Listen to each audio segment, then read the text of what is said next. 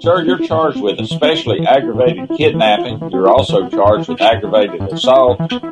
And you're charged with theft of a firearm worth less than $2,500. You're talking about stuff that is not relevant. Hello and welcome to the Court of Public Opinion. I am the Recovery Addict, and boy do I have a case for you today. Why is the dog chewing on this guy? I think they have got the wrong guy there. Got the wrong guy, and the dog was biting him. He roughened him up quite a bit. There's a lawsuit. Search on February 28, 2020, 7:44 p.m. How, does the FBI find people? And people is misspelled P-E-O-O-P-L-E. Did the defendant find out how the FBI finds people in this case? Oh, she found out. So I think my computer is having a heart attack. The computer's having some struggles this morning. The music's working. The video's just not quite there. I probably need to reboot it, but we'll shuffle things around here. Let's use a different machine today. Good morning. Welcome to the Court of Public Opinion. I am the Recovery Addict. Wow, it's bright and early. Who else has been up all night? By show of hands. A couple of you. I'm just kidding. It's not. Last night at 1 o'clock in the morning, as I was staring at the ceiling, wide-eyed.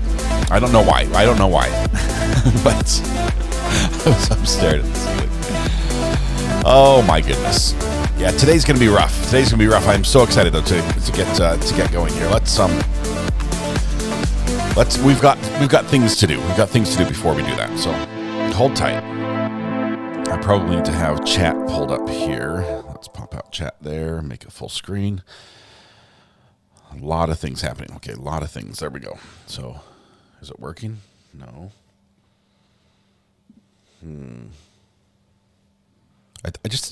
I haven't rebooted this computer in about 3 months.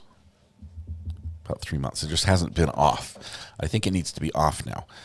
So give me just a minute to just sort of dial it back a little bit. Oh, and my cloud storage is full. Nice.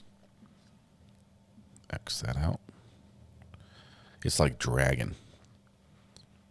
It's just not up. It's not used to being live at 8 o'clock in the morning. I think that's what it is. So we'll close down all Canvas because that's sucking up a ton of memory. There's that one and this one. Have you tried rebooting it? Have you tried turning it off and on again? Yeah, okay. It won't even close down. I might be out of hard drive space.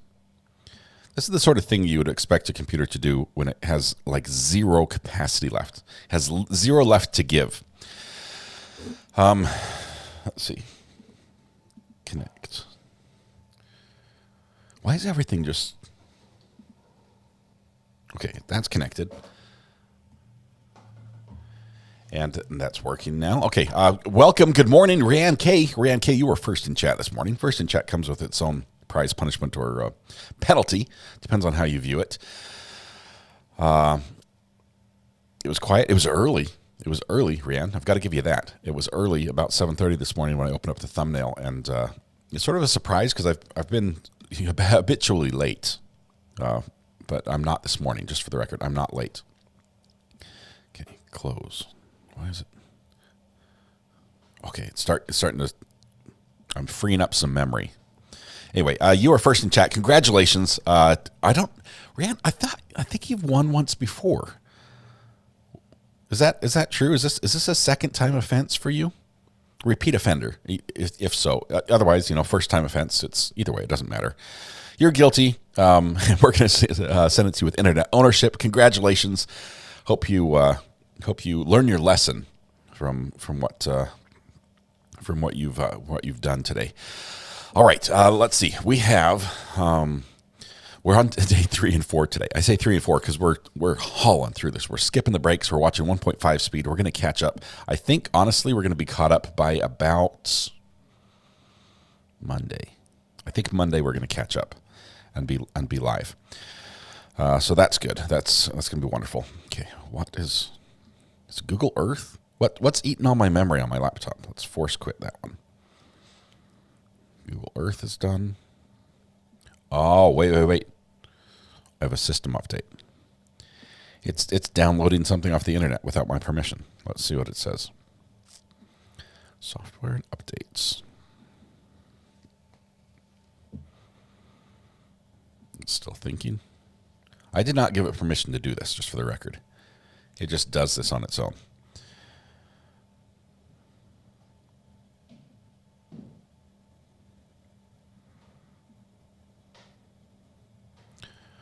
iCloud storage is completely full.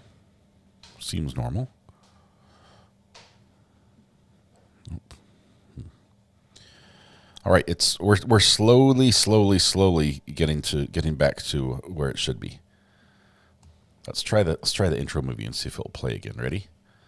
We'll play it on this screen here so you guys can see it, but you can see me watching it. Sir, you're charged with especially Smoother. aggravated kidnapping. You're also charged with aggravated assault, and you're charged with theft of a firearm. It looks better. It looks better. I mean, I clicked pause like a while ago and it didn't stop. But other than that, I think I fixed it. I'm not going to reboot it. I think it's good for another month. All right. Good morning. Where are we? Where are we here? Unless we do a Saturday, says Judy. Saturday is reserved, Judy. One of the things I have to do on Saturday is I have to fix my lawnmower. I've got a lawnmower, which apparently I've never had a riding lawnmower before. But when I came here, I said, look, if we've got a big yard, I'm not going to have a push mower anymore, or pull mower, depends on how fast you walk. But I talked my wife into getting a riding lawnmower. I did not get the kayak. I was also promised when I moved here. Did not get the kayak. Still holding on to that, but. I got a riding lawnmower, and it was probably the cheapest riding lawnmower you could buy. But that's what you do here. You have a riding lawnmower. Everybody does. And you're supposed to change the oil and stuff in it. Why did no one tell me? That there's maintenance you're supposed to do regularly on the lawnmower? I figure it should be good enough that I just go out and start it a couple times a month, because we mow year round, right? It might snow one week. The next week we still have to mow. But commands aren't working. I knew I'd forgotten something. Everyone's standing. I'm like, why y'all standing? Let me turn on the chairs for you. Just one second.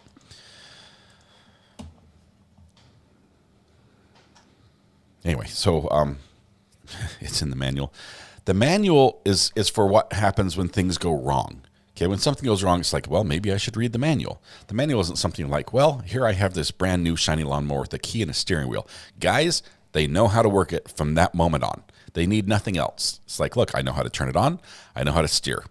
And that's pretty much all. Everything else I can figure out on the way as we go. But so here I am with my lawnmower now not wanting to run. By not wanting to run, it runs rough. And so I've ordered a kit to say I'm going to replace the spark plugs. I'm going to replace the fuel filter, replace the air filter, replace the oil filter, because there are 3 filters, right? I think that's all the filters. And I probably have to replace the carburetor because I think the gas it sat for too long when it was, during the dormant period on our lawn for the month that it sat there. Yeah, I don't know. Anyway, so that's reserved for Saturday. That's why we can't do a live stream on Saturday. I'll be working on that. Let's see. We have a special day. Happy Friday, by the way. It is Friday today, right? It is Friday. Yes, I just checked the calendar. Happy Friday. Welcome. We have a special day, especially for Natasha. Tim de Moranville, birthday yesterday, Tim. Laura, Bart, Michael's birthday tomorrow. Woody's birthday this weekend. And Lily the Rabbit and Roro all celebrating birthdays or special days today. So we're going to sing happy birthday. This is a 2-verser. This is not Burger King. People do not get to have this is gummed up carbs. I don't know how to... I cannot say your name. You know that. You have a naughty name. I don't know how to ungum the carb without just replacing it. Can I just spray some carburetor cleaner in the air vent and just call it good and have it work? If there was an aerosol spray, I could just squirt in part of the engine and just have it be fixed. That would be my preferred method, other than replacing the carburetor altogether, which is also there. I mean, it's one of those engines that's designed to be worked on, so I can just bolt on a new carburetor, I think. Yes, yes, Selena. Yes, just do it. Just spray it and call it good. All right, let's sing Happy Birthday. Get that out of the way because we're gonna get busy this morning with court. We have to catch up on day 3 and day 4 because they're about to begin day 5. So we'll do that, and I think we're gonna gain some ground here this morning. I think we'll do pretty well. So join with me on the birthday song. This is a sing along. Okay, and for those that are listening, I hear you listening. You're looking away and you're thinking, oh, but I'm busy. I'm reading my email. I'm eating my breakfast. I've got the paper here. I've got a story. I've got this. I was mid article on the paper. I'm talking to you, all of you. I need you to put that down just for a minute. Tell your boss to wait. Okay. There's nothing he's got that he needs your attention this urgently because it's birthday time now. And if they have a problem, invite them to sing with us. Okay. Because that's always appropriate. So we're going to sing to Natasha, Tim de Moranville, Laura, Bart, Michaels, Woody, Lily, and Roro. This can be rough. And we're going to break it down. Let's see. Happy birthday to Natasha, Tim, Laura, Bart, and Michaels. And then Woody, Lily, and Roro. No, let's do Natasha, Tim, and Laura. Natasha, Tim, Laura, and Bart. How about that? That's where we're breaking it. Right there. All right, join with me. Warm up. La, la, la, la, la, la, la. Here we go. That's loud. Wow, that's loud. Maybe it's just early. Happy birthday to you. Happy birthday to you. Happy birthday, Natasha, Tim, Laura, and Bart. Happy birthday to you. It's a Friday birthday, too. What a better day. If you could have your birthday on Friday all the time, that would be like perfect. Why can't we do that? Like some holidays are always on that day of the week. Can they not have a birthday always on a Friday? Here we go. The rest of them here. Happy birthday to you. Happy birthday to you. Happy birthday, Michaels, Woody, Lee, and Roro. Happy birthday to you. All right, happy birthday to everyone who's celebrating a birthday today or this weekend. We're excited for your special day. We realize there are a million places you could be and a million people you could celebrate with. I have bad news. You're here with us. Let's see, Susanna, happy 60th birthday. Susanna, that is awesome. I have bad news for the birthday people. Happy birthday, all. Just kidding. Happy birthday, all. I have bad news for the birthday people. And I realize this is a tough day to do this on, but we have been contacted through a representative of Denny's. Or maybe one of us has reached out to Denny's. Melissa, it was you. Thank you, Melissa. Melissa went to Denny's yesterday on her birthday. And Denny's said, we've had enough. We've had recovery addicts in here day in, day out, showing us their driver's license and getting free pancakes. We cannot take it anymore. Our budget just does not have that much squish in it to be able to give pancakes out to all the recovery addicts who come down and say, it's my birthday. And they made it official.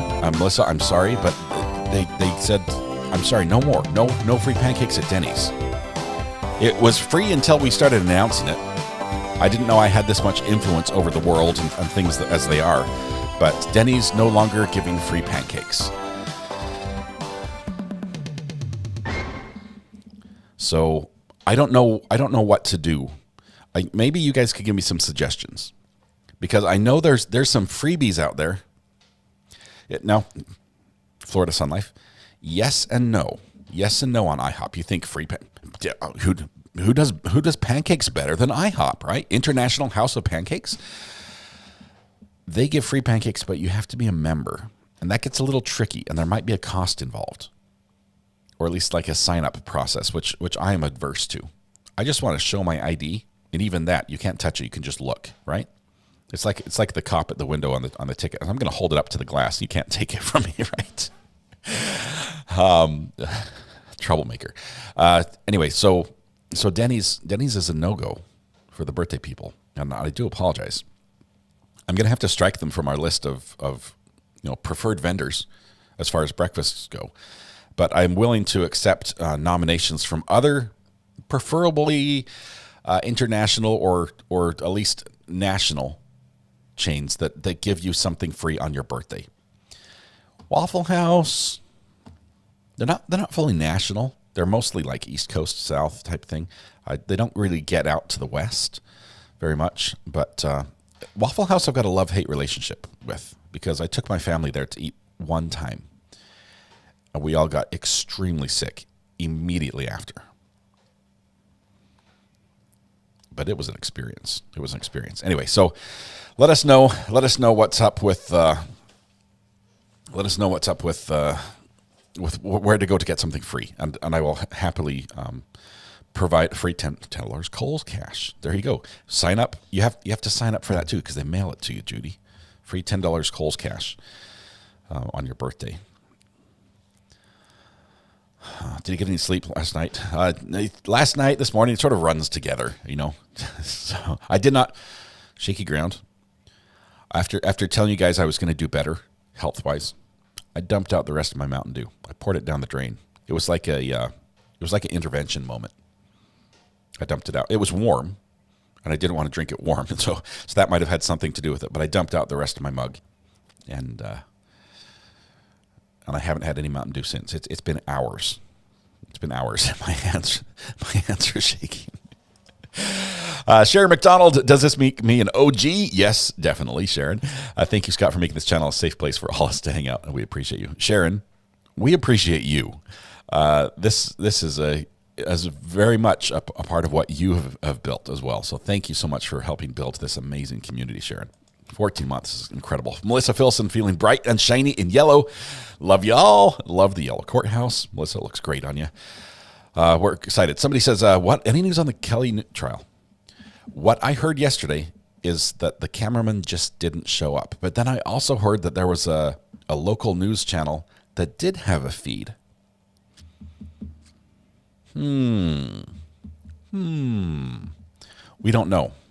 We don't know. Basically, it's been dropped by a lot of people who were carrying it before. Now, we do have a Zoom feed that's posted after the fact in that trial. It's the 4-box view with a little writing across the bottom of each box. That's available. And here's my thoughts. Let's stick with the Apple trial because we're all invested now. We've jumped. Let's finish this one out. And depending on the schedule of when the Apple trial finishes, we finish the Kelly trial or jump to Tucker Franklin, or some of the other stuff that's going on in Florida. We've got a lot of things coming up.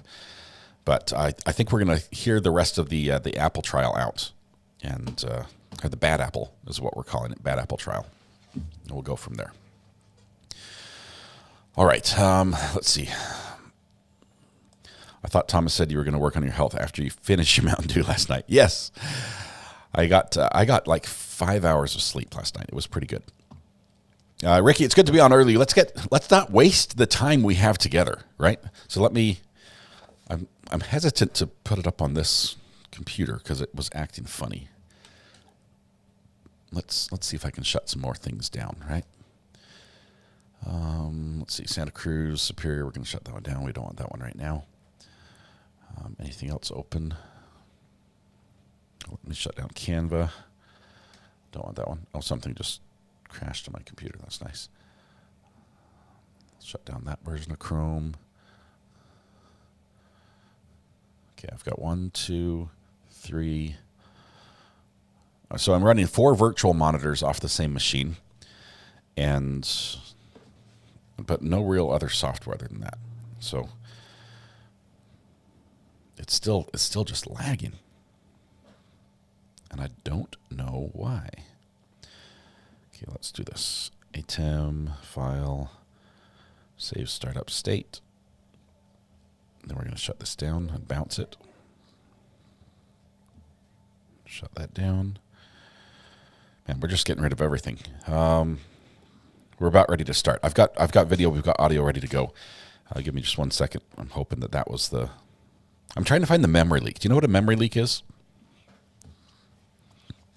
It's just what it sounds like. It's where your computer is losing memory to somewhere. All right, if I've missed some comments, I do apologize. Jen Jen Devcat, 2 months here, and I couldn't love it more. Scott, you're a fantastic human, and the community you've built is top-notch. Love from Canada. Jen, thank you for the kind words. Thank you for the 2 months. It wouldn't be the same without you here. Appreciate that. Thank you, thank you. And we also got a Crazy Cat Queen. Oh, my goodness. You're so... Crazy Cat Queen has been extremely generous on this channel. I would like an update and new pictures, toys, etc. with Pickles the cat, please. All right. I tell you, last night, Pickles did not sleep in his cat scratch bed, which he likes to lay in, crossways. Like imagine the least comfortable direction you could lay on a little cardboard scratching pad. He does that. He like lays head on one side, body down in the middle, and then tail on the other. He did not sleep there. He did not sleep in his heated cat house. Instead, he curled up in a ball by the back door. I guess the temperature's like just right for sleeping outside, I guess, because he doesn't want the heat, but that's where he was. So that's the update. I'll see if we can get some pictures for you. His leg is looking better, where he got this little owie on his leg. So I think we're doing good there. All right. I missed it. Did I sleep last night? Not a lot. Just reboot the computer, says Steve. Steve, you say that, but I don't know the password. I'm just kidding. What's the buffer for really quickly? Oh, Mary Kay has a birthday tomorrow, 67. Mary Kay. Mary Kay. Happy birthday, Mary Kay. 67. That is awesome. Congratulations. We already sang, so I can't do the whole everything to you, but happy birthday, Mary Kay. That's all I can do. That's all I can do, because we can't do the song twice in one day. That would be too much. But hope you have a happy birthday. Consider yourself sung to, if that's all right. All right. That being said, let's just kick this off and make it work. And if for some reason the video starts sort of dropping out on us, I'll run it from a different machine and we'll make do. All right, so let's get some audio. Okay, equalizer on. Yeah, I'm going to need to reboot this eventually. And we have a little limiter.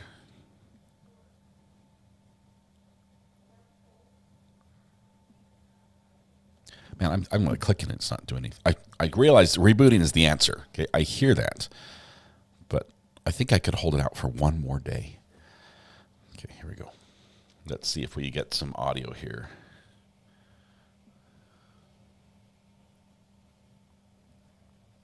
Stabbing trial, St. Croix County. All right, we're back on the record in state of Wisconsin versus Nikolai Mew, 2022 CF 518. Mr. Anderson and Mr. Smestad appear for the state. Mr. Nelson and Mr. Tropasy are present. It's dying. So we're going to switch. Let's do it on this machine. Which is, it's crappy because I need to switch all my audio fixes.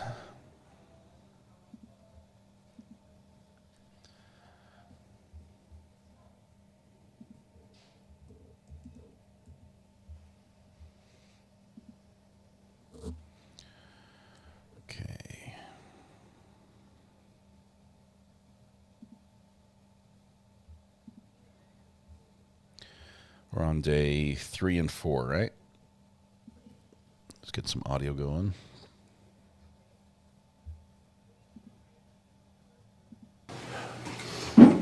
I understand that there is an issue or two that the attorneys want to address with me. Yes, Judge.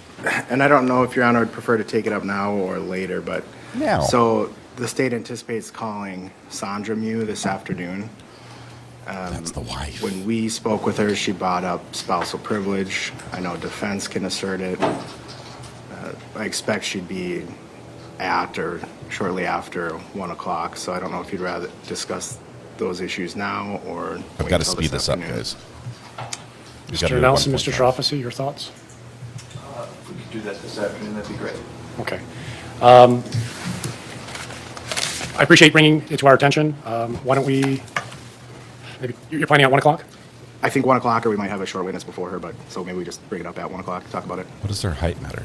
We should talk about it before 1, but we've got a lunch break in between where we can possibly address it amongst ourselves. Was there something else? That's it for now, Judge. Okay. All right. Mr. Smith, I understand you're not feeling well. I'm not, Your Honor. If I leave, that's why I apologize in advance if that happens. Okay. What I'll simply do then is just indicate to the jury that you're not feeling well and you may excuse yourself, just so they're not wondering why you're suddenly... I don't expect it to be an issue, but I just wanted to let the court know. Thank you. All right. Anything else? Okay, let's bring the jury in.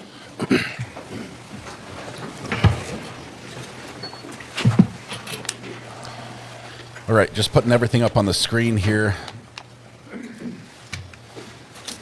Let's try to get everything loaded.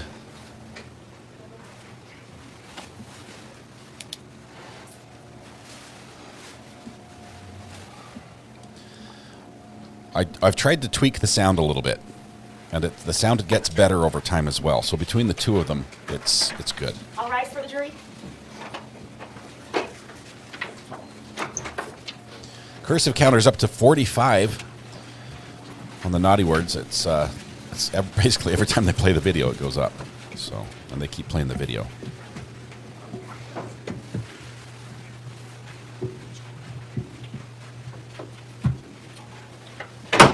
Please be seated. Your chairs in front. Welcome back, members of the jury. Thank you for being prompt. It allows us to get started right away this morning. Before we take up the next witness, I just have a couple of announcements. First, I want to welcome one of our newer bailiffs, Jean Myers. You probably met Jean down in the assembly room.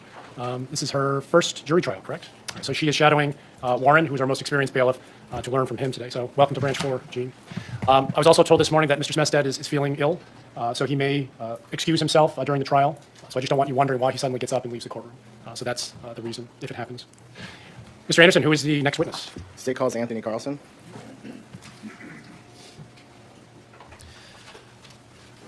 Tammy says, Mr. wow, Carlson, please come forward. 11 months just flew by. There's no better place to be. There you go. Face the clerk. Raise your right hand. Thank She will administer the you. oath. Thank you. Thank you. Invite Invite me. Thank you. Please have a seat in the Buttercup witness pat chair. for us. Mr. Anderson. Can we actually we're on- approach the judge? There's something I forgot to mention. Yes. We're on day 3. Sorry, let me update the graphic just quickly.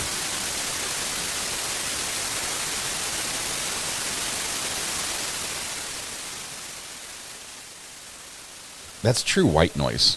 That's not, it is No Pants Friday, Haley's comment. Good catch.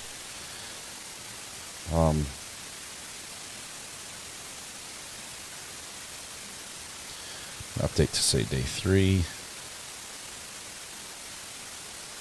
Isn't the state usually the table closest to the jury? Yes. Creative B. That is a great catch. Now we have the defendant sitting right next to the jury.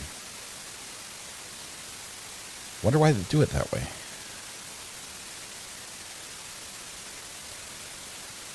Day 3. Can you please state your first and last name for the record? Anthony Carlson. And Anthony, do you go by a nickname? Tony. Tony. Tony. How old are you? 24. And are you Dante Carlson's older brother? Yes. What city and state do you live in? St. Paul, Minnesota. And do you work? Yes. What do you do for work? I work at a lot for Recovery Industries. Is that a solar industry? No, Recovery Industries is a towing company. Okay. And you were tubing with your brother and other people on July 30, 2022? Yes. And at some point, did you notice, were you alerted to something going on the river? Yeah. Can you describe what you remember about that? We were just floating down the river, and then we heard some screaming across the river, and then eventually I do remember them yelling for help. And at first we sat there for a moment, and then my father said to go over there and help, or like de-escalate the situation. And as I was going over there, I mean, I saw someone get hit, someone screamed, "Don't hit a girl," and then everything else ensued. And did you actually go over there and try to de-escalate, break things up? Yes, as I went over there, I started yelling at people to back up and get away. I don't remember exactly who I was yelling at. I know I was yelling at everyone in the situation, not just one side or the other. And Tony, were you drinking on the river? Yes. And if your medical records say your BAC was .119, would that sound about right? Yes. Everybody's I don't know at exactly, 0.2. you know, BAC and how it works. Okay. Do you think you're intoxicated? Yes. First guy I to would admit like he was to. drunk.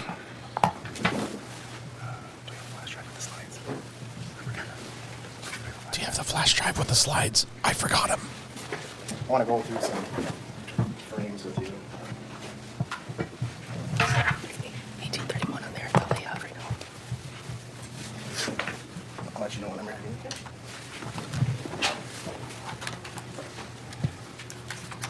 Judge is just doing some paperwork this morning. What about that plaque says on the wall, that scroll? Thou shalt not disrespect the judge. I think that's what it says.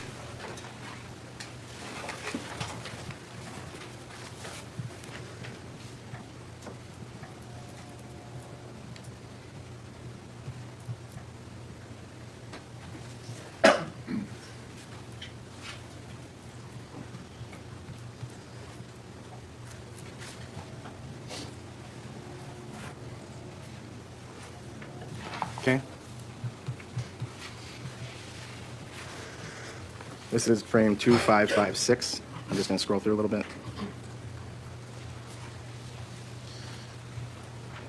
Stopping at 2563. Still do you see yourself in blurry. that image? I do. Which one are you? Wearing the jean shorts in the back in front of Quentin Carlson and behind AJ Martin. Okay. You're just walking up at this point? Yes, The trying jorts. to figure out what's going on. I just heard a bunch of yelling and such. All right. You can mute the screen. Mute the screen.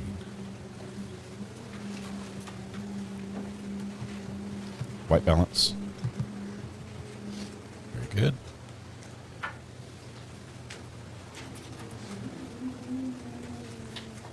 All right. This is frame 2779. I'm going to scroll through and then ask you some questions. I'm going to stop at 3010.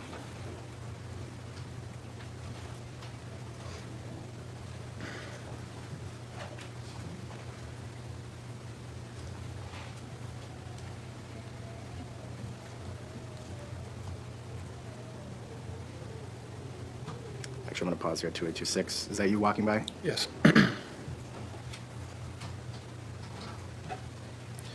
Not till the application's over. And 2844, looks like you're getting between Mr. Mew and the guy filming. Yes. And what did you say you were yelling at people to do? I was yelling at them to back up and get away.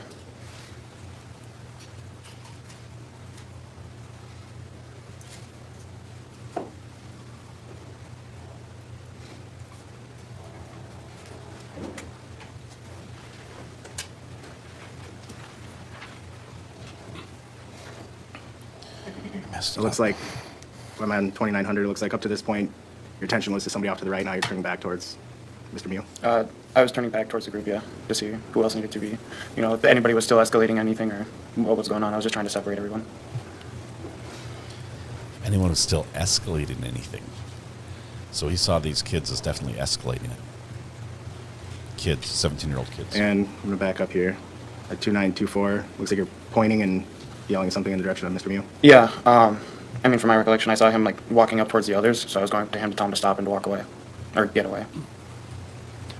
Mr. Anderson, I'm having a little bit of a hard time hearing you. Oh, sorry. Could you use the mic or speak up, please? Sure. Thank you.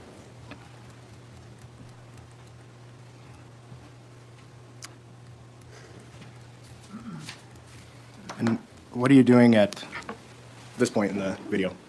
There was a lot of yelling going on, and I was telling him to walk away, but it looked like he was walking up to the girls in my group, so I was trying to get his attention, so I just put my hand on his back.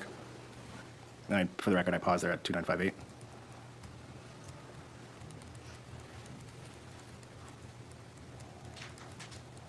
So after you put your hands on his back, telling him to walk away, what happened? At the time, I thought he was going in to try and punch me, so I tried to hit his hand down, and then, I mean, he went at me again. And were you actually able to hit his hand away the first time? Yeah, I mean, I knocked it down, and then I have a scar right here from when I knocked it down. The knife hit and just scratched. And then after that, he came again and stabbed me. And like I said, at the time, I didn't know. I thought it was just a punch. Did you realize anyone was getting stabbed at that point? No. So what kind of fight did you think you were breaking up? I mean, I just thought it was, you know, something other, like they were yelling at each other about something. I didn't know exactly what, but I was just trying to de-escalate it. And did you see Madison Cohen get punched? I didn't see necessarily her get punched, but I did hear, you don't ever hit a woman.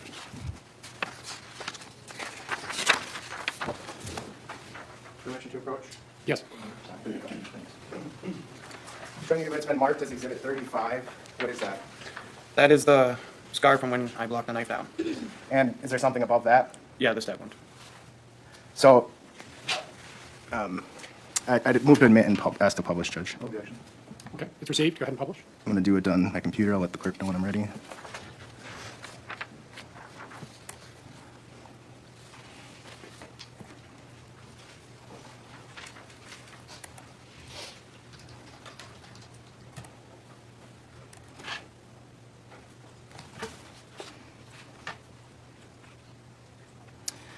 All right, can you show my screen? So you said one time you kind of blocked it. Which injury is that on here? The lower one. The one that kind of looks like a V? Yeah. And then did one strike actually penetrate? Yes. And where's that one? Under the bandage there. It looks like, is Is this after you're at the hospital? This is right as I'm leaving the hospital, yes.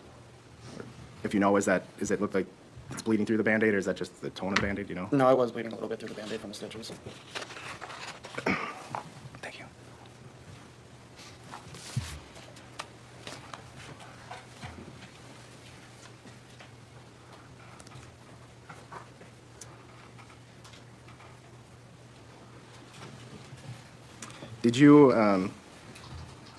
Do you remember ever seeing a knife in Nikolai's hand? No. And have you watched and listened to the portion of the video that I just went through with you? Yeah, if you would like, you can play it again, though. Do you hear yourself in that video saying back up or get back, something like that? I believe I do, yeah.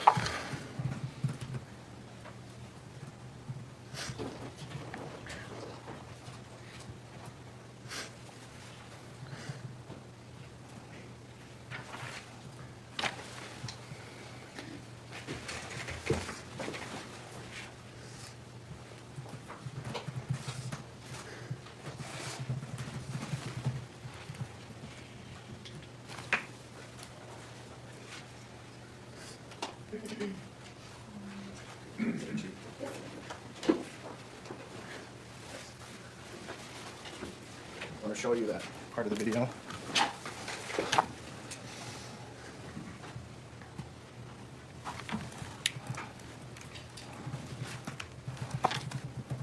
I got day 3 right, but now the words are all funky.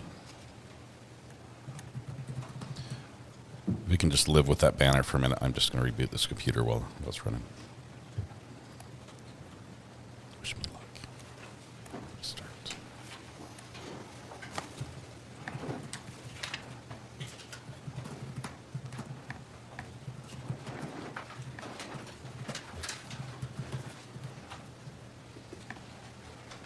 Okay, could I have the screen, please?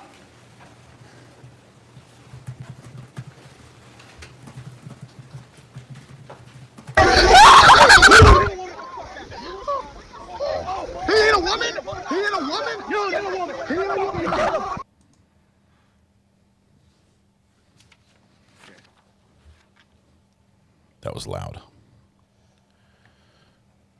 Now the cameraman gets ready. I'm going to go back to the frames.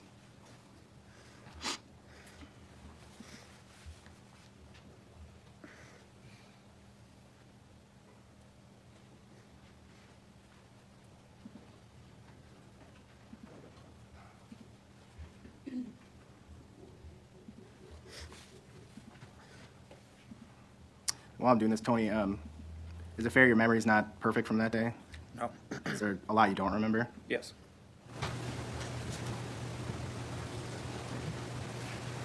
Okay, I'm on 2942.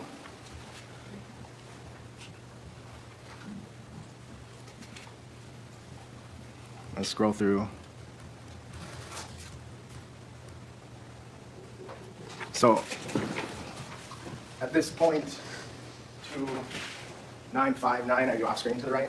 Yes. I can see my left hand and right over his shoulder. Okay.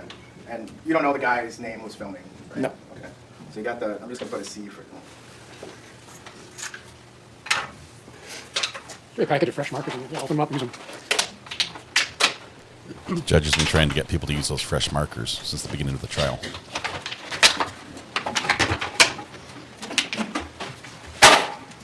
I'm just going to put a C for cameraman, fair? Yep. And so if that camera is facing that way, and then you got the frame, you got you somewhere there, and you're somewhere off to the right of the frame. Can I see the that? screen back up? Yeah, Okay. that is correct. I just put a T for Tony, but I wrote it sideways. Can you see the diagram?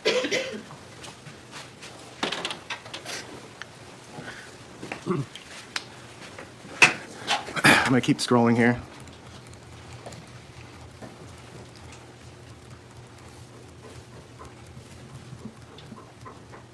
Now, at 2993, those aren't your hands, are they? No. Do you know whose they are? Now I do, yes. Okay. At the time, you didn't know who that was? No. So now you know it to be Isaac, but you had no Yes. idea who it was? At the moment. So, Would he have been kind of just to your left?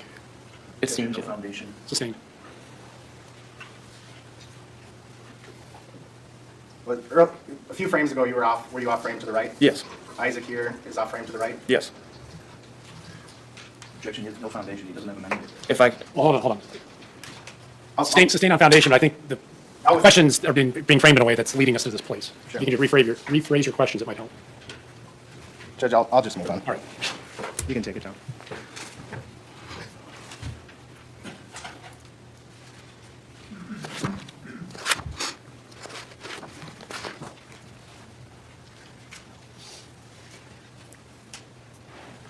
So I forgot to ask you a clarifying question about the V-shaped wound.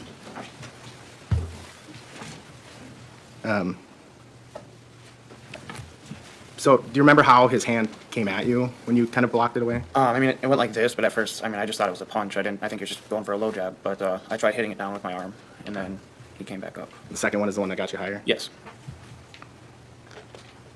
Do you remember telling law enforcement that after Nikolai stabbed you, you punched him? I do. And is that on the video? No. Do you believe you're mistaken on that? Yes. I don't have anything else. Mr. Nelson? So you said you were intoxicated, is that right? Yes. You were with some of your family and other friends, correct? Yes. You were there on the river celebrating, correct? For my father's birthday, yes. You were also there with Madison Cohen, Yes. celebrating her birthday as well? I mean, I came there for my father's birthday. Understood. Again, no judgment in it, but others were celebrating her birthday, correct? Yes. She was celebrating her own birthday, correct? Yes. There's a photo that I think we've seen of the 10 of you standing on there on the river. Have you seen that photo? Yep. You remember that Yes. photo? You and I think 3 or 4 other people are holding a beer up to your lips, and it looks like you're consuming the beer at that time. Do you remember that? Yes. Part of that photo was to document your guys drinking alcohol, correct? I'm going to object on waste of time. I'm sorry. I'm going to What's the object on waste of time, and I think it's cumulative, it's established. Object Yes, on witness. Overruled. waste of time. You were the photo was to document all of you together, correct? Yes. And for whatever reason, 4 of you decided that when the photo was taken, you wanted to make sure that you were drinking a beer, right? Yes. Fair to say that you wanted to document your drinking beer. It was not, it's more or less that we wanted to document it. It was just that we were having a fun time with our family. And in that moment, we all just made the decision to have it set. And you have a brother, Dante, right? Yes. You're older than him? Yes. A little bigger than him? Yes. He was drinking? Yes. You were drinking? Yes. AJ Martin was drinking? Yes. Riley Madison was drinking? Yes. Madison Cohen was drinking? Yes. Again, I'm sure you weren't keeping track of everybody else, but it looked like everybody else was consuming at about the same rate that you were consuming? No. Do you know who was doing what? I don't know. Okay. So they could have been drinking more, they could have been drinking the same, they could have been drinking less, you don't know? Based off of knowing them in the past, I know they don't. Okay. You're the bigger consumer? Yes. Okay.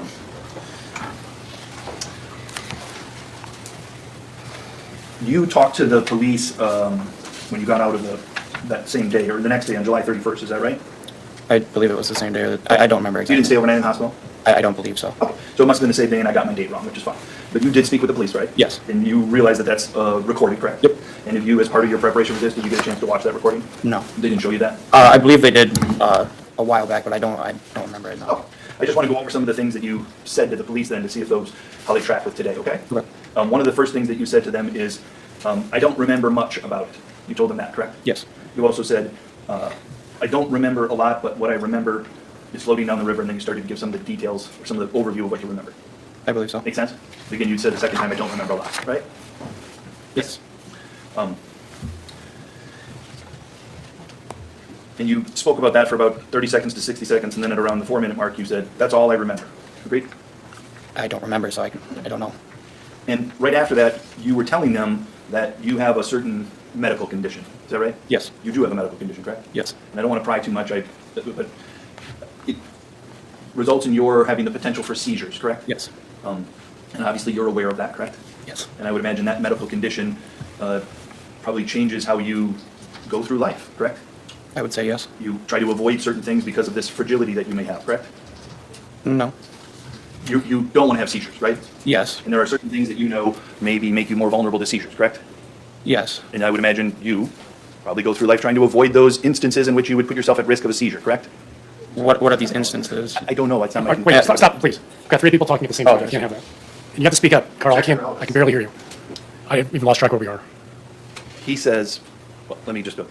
Start Let me over. skip ahead and go to something. This condition, you told the police, you said, I was on the verge of having a seizure, and every time I have one, I just don't remember anything, and I was blanking out a lot. That's what you told the police, correct? Yeah, if that's what the report says, I don't remember. You don't remember telling them you don't remember that you blanked out? Yes. Okay. Your experience is, though, when you're on the verge of having a seizure, that impacts your ability to remember things, correct? After I have the seizure, yes. Okay, sure. Then whatever your memory was, it's kind of erased, right? Not erased. I mean, once things are explained, I do reconcile throughout my memory a bit, and then it's brought up in. And is it a memory, or do you just deduce what must have happened by using deductive reasoning? Or do you actually have a memory in your head of seeing something of that happen? When certain things are brought up, I do have slight memories of things like reconciling in my brain. Okay. But what you told the police is you were blanking out a lot, correct? If that's what the report says, yes. And that's, as you sit here today, you remember that you told the police you were blanking out because you were, in fact, blanking out a lot on July 30th, 2022, when you were on the river in that stressful situation. No. You weren't blanking out. Not in that moment. I mean, obviously, it's been a long time now, so the memories are flawed, I would say. But in that moment when it happened, I was not blanking out or having a seizure onset. So, do you know why you would have told the police, I just don't remember anything and I was blanking out a lot? yes, because afterwards I was holding my friend's intestines. And I appreciate that that was a traumatic experience for you. I didn't mean to imply that it was anything but. But what you were saying is the blanking out happened with your dealing with the after effects of this event. The trauma, yes. Okay. All right, I want to go through some of what you said here. What I know for sure is you said you never saw the knife, correct? Correct. You went over there, you must have seen some things, correct? What do you mean by that? Well, we saw the slide where you walk over, and you're kind of coming over late compared to when everybody else is there. Would you agree with that? Yes. And when you come over, at some point, you see who you now know as Mr. Mew get hit, correct? Yes. And you see it's your brother that's hitting him, correct? I didn't at the time. Okay. You just knew somebody had hit him, correct? And you knew, you said, I was yelling at people to back up. I was yelling at everyone, not just one side or the other. That's what you said, correct? Yes. And let's just talk about the sides here for a moment, okay? On the one side, there was 13 people. Agreed? I didn't know at the time, but now I do, yes. And on the other side, there was Mr. Mew, correct? Yes. And so when you approach, you see Mr. Mew, the member of one, he got hit, correct? At the time, I didn't know who had gotten hit. I just was telling everyone to separate. Sure. You saw a person that got hit, correct? Yes. And that person was Mr. Mew, correct? Yes. And that person was down in the water, correct? Yes. And people on the other side continued to hit Mr. Mew, the one person that was down in the water, correct? By the time I was over there, I didn't see that. I was just separating people. But whatever it was you saw, at that point, you were yelling, back up, telling people to stop, correct? Yes, because I saw a large group together. I just saw You a bunch saw- of bodies together. I didn't see anything specific. And those bodies were all around Mr. Mew, the person who had got hit and was in the water, correct? I didn't know who was surrounding who. Well, you agree that one person can't surround anyone, agreed? Yes. So you agree if there's somebody being surrounded, it would be Mr. Mew, correct? Objection. He has answered, he doesn't know who was being surrounded. Sustained. So just want to make sure it's clear. You don't know who was being surrounded, but you saw somebody being surrounded, correct? No, I just saw a large group in a huddled conversation. They were all yelling. Okay. And then, did you see this before or after you saw Mr. Mew get hit in the water? Like when I saw him, I didn't see him get hit. I just saw someone get hit. Okay. You saw the after effects of someone getting hit? Yes. And what that was is you saw that someone falling into the water. Yes. And then you saw that someone being converged upon by others. Yes. And then you saw that someone essentially being surrounded, correct? Objection asked and answered. Time-wise. Sustained. We've been through this. And when you see that someone being surrounded, that's... Objection, he said he doesn't remember that. He just answered. Wait, please. Let's get the question out. If there's an objection to the complete question, make it. I'll make a ruling. When you saw that one person being surrounded, that's when you started yelling at people to back up and get away, correct? No. Objection. The testimony is he didn't know if anyone was surrounded, he went up to a group of people. So it is repetitive. Sustained. Next question, please. You said you were trying to separate everyone. Well, let me take a second. We watched through the slides starting at 2779 through, I think, 2924. Do you remember when he went through those slides? Yes. And at one point there, you said you were trying to separate everyone. You agree that's what you said? Yes. And when you were trying to separate everyone, what at that point you had observed is one person getting hit, correct? I didn't see him getting hit. I just saw that he was on the ground for a moment, and I was focused on telling people to back up. What we know is you never saw him with a knife, correct? Yes. So you weren't telling people to back up from him because you were worried about him. You were telling people to back up from him because you wanted them to stop beating him up, right? No, I wanted everyone to step away because I didn't know what the situation was again. And what you saw was someone was getting beat up. I saw a lot of people around each other. Obviously, one was in the water, so I just told them to back up.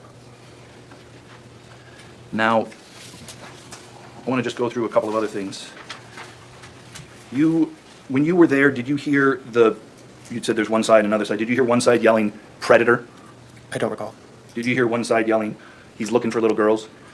I believe at one point I heard someone yell that over to our group. Okay. You don't know whether that's true or not. Agreed?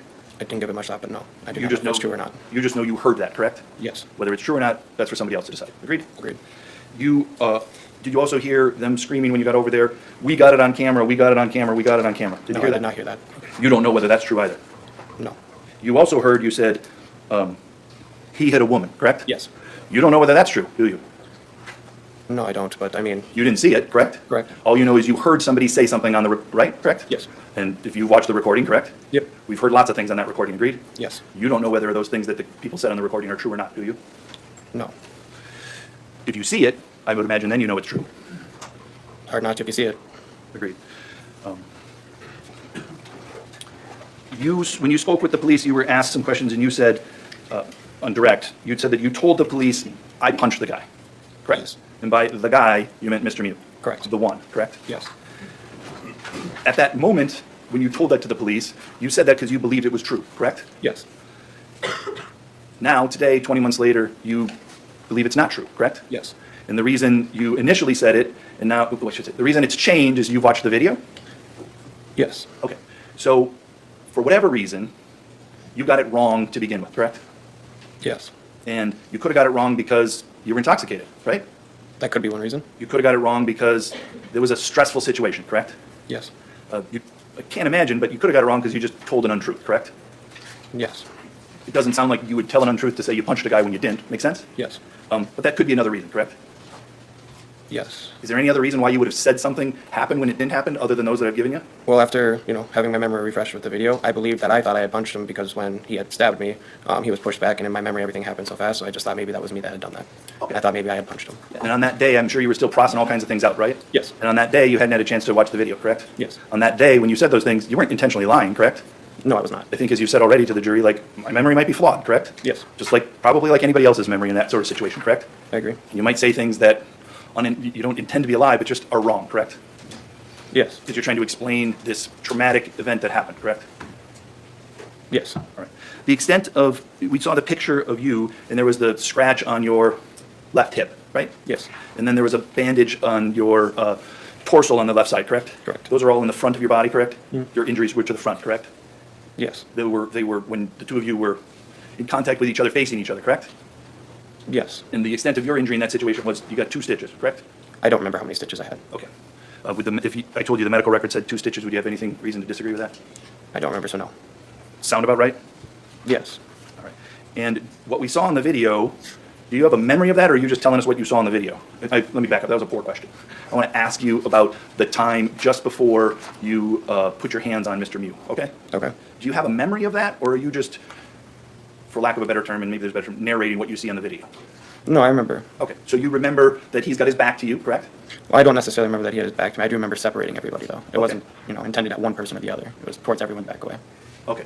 So you remember approaching a person, someone, correct? Yes. And you put your hands on, one hand was on the person's back, correct? I mean, I gave him a light tap because there was a lot of yelling, and I was trying to get his attention away from the girls that he was walking towards.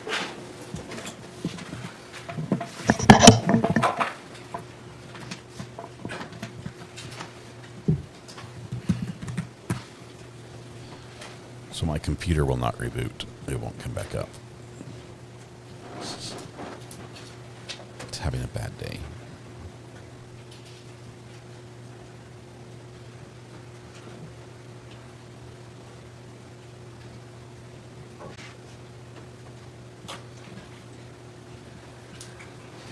Screen. This is why I stream on hardware and not software, because I don't need a See the computer to run my 942 up stream. there? Yes. That's you, correct? Yes. That's you reaching your left hand out in the direction of what we now know as Mr. Mew, correct? Yes. And as I slide forward, that's you pressing your hand up against him, correct? Yes. You can see your hand, your fingers making an indentation in his back and his skin there, correct? Yes. And then as we slide through, you put your then right hand on his right upper arm. Agreed? I can't see that. You see your right hand there? Yes, I do. You see it then going against his arm? It's blocked from the frame, but Do you remember pushing him in that moment? no. You would agree that's not gentle what you're doing right now. I would say it is. Okay. And as you're here, this is where we see your face, correct? Yes. Are you now yelling at him? I don't remember what I was saying at the moment. I do remember. I understand the content. The volume was yelling. Agreed? I think I was trying to raise my voice enough to where over everyone else screaming and yelling yes. So you agree that the volume was yelling. There may be reasons why you wanted to yell, but you agree you were yelling. Like I said, I don't remember. If you could play it, I could tell you if I was yelling or not. I apologize. That's all right. And this is where you see your hand now on his upper arm on the right side there? Yes, I do.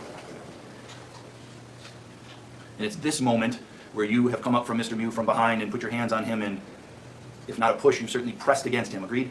Agreed. And it's in this moment when you're coming up from behind, yelling at him, pressing up against him, he's already was previously down in the water. Agreed?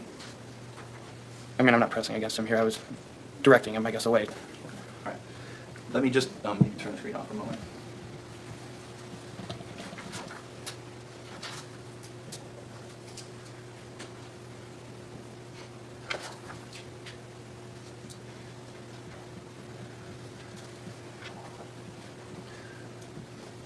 I want to show you some more pictures of just something before that, okay? This is photo 2831. That's you in the jean shorts, correct? Yes. Yes? Yes. That's Mr. Mew down in the water to your left. Yes. You know now as you watch the video that this is the second time he's been pushed down into the water. Agreed? Yes. At that time, you also knew, because you remember seeing somebody hit him and pushed him down, then AJ pushed him down. You remember he'd been knocked into the water a second time as well, correct? Objection, the testimony was he saw. Oh, no. Come on up. No. Come up. We're not going to do these objections in front of the jury, guys. Okay, the computer is loaded. I don't know. Oh, man. Let's see.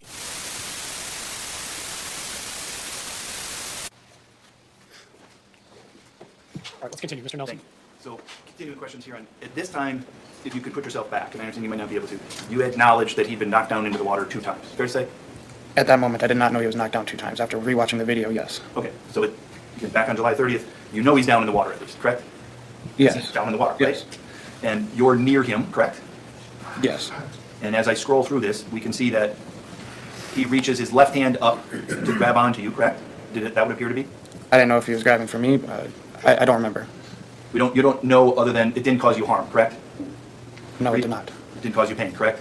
Correct. He may have been trying to grab a hand to lift himself up. He may have been trying to push you over. He may have been trying to slap you. You don't know. It just didn't cause you harm. Agreed? Agreed. Okay.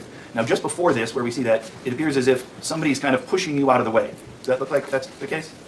I think I was more or less like traveling through the water and walking my way through them. Sure.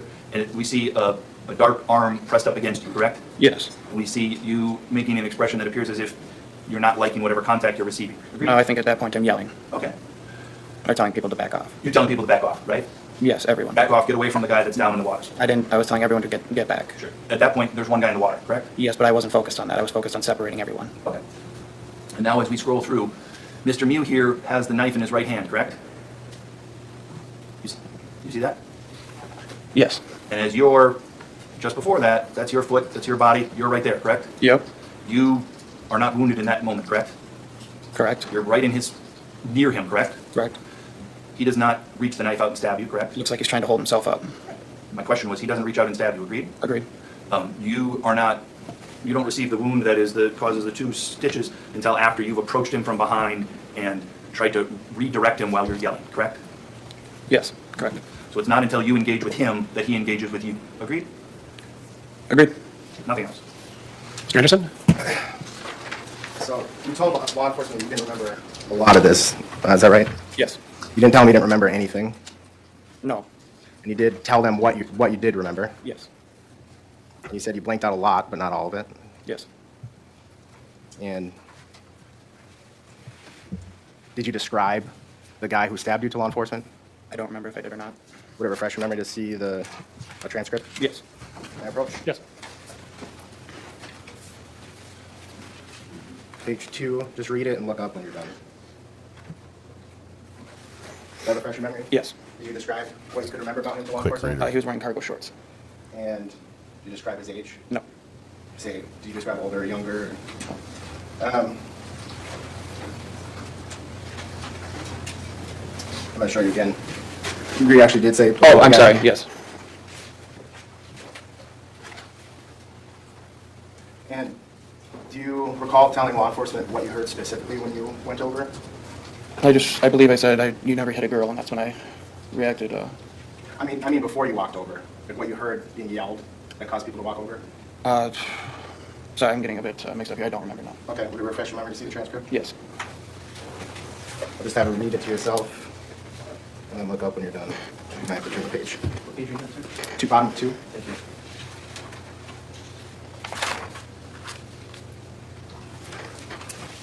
So, did that refresh your memory on what you heard? It does, actually, yes. What was that? They did yell help. And this interview was when you were still at the hospital after being transported there? Yes. If that is the transcript from this room. That's the only interview you recall doing with law enforcement, right? Yes. Did you describe to law enforcement about when you got stabbed? I don't remember if I did. It's hard. I apologize. Yeah, that's all right. That's all right. I don't want you to guess. Can we approach? Yes. Lots of approaching going on.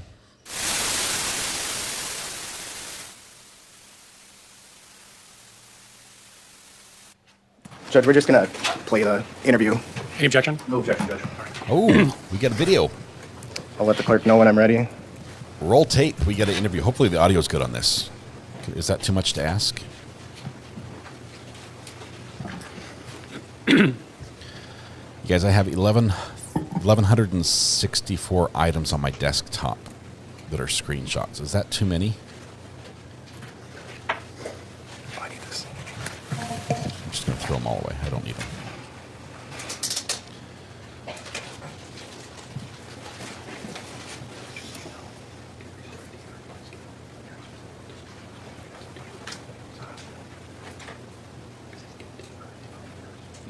Okay. Judge, I'm just going to start at 1 o'clock to skip past some personal details they go over. Fair? No objection. Okay. Okay, I'm ready. So starting at the 1 minute mark. I thought it was good audio. Just kind of formalities that I'd like to everyone know before I ask them questions. I wasn't there, right? So I don't know. Frequently when I talk to people, they say he, she, things like that. If you know their names, please use your name. If it's the person that stabbed you, I'm fine with you using whatever term you want. A lot of people have been saying The older guy in the cardinal shorts. I don't know how this goes. that's perfect. And then if you can add as much detail as you can, even if you think it's something that I don't care about, I might. I can tell you I don't remember much about it. I'll tell you everything. And then also, if I say something that's incorrect, feel free to stop me. Say, nope, that's not correct, and correct me, okay? And then if I ask you a question that you don't know the answer to, perfectly acceptable to say, I don't know. I don't want you to just give me an answer because I think I want to hear it, okay? Now, it sounds like I just learned that we do have video of the incident, which is good. But I still want to talk to people and ask them their series of events as they portray them, okay? So if you can just kind of start from the beginning, go through the middle, all the way to the end with as much detail as you can. Well, like I said, I don't remember a lot, but what I remember from the start, we were just floating down the river, and we were all in our tube at that time. Well, not all of us. Some were just standing up in their tube because it was shallow water, and we just heard someone scream help, and Dad taught us, someone screams help, go help, and so my little brother ran over, and your little brother is Dante. Sorry, I apologize. Dante Carlson, he ran over, and as soon as I saw him run over, I got up and started to run over because he's just my little brother. And when I got up out of my tube, my friend AJ Martin, the one that had his stomach sliced open, he ran with me, and he got there before me, and he tried to grab the guy, and the guy, I thought he just punched him, but he swung and sliced his stomach, and then I went to go and grab his arm, because I didn't want to have him punch me, and I didn't even know there was a knife in his hand, and I went to grab it. What was that? I stopped his hand here, and I felt something help me, but I had adrenaline rushing through me, so I didn't really think twice of it, and I punched the guy, and ran away from him, and I turned around, and I see my friend literally with his stomach in his hands, and I ran over to help him. And that was AJ? Yep, AJ, sorry. And I went and grabbed AJ, there was, I don't remember who was with me, there was some girl, just a random girl I came with, and she came over and helped. Okay. Into the shore practically, and lay him down, and I sat with him, kept his head held up, and then that was pretty much it until the paramedics came by, and they took him, and then they took me. That's not going to happen. That's all I remember. I know it's not a lot, or I wish I could help more. Why, and I don't mean this in a demeaning way or whatever, but why do you think that you can't remember a lot? Just the stress, the trauma? Did you get some medication? I took Keppra, and I have seizures. Okay. And so the entire time that it was happening, I was on the verge of having a seizure. Every time I have one, I just don't remember anything. I was blanking out. How do you feel right now? Do you feel okay now? I mean, I'm fine. I took my Keppra and everything, and I'm just shaking. I'm fine now. And where were you? Get my page. I assume your injuries are all bandaged up now, right? Yeah, he just got me right here with it, and then I think that's like what happened when I like went to block it, and then when he like tried to actually grab it, and that's when I pushed his hand down. That's when it hit me right here. And I can't. So is that bleeding? It might be a little bit. But yeah, and then they couldn't stitch it completely closed because otherwise they couldn't cause infection and such. So they just put 2 stitches in it and called it good. But yeah, no, they said that my ribs stopped the knife, I guess, from entering anymore. Do you mind if I take a quick photo of that? No, it's fine. Do you want me? All right, Judge, that's exhibit 78. Okay, 78 is marked and received. I don't have anything else. Mr. Nelson? Briefly, you can talk about it in that interview, and I just want to make sure. Your dad told you to go over there, correct? Sorry, what? When you were in the tubes, before you went over to the other group, where there was a bunch of people that you said, right? Before you went there, your dad had told you something. Agreed? Yes. And what your dad told you was, go make sure they don't attack that guy. That's what your dad told you. I don't remember what he said exactly. Okay, thank you. That's all. Thank you, Mr. Carlson. You may step down. Is he released? No. All right, please see the witness coordinator in the back. She'll tell you what to do next. Who is the next witness? Riley Madison. Riley's up. Judge, could we take a short recess? How much time do you need? Less than 5 minutes. Sure, why not? 5-minute recess. Please take the jury out. All right, for the jury. Why not? I can tell you why not. Because we don't want recesses.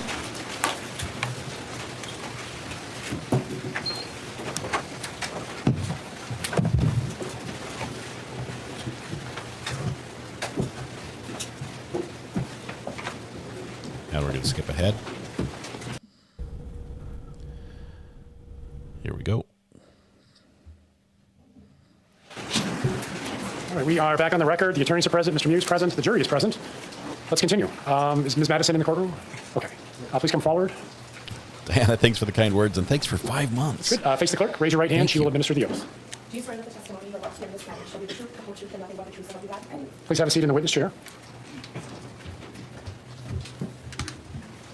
Mr. Anderson. Can you please state your first and last name and spell both? Riley Madison, RYHLEY, And Riley, how old are you? I am 25, And how tall are you? 5'5", And how much do you weigh? about 110 pounds, Wow. And were you about the same in July of 2022? maybe 115. Glad they don't ask me that. Were you tubing on the river that day with friends? I was. And were you drinking alcohol? I was. Using any other substances? I was smoking marijuana. And do you believe you're intoxicated? I do, yes. Was that your first time tubing on the river? I've been on the river before, but I've started at different points with friends, so I've never really been on that part of the river. Okay. Michelle, thank you very much. 5 months as well. If your medical records say, well, let's see. What do you remember at some point along the river that something catching your group's attention? Not specifically mine. I was just kind of hanging out with my friends on the tube, and we had stopped, and so I kind of asked why we were stopping, and I heard somebody mention something about a group looking uncomfortable. I hadn't got off right away, so. Did you walk over after some other folks? I did. I kind of was like, what's going on? And then I had told Janelle, like, let's kind of go over there and see what's going on. Rick, thank you, my friend. And appreciate y'all. what do you remember everything sequentially perfectly, or is it it's very choppy for me. Okay. So what do you remember next? I remember getting off the tube, walking up to Mr. Miu, and I just remember Maddie being there and yelling at him. I remember her being punched in the face, and then I remember being stabbed, and that is completely it. So you don't remember, did you see or don't you remember anyone else stabbed? No. Then do you know if it's because you don't remember, you didn't see, or? I think I was just focused on myself, doing what I was doing. I was not really paying attention to anybody else at all. And when you saw Madison get punched, can you explain that in as much details as you remember? I barely really remember that part. I just remember him staring at us and then not saying anything and punching her, and I was just like shocked, like, oh my God. And that, right after that, I literally remember being stabbed, and that's it, so. With him punching her, do you remember any more details than that, like what hand he used or how the punch was? Not at all. And what else do you remember about you getting stabbed? I just remember seeing Nick's face very blank and not lunging at me, but just kind of poking me, and I held my side and I was like, ow, like, Janelle, I think he punched me. That really hurt, like, and I looked down and I was bleeding out and holding my stomach, and it just like didn't feel real. Like it was just a lot of shock. And from there, I was walking around the river asking for help, like just asking somebody to help me. I told Q that I felt like I was dying because I just was losing, I was losing so much blood, and every time I'd walk, I just felt like I was getting weaker and weaker. So another group down the river had put me on a tube and kind of pushed me down to kind of get away from the scene. I'll fix and it, then, Jamie. Thanks. They were holding my side and just kind of keeping me awake. And then when the cops had showed up, they took me off of the tube and put me on the ground. And I just remember like Janelle coming over, asking me to stay awake, and the cops trying to ask me what my name was, and then just being put in the ambulance and going to the hospital. And when you touched your side, do you remember feeling anything? No, I thought I was punched or something. I didn't really know. I wasn't really paying attention, and it really didn't hurt. But when I looked down, I was instantly like, I believe I was holding my stomach. I think Janelle was coming to help me to hold my stomach and hold my side, and then just blood kind of going. And I didn't want to look down because it freaked me out, and I didn't really want to touch it either because I just didn't want to feel anything. So I kind of just barely held my hand on it. I just didn't want to feel it. Do you remember telling law enforcement that you felt like something was coming out of the wound when you touched it? I don't remember that.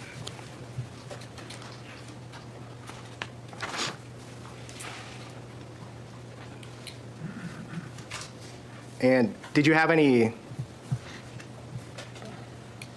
So after you were brought on the tube to shore, you said people were telling you to stay awake. Yeah, like just asking questions and like my name, like who are you, just kind of what's going on, anything that would make me stay awake. And I just remember being super tired, and I'm like, I just want to be left alone. Did you have trouble breathing at all? Not right away. Slowly but surely I did. And then once I got in the ambulance and actually got to the hospital, I like felt like I couldn't breathe at all. But it took a little time before that to actually like happen for me. I don't know if I didn't realize it right away, but. And where were you brought, if you remember, when you were brought to shore? Were you brought to the grass, the pavement? I was laid right on the blacktop because I remember saying, "Oh my God, like this burns my back." I remember the bridge, so I know it was right before like the bridge, but I don't like know exactly where. But I know it was up right on the asphalt, I believe on the road that like the cops would drive on, and the ambulance and everything. And were there officers or an officer there with you? I believe I had one officer helping me kind of put pressure on my side and talking to me, yes. Permission to approach? Yes.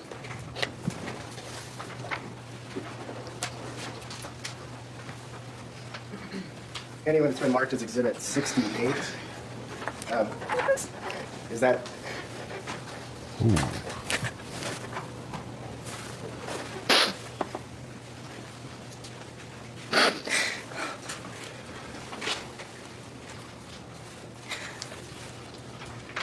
Is that a photo? Is that an image of you on the blacktop? Yeah. Should I move to admit and publish 68? No objection. 68 is received. Go ahead and publish. I'm going to do it digitally. They just like sprung that on her. She wasn't expecting that. Did you mean on your laptop? Yes. I'll tell you when I'm ready.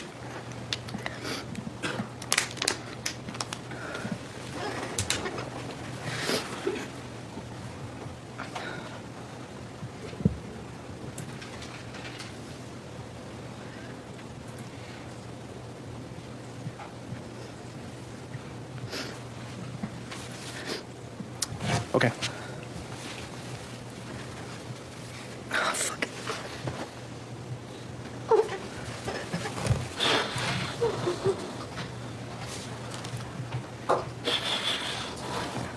You can take it down.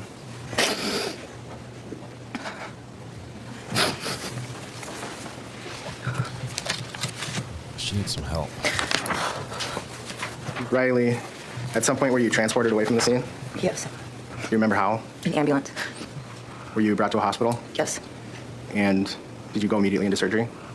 I believe so, yes. I just remember the ambulance telling me there's going to be a lot of people asking me questions. And I just remember being put on a bed, and that's literally all I remember. I mean, them asking me kind of, who you are, what's your name, what's your birthday, and I wouldn't answer, and I just kept saying I couldn't breathe.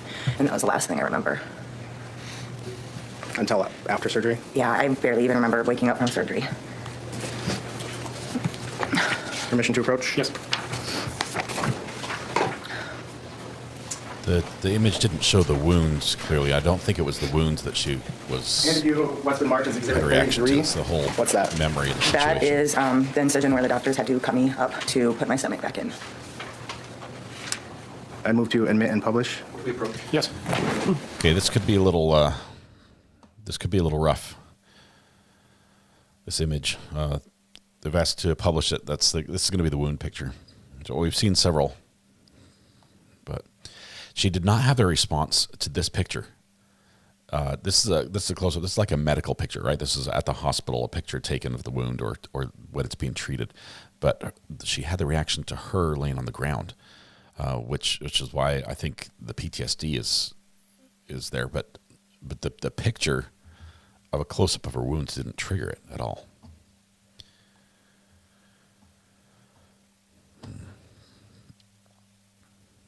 I did a lot of thinking last night while I was staring at the ceiling, waiting for the Mountain Dew to stop working. I've come to a position on where I am so far in the case with the evidence I've heard. Not ready to share yet, but We have no objection to the introduction of evidence of Exhibit 33 and Exhibit 79, and no objection to publication.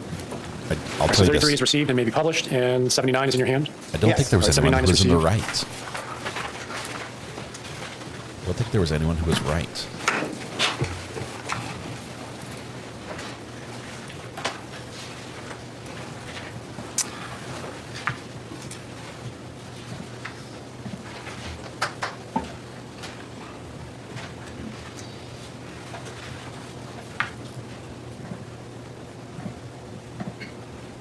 All right, can we have the screen? And for the record, this is 79. And Riley, what are we seeing in this? That is, the bigger one is the stab wound, and the little one is from a test tube.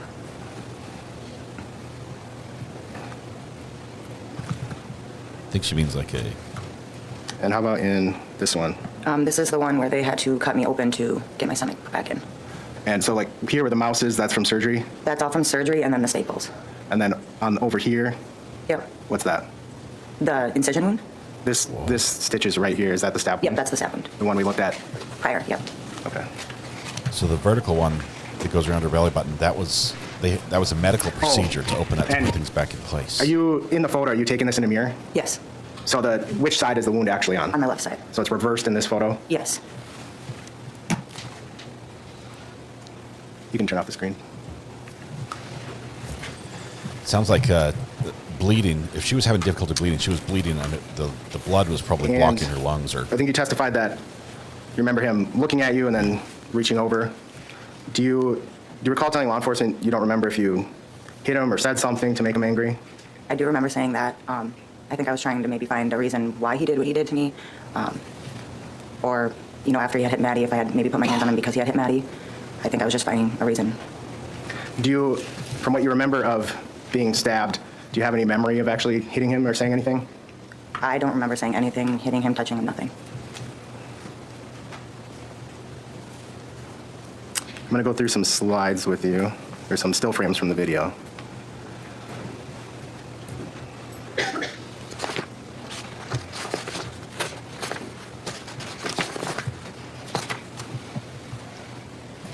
I have some thoughts on this, on more like a 50,000-foot view, specifically on the danger level that knives present in a fight and how much damage they can do. And I think this case illustrates that to a great degree. And I think it applies when we look at police officer situations where they have a suspect with a knife and they use deadly force. And you say, Right, why would you do that? 2496, I'm ready. That's where this discussion comes in. Riley, are you in that photo or that image? Yes. Okay. Is that your arm there? Yes. Okay. Can you turn off the screen? I'm going to go to a different one.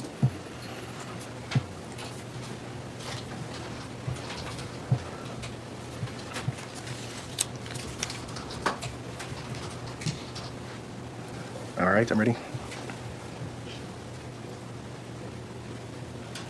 All right, I'm on 2458, and I'm going to scroll through. And actually, your arm again? Yes. Stopping on 2470. What are you doing in this image? I'm not sure if I'm just touching his shoulder, if I'm going to push him.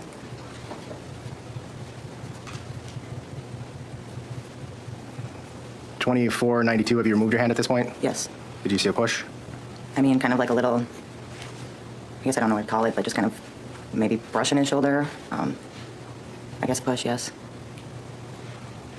you want to see it again? Objection. Cumulative. Sustain. Sustain.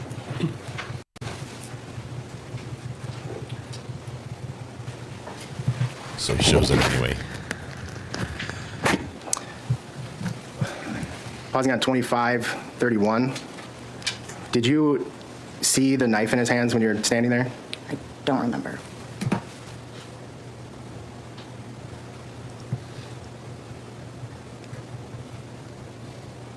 Is that your... You know if that's your hand or Maddie's hand? That is Maddie's hand. Okay. How do you tell, the nail polish? Yeah, I don't wear nail polish.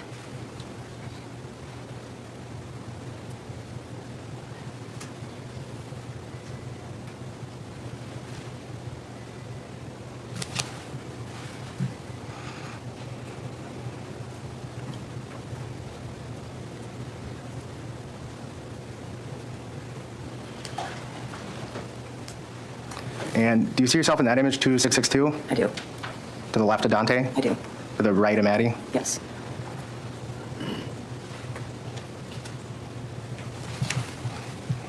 We meet this, turn off the screen. I'm gonna go to another image.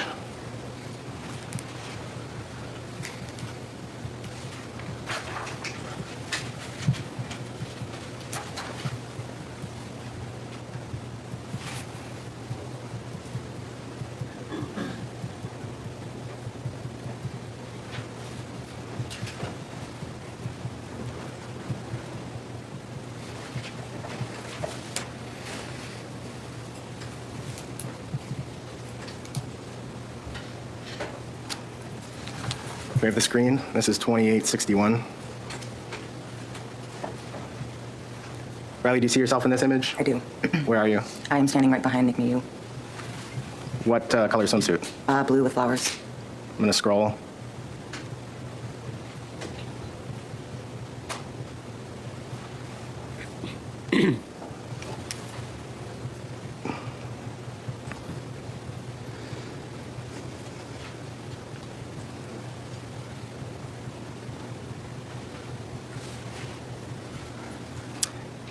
Stopping on 2948, do you see yourself in this image? I do.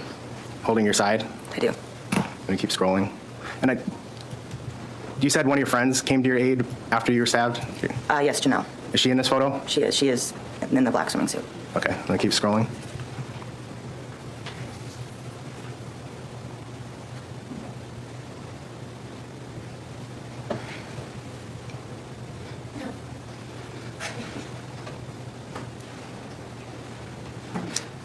Do you remember retreating or recoiling from Nikolai at that point or no?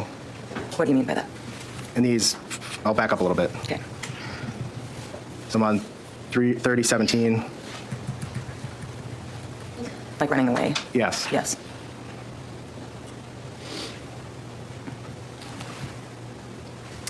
You can turn off the screen. Thank you.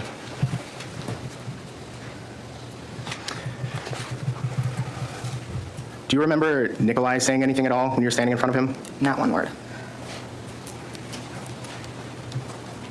Did you have any indication, or did you see anything, hear anything to indicate if he was with a group? I had no idea who he was. I didn't know if he was a part of the group we were going to. I had absolutely no idea.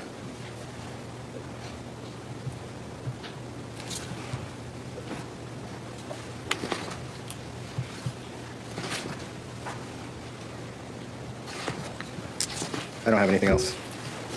Mr. Nelson? Yes, thank you, Judge.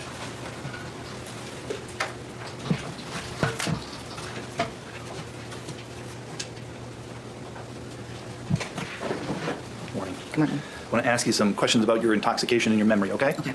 You made lots of statements in this case. Is that fair to say? Yes. You spoke to the police a couple of times, correct? Yes. You spoke to Care 11 News, correct? Yes. You spoke with Fox 9 News, correct? Yes. And one of the things I think you've consistently said in all of those statements to the police, to the news, is you're basically like, I was drinking a lot, I don't remember much. Fair to say? Correct. And the reason that you consistently said that is because that's the truth, correct? Correct. You were drinking a lot, right? Correct. You were intoxicated, correct? You were also smoking the marijuana? Correct. And that, I'm sure, impacted your ability to perceive things as well as remember things. Agreed? Agreed. And I think what you've used different words to say, like, things are blurry, correct? Yeah, I think I just have kind of like a specific patchy spot that I've been trying to figure out what happened in that little spot. Sure. But the words that you use, I think you use on direct, like, you see chunks almost, right? Right. And then also, what I'm gathering is the chunks that you do see, those are blurry. Yeah. And then in between the blurry chunks, there's just blank spaces. Correct. Okay. And you don't know whether those blank spaces in your memory are because of intoxication, correct? Correct. Or perhaps because of, imagine that was a stressful event for you? Yes. Even before you were cut with a knife, you lacked some memory before that, correct? Yes. And I would imagine some of that before that was a little bit stressful, correct? Yes. Obviously, the stress increased once you were injured, right? Yes. But nevertheless, the stress that you were under may have caused you to not remember certain things, correct? Correct. You've probably talked with lots of your friends about this event, correct? We talked, yes. This was, and again, I'm not trying to judge, just in fairness, this is a life-changing event for you, right? Correct. And for your group of friends, correct? Correct. Imagine when you get together, you chat about it, Yes. right? People share their experience, correct? Correct. And maybe you help each other process what the experience was, correct? I wouldn't say necessarily process it, just kind of, I mean, in the beginning it was more of like, this is what I remember, like, you know, what do you remember? I wouldn't say we were trying to give each other answers, But you had gaps in your memory, correct? Yes. And again, you don't get into specifics, but other people, when you were talking to that were there, they had gaps in their memory. Yes. And so sometimes you would share information with each other to try and maybe fill in the gaps, correct? Sometimes, yes, but I never really took what they said and put it together. I just remembered what I remembered in. And I appreciate that. You've been very clear about that, but I just want to make sure that we know that you've got other information, right? Yes. And part of that is because you want to know what happened, correct? My banner covered up the And there's words still on the some things as you screen. sit here today And the that you knife. don't know, correct? Yeah, it kind of doesn't make sense. Yeah. All right. And just the human condition, at least for you, is you want to try to make sense of it, correct? Yes. And sometimes you, I would imagine, like the rest of us, you use deduction to try to put things together, correct? Yes. Even if you don't necessarily have a memory, you try to deduce what it is that happened, right? Yes. And so here in court, when we were talking, I'm going to try to focus on the memory. Does that make sense? Okay. Because some of the things you might have said or you might talk about are from things that you think because you've deduced it. Would that be fair? I guess. Sure. Well, let's talk about this. Like one of the issues in the case is what happened to Maddie, right? Yes. This isn't And one of the 100% first things true that you told the under the police law. is you said, quote, I thought he slapped her because, like I said, it was just kind of not comprehending. You said that to the police, correct? I don't remember, but if I did, yes. And since then, you've said she was punched, correct? That is correct. And today, when you were asked, tell us the details of that, you were like, and I just want to make sure I get it correctly. You said, no, not at all. I don't remember the details. I don't. And you've been very honest about that. We appreciate that. What I'm trying to make sure is that when you say you don't remember the details, like you don't have a picture in your head about Maddie getting punched, correct?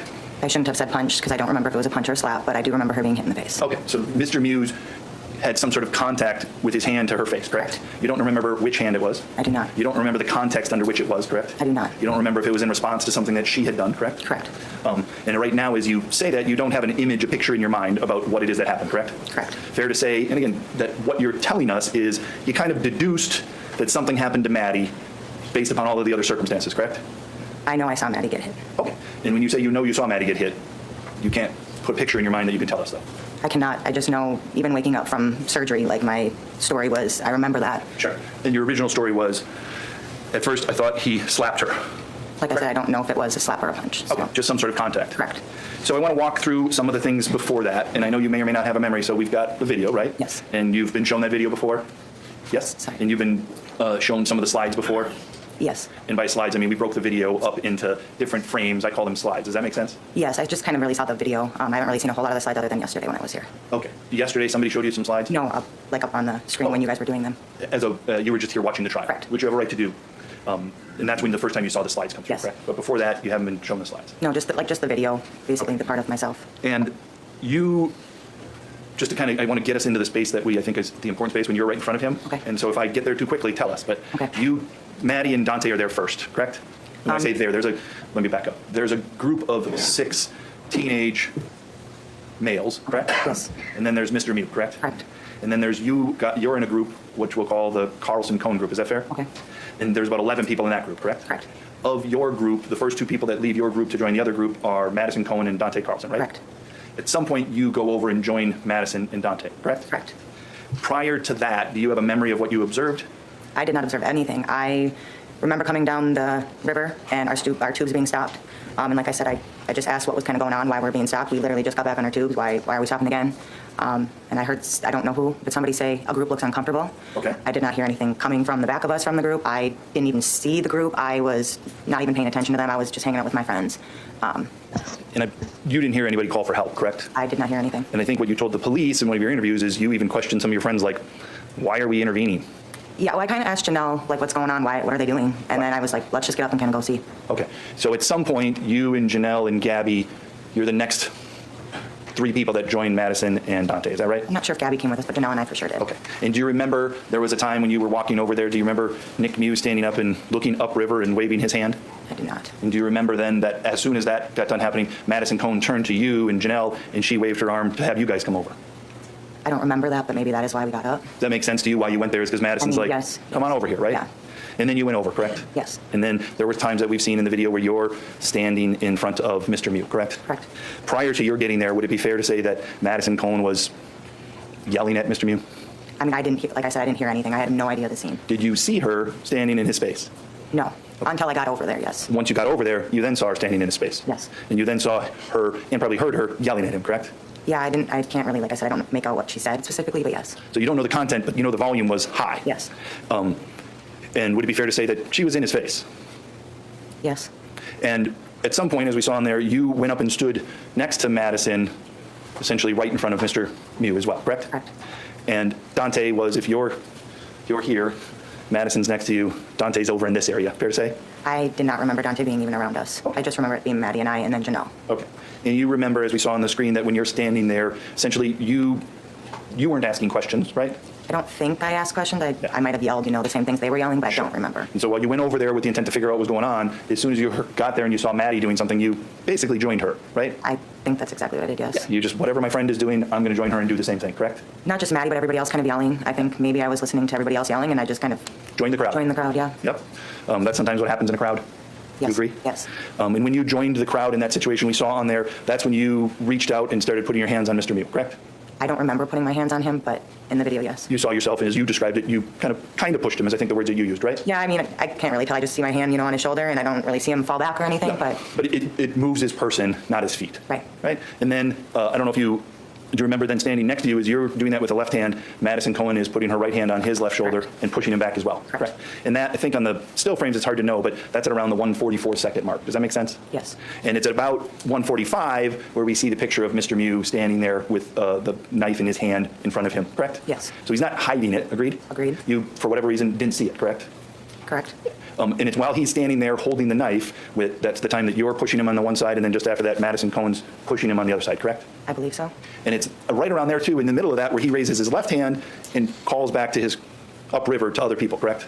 I mean, in the video, yes, but I don't remember that. In that I'm moment, just going to object on the line of question. I think the video speaks for itself. He's entitled to ask questions. Overruled. in that moment, did you understand that the man that you're standing in front of, who's looking past you, is waving to people behind you? I did not. Thank you, Did Lynn. you ever think, hey, maybe I should just let him go in that direction? I mean, I'm 110 pounds. I feel like he could have walked right past me. He could have, right? You don't know who was to your left, correct? Correct. There's a group of 6 teenagers there, Correct. and those 6 teenagers are screaming, predator, predator, predator, correct? I didn't hear that, but in the video, yes. And to your right is Madison Cohen. Correct. And somewhere around in that area is Dante Carlson, Correct. Anthony Carlson, Correct. AJ Martin, correct? Correct. So it wasn't just you, 110-pound. No, but at that moment, it was Maddie and I, so I just mean he could have walked around, but. At least that's what's captured on the camera, Right. correct? We've seen some other. I have exhibit 104, 105.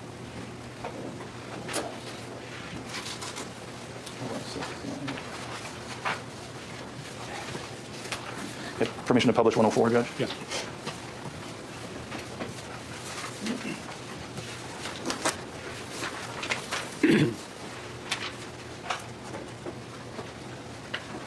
This is exhibit number 10. Oops, I got it. That can work well.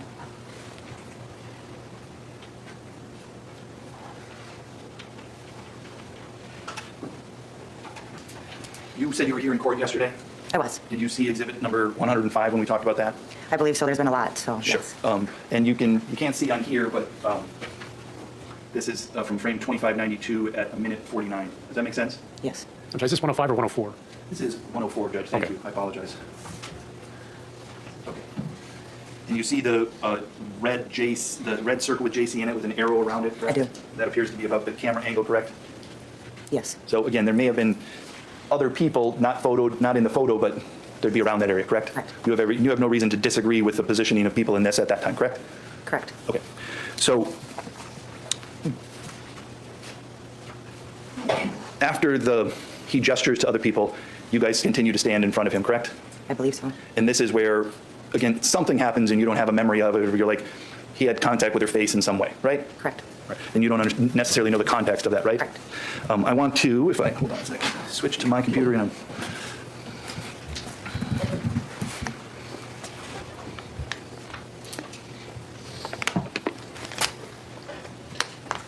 so if I, yes. I want to show you some photos here starting at 2643, okay? Okay. The person, is that you in the bikini bottom with the tattoo on your right leg? Correct. And then we can see a bit of blonde hair and an elbow here. Is that Madison Cohen? I think so, yes. Okay. And as I scrolled through, that shows then Madison Cohen, correct? Correct. And then I'm going to scroll forward to 2655. Do you see that? Yes. At least is 2655. I'm going to move one more, I believe. Is this your elbow underneath Maddie's left hand, Yes. which is holding the can? Yes, I believe so. That's your elbow? Yeah. So in this moment in time at 2656, we'd have to watch the video, you're in between Mr. Mew and Madison Cohen. Agreed? Right here, yes. And so is Dante Carlson. He's in between Madison Cohen and Mr. Mew, correct? Correct. All right. And you don't have a memory of exactly where people were or what happened just before this, other than Mr. Mew's hand went to her face in some manner, correct? Correct.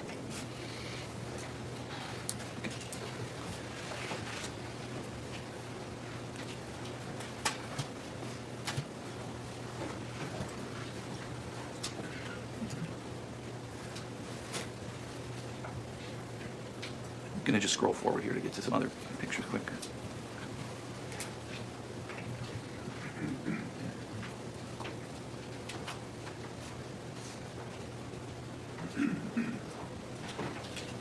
Okay, before I get to the next section here, the photos that we saw before, you were essentially leaning in towards Mr. Mew, correct? Correct. And then after that, we're going to see a photo where you're, if we can actually pull it up now, 2857.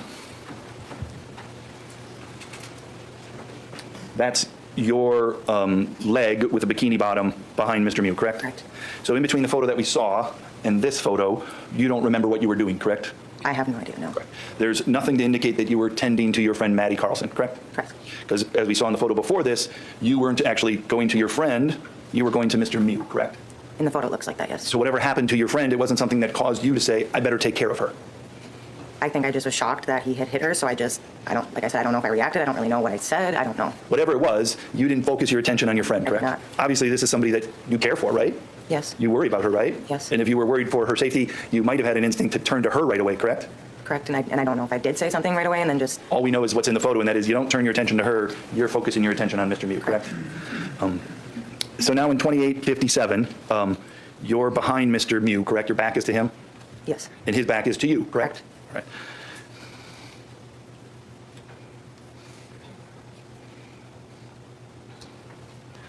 I want to just go through these quickly here, the next couple of slides, okay? And we want to focus on what you're doing then. I'm going to ask you some questions, okay? Okay. So you came out of the last frame that you're in is 2866. Do you agree? Yes. So I'm going to go back to 2858. As we scroll through, does it appear as if you are turning around your body? Yes. And you would be then going back in a direction towards Mr. Mew, correct? I don't believe that I did, no. Okay. Well, you're turning, let me go back again. I'm turning around, yes. I don't know where I'm going, though. So we agree that you turn around, correct? Well, yes. We don't know how far you turn around, correct? Correct. We know at some point that you and Mr. Mew are really close, correct? Yes, I believe he walked up to me, though. Okay. And when you say belief, you don't have a memory of it, correct? Correct, but I've seen the video a lot, and I'm not facing the way he's facing. I'm facing the opposite way. Okay, and we're going to go through that, but just as we go through this right now, this isn't a memory you have, Right. correct? This is, again, something that you've used your deduction to try to figure out what happened, correct? And the story that you've, I don't want to say told yourself, but is that fair? Yeah. The story you've told yourself is he came up to me, correct? Not came up to me, but we were standing in front of him, and I thought after the punch with Maddie, I thought he stabbed me right after that. Okay. And so, but when you were saying, like, I didn't walk up to him, that's something that's not a memory, that's just you're doing some deduction to Right. get there, correct? Correct. The story that you've told yourself. Correct. And in that, what you've told other people was, he was close enough to literally where he just put his hand up and kind of poked me on the side, right? Correct. You said that to the news station, agreed? Correct. You'd also said to the police, this isn't in relation to anything, you just volunteered this information. I don't know if I reacted like hitting at him or yelling at him. That's correct. And then you said, he poked me, correct? Correct. And then you'd said, I think as well to the police, I was close enough that he could pretty much go like that. Agreed? Correct. And when you did that, you're on the video, you've got your right hand and you move your right hand, I think like maybe 3 inches forward. Is that fair? Yeah. Is that a fair demonstration of what you did when you said he went like that? Yes. Am I doing that correctly? Yes. So when Mr. Anderson demonstrated something before and he swung his arm around, that's not accurate. I wouldn't say that's not accurate. I just That's felt not like accurate. it was literally a poke in my side. Sure. And the poke in your side is on your left side, correct? Correct. And it's, could you just for a moment, can you stand for a Yes. moment? And you can obviously keep your jacket on, right? Can you just touch on it with your right hand where it is? Right here. Okay. Fair to say that as you stand there right how you are right now, your left arm is protecting that area. Yes. And if you raise your left arm, push it up, raise it, is that area now exposed? Yes. Is it now vulnerable to being cut? Yes. Is it vulnerable to being cut where you're at right now? No. No. And so, from deduction, would you agree that maybe your hand was outstretched towards him in that moment? I do not agree with that. Distinct. Okay. You don't have a memory of it. I do not. All you know is you couldn't have done it when your hand's down at your side, correct? Objection, speculation. She's already said that, but Okay. let's move on.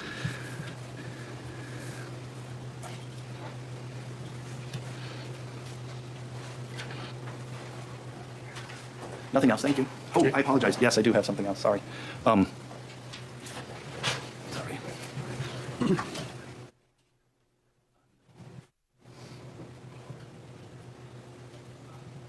We could go back to the slides here. There's one other thing I want to ask you about. Okay.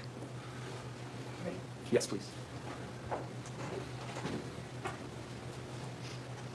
So this is 2859 where we talked about before. I want to focus on something else though, okay? Okay. As I move forward here, I want to ask if you remember Maddie behind you. Is this in the green suit? Is that Gabby? Correct. Do you see a leg with a navy blue swimsuit bottom? I do. Was Maddie wearing a navy blue swimsuit bottom? Yes. Think that's Maddie? I do. And in that photo, does it look like you're tending to her? Not at that moment. And in fact, this is the stretch where we see you turn around, correct? Correct. You're actually turning away from her, correct? Correct. It looks like she's walking the opposite way. So whatever was going on with Maddie, you weren't worried about it, you were going in a different direction. At that point, yes. And if we can have the slides off here.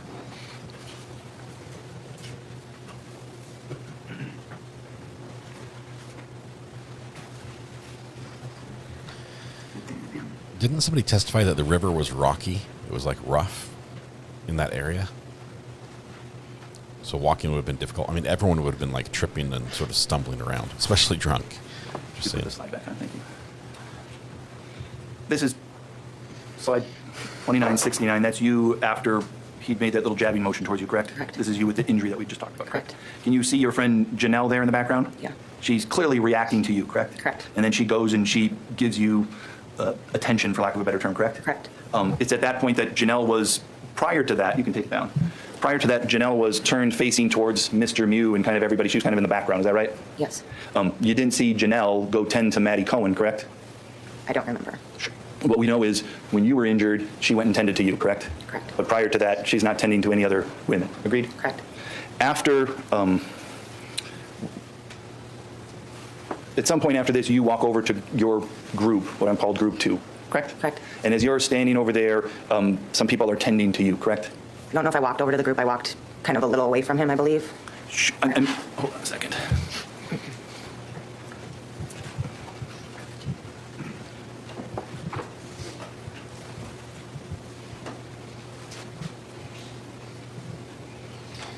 Kim, is it too late to get in your Can I have the suitcase? screen in the back I guess again? we can't do that if you're going. Sarah Boone ruined so many things for us. This is slide 4511, Fun okay? on vacation. I'm going to zoom in so I can ask you some questions about that, okay? Okay. The person in the yellow shirt, that's Q, is that right? Correct. The person in the green bikini, that's Gabby K. Correct. Agreed?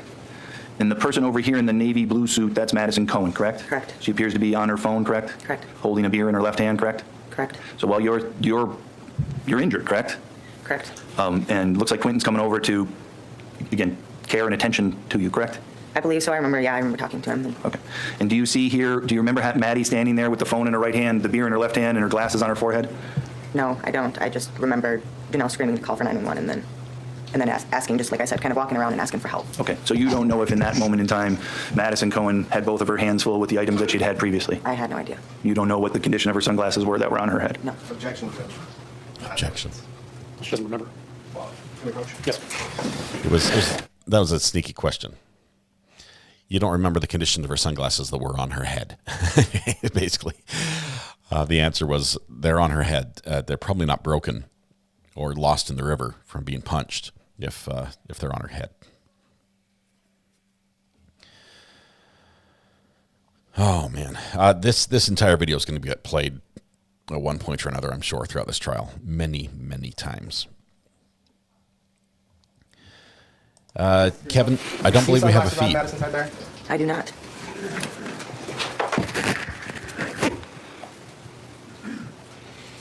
We take the screen now. Yes.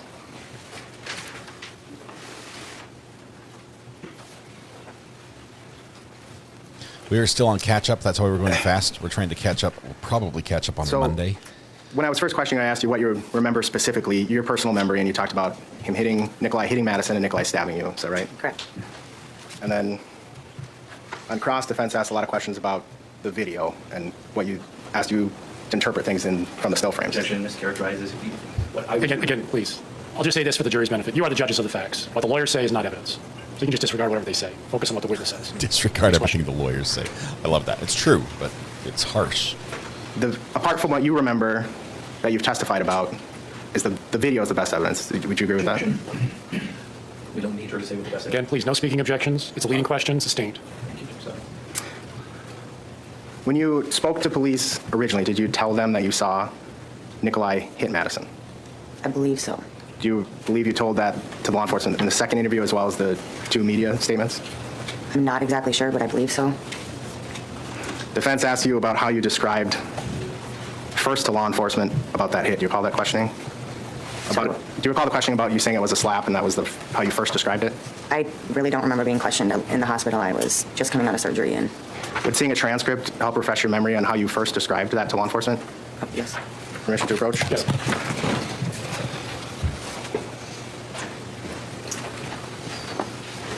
Showing you transcript. It says location Regions Hospital, August 1st, 2022. I'm going to have you read from the beginning until you get to the point where you first describe that to law enforcement, okay? Bottom of page 2. I'm going to read it aloud. No, just read it to yourself. Well, she's doing that. Can we approach her? Yes. So she's going to read. Lawyers are going to approach. Judge is cracking down on the speaking objections. He doesn't like it. He's like, look, you just say objection. I'll tell you if you're right. I'll guess the objection. You just tell me when to guess. And if there is one, I'll tell you what it was and sustain it. It makes the job actually pretty easy on the lawyers. But at the same time, he's like, quit objecting. Quit objecting. We need to move forward. You guys are dragging this out.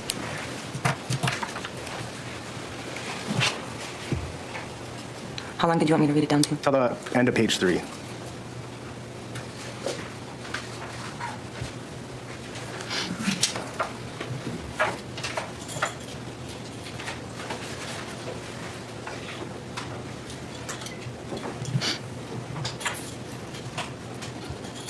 Okay.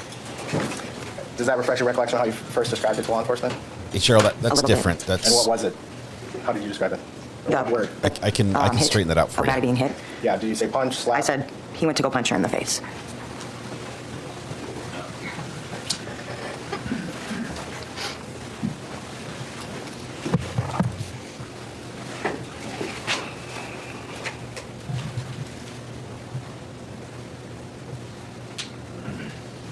Defense asked you about Exhibit 104. Can we turn on Elmo?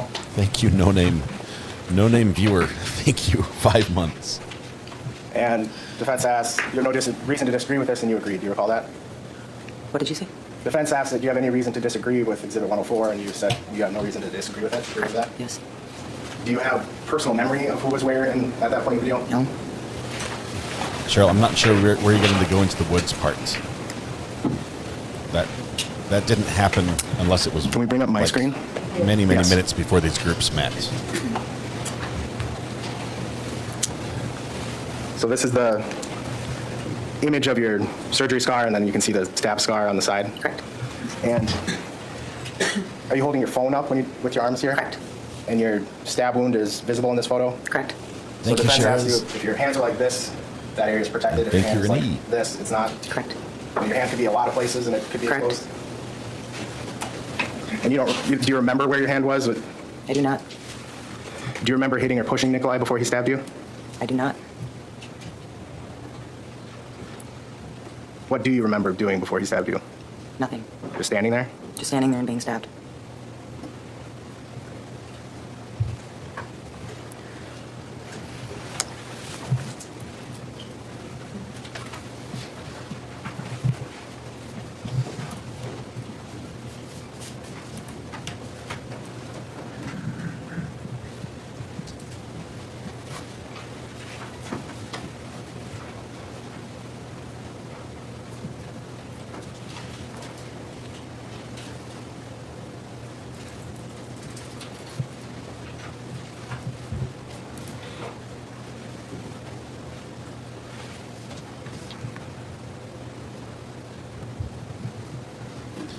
Libby, we've got, YouTube won't tell me exactly how many, but every time we reach the new thresholds, we've been a lot higher in memberships than we are now. And I don't know how, if I used all the ones I could have when they were at the peak, but Can we it just bring up won't my let me screen? make new ones yet.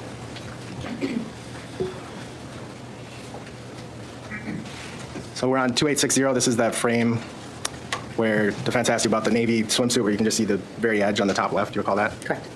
And defense asked, so we can deduce that you didn't go to Maddie. You recall that? I do, but this was a while after. I'm going to go backwards in the frames.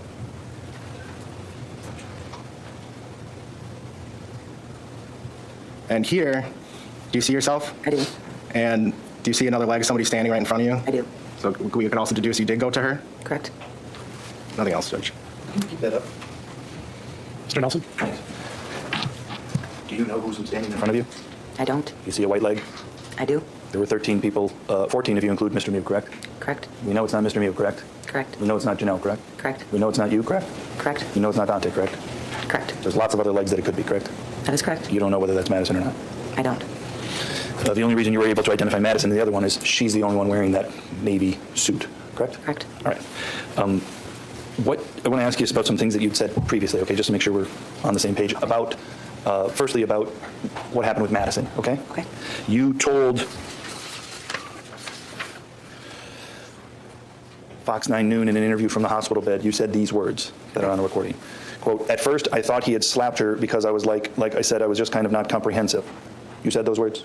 I guess so. Now I want to ask you about your interaction with Mr. Mew, okay? What you said to Fox 9 News during that same interview is, I don't know if I had hit him to have him upset. You said that, correct? I believe so.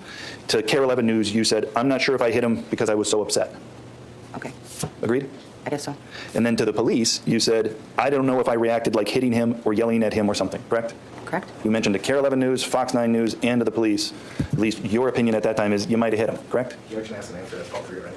Sustained. That's all. Thank you, Ms. Madison. You may step down.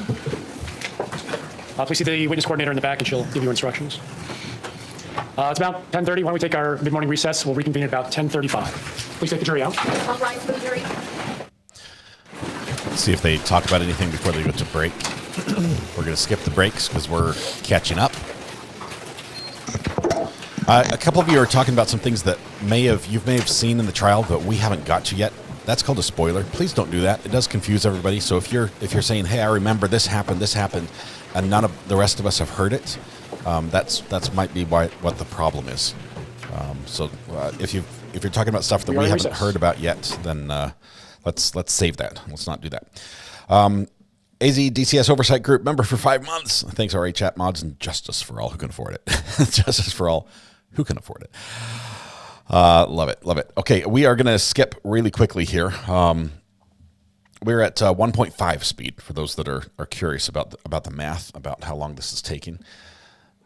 Let me skip ahead. Let's see. Okay, here we go. Boom, boom, boom, boom, boom. Okay. And we're back. Mr. Martin in the courtroom. Mr. Martin, please face the clerk. Raise your right hand. She will administer the oath. Do you swear that the testimony you're about to give this matter will be the truth, the whole truth, and nothing but the truth, so help you God? Please have a seat in the witness chair. Mr. Anderson. Can you please state I'm going to ask you to state your first, middle, and last name. Alexander James Martin. Do you go by a nickname? AJ. We've got a content warning on this one. This And guy AJ, were you tubing with friends received on a July very 30th, graphic 2022 on injury, Apple and River? it's shown. Yes, I was. Like And intestines, are you friends with entrails Tony? becoming Yeah, we extrails. were roommates in college, and then that was the first time we'd seen each other in like 3 years. Heads Okay. up. And what college? River Falls, Wisconsin. What city and state do you live in now? St. Paul, Minnesota. AJ, do you have any prior criminal convictions? Yes, 2.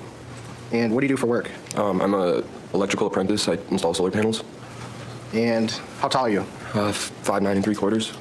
And how much do you weigh? 160 now. Sorry, 3/4. And how much, if you know about, on July 30, 2022? 170.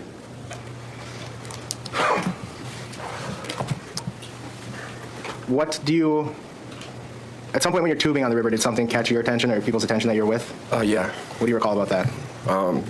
Just a lot of loud noises, screaming, yelling, someone asking for help, and then I had seen Maddie get up with someone, and what I remember was getting up, and I think I got Dante up with me, but then I turned around to also get Tony up, and Dante was over there.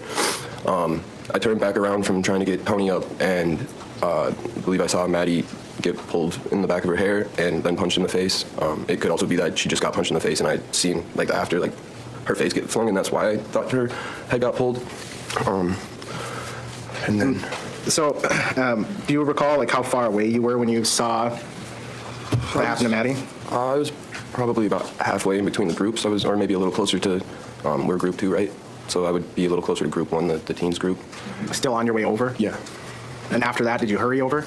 I mean, yeah, I was, after I saw him punch her, I wanted to get over there, but I tried to get over there as fast as I could, I guess.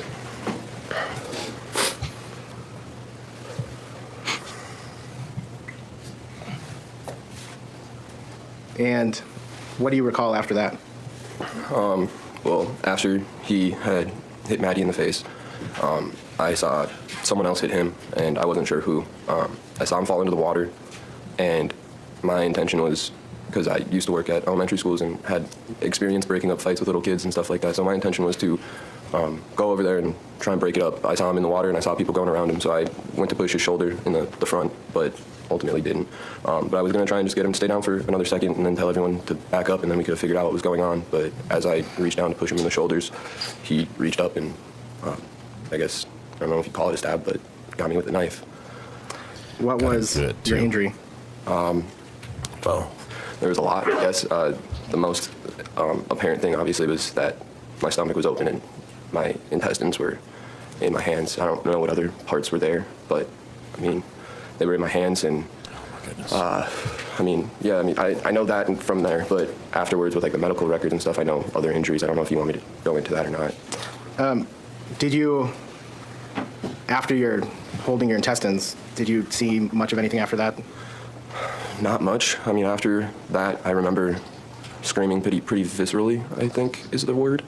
And then I remember kind of scooping it together with my left arm and putting my right arm down and standing up, and then falling down and standing up again. And I think I fell down and stood up one more time.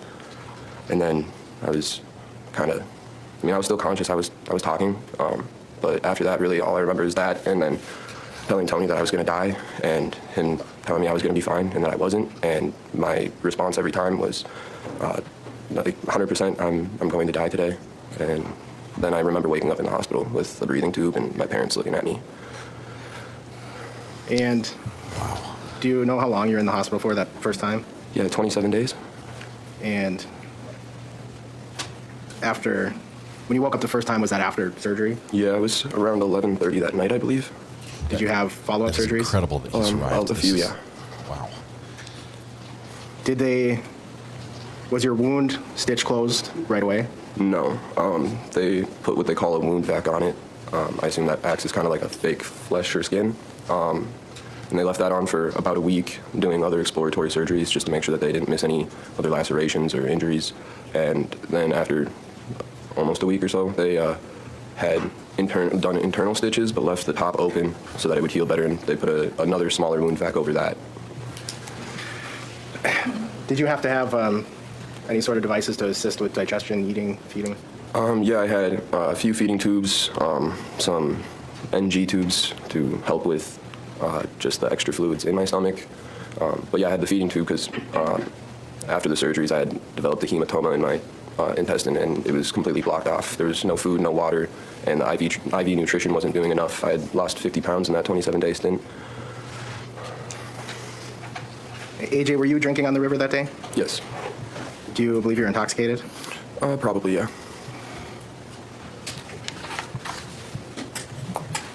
Do you recall how you got to shore? No, not really. I didn't know that I did, really. I just remembered the standing up and the falling down, and then I know people did move me in the end, but I don't remember it. I couldn't see or feel anything at that point. And you don't remember well, let me ask, do you remember much of anything or anything from the point where you're on shore till you wake up in the hospital? No, I think I lost too much blood at that point. I mean, in the past, I've lost a lot of blood from an injury when I was younger, and I lost sight and vision. I lost sight and hearing from that too. So I know that, like, once you do lose enough, certain parts stop working because your body's trying to keep you alive, not your senses. 2 near-death experiences. Holy cow! You talked about an artificial skin that you had on at the hospital. Oh yeah, the wound vac. Yes. Wow. Appreciate everyone being respectful in chat. This guy is lucky to be alive. I mean, considering a couple things. First of all, the severity of the wound is extreme. This is literally life-threatening. The possibility of infection. You're in a river, okay, and just because it's running water does not mean it's clean. Okay, there's everything you could possibly imagine in that river, from all the people and from all the animals and anything upstream and everything else, pollutions. That is being open up to all that is terrible. But having the experience previously of losing so much blood that he basically was losing consciousness, there was not enough for his body to continue functioning, and then going through it again and saying. He was confident. He said, "I'm going to die today." He's been there before. He's like, "I see what's happening. Okay, I was lucky last time. This is going to be it." That is incredible. And their location as well. This was not like next to the road. The ambulance could just get to him immediately. Just a graphic photo. You want to do it first? Yeah. Can you just tell me what that photo shows? Shows the wound vac and. Okay. I guess the extent of the wound. So content warning here. Yeah. We're going to see some pictures. In the hospital? Yeah, that was the next morning. Okay. Judge, I'm going to move to admit this now. I'm not going to ask them to publish it. Any objection? Other than those noted, and as long as it's not published, I think it's solved. Right. Not being published. Okay. It is received.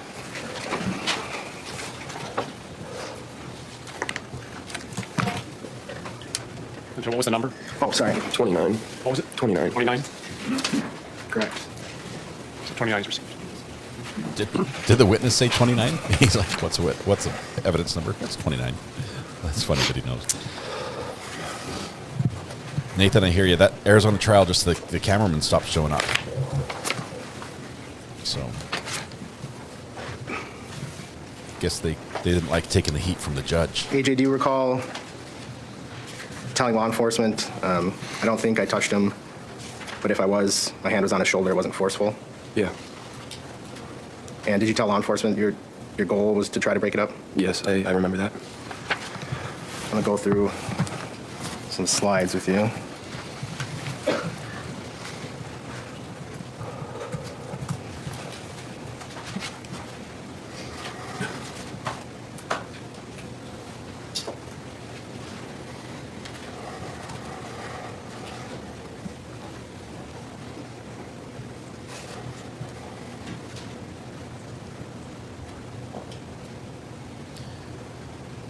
I know we try to find some of the humorous side of events to sometimes break up the seriousness of the cases we're watching. And we're not doing that to make fun of it, the situation anyway.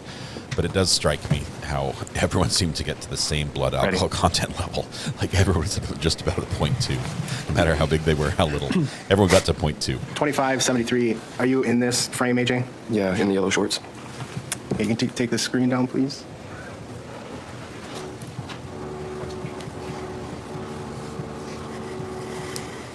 AJ said he's not a big guy. I mean, I don't know Mr. Mew if he was. I think Mr. Mew's bigger than him for sure. Definitely was on that day, even after AJ lost. I mean, he says he lost quite a bit of weight. Not sure if he's still down under the weight he was Can we have before. it again? I'm just going to go scroll from 2673. 2680, is that your shorts? This is rough.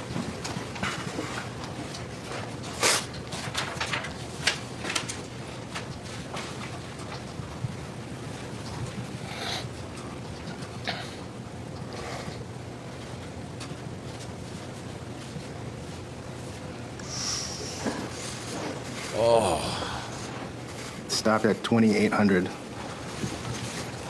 That section of frames I just went through, AJ, is that the part where you got hit with a knife? Yeah. Oh my goodness. And that, did you know that guy's name at the time? No. Now you know him as Nick Lemieux? Yeah.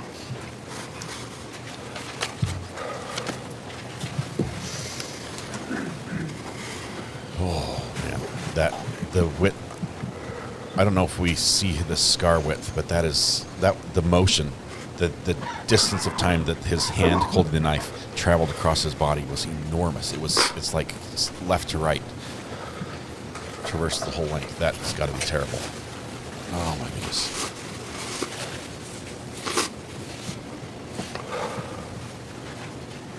And I want to ask you a question, quick, before this exhibit 29. If you know, I don't want you to speculate, but do you know if that's? Again, don't answer if you don't know. That's fine to say you don't know. Is that from the slice, or was it? Did you have further incisions from surgery? No, that's all from the slice. There's, it actually goes from, like, you can't see it super well in the picture, but it goes above my rib cage too. They didn't have to open me up. I was already open. Do you know? Whoa. Can you show with your hands about how long the laceration was? Yeah, about that. I mean, it's below the belt line to above my ribs. Are you comfortable showing? Do you have a scar? Yeah, quite a big one. Are you comfortable showing the jury? Yeah, I can do that. There's a warning. You're going to see the scar.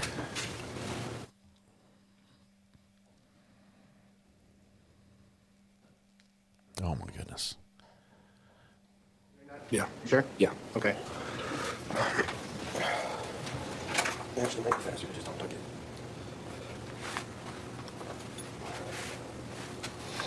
It stops right there. There's a little gap there because it hit my ribs, but that's it. Thank you. Oh my goodness. Oh my goodness. Now, I'm going to show. Don't turn the screen on yet, please. It's going to be frame 3111, and I don't want to show it gratuitously, but I want the jury to see it. So if we could just turn it on for a second, turn it off. Yes.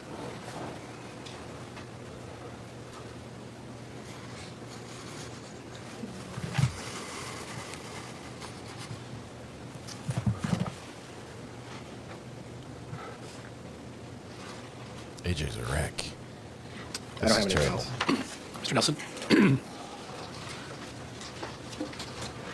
They've got to cross him. And Mr. Wright, my name's Aaron Nelson. I want to ask you some questions, okay? Yep. I understand watching the video and seeing the pictures is upsetting to you. Is that fair? Yes. I'm going to try to do it without the photos, but if you need to see one, we don't need to display it. Just let me know if you need something to refresh your memory. I'm happy to show you on my computer or some other way. I want to do this as easy as we can. Does that make sense? Yes. Okay. I want to ask about some of the things that you initially told the police about what happened, okay? Okay. Fair to say that your memory is spotty?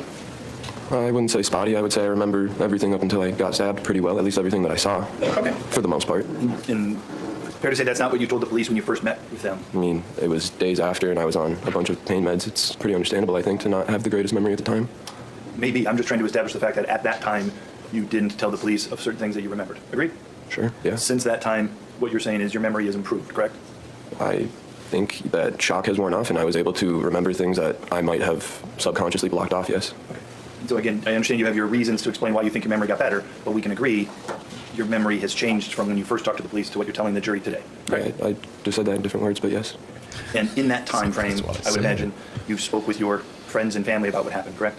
I mean, a little, I guess, you know. I mean, yeah, this is a life-changing event for you, correct? I mean, it was posted everywhere. People knew before I said anything, so.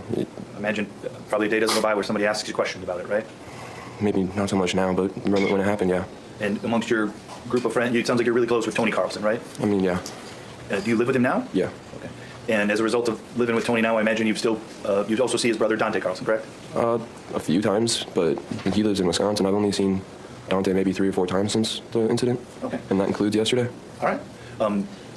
How about Madison and Riley? Did you know them before July 30th? I didn't know Maddie, Riley, Scotty, Janelle, Sheena. I didn't know any of them before that day. Since then, because of the shared experience, have you talked with them about it? Maddie, not so much. She's kind of hard to reach. And Riley, again, not so much. It's pretty traumatic for both of us. We didn't really want to, you know. Understand. But you've definitely talked at different times with other people that were out on the river there with you that day, correct? Yeah. And you've seen other than today, had you seen the video that's been marked as exhibit number 2 and entered into evidence? Yes. How many times did you watch that? 2 or 3 a month ago or so, and then, excuse me, another few times going frame by frame. And then, yeah. Okay. And then all yesterday too, I guess. You were here in court watching what was happening here, correct? I thought I was going to be up here yesterday, so yeah, I was here. Yeah. So I want to just make sure that when I'm asking you questions and you're giving answers, that you can do everything you can to say what you remember, the image that's in your head, as opposed to necessarily just something we can all watch the video of. Make sense? Yeah. What we know is when you spoke with the police on on August 4th, you spoke with the police that day, is that right? I think it was that day. All I really remember is saying that Biden was the president. I don't know the date. Okay. Do you remember this young man over here in the gray suit sitting off to the side of the computer on his lap? Yes, sir. That's the investigator Schultz who you spoke with on that day? Yep. Whatever day that was in August, correct? Mm-hmm. And what you told him was, quote, the suspect had one of the girls, Maddie, by the head with his hand, and then I watched him pull her hair. That's what you told Mr. Schultz, correct? I'm pretty sure that somewhere in there I had mentioned a punch too, but... I want to read you if you said this sentence to him, all right? Did you say to him, the suspect had one of the girls, Maddie, by the head with his hand, and then I watched him pull her hair, and then I looked back and I was like, Tony, we got to do something now. And so, I just wanted to go over there and break it up, and by the time I got over there, Maddie had gotten away. Okay. That's what you said, correct? Sounds pretty accurate, yeah. So when you first said that to the police, you don't mention in that sentence anything about a punch, correct? I didn't in that sentence, no. I might have later on. You said that he had her by the head, and then he pulled her hair, correct? Yeah. And as you sit here now, can you describe to me how he had her by the head? Well, from what I remember, she had already kind of started to walk away, and then he grabbed her by the ponytail and pulled, and then punched with his left hand. Okay. And that was how he hit her in the left cheek, and why the glasses weren't affected. It was because he was from behind. Okay. So your memory is she's turned and walking away. I'm just trying to break this down. And she's got her essentially back to Mr. Mute, correct? That was what I remember seeing. And again, all you can do is tell us your memory. Yep. And as she's walking away, your memory is that he reaches out and grabs the back of her hair, correct? Yes. And do you know which hand he grabs the back of her hair with? I would have assumed the right, because I believe he punched her with the left. Okay. So did you know that at that time, when at 1:49 in the video, the knife had already been shown at 1:45 in the video? I didn't at the time, but after watching the video, yes, I did. But your memory is that whatever he had in his right hand, he still managed to reach out his right hand and grab her by the hair with his right hand? Yep. And then he pulled her back? Yeah, he pulled back and punched. So punched her as she's facing away? Well, when you pull someone's hair back, their head moves, so her head turned towards him, and then he punched. Now, this isn't fair to Mr. Trophacy, but if I'm pulling him back, if I'm Mr. Mew and this is Maddie, the punch is coming from this direction? Okay, but he wasn't pulling her like that. I understand. Mr. Trophacy does not look like Maddie for lots of reasons we're not going to talk about, but, right? His hand's up here, and the head's coming back, and then the left hand comes around. Yeah. Okay, and that's the manner in which you said that he hit her? That's how I remember it. And then it would be upon her left side here? It's probably in this area right here. Okay, and you're maybe up to the jaw or the cheekbone, but in this area. And I'm just trying to make sure we get what you said down. And so you're describing an area to the front of the ear, correct? Front of ear area, like sideburn area. Sure. Where on you have some sideburns coming down, correct? Yes. All right. And where on you wearing glasses, it was below the frame of the glasses, correct? Mm-hmm. All right. Is that a yes? Yes. Sorry. That's all right. So that's your memory of what you saw, is in pulling her hair with one hand and punching with the other, correct? Yeah, but also when you were pulling back on him, you have to remember she had, not trying to be rude, but she has the hair, you know? Yeah. And so you also have to remember too, though, that her ponytail might have been not centered. So when he pulls, she's not necessarily going straight back. Yeah. She could be going to the side. She could be going to the other side. I'm not trying to be, if it sounds as if I'm trying to be critical, Mr. Martin, I'm just trying to gather the facts. No, I don't think that. felt like I wanted to or needed to say that. Okay, that's fine. Fair to say that the description you just gave now isn't the description that you gave to the police back in August of 22. Agreed? Yeah. Yes? Yeah. Another sentence that you told to the police, you were talking to the police about your understanding that the suspect, Mr. Mew, had been making advances on one of the girls there. Is that right? I didn't really know. I didn't know if that was what was happening. I had heard the other comments that the other group was making, so I didn't even know if there was a girl in their group at that point in time. I was just going over there because I didn't think that it was super smart to let two girls go and approach a 250-pound man by themselves. So just a lot to unpack there again. Lots of things were said and you didn't know what to believe. Would that be fair to say? Yeah. But when you're describing this to the police, I'm just trying to set this up where you say something to the police. Does that make sense? Okay. You say, I heard they were making advances on one of the girls there. Make sense? Something along those lines, yeah. And then the police officer says, they're like, yeah, the guy's hitting on her, she's not of age. The police officer says that to you, and in response you say, I saw him grab the other girl by the head. So it didn't really matter at that point. Those are the words that you told Investigator Schultz, correct? Mm-hmm. Yes? Yes. Welcome, Anna. Good to have you here. Other things that you said on that day were that you didn't touch Mr. Mew, correct? I said that was a possibility. You read that earlier. I think AJ's trauma is definitely about his injury. Were you touching him when you were getting stabbed? The answer, no. Not necessarily the Do you fight. remember? Answer, I don't think I ever did. If I did, like my hand was on the shoulder, maybe, but it wasn't forceful. Yeah. Those are the words that you said. I had said possibly not, but I also did give credit to the fact that I could have touched him. I understand that. I'm just trying to gather what you exactly said to the police. Yeah. And the third thing that you said to the police regarding those things is you said that you saw, I think you said in your words, the black guy hit him, correct? I thought it was him, but I wasn't sure. Okay. And you've learned since then that it's your roommate's brother that hit him, correct? Yes. But that's not what you told the police, correct? It's not what I remembered. Do you have a memory of the black guy hitting him? That's what I thought I saw, but there was a lot of people standing close to each other, so it was I think understandably pretty easy to get confused. Understood. So you thought you saw him pull her hair and punch her with his left hand, right? Yes, you thought you didn't touch him at all, right? I didn't think that I didn't touch him. I could have possibly not. And you thought that the black guy punched Mew, correct? Yes. Those were the memories that you shared with the police in August, correct? Sure, yes. Fair to say that all those memories are wrong? Yeah, I mean, I would... yes, you agree that those memories are wrong? I wouldn't say that the second one is wrong, because like I said, I gave credit to both, the possibility of me hitting him or pushing him and the possibility of me not touching him at all. Well, let's pull that one out and let me just talk about the other two. Do you agree the memory that you told the police that you had of Mr. Mew pulling Madison from behind by the hair and punching her with the left hand, that's wrong? I mean, I guess I can't say yes or no because it doesn't really show that in the video, and I mean, my memory about that hasn't changed, so. Okay. That's still how you remember it? That's how I remember it, yes. Okay. And the memory about the black guy punching Mr. Mew, that's still how you remember it? No, not, I mean, I don't know exactly what I saw. I saw him close to him, and it could have been his arm that hit him, but I really didn't know what I saw at that point, so. Okay, all right. I want to go through a portion of what I think is on the video to just ask if that is what you remember happening, okay? Okay. Because as I think you told the police during your interview, you said to the police,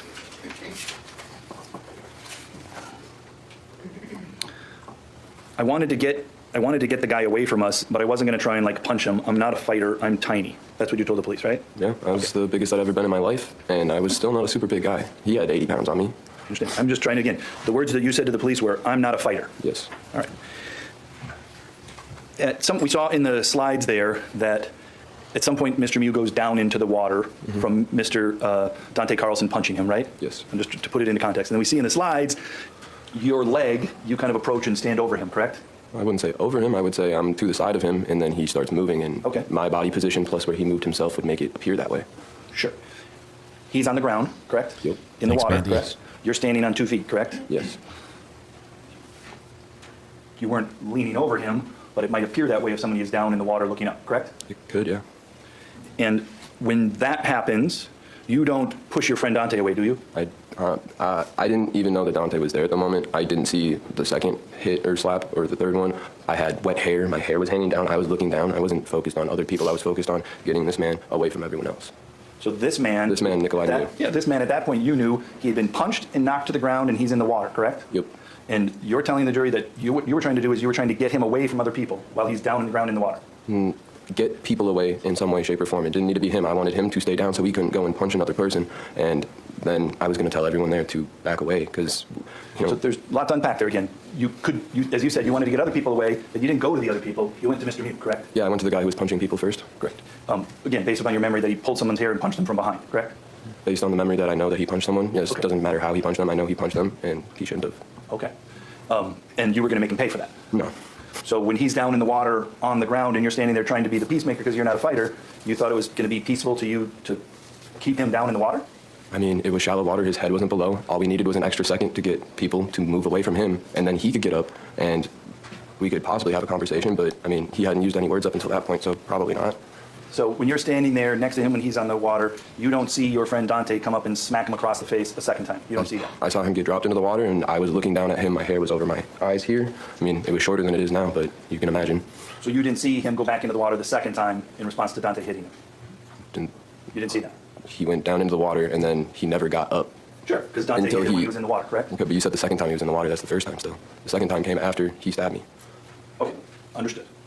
His first time was in the water was extended for a longer period of time because Dante smacked him when he was already down in the water. Sure, yes. And you're saying you were standing right there, but you didn't observe that? No, like I said, my hair was in the way, and I wasn't really focused on Dante. I didn't know where Dante was. I was focused on the man who was hitting people. Who was hitting people, not... At that point, the man that was hitting people was Dante Carlson, right? Sorry, I will rephrase. The man who started the physical altercation. Okay. That's what essentially your opinion is, correct? I mean, I would say that the first person to throw a punch would be the first person to be aggressive, regardless of if there are other people slightly touching his shoulder. I mean, even you were talking about the consent to touch thing, and he touched other people without their consent too. So, I mean, if you want to go that way, we can, but it just doesn't make a lot of sense. I'm not trying to go anyway, sir. I'm just trying to gather the facts. So the person that's punching Mr. Mew, you don't see that, correct? I saw Mr. Mew fall into the water, and I didn't see anything after that, in terms of him getting hit. When you saw him fall in the water, you went up to him from behind. No. I apologize, but I'm going to need to show some slides. I mean, I can explain what I did. It's good. I'm going to just go through some slides.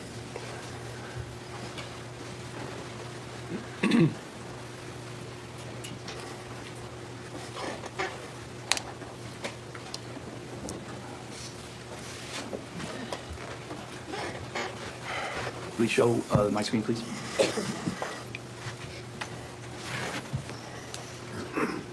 Showing you it's 2705. That's Mr. Mew in the water, correct? Yes. That's Dante Carlson swinging to hit him, correct? And my leg in the bottom. That's your leg in the bottom, correct? Yep. You're moving towards Mr. Mew, agreed? Yes. I'm moving at him from what would be his front left side. And then eventually you come to be behind him, correct? When I would still say I'm at the midpoint of his body, he just sat up. That wouldn't necessarily constitute being behind someone. I mean, yes, I was, I guess, technically, but he wasn't there when I walked there. He moved himself to have me behind him. You moved yourself, correct? No, he moved. I walked over there, yes, but I was standing right at about his hips, and then he stood or sat up.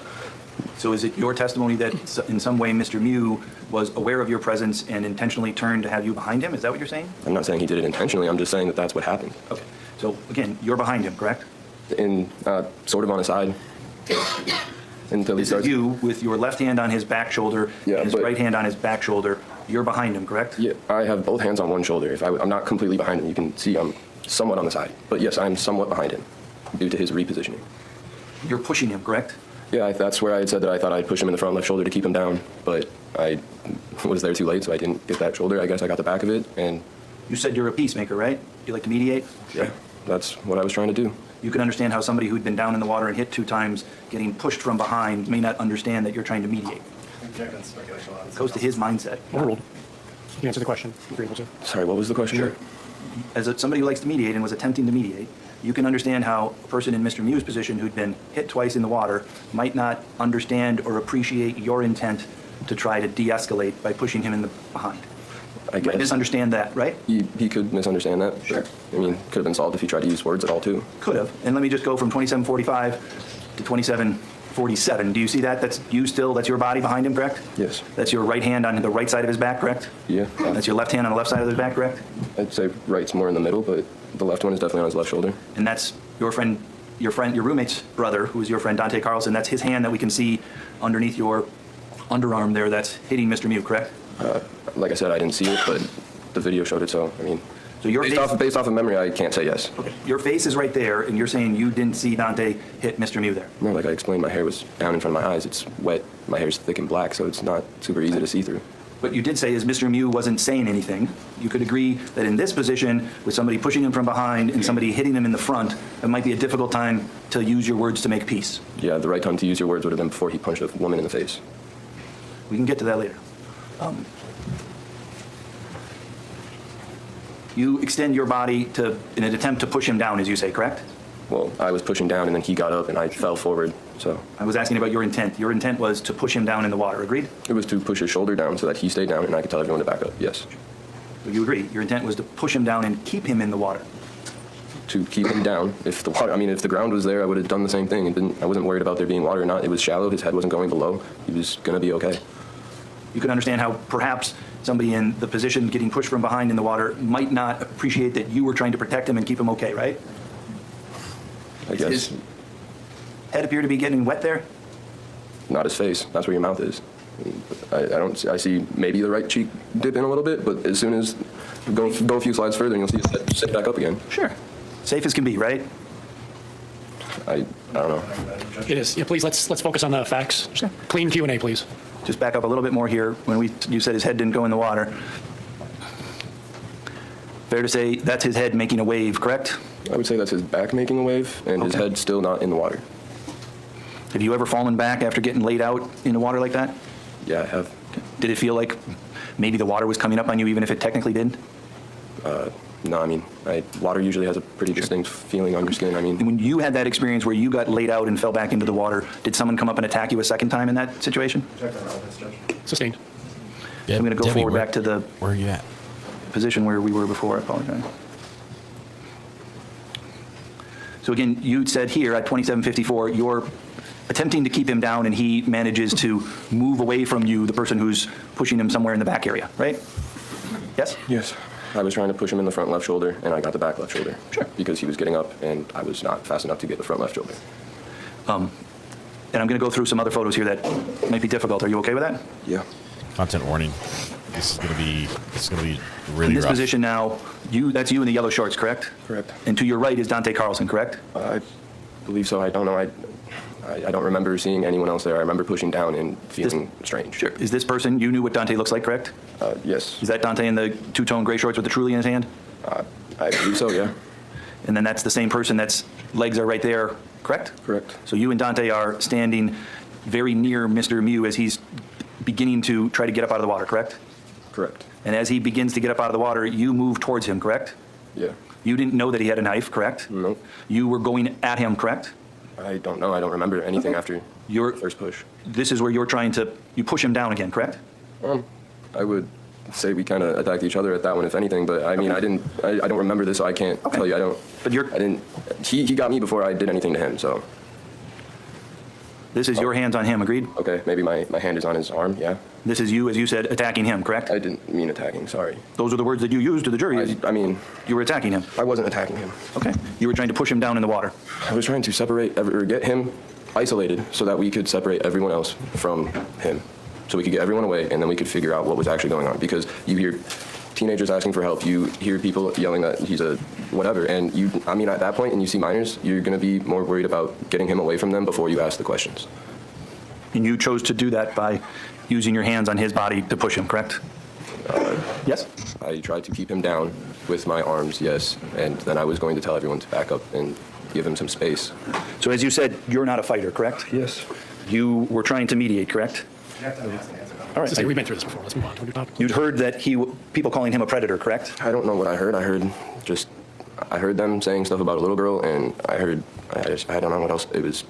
I didn't know, like I said, I didn't know if there was a girl in that group. I wasn't worried about whether or not there was. I was worried about getting the person that they were calling a pedophile or a raper away from the minors. You can have a conversation about that later. You agree that even though you're not, as you say, you're not a fighter, you pushed a man from behind while your friend was smacking him in the front. Agreed? I would. Hold on. Sustained. We've been through this before many times. Please. You have an answer? Please. I am speaking. I'm sorry. Please move to a new topic. I apologize, Judge. I thought you were done. Do you have any explanation as to why you pushed him while your friend was hitting him if you're not a fighter? Objection, Judge. I already answered this. Please. Ask an answer. Sustained. Was it because he got caught up with the crowd? it was because I couldn't see the person in front of me because my hair was blocking my vision, and I was focused on the man who had just punched a 23-year-old or 22-year-old girl in the face. That's all. Mr. Anderson? Nothing else. Thank you, Mr. Martin. You may step down. Is he released? No. Okay, please see the witness coordinator in the back. Do you have another witness available? We do. We approach? Yes. Okay, so here's the thing. There's a couple things we have to accept as fact because the law is what the law is. And first of all, the knife that the defendant had, he legally could be in possession of it. So any argument, why did you have a knife? Legally, he's allowed to. He's exercising the right. He's allowed to do that. It's not against the law to carry a knife. I carry a knife when I go on the river. I've carried a knife when I've floated on a river. It's not like, oh, I'm going to need this as a weapon. I carry a knife as a tool, and for that reason, when I go fishing, I'm always carrying a knife. It's when I go hiking, I'm carrying a knife. This is going to boil down to the jury's view on one issue, and I'll talk about that as soon as we have a break here.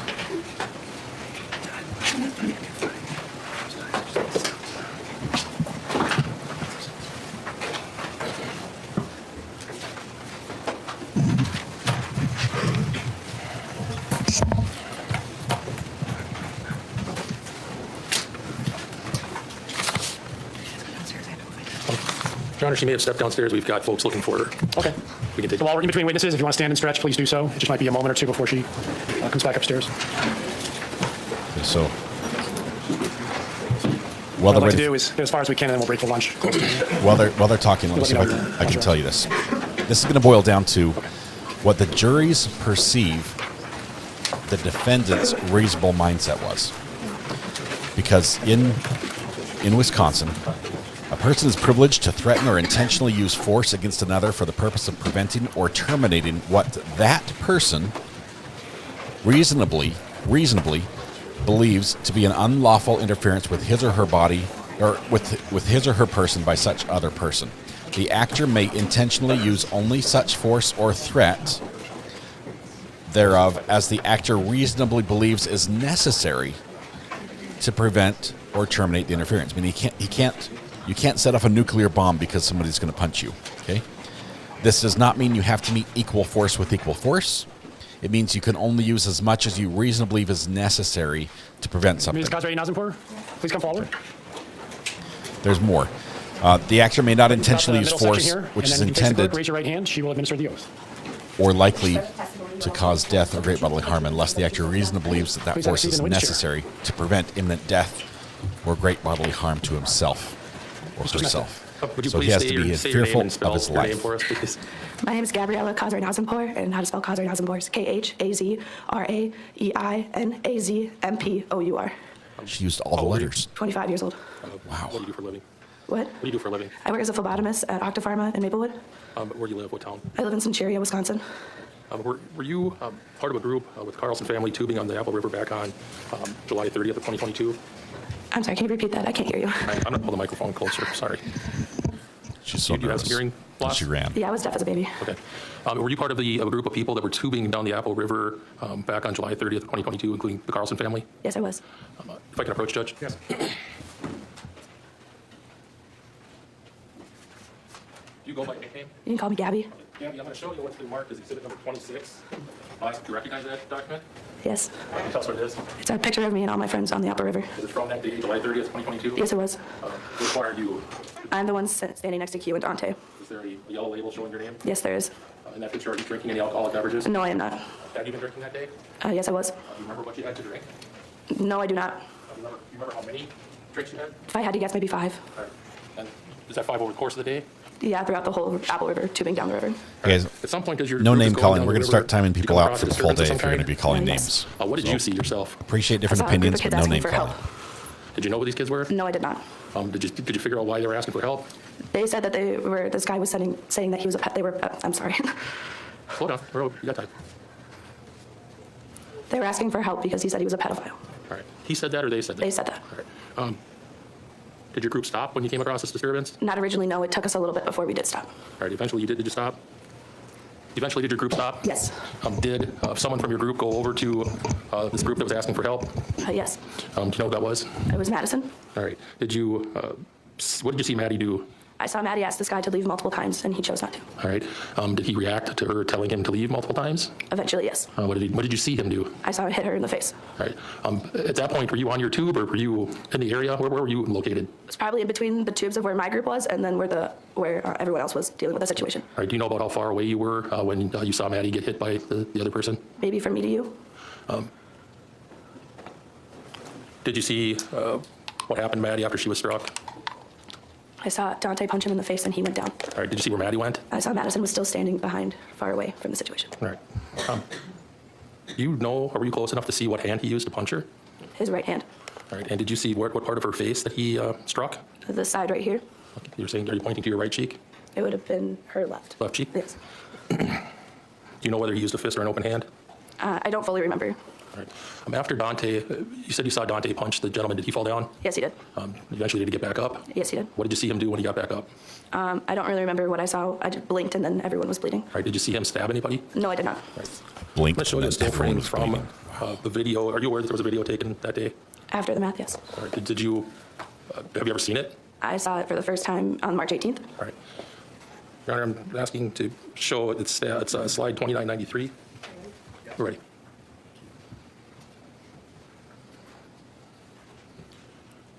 So, Gabby, on 2993, do you see yourself in that picture somewhere? Yes, I do. Can you explain to us where you're at? I am behind Riley holding the phones. All right. What are you wearing? I'm wearing a green swimsuit. All right. When you say Riley, which person in this picture is Riley? Riley's the one with her mouth open holding the side of her body. All right. Who's the person standing right behind Riley? I have no idea who that is. Was he part of your group? No. We're going to move ahead to 3024.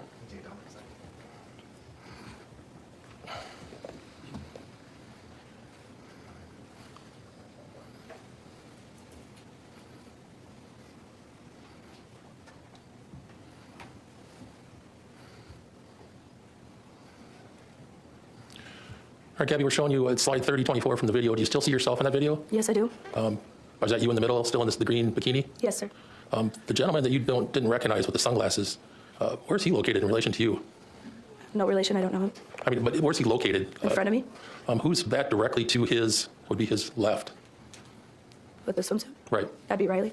All right, and so this, did you see this gentleman walking into the group? Not that I recall, no. All right, but you see him there now? Yes. Was he part of the group of children that, or teenagers that had been calling for help? I do not remember.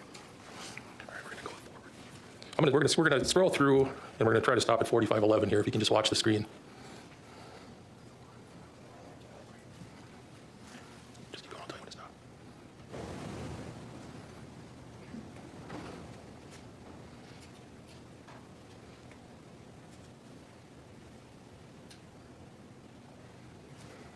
Oh, man.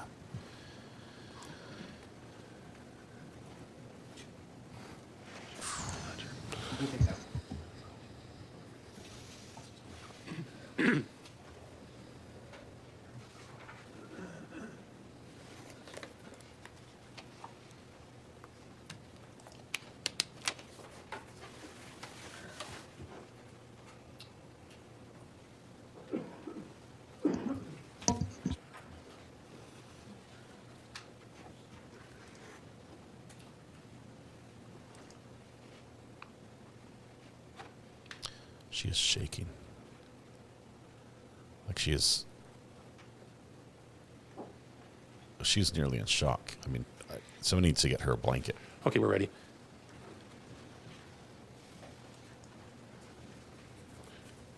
Gabby, we're showing you the frame 3029.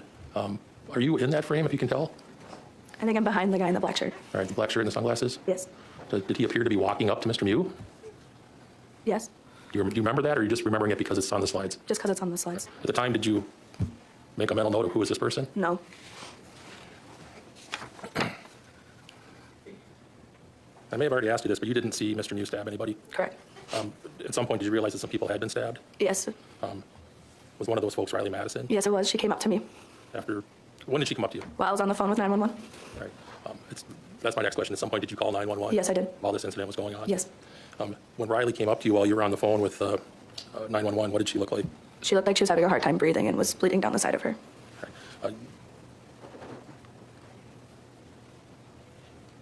Did you see where Mr. Mew went after he stabbed these folks? No, I did not. Were you recording anything? No, I was not. Did you have your phone out for the purpose of the 911 call? Yes. Did you see if people stop to render aid to folks who were injured? Yes, I did. Sustained. Did you see anybody else stop? Yes. What were they doing? They were helping us with everyone that was bleeding.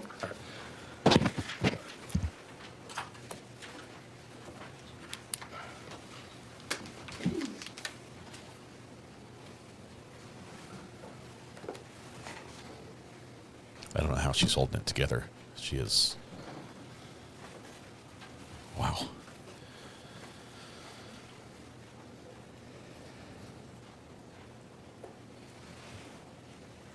Oh, we're ready.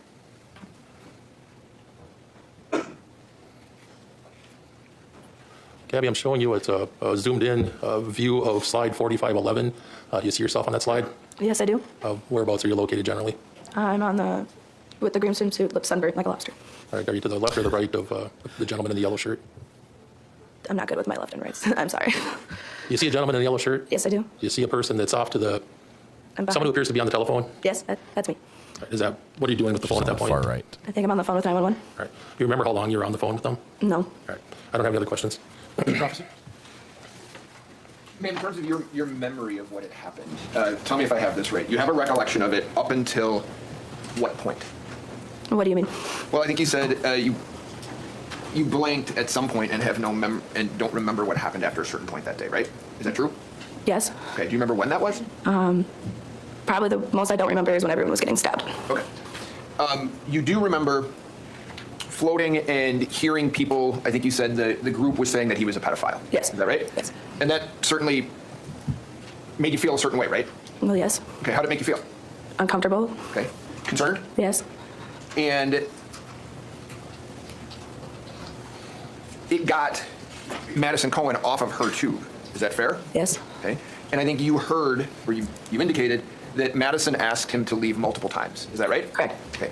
You didn't hear Madison attempting to figure out what was going on, right? You just heard her tell him to leave. Is that true? Correct. Okay. And to be fair, for being fair, she's yelling at him, isn't she? Yes. Okay. She's swearing at him, isn't she? Yes. Okay. And if we're being fair, she doesn't have any information, to your knowledge, as to what's actually going on, right? Correct. Okay. So if I said she's jumping to a conclusion, in your mind, is that fair? No, check, Your Honor. Sustained. You would agree no one in your group had any information as to what actually had happened, right? Correct, yes. Okay. And you don't see or hear Madison Cohen ask Mr. Mew his side of the story, do you? No. Okay. So she walks up and immediately starts yelling at him to leave, true? Correct. Okay. And you'd agree she doesn't have any authority to do that, right? Objection. She wouldn't know authority to pass by that. Sustained. Relevance. He can be wherever he wants on the river, right? Correct, yes. And she can be wherever she wants. Correct, yes. Okay. And when she's yelling at him and telling him, swearing at him to leave, you'd agree he doesn't react in a violent manner, correct? Eventually he does, yes. My question to you is, when all of this is, when she's telling him to leave and swearing at him and walks up to him, he doesn't react aggressively, true? Yes, but he doesn't say anything either to us. Doesn't act aggressively, yes? Yes. Okay. And he doesn't, he's not verbally aggressive either, right? He doesn't say anything. So that would be not being verbally aggressive, right? Correct. Okay. And you know there's 6 of these people that are asking for your assistance, right? Yes. Okay. And then so more of you come over to help, is that right? Yes. Do you see Madison wave you guys over? Is that why you come over? Do you see that? No. What do you mean? There's been testimony and videos and stills of Madison waving, like using her hand like I'm using it now, waving your group over. Okay. Is that why you went over? No, I just followed her. You just followed Madison over? Okay. Do you get involved right away? No. Are you jumping to conclusions as to what has happened? No. Come on up. While they're talking this over, I'm monitoring the earthquake situation. Let's see. Let's look at I think we're good. Let me just see if I can show you a map really quickly of what we have. Let's switch to. No, I know how to do this. I'll put this up on the Would screen. you agree that Madison Cohen is in Mr. Mew's face when she's yelling at him? Yes. Okay. And you had said on direct examination that you observed Mr. Mew punch her, right? Yes. Okay. And you said that he used his right hand and punched her on the left side of her face? Yes. Okay. And that's how you remember it, right? Yes. Okay. You told the police that he smacked her across the face using his left hand, actually, though, didn't you? Yes, I did say that. Okay. But that's not what happened. So when you were talking to the police, you weren't telling them the truth? No, I was. It was just, there was a lot that was going on. Have you been watching this case? No. Okay. So do you have a specific recollection now, 21 months later, that Mr. Mew didn't hit her with his left hand, but hit her with his right hand? Can you rephrase this? I can re-ask it. Yeah. Do you have a specific recollection now after about 21 months since this happened, that Mr. Mew didn't use his left hand, but in fact he used his right hand? Yes, he used his right hand. Okay. And when you had said that he smacked her across the face, when you told... That's the drilling I was warning you about. Hopefully it's going to be mitigated. When you told that to the police, is the word smacked and across the face, is that an indication from you that he's using an open hand? Yes. Okay. So when you told the police that he uses an open left hand, New York now area you're saying where he the used a earthquake was. closed right hand. Who felt Is that it fair? where? Yes. Okay. And have you watched this video all the way through? Yes. Okay. So you're aware that when Mr. Mew is standing in front of Madison Cohen, he's holding the knife in his right hand, right? You're aware of that? Yes. Okay. And it's your testimony that holding the knife in his right hand, he still punches her in the face with his hand. That's your testimony? Yes. Okay. And that she was holding her left side? Yes. Okay. And you would agree that your statement to the police was she was holding the right side of her face, right? I don't remember. Well, if I told you that you indicated the male suspect smacked Madison across the face using his left hand, your name, Gabriella, then advised that Madison walked away holding the right side of her face. Very bad with my left and rights. So it was with his right hand.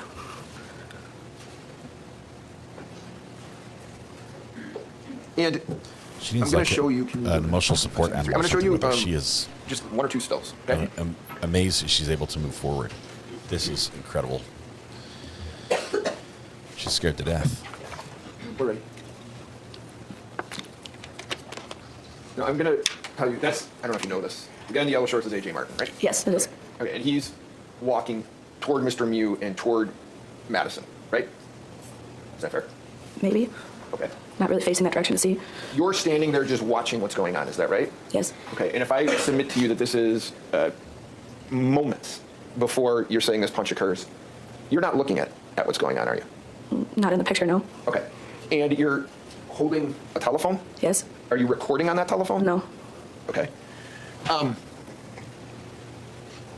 When you walk over there, when you walk over there, you know that Mr. Mew's alone, or you believe he's alone, right? Yes. Get that under the bottom of that. Okay, may I approach it? Yes. I'm going to show you what's been marked as exhibit, moved actually, as 104. I would submit to you, tell me if this is fair. You believe this is a photograph of Madison Cohen and Riley? Yes. Madison, right? And this has been introduced into evidence as to the general location of folks as this incident was going on, okay? Okay. I think you are represented by GK there. Okay. Okay? Do you think that's a accurate representation to the best of your knowledge as to when Madison and Riley were in front of Mr. Mew where everyone else was kind of situated? I don't remember where everyone was situated when it happened. Okay. You were off to Madison and Riley's right-hand side, though, right? Yes. Okay. And I think you told the state that you are, I don't know the distance here, but you're 15? That you told me. How far I'm away? not good at math, so I don't know. You're a little distance away. Yes. Right? And there's 13 of you. There's been testimony there's 13 of you when this happens. Did you say that's fair? Yeah. Okay. And the person that you've been asked about, meaning the person wearing the black shirt who kind of comes in at the end, who's blocking that picture of you, do you remember that? Yes. Okay. You didn't see him during this incident, did you? No. Okay. To your recollection, he wasn't there to assist, meaning he wasn't present to assist Mr. Mew when this was going down, right? No. Okay. So, to the best of your recollection, it was Mr. Mew alone in the situation. True? True. Okay.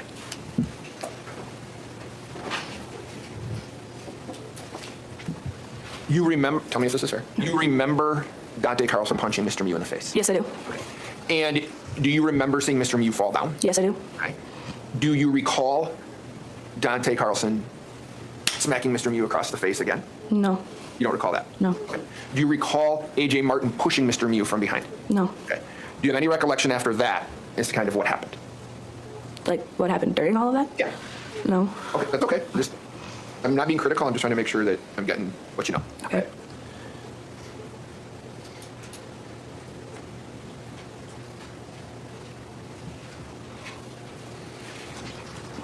Anybody have any other questions? Appreciate your time today. Thank you. Just a couple of judges. Yes. So I'm afraid.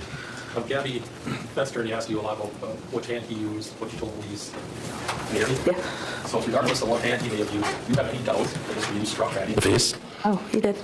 Mr. Trophy had said things to you like he wasn't acting violent when Maddie was telling him to get out of there and swearing at him and such, but then he asked you if you were aware that he was holding the knife when that happened.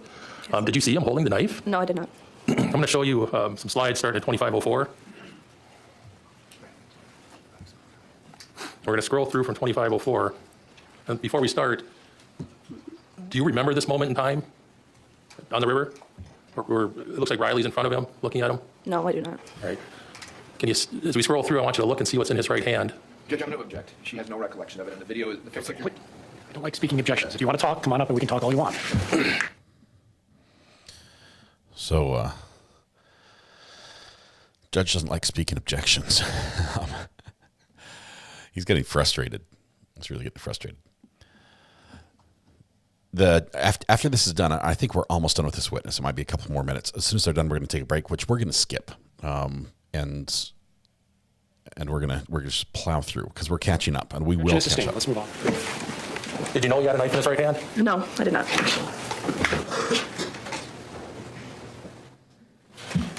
We're going to continue scrolling through. Eventually, we're going to see you in relation to these folks. And we stopped at 2563. Is that you? Yes. And at that point, is your head turned off to where your group is? Yes. Had he punched Maddie yet at that point? Objection, Judge. She doesn't, since you didn't. So, objection. Objection noted. In this circumstance, overruled. At that point, while your head was turned, did he punch Maddie while your head was turned? No, I saw him punch Maddie. Nothing else. Mr. Trophy? When, this is fair, when you're saying that he struck Maddie was in his personal space, yes? Yeah. And I know there was a question about holding the knife. He never threatened anybody with the knife when he pulled it out, right? Overruled. You don't have a recollection of him showing that knife and trying to No, I do intimidate not. people with it? No. Do you? Okay.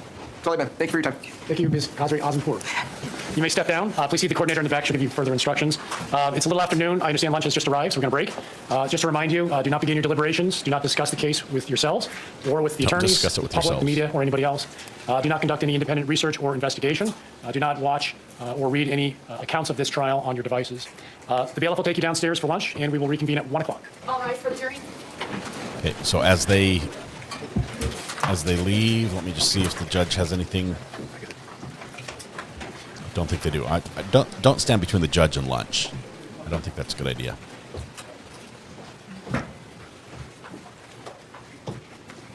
Don't think about the case. Yes. Oh, one more. Please be seated. All right, we are outside the presence of the jury. Mr. Anderson mentioned this morning that one witness scheduled for this afternoon may raise spousal privilege. Is she still on schedule? Yes. Okay. Have the attorneys talked about this topic? No, other than, yes, we agree that we don't agree with the state. Yes, we're going to raise privilege. Okay. Go ahead. To outline our position, when Nikolai came back to his group of tubers, he said some things to the group, which his wife heard, and he also made statements to her on jail phone calls, which I recorded. Statements can only be privileged if they're private. Right. Neither of those are private. You disagree, Mr. Nelson? Correct. We assert privilege. Correct. What time is she scheduled for? We were going to call her at 1. We couldn't change things up. No, what we'll simply do then is the attorneys will come back with the witness at, let's say, 12:50. I'll take a short record outside the presence of the jury, figure out what exactly these statements entail, whether or not they're private, and whether or not the privilege applies. That's how we'll do it. Okay. All right? That's all. 12:50. Enjoy your lunch, everyone. Enjoy lunch. Okay, so as they go to lunch, let me just say really quickly, Dr. Bullbutter says, I live in New Jersey. I miss stuff now because we had an earthquake. Tire scared right out of me. I need my emotional support, Ziba, for real now. Just looking at the earthquake map, if I can pull it up really quickly with you guys. USGS, you guys know this because you feel already. USGS keeps track of where the earthquakes are, and they show where people report feeling it. I like that map better than the other one that just shows where it was centered. So each little square, they've basically gridded off the United States. I think it's into sections, which is like 640 by 640. It's like 640 acres or something like that. So it's a little hard to see on this map, but right up here we have Maine. This is the center, New Jersey. All the little dots, all the little blue dots are places where people have reported already that they've felt it. So we're seeing all the way down into Virginia. People are saying they've felt it, and as far over across into, let's see, where's that? Oh, around the Great Lakes even. People are reporting this as well. So that's the felt it map. But the epicenter was right here in New Jersey. And it's like 4.7, 4.8, something on the Richter scale. I haven't heard about any damage. Just a couple of you guys are reporting some things fell off the walls. Just a little note. These don't always happen in isolated. Typically, they run in pairs. So there may be additional ones. See, there's one right there. 0.8 quake at 10:23. Depth of 2.9 miles, 7 kilometers north of White House Station, New Jersey. I think it was a 4.8. I think you missed the 4 on that one. But just be aware that California would tell you that if you feel one earthquake, there might be some aftershocks or something as well. And sometimes the aftershocks are stronger, and sometimes they're less. I don't get the science. Should have been 4.8. I got that, Pamela. Thanks for the update. Fox News team is tripping out on how the building was shaking. The pictures were shaking on the wall. It was crazy. I imagine all the news cameras were going. We're going to see footage from that from forever. Let's see. Back to the trial here. We're going to skip ahead in where we are in the trial. Keep an eye on the earthquakes and let me know if you feel something as well. Felt nothing in Manhattan, but I'm in a basement. 640 acres is a square mile, future. I didn't come here to math, future. I'm just kidding. I believe it's also called a section. Isn't that in the mapping term, a section? So, I don't know. Land used to be sold in sections back when you could buy a lot of it at once. All right, give me a second. We're gonna skip ahead through lunch and move on to the good stuff, which we're already halfway through this day. Let's see. Witness, lunch. Oh, new witness. Here we go.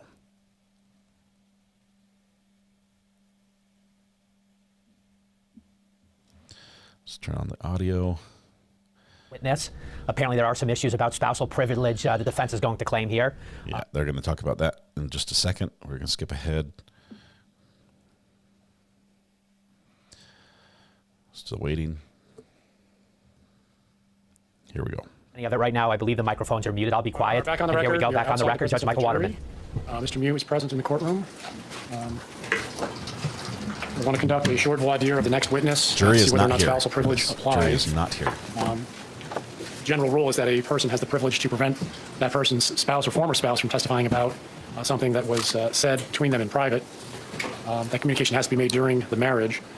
Can we all agree that the Mews were married on July 30, 2022? Yes.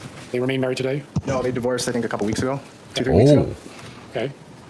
Were they married when the jail conversation took place? Yes. We agree on that much? I guess I don't know. Yes, we agree that they were married. All right, so the question is whether or not it was a private communication. Right. So, because the defense is asserting the privilege, I think they have the responsibility for establishing it. So I'll let them start the voir dire. Mr. Anderson, you may ask some follow-up questions. We'll see where it ends up, and I'll make a decision. I appreciate the opportunity to start. I don't know what they're trying to introduce, so it's hard for me to start because I don't. Do you want to cede that position and let them do it? Yes, please. All right, Mr. Anderson. Which would I think also mean they're trying to call her, so I want to be able to cross-examine her. Again, we're not getting into the substance of the conversation. This is just to explore whether or not it was private. That's all. Understood. Okay. All right, and I'm sorry, Mr. Mew's wife's name is? Sandra Mew. Sandra.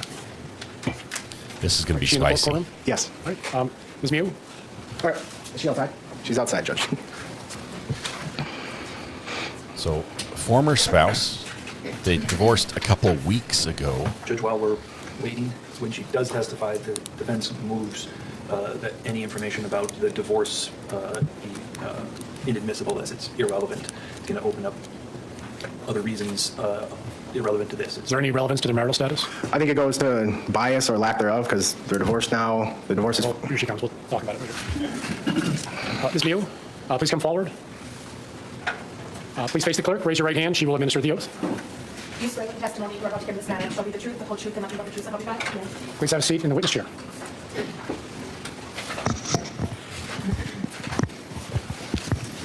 All right, Mr. Anderson. Can you state your first and last name? Sandra Mew. And Sandra, you were on the river with Nikolai on July 30, 2022? Yes. And do you remember him leaving your group at some point? Yes. And then do you remember some sort of commotion? Some sort of what? Some sort of commotion or disturbance? Yes. Did he come back to your group at some point? Yes. And was your group all pretty much all together then? Yes, I think so. And was Nikolai saying things when he came back about what happened? I don't know if he did then or this when he came back the next time. Okay, so he left twice? Mm-hmm. So after the second time he came back, was he saying stuff about what happened? A little bit, not much. Did he talk about his knife? Mm-hmm. Yes. And was that, when he was talking about that, was that when he was back with your group? Yes. So did multiple people hear him talking about that? Objection, no foundation. Sustained. Were you guys standing in a group? Objection, bag. It's hard for me to understand what you mean by group. So Yeah, sure. How many people were in your tubing group? I think there was about 8 of us. And when Nikolai came back, if you remember, were you guys sitting down in your tube, standing together?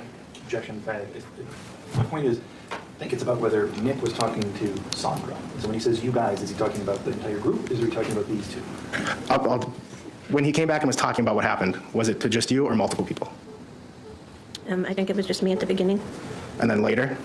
I think he talked to someone else while we were on the tubes. And you overheard some of that conversation? Not much of it. I couldn't hear what they were saying. Okay, but if... So far protected. Do you recall speaking with law enforcement? I'm sorry, what? Do you recall doing interviews with law enforcement? Yes. And do you remember if you told them about hearing what he was saying when he was talking to other people? I don't remember. Okay, but it'd be in the transcript? It could be. And so when you said he was talking to you, where were you? Were you by other people? When he came back to us, you mean? Yeah. No. Where were you? He was standing on the little sandbar. They were in the water. And where were the other members of your group? In the water. How close? I don't know. I didn't pay attention. 5 feet, 10 feet? Probably 10.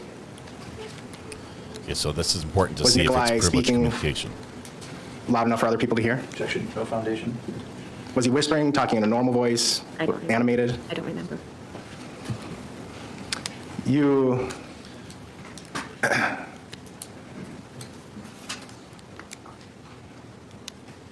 Who was he talking to while you were tubing? Amy. Objection. I'm confused. Tubing when? When you were tubing to the exit. Amy. Okay, and that's Amanda Torres? Yes.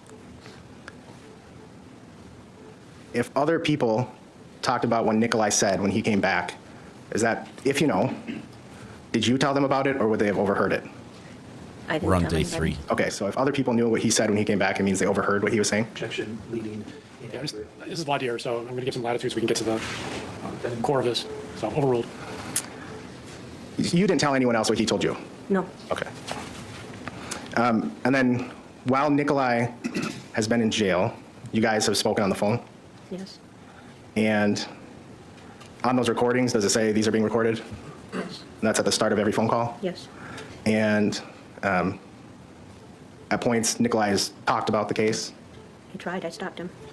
And sometimes he'd say something about the case before you could stop him? But I didn't.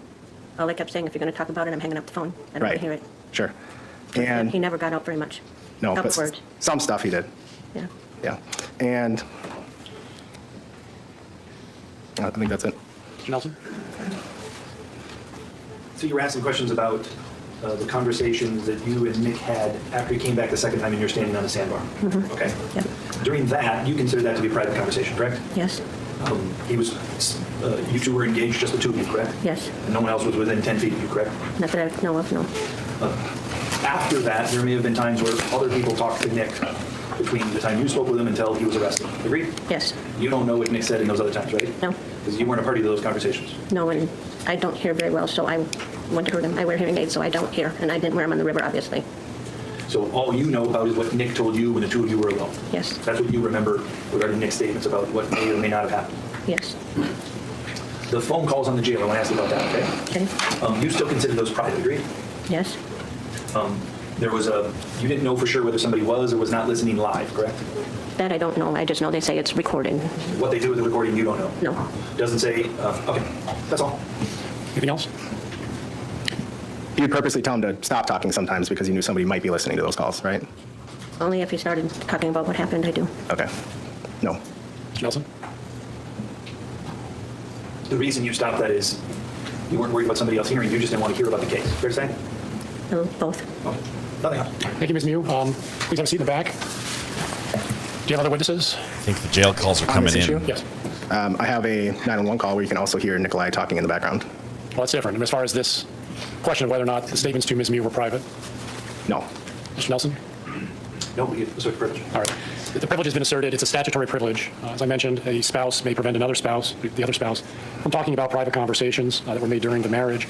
We're talking about two different conversations between spouses. One occurred on July 30, 2022, shortly after the incident.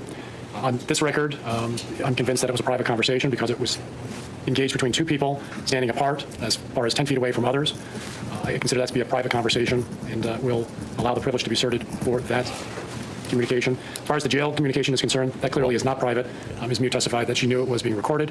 If it's being recorded, somebody else has the ability to listen, and the conversations are taking place knowing that somebody else is recording and possibly could listen.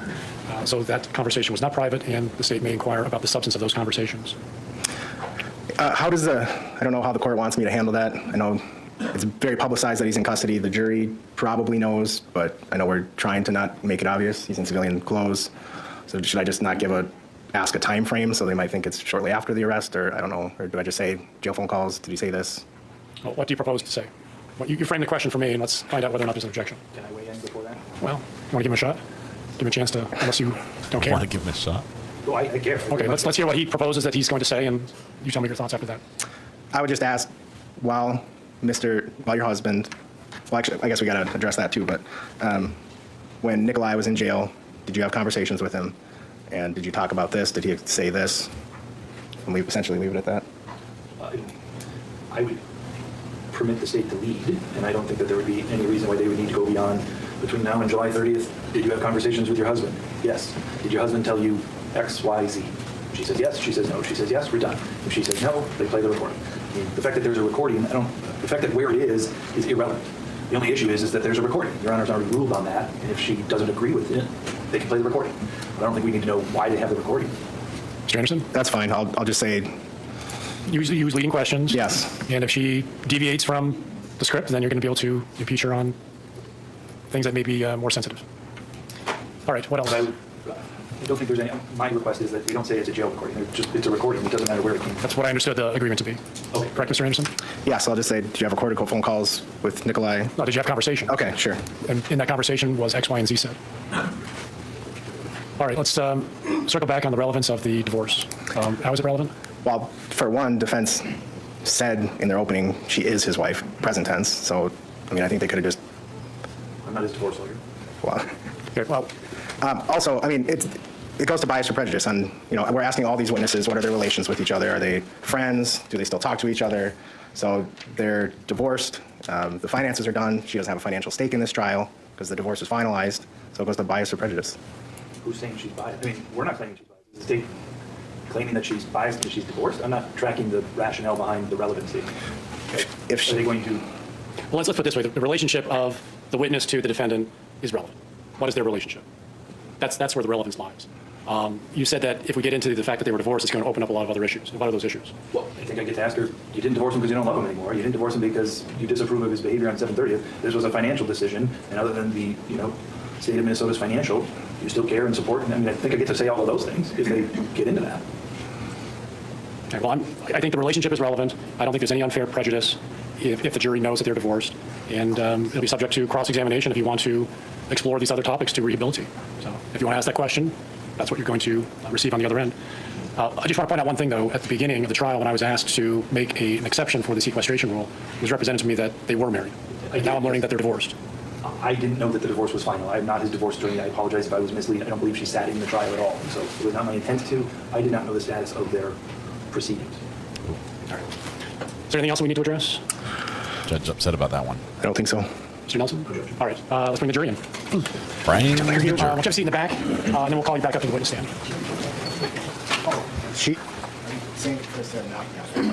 not a victim. Cowpoke, I see that looking for goggles could be misheard as looking for girls. But at that time, he had his goggles We're going to with him. re-administer the oath so that the jury shares. It could have been something like using my goggles or something, but I don't know. Clearly, there's miscommunication that happened All right, there. for the jury. Because looking for girls in 10 inches of water isn't very realistic either. Because they're looking for a girl's phone. Looking for someone's phone. I don't know.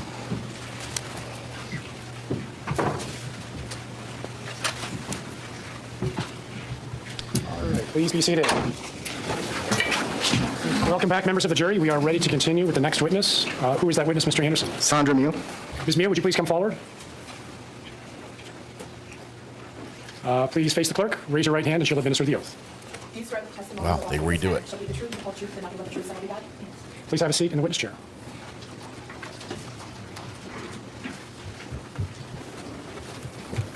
Mr. Anderson. Can you please state your first and last name? Sandra Mew? And Sandra, do you work? No. What city and state do you live in? I live in Lakeville, Minnesota. And obviously you know Nikolai Mew. Yes. Where'd you two meet? At work? And is that Ritchie Engineering? Yes. Were you tubing with Nikolai on July 30, 2022? Yes. Were you with a group of people?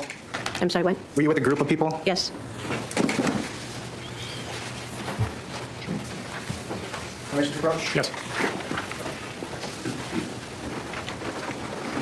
I'm handing what's been marked as Exhibit 12. You can take it. Are those the people you were tubing with? Yes. Okay. Move to admit and publish. Any objection to 12? No objection.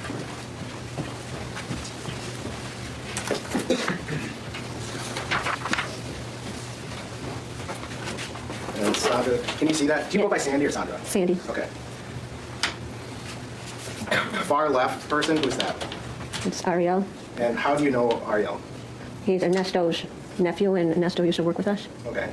How many times were you and Nick, or just Nick, close friends with Ariel, just met him?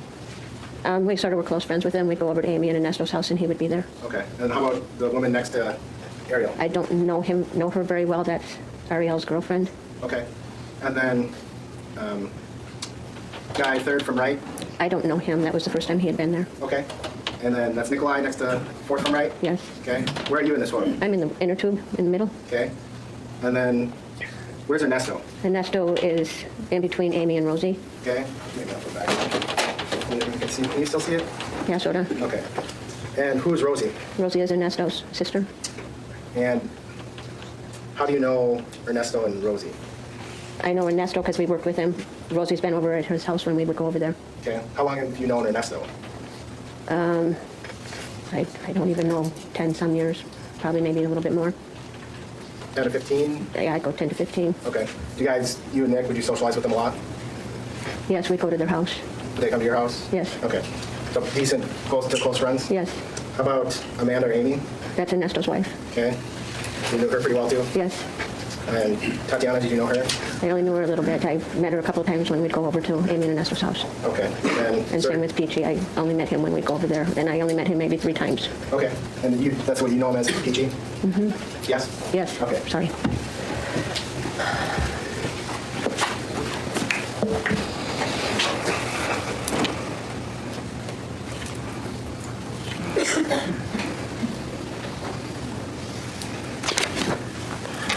When you were tubing in the beginning, did Nikolai have a knife on him?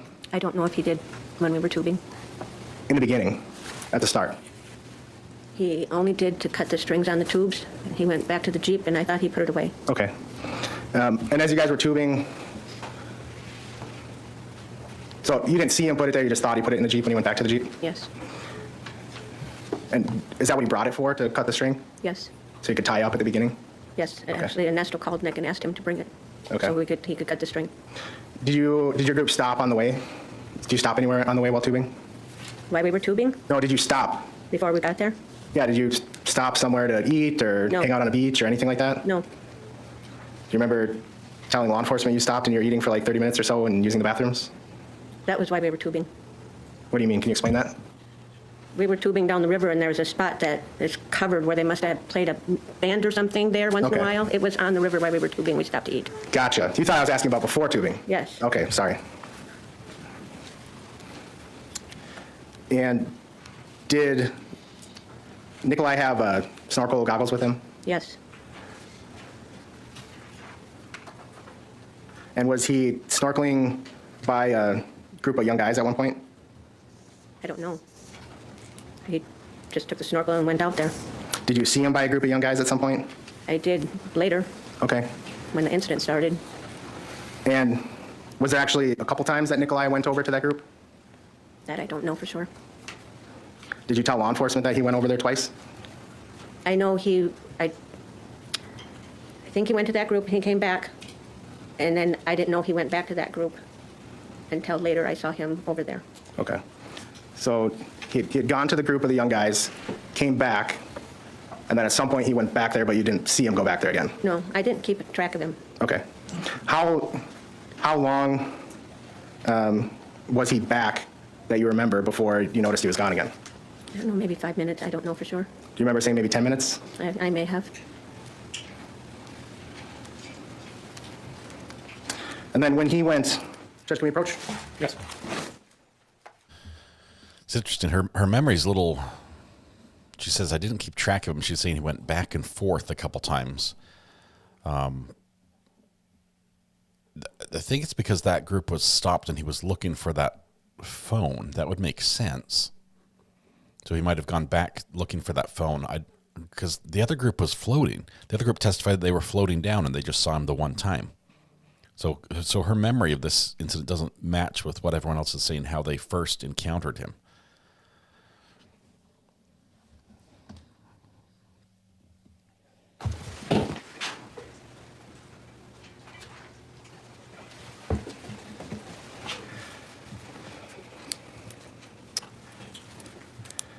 And at some point, did Ariel's phone get knocked in the water? I don't know how it went in the water, but yes. Ariel, one of the girls' phone. And do you remember, in relation to the 2 times Nikolai went over to the group of young guys, was it before the first time, after the first time? Do you remember? Was what before or after? When the phone got lost. Oh, it was before. Okay. And was Nikolai looking for the phone? Yes. What were you guys doing, the rest of the group, while Nikolai was looking for the phone? I don't know what they were doing. I was busy sitting in the inner tube because I had a hard time getting out of it. And I was just looking at the sky and the trees and just relaxing and enjoying my day. You guys, I mean, your group was kind of by sandbar, is that right? Mm-hmm. Okay. And when Nikolai was back at the group of young guys the second time, did something catch your attention? I happened to, every once in a while, I'd sit up in my tube just to see where Nick was at. And the one time I did that, it looked like there was people around him, and all of a sudden I saw him on his hands and knees in the water, and somebody was hitting him. Didn't you originally say that the first thing you noticed was all the young guys jumping out of their tubes? I may have. And it's that point that you alerted your group and sent some people over there? Or asked some people to go over there? Yeah, I had asked 2 of them, And who were those 2 people? Ariel and Ernesto. Okay. And again, Ariel in the group photo is on the far left, Yes, he's got the red, white, and blue. and Ernesto is the only one without a shirt off in that photo? Yeah, he's on the other side. It's like second from where I'm at on that side. Okay. Thank you, Valerie. Appreciate you. And so you saw, and just to clarify, this is the second time Nikolai's at the group that you see them jump up? Yes. Okay. And do Ernesto, after you see the boys jump up and you alert the group, do Ernesto and Ariel start walking over there? Yes, Ariel went first, and then Ernesto went.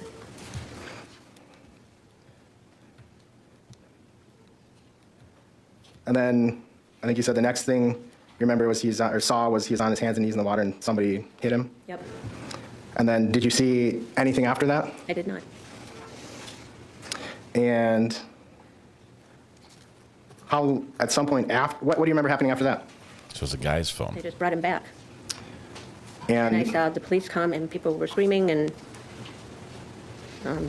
kid was by a tree, I guess. And later, because we stayed there for about 20 minutes. And I'm going to get to that in a second, but I just want to back up a little bit. So you said they brought him back.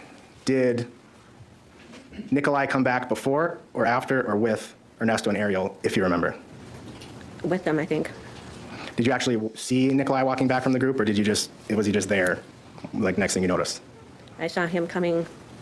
I didn't see him leave that group. I saw him, though, walking back. And were you watching him the whole time he was walking back? Not at the beginning when he left the group. I didn't see that. And did you watch him? So I just want to make sure I'm understanding.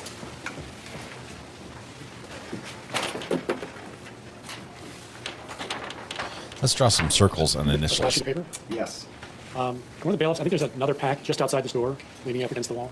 I've used the last post-it page.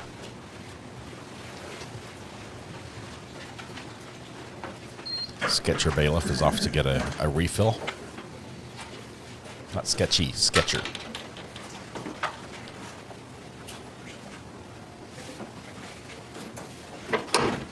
Let's take that one down. We need to mark it in any event.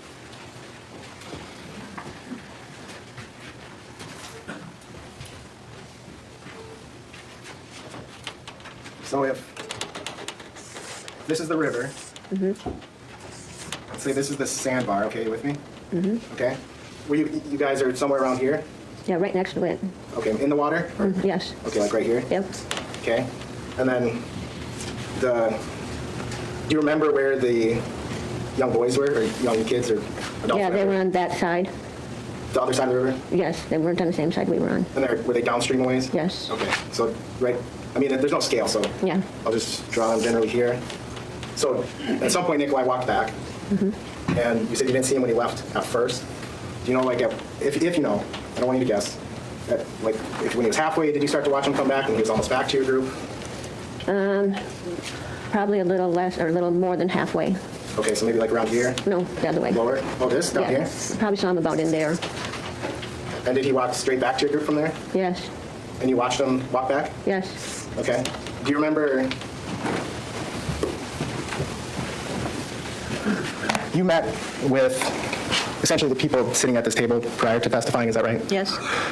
And do you remember saying in that meeting that you weren't watching him when he walked back the whole time? Yes. Okay. So do you know which one it is? Yes, I probably didn't watch him the whole time. Okay.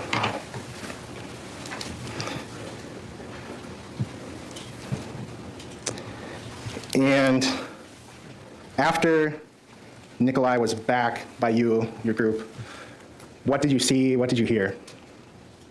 Not amongst your group, but downriver. There was a lot of commotion down there. I saw the police arrive. I saw someone, I didn't really see the person laying by the tree, but I saw somebody give that person CPR. And let me ask a question about that. So the person who was getting CPR, was that on the other side of the river from you? Yes, it was by where the other people's troops were. So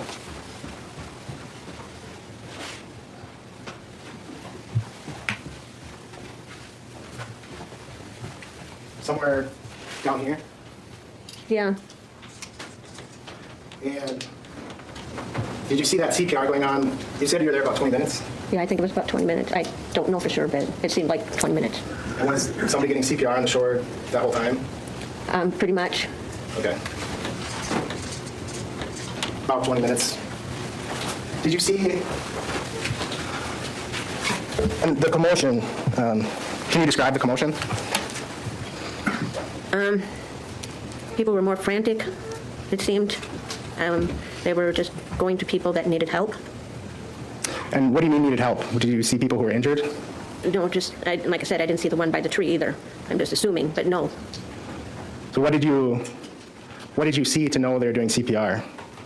I saw somebody pushing up and down on the person's chest. Okay. Did you see blood? I did not. And so you said you saw law enforcement arrive. Mm-hmm. Yes. And do you remember seeing a couple officers in the water? Yes. Is that what you remember as far as law enforcement that you saw before you guys left?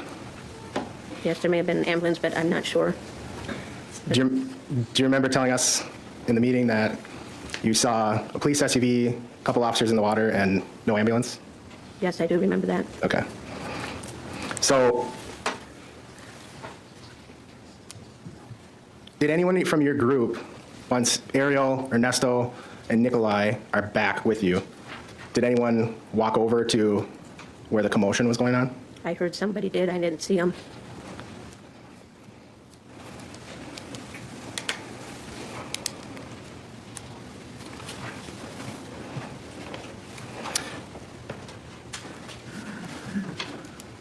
Prior to the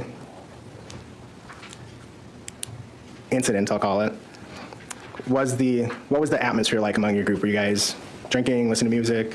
We were listening to music until the phone got lost because that was the one that was playing the music on. Okay. Some of them were drinking. Okay. Was Nikolai drinking? He had about 2 beers. Everybody had 2 beers. About, just an estimate? The 2-beer river. You were the designated sober driver home, right? Yeah, I was just drinking water. And that was pre-planned that you would be the one to drive home? No, it was not pre-planned.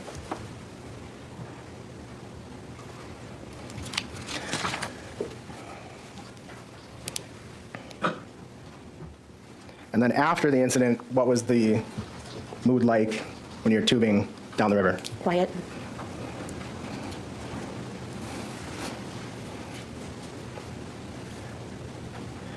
And I'm not asking what was said, but while you're tubing down the river, was Nikolai talking?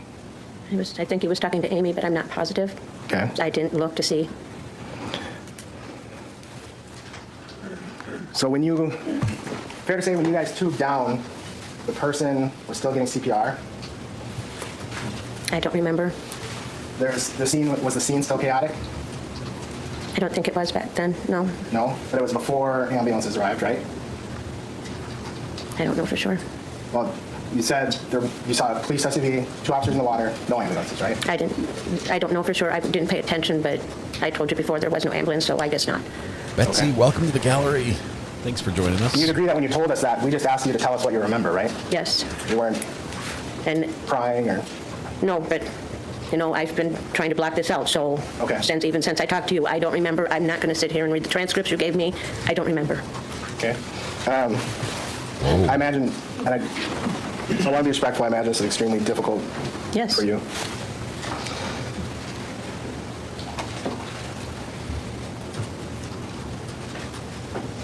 I'm not going to have my memory refreshed. So, when your group left, you had to tube by the spot where the incident happened, right? Mm-hmm. Yes? Yes. Okay.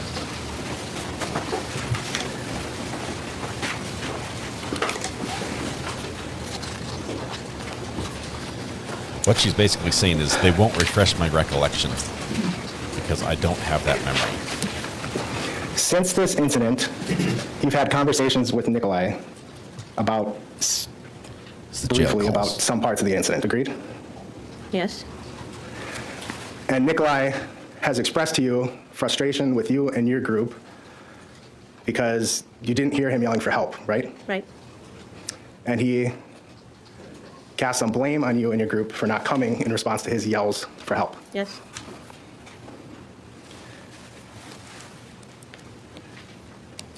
And you responded you couldn't hear any yells for help.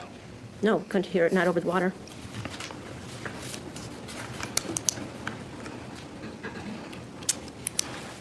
This is like a slow float. This isn't Nick's knife, you described it as, you believed it was a silver blade, black handle folding knife. Do you remember that?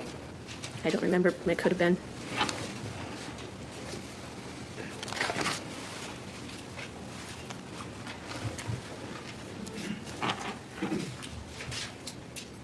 And you described that it had a clip and a clip on the knife, right? Yes. And he'd clip it into his lower pocket on his shorts. Yes. And Nikolai's right-handed, right? He's right-handed.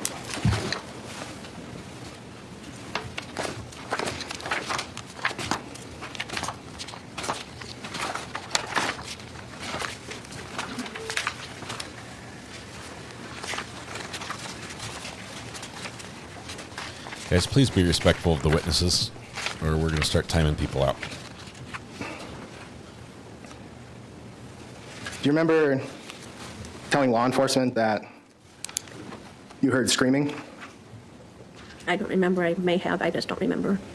You, would it refresh your memory to see a transcript? Yes.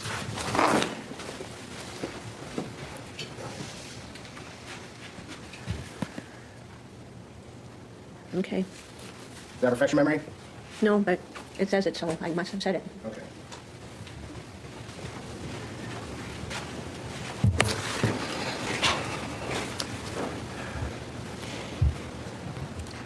When you saw CPR being done on the shore, was the rest of your group looking in the same direction, watching what was going on? I'm assuming so. No foundation. Listening. You were there for 20 minutes? About, I guess. Sorry, just wait till Sorry. you address the objection. That's fine. I'm sorry, I didn't hear the objection. I objected. Asked and answered. I hadn't finished. Ask the question and we'll start over. So you were there for, you estimate, about 20 minutes with the other people from your group. As you were there, did you make observations about the people in your group? No. No, you didn't see anything that anyone was doing or looking at? No. Where were you? Okay. And what about Nikolai? Did you see where he was looking? No. Did you see what he was doing? No. So Nikolai walks down to the, I'm talking about the second time now, the group of young guys. You see him get hit. When he's down on his hands and knees, he eventually comes back, and you're not paying any attention to what Nikolai's doing? Leading. Sustained. May we approach? Yes. May we approach? I have an objection, Judge, and I'd like to argue it out with you, but I can't do it in front of the jury. So let's do that here. What we have here is a very reluctant witness. She is here because she is compelled to be here. The defense has asserted privilege over some of her conversations, which the judge granted. What are we doing? Looking at the cables? Camera got lost for a minute. Betsy, thank you. Welcome, and thanks for the huge super chat. Appreciate that. It's good to have you here. Make sure you take a seat by typing exclamation point were seat. you watching, after everything you testified about, during the 20 minutes you're there, were you paying any attention to Nikolai? I don't recall. I must have at some point. I just don't recall.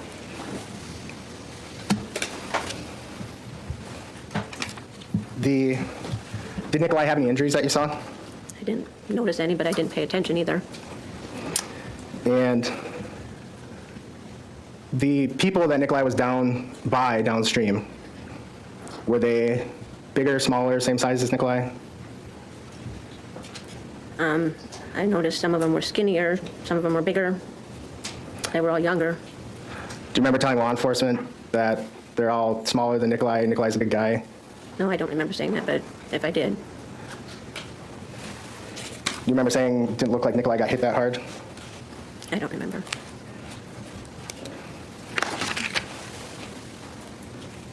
She's already decided she cannot have her memory refreshed, so if he shows her the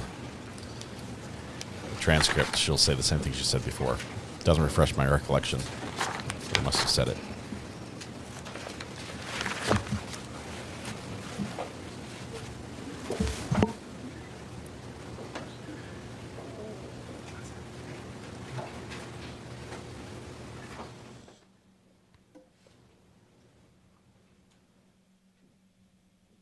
I think the state lost their big spicy detail when the judge ruled When Nikolai that came back conversation after you at saw the him river was get hit, inadmissible.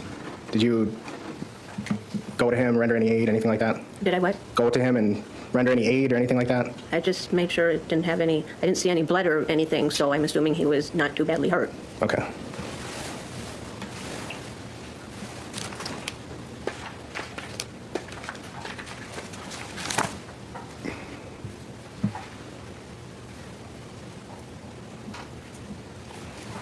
Thank you, Selena. Nothing else, Judge. Mr. Nelson? Quick Ms. cross. Mew, can you tell us when you and Nick got married? When? Yeah. Yeah, it was June 4th, 2011. Why'd you marry him? Because I loved him. Still true today? Yes, it is. Over the course since, did you know him before 2011? Yes, I met him. We started dating in 2008, and I met him at work a little before that, so. What did he do there at your place of employment? He was an engineer. What type of engineer? I think he said it was a mechanical engineer. Okay. What did you do at the place of employment? I was a supervisor of a department. Of what department? I was a supervisor of the packaging department. Okay. And it was through that you and Nick grew to meet each other and then know each other, right? Yes. It sounds like there's a group of other people that you guys got to know and hang out with from work, right? Yes. So you've known Nick since 2008? I knew him a little before that, maybe 2007. And during that time you eventually married him and lived with him, right? Yes. You worked with him often? I did. You interacted with him at work and at home? Yes. Imagine you really knew this man. Yes. Would you agree that you know his character as to whether he's peaceful or violent? Objection, Judge Commissioner? Yes. Character evidence, that's the objection. His character, is he violent or peaceful? Objections, we don't want that in. I'm Orange. Thank you, RA. Mods in chat. CC, congratulations on 12 months. You hit the big one, too. Congratulations.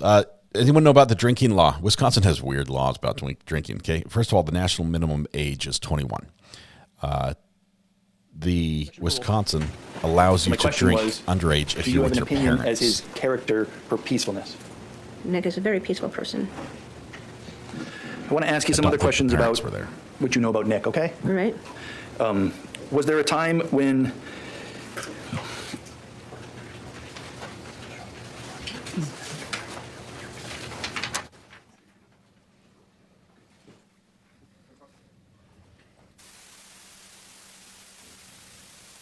you have to be legal parents? It has to be literally the people who have custody of you, not just custody, but on paper. You're the person who can claim you on their taxes, right? It's interesting law.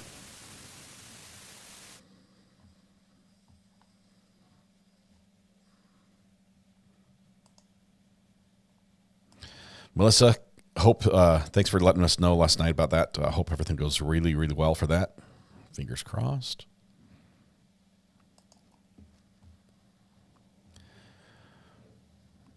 I don't think you can smoke pot there. At the time, I'm not sure if that's changed. I think it's still illegal. 6 months. All right, son, this is, yeah.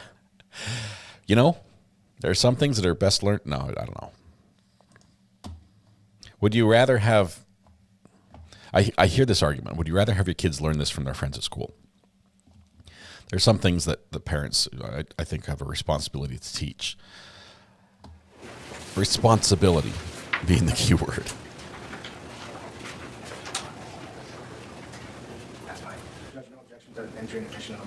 What are the numbers? I'll go through them. I just wanted to publish and ask you when they're on the helm. That's fine. We'll turn on the document examiner. Yes, thank you, Judge.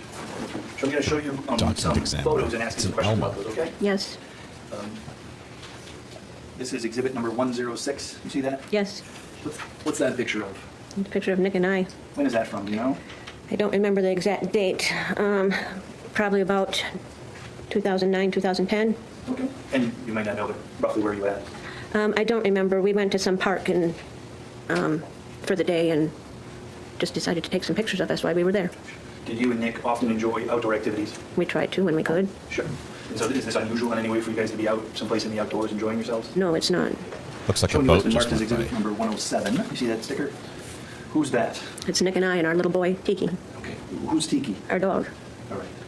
I'm showing you then picture 108. There's 3 different pictures there. Do you see those? Yes. Is that Nick in all of those? Yes. Is that Nick on the left-hand side and the right-hand side? Are those pictures of Nick working on some property you guys owned in South Dakota? Yes. Here's a movie quote for Nick, a bit you. of a handyman? Oh, yes. I see Fix you stuff around the managed to house? get your shirt Yes. off. Fix stuff around the yard?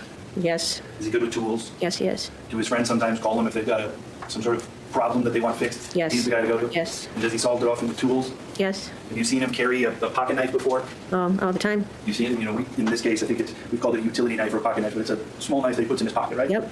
Have you seen him use that before? Yes. Have you seen him solve problems around the house with that? Yes. Solve problems around the outside property with that? Yes. Have you seen other people ask him about, hey, Nick, can you do this? And he'll use the pocket knife to fix something or solve something. Yes. Solve Showing you problems what's, with a knife. marked as Exhibit 109. See those 3 photos there? Yes. Is that Nick? Yes, it is. Is that Nick in the hospital on the 2 ones on the left? Yes. Why was Nick in the hospital? He had a quadruple bypass done. And when was that? I think it was 2020. Okay. And you see in the one on the left and in the one on the right, he has some sort of red pillow that's on his chest. Do you recognize that? Yes. What was the purpose of the red pillow? So when he would sit up, he could hold that pillow against his chest to help prevent the pain. Okay. How long was he in recovery as a result of that? Do you know? I don't remember. I know he wasn't in the hospital long because they try and get you out right away. I don't remember if he was home 3 to 4 weeks afterwards. Now, you knew him well before 2020, correct? Yes. And then you knew him till today, sometime after the surgery, correct? Yes. Fair to say that since the surgery, he's had some more limitations Yes. on his physical ability, correct? Yes. He wasn't quite as fit as he was before, would you agree? Yes. And maybe this happens to all of us men when we get into our 50s, but it appeared to you that he lost some of his confidence in his fitness? Yes. Lost some of his ability to think he could go off and do anything and that he's invincible? Yes. This certainly humbled him to that degree? Yes. And did he limit himself to some degree? He did to some degree, yes. Did he at some point tell you, like, I just can't do this anymore, or make complaints about his own fitness? No, Nick never did that. He wasn't a complainer? Not too much, no. And he tried, if he could do it one way or the other, he usually did it. Okay, all right, problem solver. Yes. All right.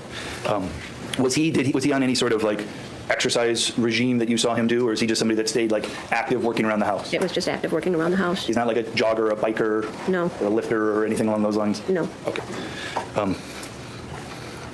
There were some questions about alcohol use. And before I get into that day, just in general, Nick a big drinker? No, not real big drinker. Occasionally he will, but not very often. He'll have a couple beers after work. Okay. On this day, were you concerned about his alcohol consumption on July 30th of 2022? Oh, no, no. Was he in any way, did you see him impaired on other days? Oh, I've seen him, yes. Yeah. On that day, was he in any way impaired? No. Were you worried about his intoxication level in any way, shape, or form? No. And in your group, was there anybody in your group that was just like slamming drinks? No. They had beers, but everybody shared them. And I don't know how many they had, but there was nobody that was intoxicated in our group like that, no. Okay. Showing you what's been, I think we talked before about that other exhibit. Now here's exhibit 110. You see that photo? Yes. And, is that Nick on the left? Yes, it is. Okay, and I'm gonna, Nick there, is that what he wore on the way to tubing? Yes. His shorts, they're camouflage shorts. Does he have a lot of clothing in which is, camouflaged? Yes. Okay, that's just kind of his, I don't want to say signature, but he's got camo clothes. Yes, he does, lots of them. Okay, and is it unusual for him when he's doing outdoor activities to wear some of those clothes that are made for outdoor activities? No, it's not unusual. Is it unusual for you to see him out and about in a camo shirt? No. And so that's what he wore there that day? Yes. We see in that picture there that he has a ball cap on, is that right? Yes. And I think there's some other, the original picture here, exhibit 12, he doesn't have a ball cap on, is that right? He does not there. Were there times when you guys were on the river that day that you saw him with the hat on and with the hat off? I didn't pay attention. Okay, other than what's documented in the photos, that you don't have any particular memory? No. Was it unusual, would it be unusual for you to see him with a hat on? No, that's not unusual. Okay, he wears a hat pretty regularly? Yes. Okay, and then I think in both of these photos, he's wearing sunglasses, is that right? Yeah. You remember him wearing sunglasses on that day? Yes, I knew he brought them with. Okay. Again, fair to say that it was sunny out that day? Yes. Anything that you thought was unusual about your husband wearing sunglasses on a sunny day outside? No. Were there times that you saw him take the sunglasses off? I didn't pay attention. He brought some snorkel and goggles though, right? Yes. And there was certainly a time when he would, before this incident that we're going to eventually talk about, there were times that you saw him in the water using the snorkel and goggle, correct? No. You didn't see that? No. Okay. So has anyone ever showed you the photos or the video of him kind of just resting in the water with the snorkel and the goggles? No. Okay. Is that something that you've seen him do in the past? Well, he goes in the water, but he usually doesn't bring the snorkeling and goggles with. Okay. He did this time, only because I had mentioned that not to wear any jewelry because the water's cold, because he wanted to know why, and I said because your jewelry falls off, your rings will fall off your hands because the water's cold. Okay. So he thought he'd bring it with and looked for jewelry in the water. Oh, okay. That's why he brought it. Okay. And that's something that you guys discussed prior to that? Yes. All right. You'd also mentioned prior to, in addition to the snorkel and goggles, you said, I think on direct, Ernesto called and asked him to bring the pocket knife. Do you remember Yes. saying that? Yes. Were you there present when you saw Nick answer the phone? Yes. And did you know who Nick was speaking to? He told me who he was talking to. Okay. And it was Ernesto? Yes. Not yet. And at some point after that phone call, did you see Nick go and do something? I saw him leave the room. Okay. And then when he came back, did he have the pocket knife that he often has? I don't know. He told me Ernesto wanted him to bring the I'm knife. sorry. This is Ernesto talking? Sustained. Did you eventually see Nick at the Somerset tubing parking lot using the knife to cut some strings? Yes. Were you surprised that he had his pocket knife with him to cut the strings? No. Okay. At other times during the day, did you see him using the knife to fix his shoes at all? No, I did not.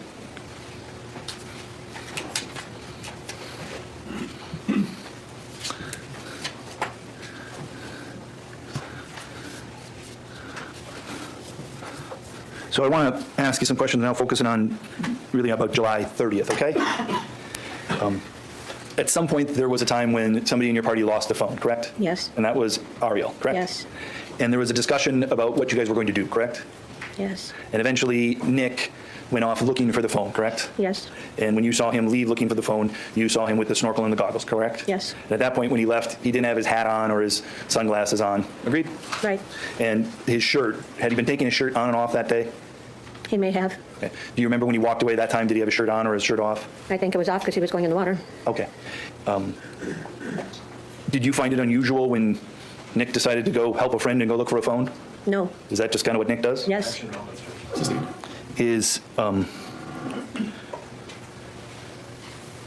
When he did that, did you think you needed to keep an eye on him? No. Were you worried about him, like No. his behavior? No. Throughout that day, had you seen him cause any conflicts that day? No. Engage with anybody in a way that made you like want to control your husband's behavior? No. Were you worried about that in any way? No. You were just basically like, look for the phone. I'm going to sit here and relax in the tube. Exactly. And that's what you did. That's what I did. At some point, he came back and then he left again, correct? Yes. Do you know exactly what he was doing each time that he was gone from your group? No. You weren't keeping an eye out for him?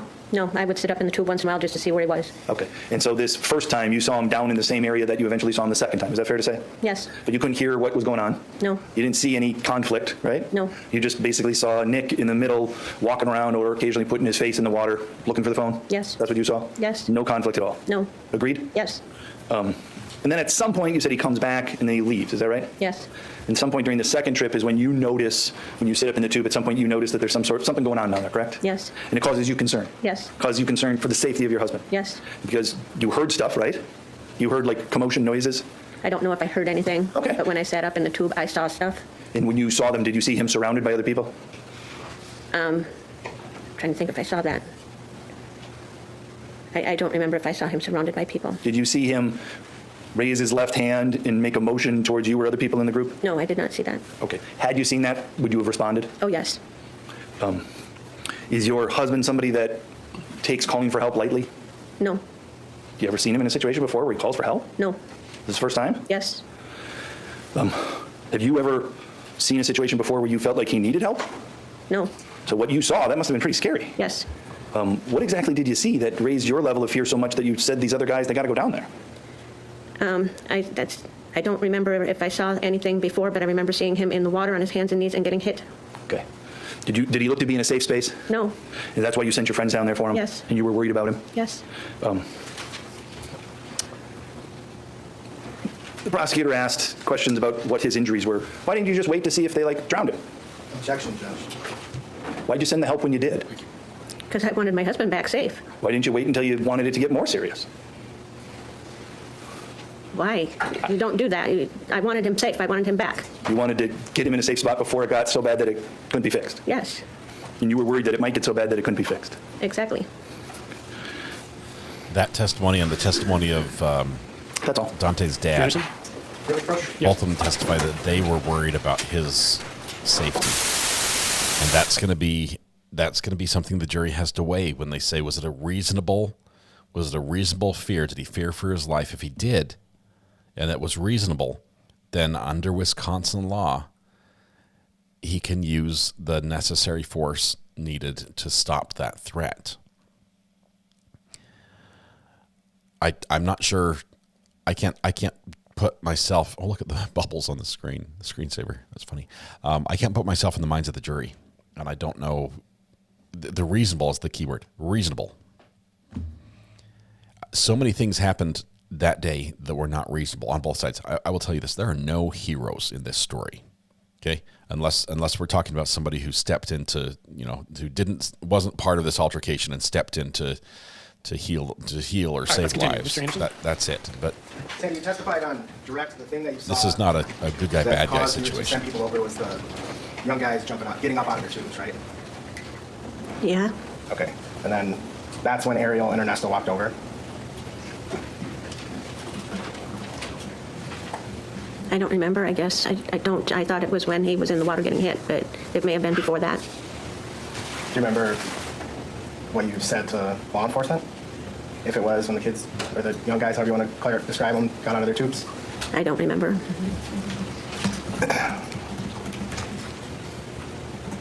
And also on direct, you testified you never heard Nikolai yell for help, right?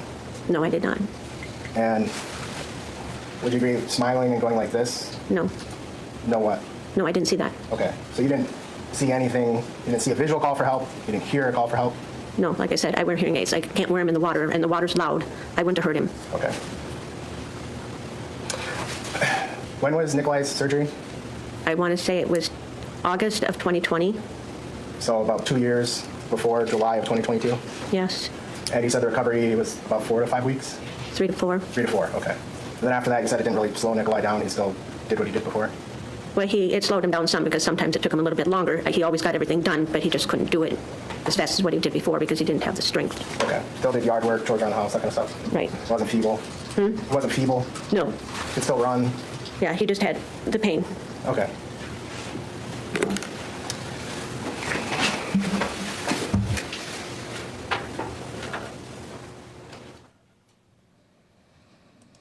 I hear you, Mr. Apachorso. This one's a little bit different because there was physical altercation before the stabbing. At least from all the testimony that I've put together, it sounds like the stabbing was not the first thing that happened. There was verbal build up with an increasing threat, and then physical. What I understand you saying is you didn't hear him call for help, correct? Right. And you didn't see him call for help, correct? Right. Would you agree, had you seen him make a gesture with his left hand waving you, you would have considered that a call? Speculation, hypothetical. You should already answer the question. I wasn't done asking, I guess, I'm not. Good point. Finish asking the question, but I think we've already gone through this. Just following up on his redirect, so. I know, but I think we've already gone through this, so I don't want to waste I'll try to be really quick. You would agree, had you seen him raise his left hand in a motion like this, you would have considered that from your husband, who you've known for that long, a call for help? Yes. Sustaining that she's already answered the question again. Next topic, please. You were asked some questions about when you actually raised a concern, so much though that you sent 2 men over there to help your husband. Remember that? Yes. And what I believe you first said on the first time was when you saw him getting hit, you sent the 2 people over, correct? Yes. But we came to learn that you may have been concerned even before that and sent people over to help him even before that. I may have, yes. You were worried, you didn't wait until he got hit, you were worried about it even before that, correct? Yes. You just saw a situation in which he looked like he was outnumbered by a bunch of young men, correct? Yes. And that concerned you? Yes. And that's why you sent some other people over there, correct? Yes. That's all, thank you. Thank you, Ms. Mew. May we step down? Judge, if I didn't already, the exhibits that I showed, I just moved for their admission. I believe I did before, but. Were those photographs submitted? 111 was not included in that, so I'll have to do that later. I just want to make sure the clerk knows. All right. Ms. Mew, please see the witness coordinator in the back, and she'll tell you where to go next. How you doing? Want to keep going or take a break? Keep going? Okay. You're going to keep going unless anyone needs to use the restroom? Okay, everyone's good? Who's the next witness? William Davis.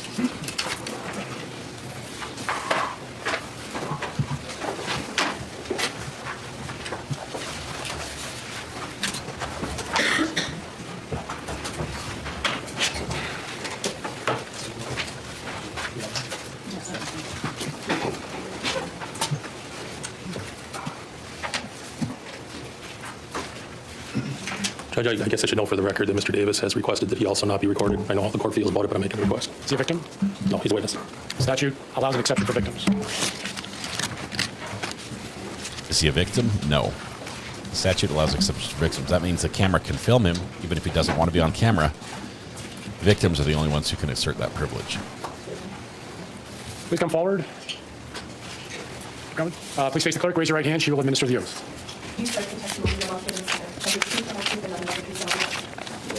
Please have a seat in the witness chair.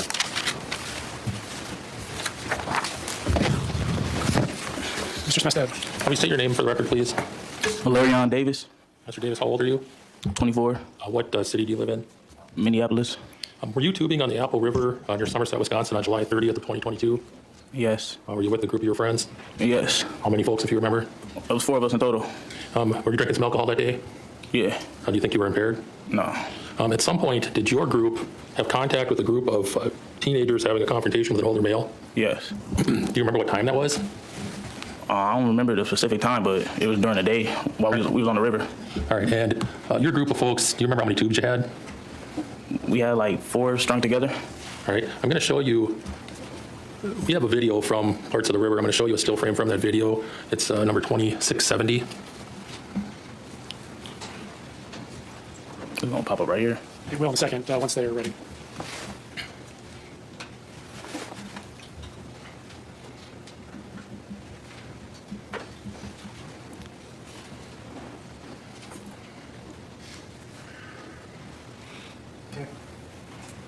Might be loud.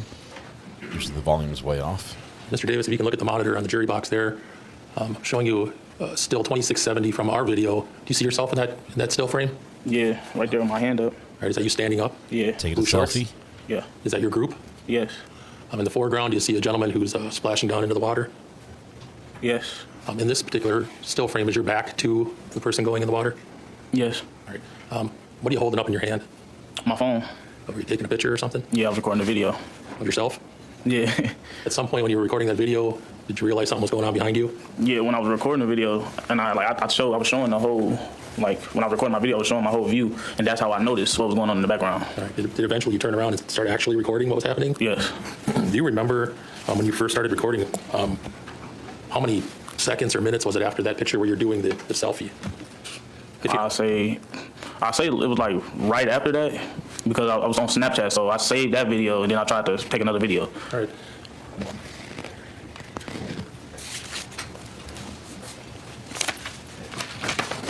I'm going to show you another still frame from our video. It'll be 3093, Judge.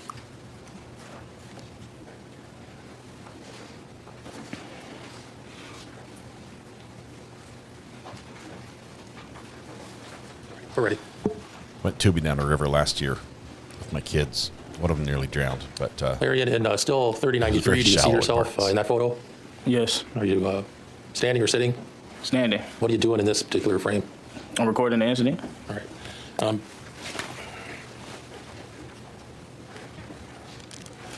We're going to play Mr. Davis's video here. It's exhibit. Oh, pardon me. Did you get a chance to come to our office and review the video that you took? Yeah. And did you put your initials on the flash drive that your video is located on? Yes. I want to show you, Judge, if I can approach. Yes. I'm going to show you what's been marked as exhibit 21. Does that look familiar? Yes. Is that the flash drive you watched earlier today? Yes. Are those your initials on there? Yeah. And the date? Yes.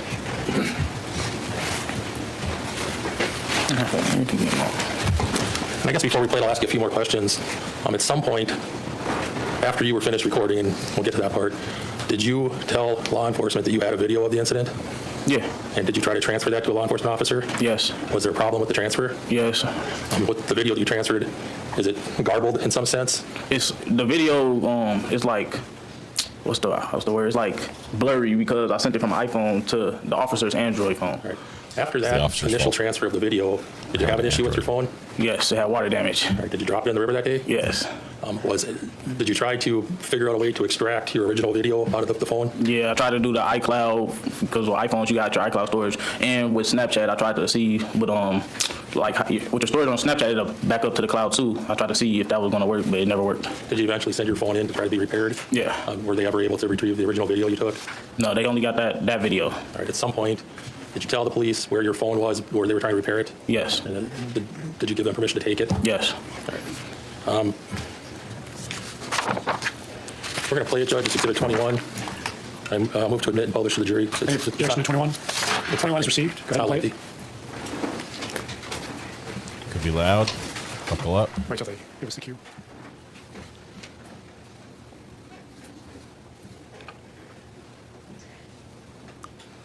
So many questions could be answered if these kids would only learn to film in horizontal mode instead of portrait.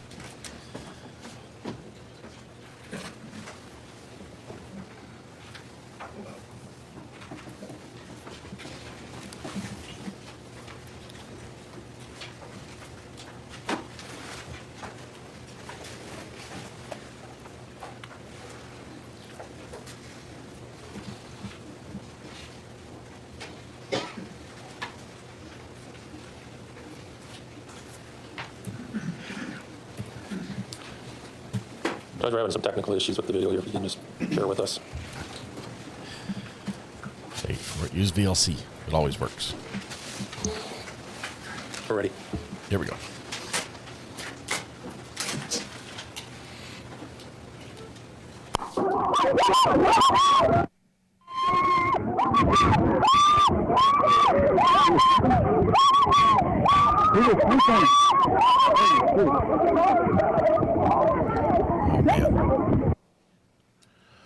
Whoa. Was that the video that you took back on July 30th, 2022?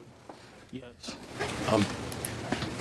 As you were recording it, were you watching what was happening at the same time? Yes. What did you see happen? I saw him stab the light-skinned dude before and like slice his whole stomach open. And you could see him like push the next person in that video, but it's like real blurry. That's pretty much it. Were you able to tell the people that had been injured? Yes. Did you and your group make any efforts to assist these folks that were injured? Yes. What did you do? Me and my brother, we had helped carry. It was a girl, she had got stabbed, and then we helped. There was another dude that got stabbed in like his arm. I think we helped him. We walked him out the water too, because he was like hysterical. You got two heroes, one hero, two heroes. I don't have any questions, John. Mr. Officer. So, Mr. Davis, you provided 2 interviews to law enforcement. Do you remember that? Yes. Okay. One on August 10th of 2022, and then another one on March 7th of this year. Do you remember that? Yes. Okay. And I want to make sure I understand your testimony correctly in terms of the video. Are you saying that you recorded, there was more video that you recorded, it was just lost in the transfer? Yes. Okay. And is what was lost in the transfer, I mean, you provided the police with information on what you said you saw, right? Yes. Okay. And you were asked today about what you saw, and you said you saw the light-skinned dude got stabbed, right? Yes. Did you see more than that? Yeah, it was like a tussle. Okay. Well, I'm going to get into that with you for a minute, okay?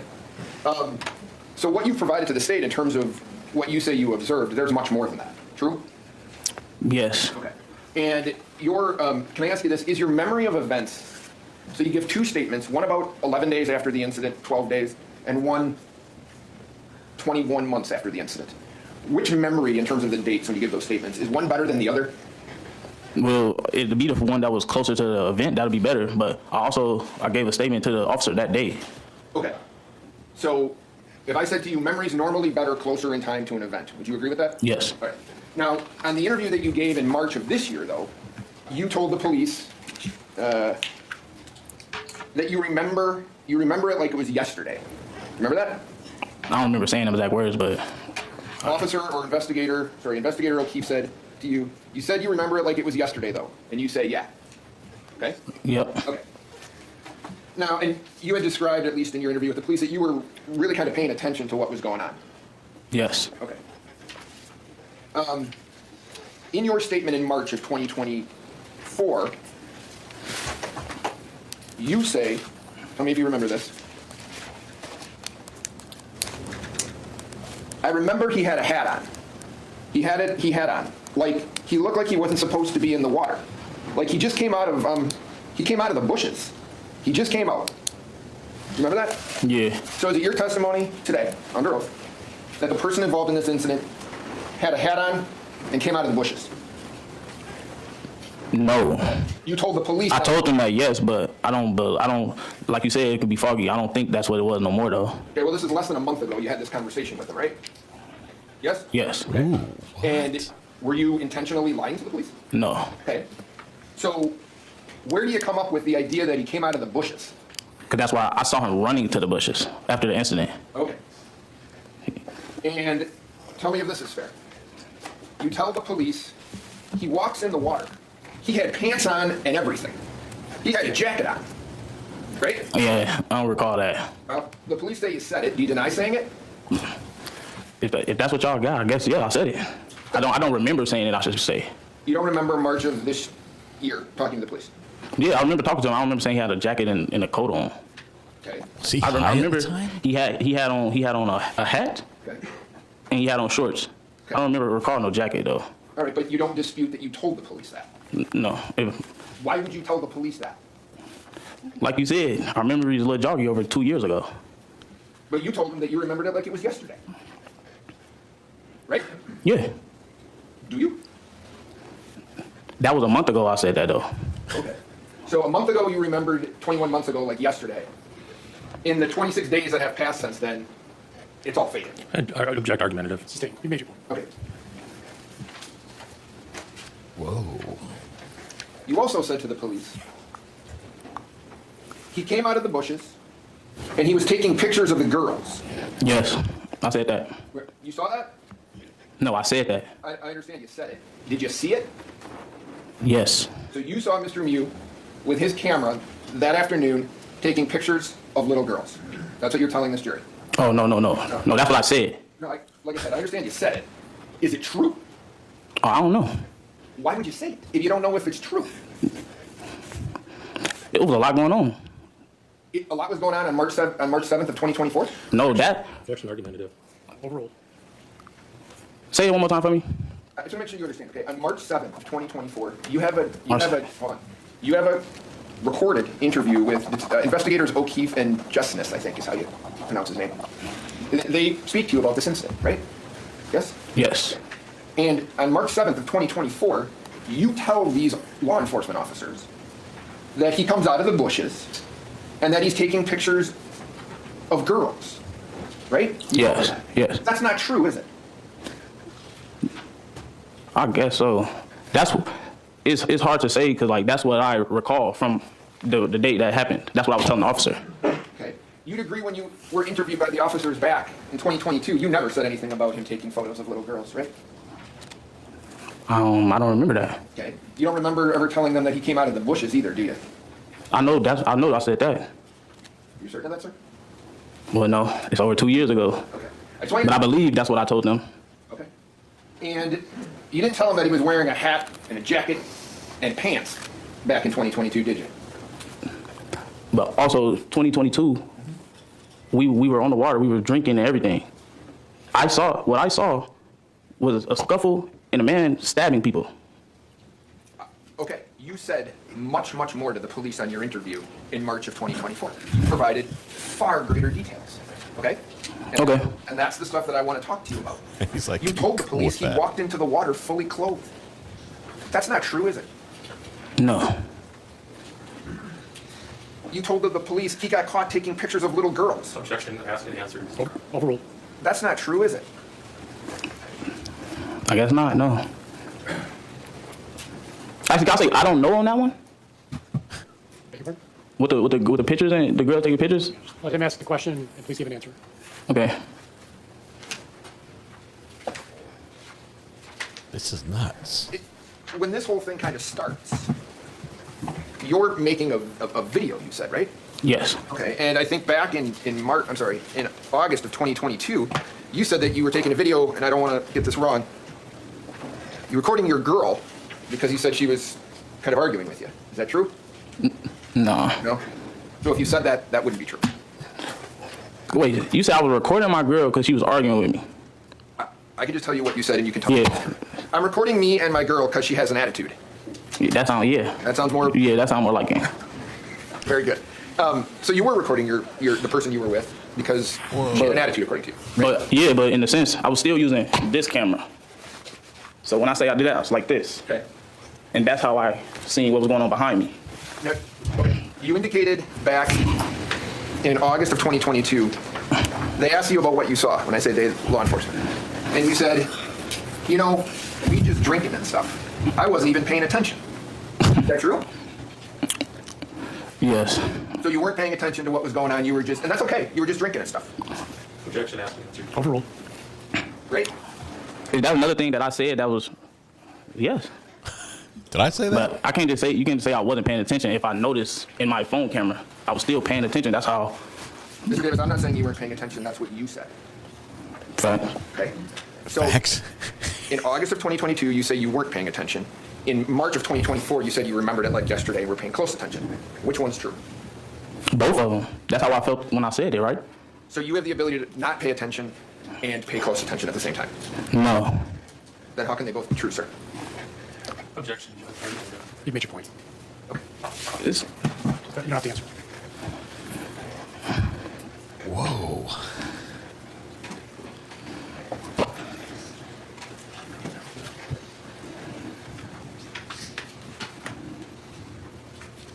My last couple questions, and then I'll let you go. The jury Your must initial have interview with put the notepads law down. enforcement back in August, you indicated that you said the following: I don't recall like what the old man looked like or anything. I don't even know if it was an old man. Do you recall saying that? Yes? Yep. So back in August of 2022, you didn't, if I'm hearing or reading what you wrote correctly or said, you didn't remember what the person who was involved in this, if they were old, young, what, right? Yep.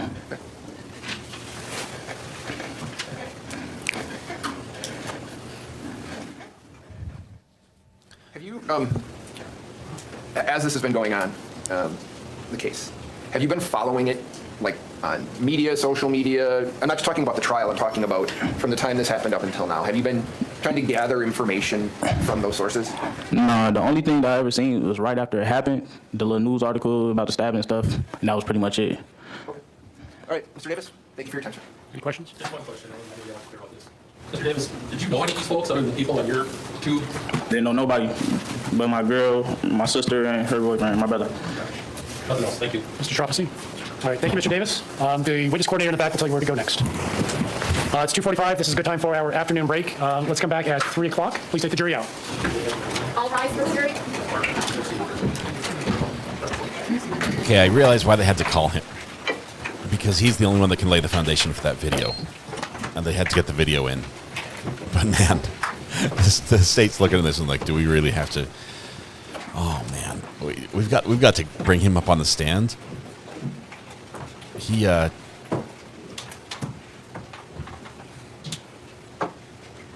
We are in recess until 3. Okay, he has.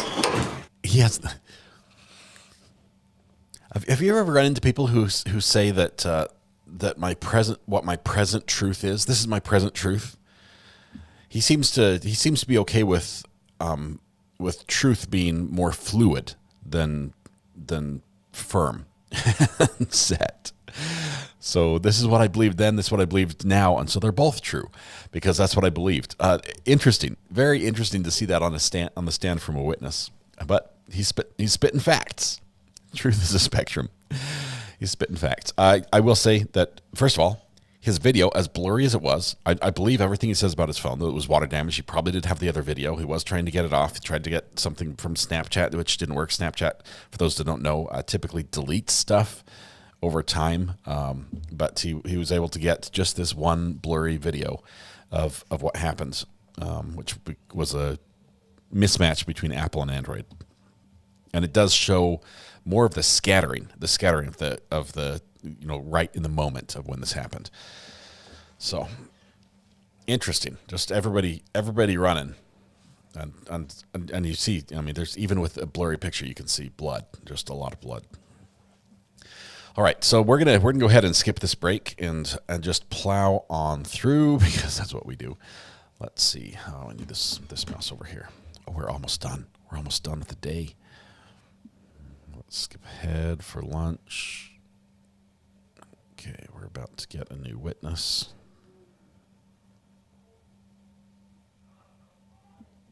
Okay, here we go.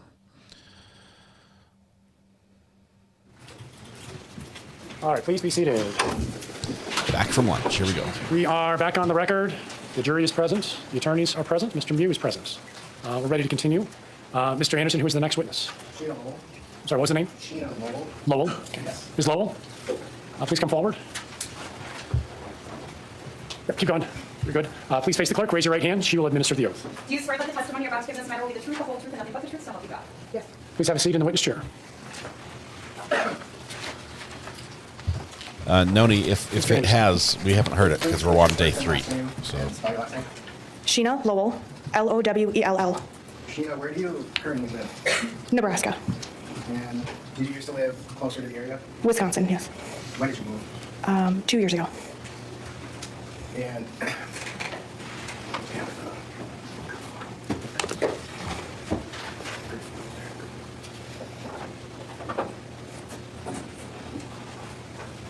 may I approach? Yes. So this is 26A. Were you with these folks tubing on the river on July 30?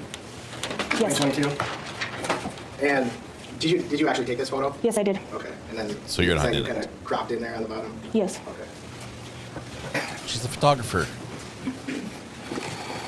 Were you in a relationship with Quentin at the time? Yes. Okay. So that was your connection to other people in the group? Yes. Are you and Quentin, or have you guys separated since? Yes. And have you had contact with anyone from that group since you and Quentin separated? No. Very curt answers. I know it's on high speed, but Sheena, do you have any prior criminal convictions? Yes. How many? 3. On July 30, 2022, were you drinking? No. You were sober? Yes. Did you just never drink, or were you a sober driver that day, or? I'm a recovering alcoholic. Okay. hey, congratulations. And that is awesome. At some point along the tubing route, did something catch your group's attention? We were coming around, it looked like a bend on the river, and a group of younger kids were screaming for help. And what do you remember after that? I remember as we were getting closer, they were yelling, "Help, please get this person away from us." The kids in our group got up off the tubes, walked over to get in between to get him away from them. And do you recall who the first ones that walked over were? Madison. And did Madison make contact with the gentleman or speak with the guy? She was pointing downriver, just saying, "Get away. Go. Leave them alone." Okay. And what happened after that, do you remember? They all were basically doing the same thing, and then he punched her in the face. Did you see which hand he used, right hand, left hand? Could you see from where you were? No. Okay. You just saw hand go to her face, but you couldn't tell? I don't remember. Okay. Were you looking from profile or from straight on, or? From straight on. Okay. And now I'm gonna show you some, let's see. And have you ever seen the video of the incident? No. And when did you get to Wisconsin from Nebraska for your testimony? Yesterday morning. Okay, and you haven't, and you spoke with us prior to testifying? Yes. And by phone, not in person? Yes. So you still to this day haven't seen the video? No. After the guy punched Maddie, what did you see after that? After he punched Madison, Dante punched him twice. He went under the water the first time, he came back up, Dante punched him one more time, and then it looked like he was punching them back, but he was actually stabbing them. And when you say them, who did you see? And when I say he, you didn't know who he was at the time? No, sir. Now you know him to be Nikolai Mew? Yes. Okay. And when you said you saw him, you thought hitting people, who did you see him hit? Riley, Dante, Tony, AJ. And when you thought he hit Riley, could you see what she was doing? She was yelling.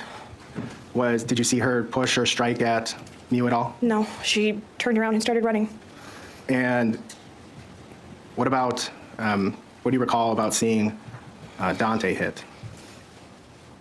When Dante was hit, it just looked like he was being punched, and he retreated also. And did you ever see Dante hit Mew after those first two strikes you saw? No, sir. And when you thought hit, turned out to be stabbed, was that sometime after Dante had hit Mew? Yes. It's the same.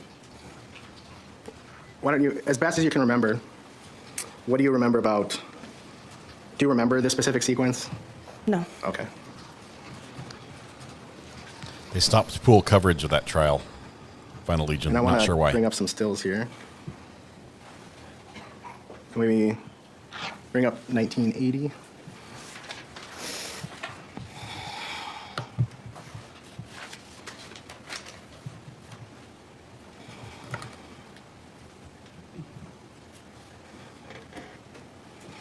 And do you see yourself in that image? I do. Can you describe where you are in that image? Standing up behind the two kids.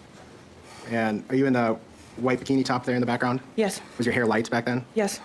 And you're facing pretty much straight on towards the cameraman and the person off to the left? Yes. Okay, can we go to 2166? I actually typically have a knife with me when I'm doing water sports, except for like swimming in a public pool, like if I'm in a river or lake, because it's easy to get tangled up in old fishing line, things like that. It's why divers carry knives. They're Where are a you in tool that? and a safety item. Do you see yourself in that photo? Yep, in the same spot. Facing straight on towards the cameraman, essentially? Yes. Can we go to 2564?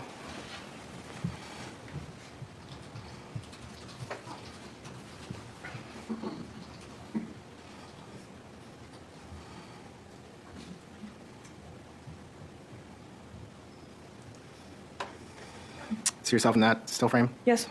And- Standing up between the tubes. Can we go to 3003?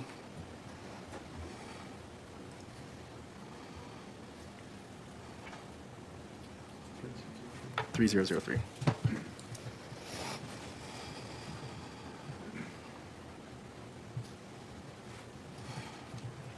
you see yourself in that one also? Yes. Same thing, looking towards the Yes. Okay.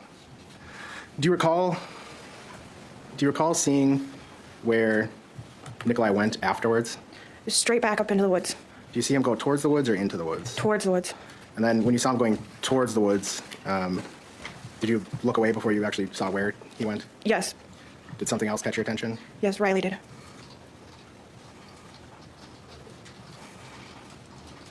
Holly Mack, thank you so much. I like the nice comment you gave just a little So you bit were ago as well. Basically standing by your tubes and watched everything? Yes. And you're stone cold sober? Yes. Do you remember, did the incident happen fast, slow? How do you remember it? It happened really fast. Is it hard to say exactly what happened first, second, third? Yes. You're sure you saw him punch Maddie? Yes. And did you tell these, were you interviewed by law enforcement shortly afterwards? Yes, I was. And did you tell law enforcement what you saw? Yes, I did.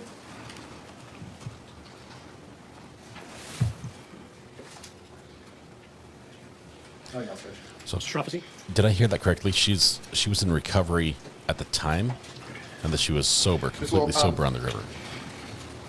You say that do you hear this group of the six boys, young men, asking for help? Yes. Okay. And do you look over and see what's going on? Yes. And you see that there's one man there, right, Mr. Mew? Yes. Okay. And you say to the police that this guy was harassing them, right? Yes. Okay. What did you see him doing? He was holding their tubes. He would not let them go. He would not let the tubes go? No. Did you see Mr. Mew walk around the tubes and walk away from the boys downstream a little bit? No. You didn't see that? No. Okay. At that point, you say Madison gets off her tube and starts to walk over there. Is that right? Yes. And do you recall Mr. Mew walking over toward Madison?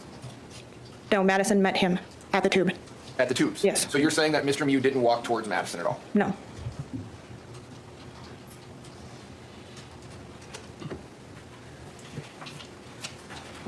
If I told you the distance from where you were, where your group was to the incident is about 131 feet. Sound about right to you? Yes. Okay. So you're 45 yards or so away? Yes. Yes? Okay. And when Madison, so you say Madison walks over to Mr. Mew, she just starts yelling at him, doesn't she? She put her hand up like this and said, "Get away from them." Well, what she actually said on tape was, go, get your fucking ass, go. What's the objection? He's testifying. That's the objection. Come on up, please, come on up. Wow. Added two more to the cursive counter there really quickly. Sometimes the attorneys like to revisit portions of the dialogue like that. So she's 45 yards away. She hasn't watched the video.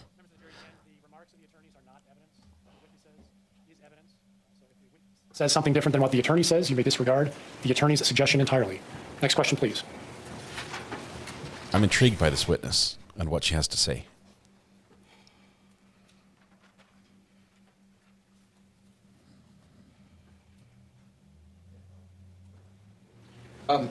Ms. Lowell, do you hear Ms. Cohen say, go, get your fucking ass, go? Do you hear that? I do not. You see her pointing downriver to Mr. Mew, is that right? Yes. And do you see, at that point, Dante? Yes. Let me finish, okay. Next to Madison. Yes. Okay. Do you see Dante pointing for him to go downriver as well? Yes. Do you know where or if Mr. Mew has a group with him? No. Okay. So you wouldn't know if the group is actually behind you almost, right? And he's got to go the other way, upriver, to get out of that situation, right? You wouldn't know that. No. Okay. And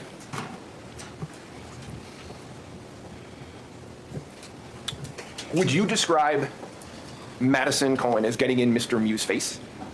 No. You wouldn't describe her as getting in his personal space? No. Do you see her put her hands on him? No. Do you know if she did? Yes. You know she did? I know she didn't. All right, so you're testifying under oath not only that you didn't see it, but you know she didn't do it. I know she didn't. Okay. Okay, so she hasn't seen the video. Did you see Riley put her hands on Mr. Mew? No.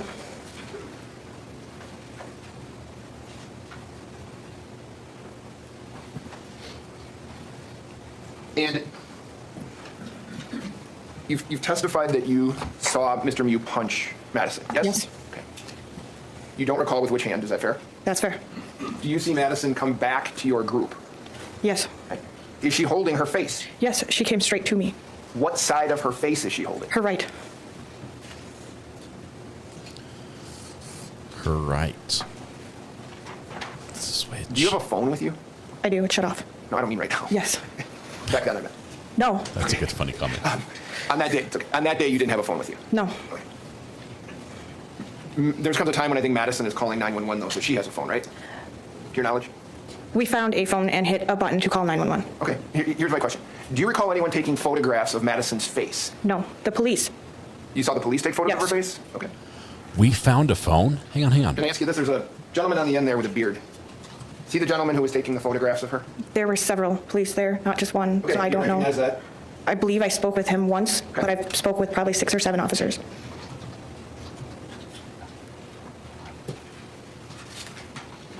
Can you describe the punch? It's been described various ways in court. Can you describe it? It was just a quick punch as you would see somebody punch somebody. So it's been described different ways. So it was just a punch, like straight on punch? Yes. With his right hand? No? I don't know. Okay.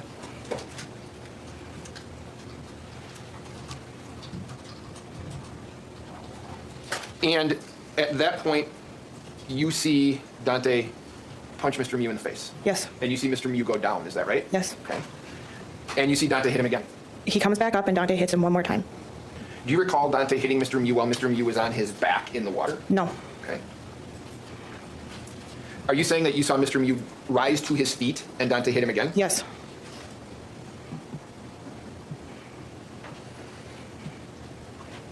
When that happened, did Mr. Mew go down again? No. That was when he just started punching. Okay. So, just want to make sure I'm hearing you. Mr. Mew gets punched in the face by Dante, and you see him go down. Yes? Yes. Then he rises up. Yes. You being Mr. Mew. Ask and answer. He rises back up. Dante punches him again in the face, and then Mr. Mew, I think you describe it as gets to punching. Yes. Okay. Do you know AJ Martin? I very briefly met him before our tubing trip. Okay. Do you, from your vantage point, do you see AJ Martin come up behind Mr. Mew and shove him? No. Do you see Mr. Mew, as you describe it, punch or stab AJ Martin? Yes. Do you see AJ Martin, when that's happening, pushing Mr. Mew backwards into the water? No. She is super stressed. Do you see Dante? I'm sorry. Do you see Anthony Carlson get stabbed? Yes. Do you see Anthony put his hands on Mr. Mew, on Mr. Mew's kind of backside? When I say backside, like his back, shoulder area, before that happens? No, because he was facing him. Okay. She keeps glancing over at prosecution after she answers. I know you don't know or didn't know Isaac Schumann. Did you see the interaction between Mr. Mew and Isaac Schumann? No, I did not. Okay. She's nearly hyperventilating, and she's... Did you see the interaction between Mr. Mew and Dante? Yes. Okay. And do you recall when that happens in this kind of like sequential events? Dante was the second or third person. Okay. So you didn't see Dante and Mr. Mew have contact after everything was done when Dante No, was there? because they had come running to me. Okay. So, trying to make sure I understand. In your recollection, Dante is second or third? Yes.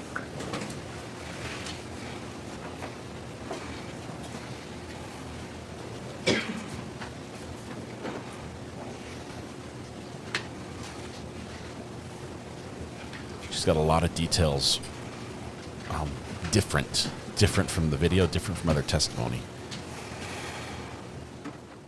But she's the only one who was not intoxicated that we've heard from so far.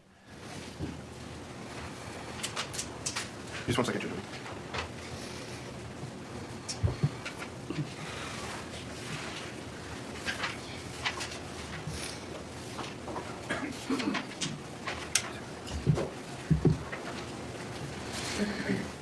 Ms. Full, I don't have any other questions for you. Thank you for your time today. Hold on a second. There might be another question. Mr. Anderson? Yes. Shannon, do you recall the questions I asked you on direct, generally? I'll be more specific. Your interview with law enforcement, has this gotten a lot more detailed, the questions you've been asked here, than what you talked about with law enforcement? Yes. So you're trying to remember back almost 2 years ago? Yes. You're trying your best to answer as truthfully as best you can remember? Yes. Given where you were about 130 feet away, your ability to see would it have been affected depending on if there's other people between you and what's going on? Yes. And you testified on direct that you couldn't remember the sequence of events of when people were hit, turned out to be stabbed. So do you know for sure that Dante was the last one stabbed? Objection. No. Sustained, but she's answered. If you hear objection, just hold your answer. Thank you. I don't have anything else. Mr. Schoffelson? There was a group of people around that incident when it was going on. Is that fair? Not until after the fight ensued. We were the only people at first. I guess what I'm going to ask you is this, Judge Microch. Yes. I'm going to show you what has been moved into evidence as exhibit number 104. Okay? Yes. All right. Yes, this is stressful. Luckily for her, that it could have been just terrible if she was confronted with the video and tried to explain things. But she says she's never seen it. That saved her. If she said she'd seen the video, they might be able to show it to her. But she's got some information wrong. She's got some right and left issues. I'm showing you what is exhibit number 104. Okay. Yes. Now, if you look at 104, there's a G1. I'm telling you that stands for the group of boys. Yes. Okay. And G2 is the general location of where I'm calling it the Carlson group, where your tubes were. Yes. Okay? These little dots have initials on them. Do you see that? Yes. Okay. And those initials are the names of people that were involved in this. Yes. Okay. Do you recognize what RM would be? Riley. Okay. And MC? Madison. Okay. So I'm not going to quiz you, but you understand that's kind of where we're going. Yes. Okay. This has been. Can I ask you this? Would you agree that, based on your recollection of events, that this is an accurate depiction of the general location of where people were at the time that Madison and Riley were standing in front of Mr. Mew? Yes. Okay. And so tell me if this is fair. You're around G2. Can you bring that up here? Can you bring up 104? We have it. You can use it. Can I use this? Yes. Okay.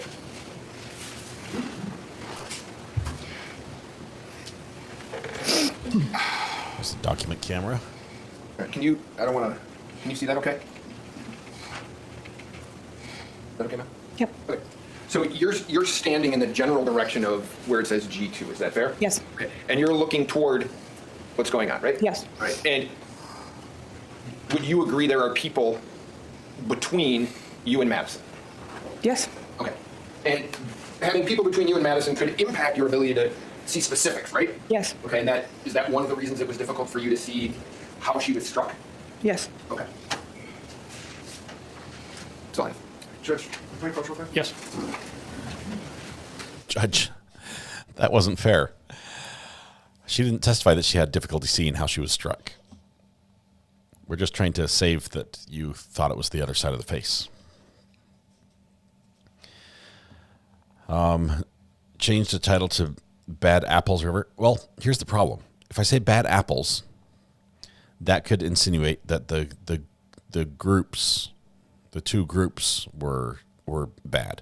And if I say bad apple, like it's the Bad Apple River, then we're talking about the river, not as opposed to the individual. So I intentionally like the singular.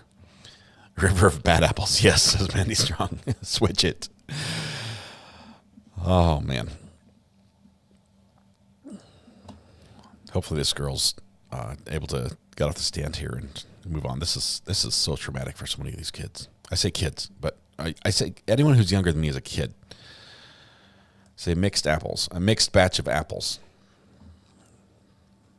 We're almost done. Mr. Anderson. Thank you. 1 second.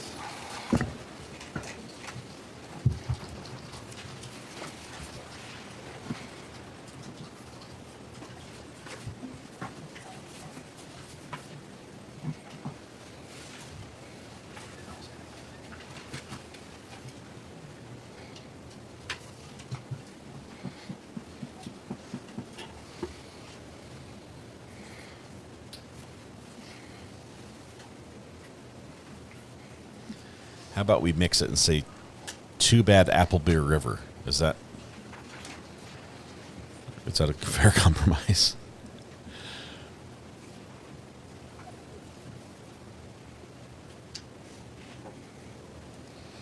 Regina, thanks for gifting memberships. 5.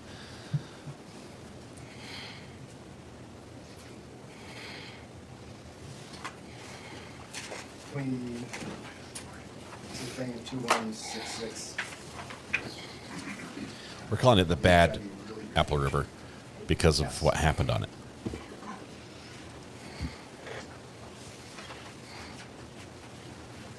So, in that still frame 2166, can you see Dante? Yes. Can you see yourself? Yes. And then can we have the Elmo? On this diagram 104, is Dante in between and would be obstructing view from G2? Yes. In that still frame, was he obstructing your view? Yes. Let's bring up 200. I object, Judge. She's answered. Bring it up. I'll let both sides clean it up from time to time. I guess I'll re-ask it. Depending on what you're viewing, whether you're looking at something to the left of this frame or to the right of the frame or directly behind Dante would depend on whether Dante's blocking your view or not. Is that fair? Yes. Nothing else. Mr. Shofferson? Can you bring up 2166? That's this. That's what I want. You ready? Yeah, I'm ready if you're ready. Ms. Lowe, while you might have a clear shot without Dante in your way right there, you don't have any idea if anything's actually happening at that moment, do you? No. That's it. Ms. Lowell, thank you. You may step down. Please see the witness coordinator in the back, and she'll tell you where to go next.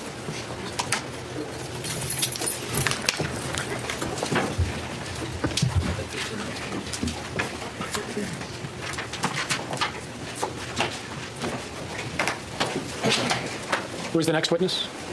Eric Williams.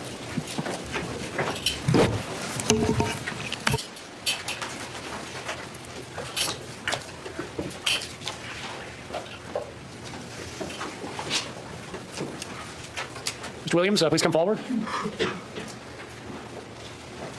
Please face the clerk, raise your right hand. She will administer the oath. Do you swear that the testimony you're about to give in this matter shall be the truth, the whole truth, and nothing but the truth, so help you God? Please have a seat in the witness chair.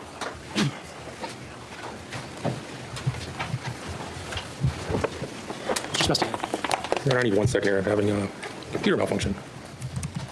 Sorry. Computer malfunction. I'm guessing it's actually operating. All right, sir, can you state your name? What town do you live in? How old are you?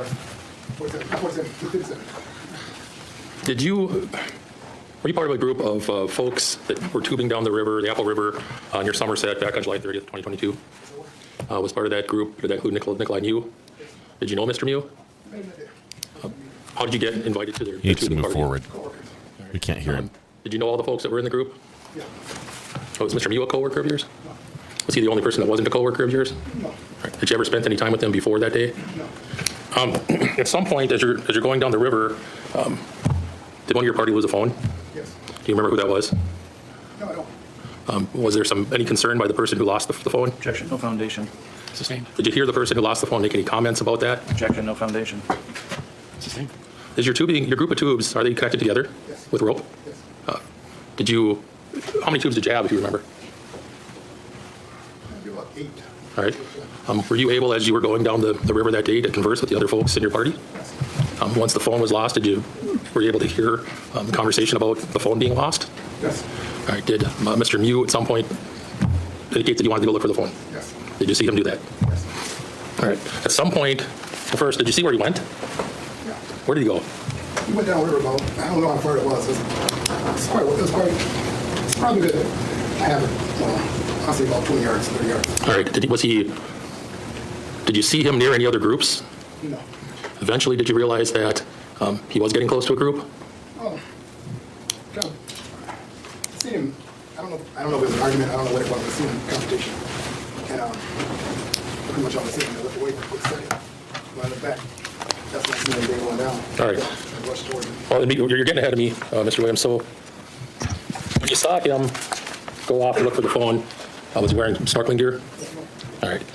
Did you have some concern about that? Objection, irrelevant. Sustained. Did you have a conversation with the police after this matter occurred on August 3rd of 2022? Yes. And was that your home in Inver Grove Heights? Friend's house, yes.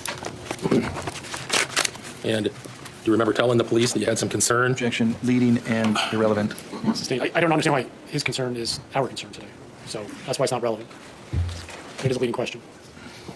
Judge, you approach, yes. Okay, so this witness, it sounds like they're trying to get this witness to say, I had concern, I think he was a creep. That's what they want to say. They want this witness to say, yeah, I think he was a creep. He had these goggles on. I think he was, trying to look at people under the water. That's where they're going.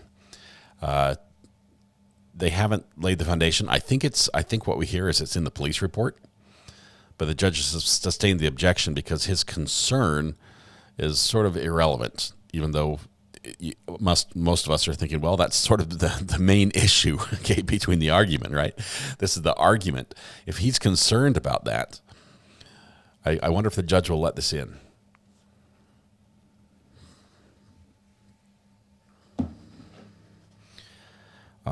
I think I've got family members who we're in a battle over the thermostat, and they don't know it, but I have Wi-Fi access to the thermostat. So they keep turning the heat on, and it's 150 degrees in here, and I keep turning the air conditioner on. It's 68 degrees out there. So I realize they're cold, but I'm hot. So we're going to see who wins this.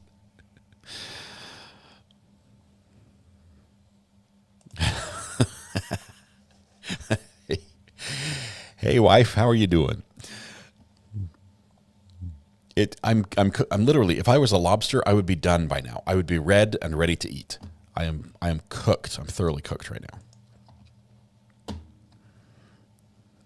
Can we just settle on, I'll say 72. But just let some of the heat out of this room to heat the house up. Oh man. I'm gonna run over there and block off the heat vents because I'm cooking. They can put a sweater on. You can't take anything off. Well, it's No Pants Friday, rejected juror. So technically, I think I'm allowed to some extent. Mr. Smith.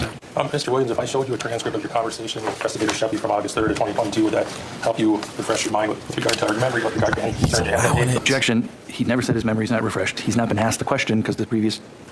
Did you have any concerns that day with Mr. Yu getting in his snorkeling gear and snorkeling down by these other groups? Yes, I did.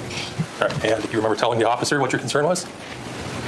That people was going to think that he was up to no good as a predator or whatever. That's my thing. That's like an eye on. Because you were keeping an eye on him, did you see him talking to two women? No. Did you see anything that may have happened between him and the two women? No. Did you see him involved in a fight with anybody? I did look away for a second, and when I looked back, we did see a brawl in the water where me and Nesto started rushing towards him to help him out and break it up. All right, when you saw that, was Mr. Yu in the water already? Yeah. Right. Mike's on now. You can hear him. The group was one of the groups that he was snorkeling near. Did you see what the age was of the folks in that group? And who was snorkeling with?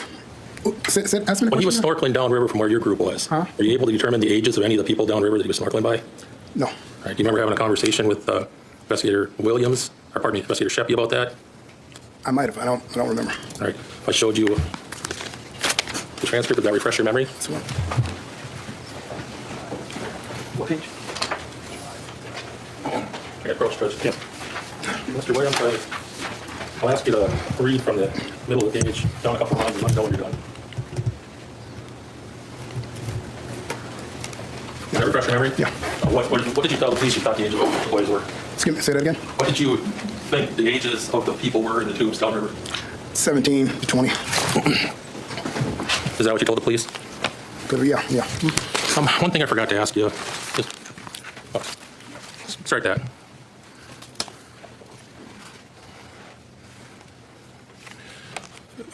When you first saw the physical altercation occur, what did you think was happening? I don't know. We just rushed down and helped him out, All right. Did you have a belief that Mr. Mew wasn't involved in the fight at first? Seeing people on him, so he had to be involved. Is it fair to say it's been, I don't know, almost 2 years since you talked to the investigators back on August 3rd of 2022? Yep. You may not remember exactly everything you told them? It's possible. Do you have a memory of telling them what you thought was happening in the fight before realizing that Mr. Mew was involved in it? Yes. What did you tell him? I think I may have told him that I was concerned about the young kids being intoxicated. We didn't want to stop by them. We want to stay far away from them as possible, but the pedophile thing, that's why I watched. I didn't want that, That's possibly what I could have told him. I didn't want to think, anyone to think that he was up to no good. Sure. He's looking for a phone. Did you see Mr. Mew injuring anybody? No. By the time you got down to him, was he already up on his feet and heading back? Yes. Did you see any injuries on him? No. He wasn't bleeding? I didn't see anything. At some point, did you realize that there had been some folks that were injured in the river? Yes. Folks that were injured in the river in the spot where he was involved in the altercation? Laying alongside of the river, yes.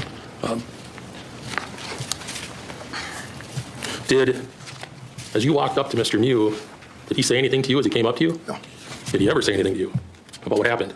We never spoke after that again. After that, everything was just quiet.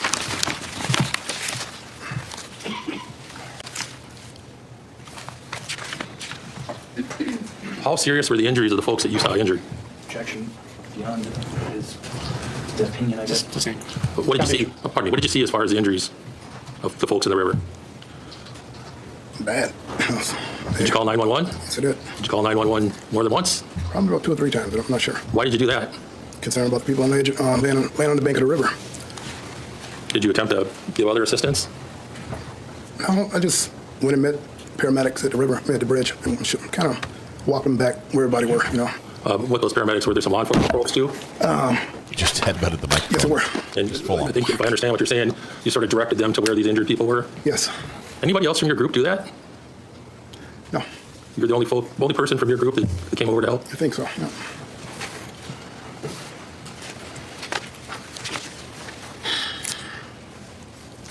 At some point, did you end up walking back to your group? Yes. Did anybody say anything to you about what you saw? No. Anybody ask any questions? No. Did you eventually float away? Got on tubes and we didn't listen to no music. We just floated and just ready to get off the river at that time. We didn't want to be there no more. Was there any kind of conversation as you're floating down the river? Never, no. At some point, did the officers think that you had some videos on your phone of what had happened? Had you taken some videos that day? Yeah, I took videos, just our party together. And when we stopped, took videos of each other, not of the, that's about it. You didn't have any videos of this actual incident? No.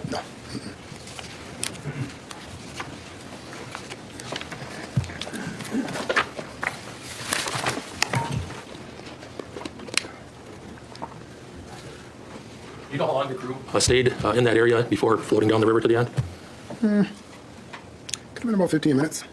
How long did it take you to reach the end of the trip from where this incident happened? About another half an hour. 20 minutes to half an hour. What did you do once you got to the end? Turn the tubes in and just prepare to go back to our cars, get on the bus and go back to our cars. All right. At some point, was there more contact with law enforcement at the end? Yes. Did you witness that? Yes. All right. Nothing else. Mr. Nelson? You're Von Williams. I've seen it written both ways. Williams. Yeah, well, it's Eric Von Williams, yeah. So your middle name's Von, but your last name's Williams? Yep. Okay, sir. Thank you. So, Mr. Williams, I'm Aaron Nelson. I represent Mr. Mew. I want to ask you some questions, too, okay? Yeah. You were with Nick that day, right? Right. There's been some pictures that I think have been maybe kind of like 106 through 110. Please. There's been some pictures of your party of 10 people or so on the river. Have you seen any of those photos from that day? Yeah.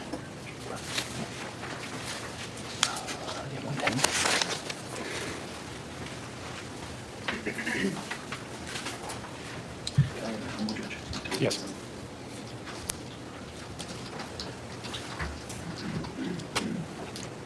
So that's Exhibit 112. You see yourself in that picture? Oh, yeah, I do, yeah. And next to you is Nick Mute, correct? Yep. And in that photo, you see him wearing sunglasses. Is that right? Yes. Do you remember that day?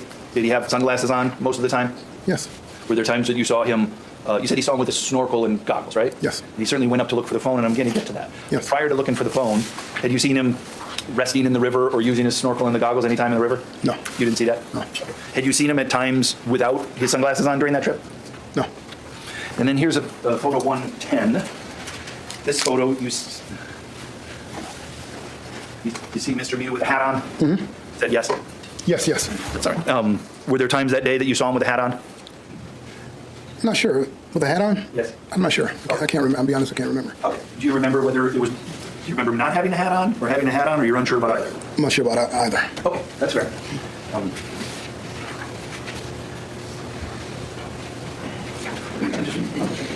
Showing you what's been marked as Exhibit 111. Does that appear to be another photo of your group?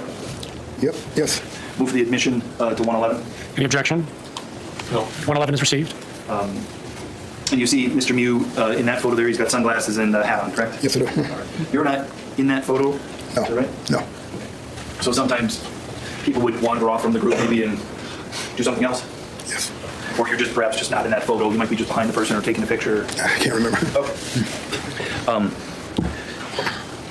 In all of those pictures we saw, Mr. Mew had a shirt on. Is that right?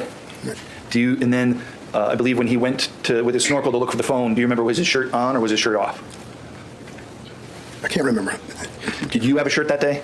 Yes. Did you sometimes take your shirt off? No. Okay. You kept it on the whole time? Did you snorkel at all? No. Did you get in the water and swim? No. Okay. There was, your group of people was generally people my age, your age? Right, yes. Okay. Some people were having a couple of beers?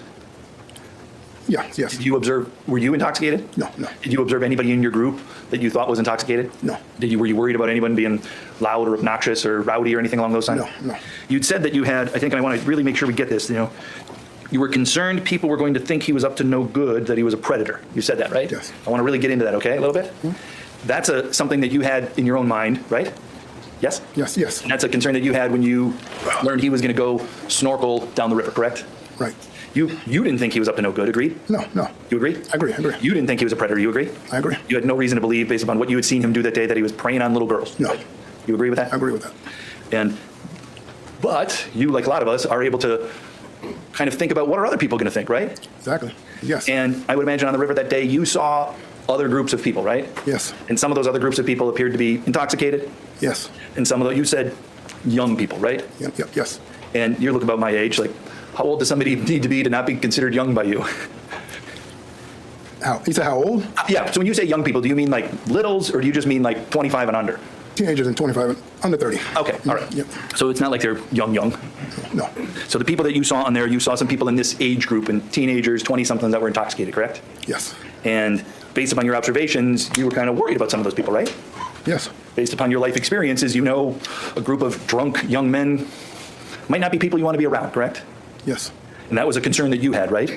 It's a concern we all had. Sure. Mm-hmm. And that you're like, look, drunk young people, when they get together, bad things can happen sometimes, right? Right. And that's why you were trying to be kind of more conservative, like, let's just stay together here. Let's not mix ourselves up with these drunk young people that might be dangerous. We had made an agreement not to stop by young people. Stop a little farther down the river.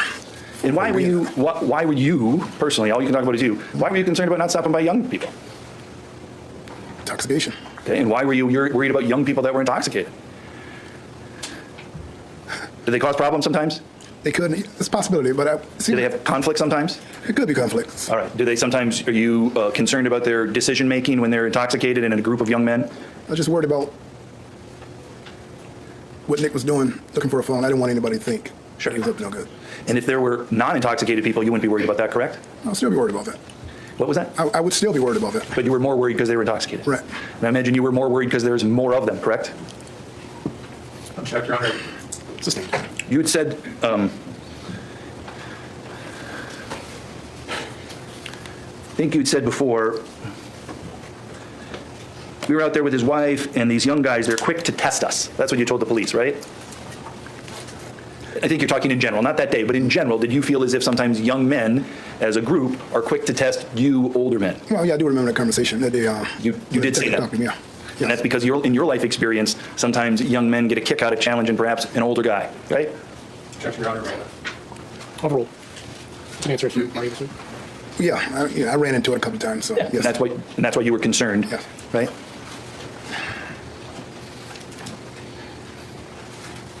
When you saw Nick come back, is that right? Yes. Better say he was quiet. It's quiet. Nesto grabbed Nick and walked him back, and I kept going forward. Okay, so your interaction with Nick there on the river was very brief, right? And Nick, well, with everything that went down, me and Nick didn't talk.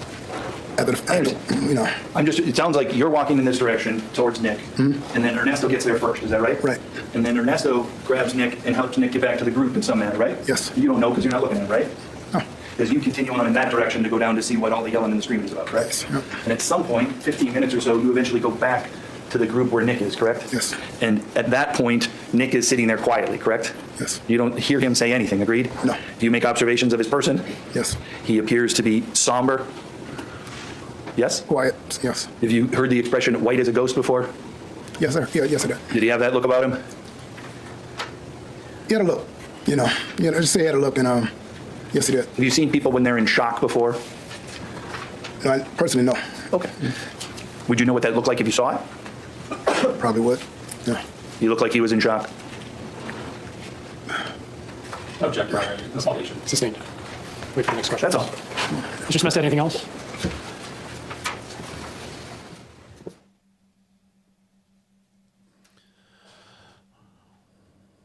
Well, are we done for the day? Thank you, Mr. Williams. You may step down. Thank you. Please see the witness coordinator on your way out, and she'll give you further instructions. Let's see.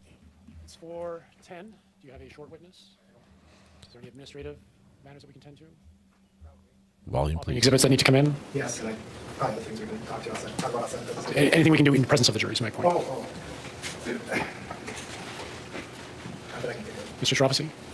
No, I can't. I don't think we're in that position at this point, Judge. All right. So given the hour, I think we will simply adjourn. We'll send everyone home. I'll give you the same reminders as before. No talking about the case. Do not begin your deliberations. Do not conduct any independent research or investigation. Do not visit the scene. Do not speak with the media, the attorneys, the parties, the public about the case. And do not read any media accounts or engage in any social media accounts about the trial. We will get started tomorrow at 8 a.m. Please come back at that time, and we'll get a prompt start to the trial. Please take the jury out. All rise for the jury. All right, so we're going to move ahead to day, what day is this? Where are we on? We're on day 3. We're going to be on day 4. Catching up fast. Day 4's on the way. I know you guys want breaks, but we don't get breaks today. You're the one who wanted to catch up, so this is on you. I don't get breaks either. I'm taking one for the team. We are outside the presence of the jury with the attorneys and Mr. Mew. We do have at least one illustration on the easel that needs to be marked. And I think we have another one over here. The clerk, that too has to be marked. So we have a record of what it is. Mr. Anderson, I can't remember who you used the one with the clerk. So you'll have to connect the dots for us. That was Anthony Carlson. These drawings are the worst ever. This is like my level of Pictionary. So the Tony Carlson illustration is Exhibit 77. Terrible. Yes, although yes, it was used during that. I believe I objected to sustained. So I mean, you can certainly mark it, but I don't know the. The objection was to drawing Isaac on there, not everything else. Yeah, I mean, it was used during the trial, so I just want to have it marked. Sure. I don't know what value it will have, but I just don't want to lose sight of marking things that have. Judge, I don't think I've offered the group photo of Nikolai's group. No objection. Offer. What number is it? Give it a number. No, we're just labeling A. That's the small one. Right, 12A, Judge. All right, so 12A is the blow-up of the group shot of Mr. Mew's group, correct? Yes. And which illustration is this? This is the one I did with Sandy Mew. This is just procedural stuff. I don't hear any arguments happening here. Nothing Is there any spicy. other exhibit that needs to be addressed? What can I ask the clerk? Are there any that you have, we've talked about so far that have been admitted and received?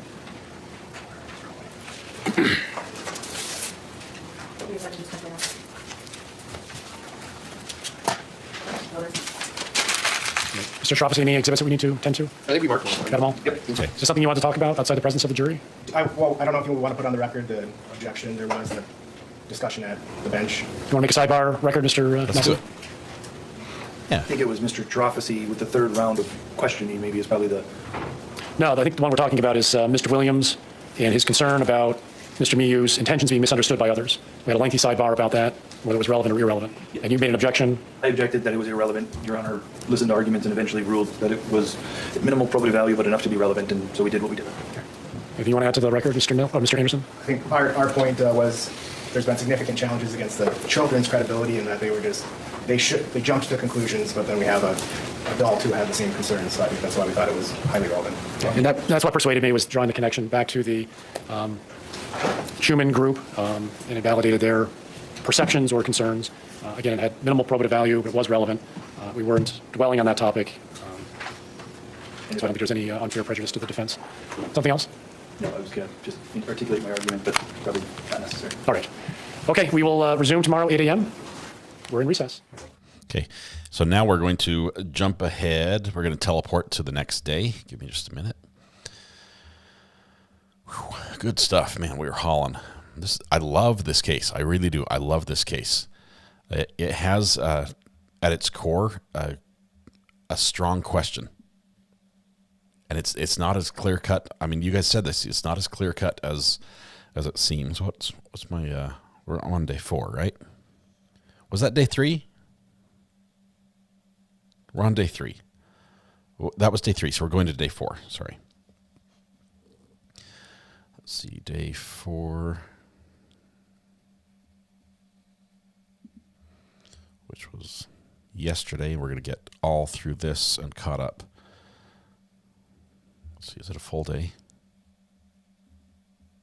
It's a full day, so we'll skip ahead. Here we go. New witness first thing.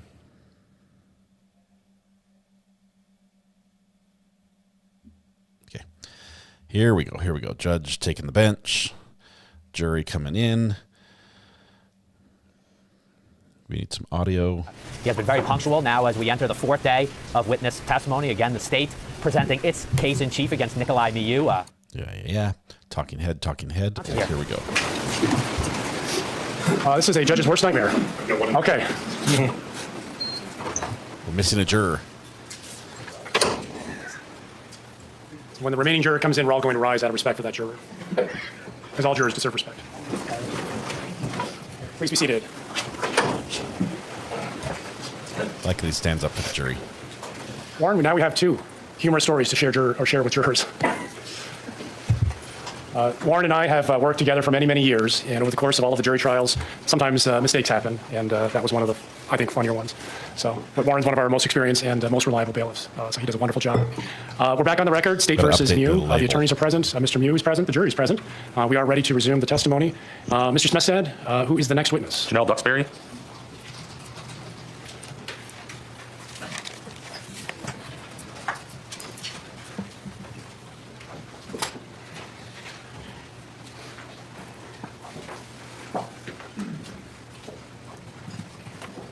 Ms. Busbury, would you please come forward?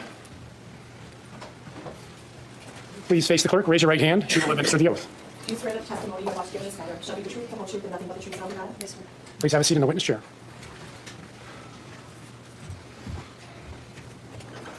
Mr. Smestad. Always state your name for the record, please. Janelle Duxbury. How do you spell your last name? Duxbury. And what do you do for a living, Janelle? I work at a factory. What town do you live in? St. Croix Falls. Wisconsin? Yes. Do you recall July 30th of 2022? Yes, I do. Were you part of the Carlson family group that was tubing down the Apple River on that day? I was. Are you related to the Carlsons? No. Friend of the family? Yes. Do you... A second.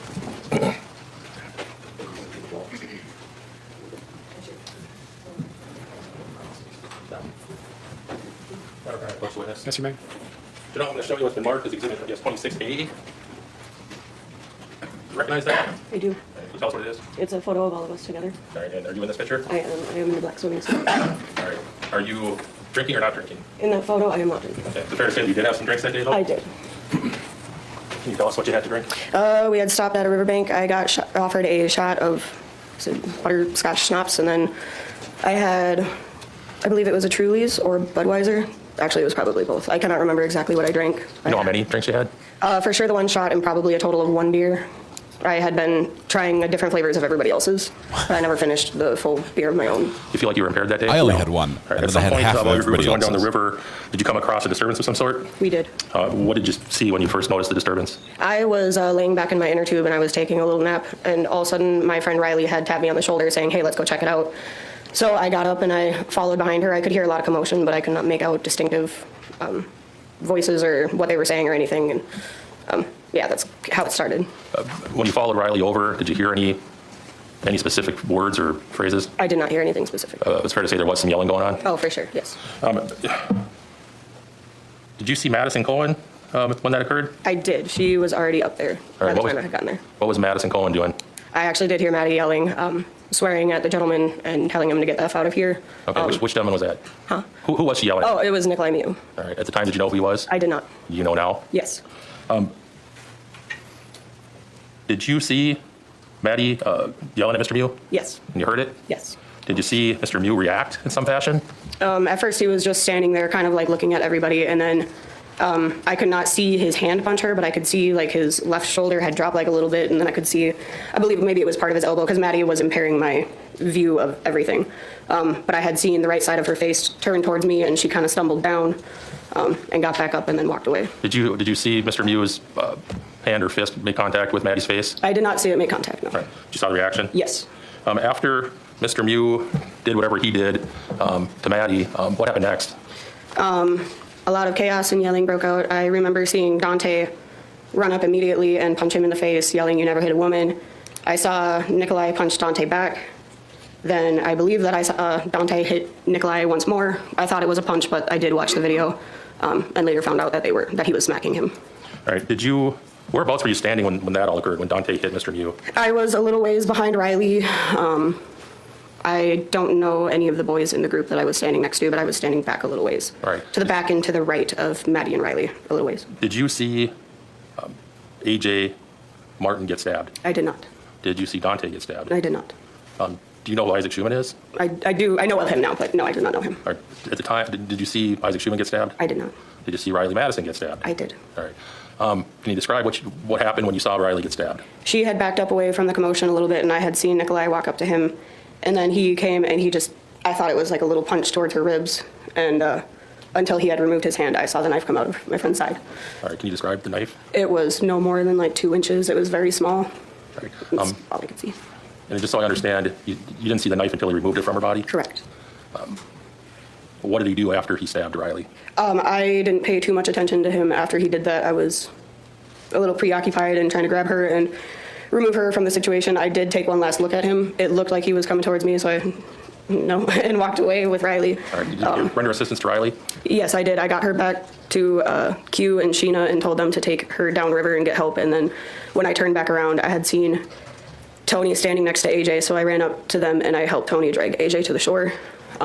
Tried to make sure that they were as okay as they could be before I went to try to go help as much as I could. Did you see Tony get stabbed? I did not.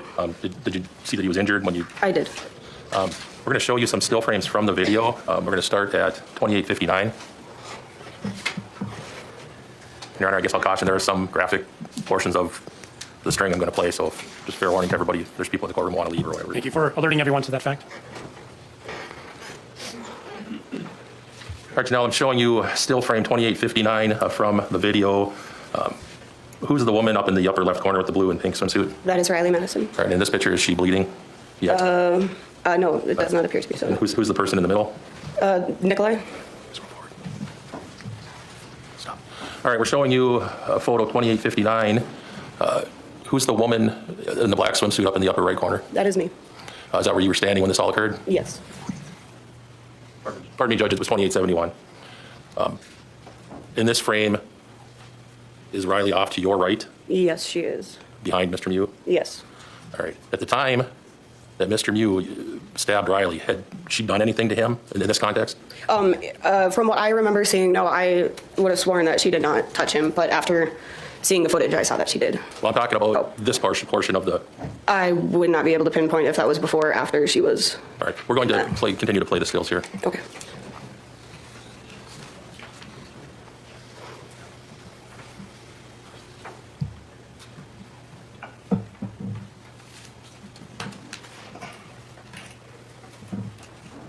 we're going to scroll forward here. Stop. We're showing you 2926. Is that you still in the frame? Yes, sir. Are you looking at Mr. Mew? I believe so. It looks like I am, yes. Did you notice anything in his right hand? At that time, no, I did not. You see his right hand? Did you see his right hand moving out like? I did. I did. Sustained. What's shown in the picture? Did you see that happen as far as Mr. Mew's hand? I'm sorry, what was it? What you see in this still, is that what you saw in the river at this point in time? Oh, yes. With regard to Mr. Mew's body? Yes. Scroll forward. Stop. We're showing still 2947. At this point, is Riley back in the frame? Yes, she is. Yeah. What does she look like? Is she injured? Yes. She just got stabbed. Right. And that's my question. Is this the point in the video where you saw Mr. Mew stab Riley Madison? Yes. And you're standing how far away? What would that be? About 4 or 5 feet? All right. And as you watch the stills go through, well, let's strike that. Is Riley facing away from him? Yes, she is. Prior to Riley being stabbed at this point in time, was she laying any hands on him? That I remembered had seen, no, I did not.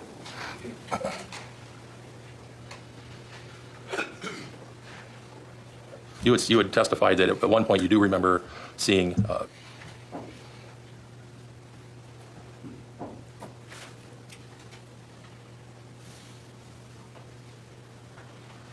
you testified that when you reviewed the video, you saw at one point Riley touching Mr. Mew. I did. Was it at that point or at some earlier point? It was earlier.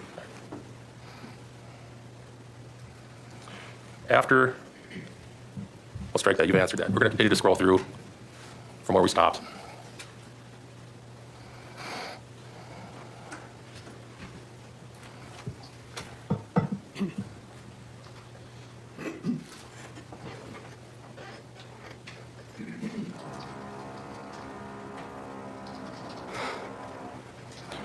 And we're stopped at 3024.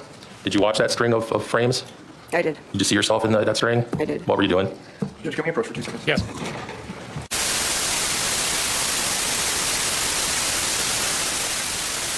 I'm going to hold him to that 2 seconds. Trying to eat my lunch here, and Cameron's doing a little earthquake simulation. Court is not muted. We're hearing loud and clear the white noise.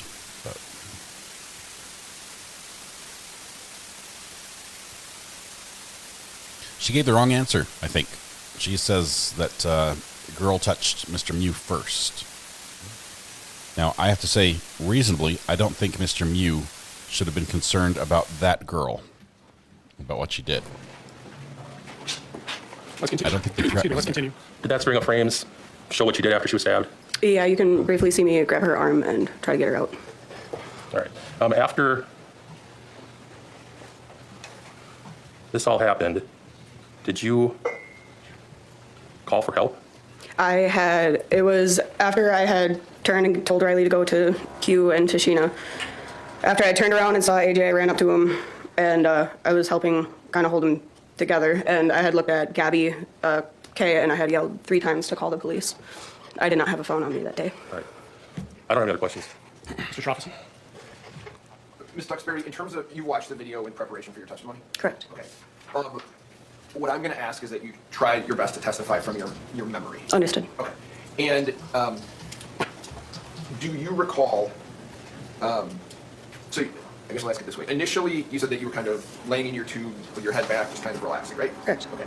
And you provided a statement to the police on the 31st of July 2022, right? I believe it was, I provided 2 of them, and I thought they were the same day, the 30th, but I did provide a statement, correct. Okay. And do you recall initially when you're sitting on the tubes, you're near Quentin Carlson, is that true? When you guys are all kind of floating down the tubes? I honestly don't remember who all I was really sitting next to. I remember I was sitting next to Riley and my husband at the time, but I really don't remember who I was right next to. I guess my point is, Quentin Carlson's in your group. Yes, right? yes. Okay. Do you recall him asking Dante and Anthony to go over to make sure that Mr. Mew's not going to get beat up? I do not. Okay. Your first recollection is, if this is fair, is Riley saying, let's check it out. Yes, right? yes. Right. And you tell police on the 31st that your first recollection is Dante running up to the suspect and standing between him and the other people. Right? Correct. Okay. Is that your memory today? Yes. Okay, so Dante, your memory is Dante's the first one out up to the group of other tubers, right? Yes. Right. And then you believe, based on your statement, that you, Madison, and Riley then follow Dante. Yes. Right? Yes, I wasn't too familiar with Madison at the time. I had only met her maybe like twice. Okay, but my point. Yes. My point is, your recollection is Dante goes up first, then the three of you follow him, right? Yes. And I think you hear somebody yell for Anthony Carlson to come up as well, right? Yes, there were several people that were yelling for Tony to get up there. All right. And the goal, according to your statement, was to build a wall, right? Correct. Okay. You have no idea what's happening, do you? Not a clue. Okay. And you say that Dante runs up to Mr. Mew. Is that true? Correct. Okay. To your knowledge, does he have any information as to what's happening? No. Objection, Your Honor. Sustained. And you're going to build a wall without having any information as to what's happening in that situation, right? Correct. And you don't hear anybody yelling anything prior to you going up to build that wall, right? I could hear the commotion, but I could not make out distinct words. Okay. And you don't know if Mr. Mew's with any other group, do you? I do not. Okay. You see him alone, though, right? What appeared to be alone, correct. Okay. And you say that, today you say Maddie goes up and is yelling at him, right? Correct. Okay. And is that what you remember telling the police? I guess I honestly don't know if I had told him that or not. You go up to build a wall. Why? Because there was a very clear confrontation between the group of children and then Nikolai, so at least to divide the conflict was at least my idea. So you believed at that point there was a confrontation that was taking place, is that right? Correct. Okay. And you hear Maddie yelling at him, is that right? I do. Yes. And you hear she's swearing at him, true? Yes. Okay. Now, in your statement, you initially said that Maddie went up there to, quote, try to mellow things out. You recall that? I do not remember using those choice of words, but... Okay. I told you that your interview with Investigator Schultz is recorded, and on that interview, those are the words that you used. Do you have any reason to dispute that? Oh, no. Okay. So when you say, or when you told Investigator Schultz that Maddie went up there to try to mellow things out, is that true? I had to have said that. That is true, yes. I understand that you said that. Do you believe that's what she was doing, was mellowing things out? No. She was yelling at him, swearing at him, right? Correct. Okay. And do you recall her pointing at him to go down the river? I recall her pointing beyond him, but yes, she was pointing and gesturing. And yelling, go, yes. Right? Yes. So you took that, if this is fair, as her telling him where she's pointing, go that way, right? Yes. Okay. And you say that you believe there's a confrontation that's going on, right? Correct. Okay. Do you recall after Maddie, let me ask you this, do you see Mr. Mew attempting to speak to Maddie about what's happening? I do not. Like I said, I really couldn't see much. I'm vertically challenged and everybody, I couldn't see past people's heads and shoulders even, so. Tell me about that for a minute. I missed the first, you're what challenge? I'm vertically challenged. I'm short. I couldn't see everything.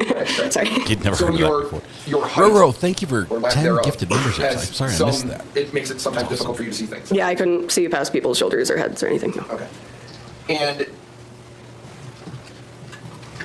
do you see these other tubers, the people that you are saying he's in a confrontation with Mr. Mew, do you see them after Maddie's there and you guys are there? Do you see them kind of surround him and start to taunt him? Object, Your Honor, the term surrounds.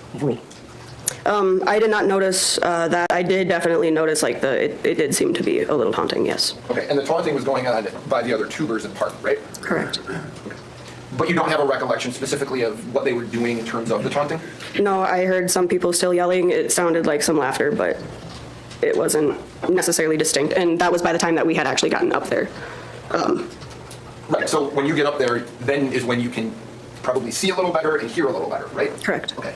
So in terms of the confrontation, you agree that it is this group of 6 plus your group, yes?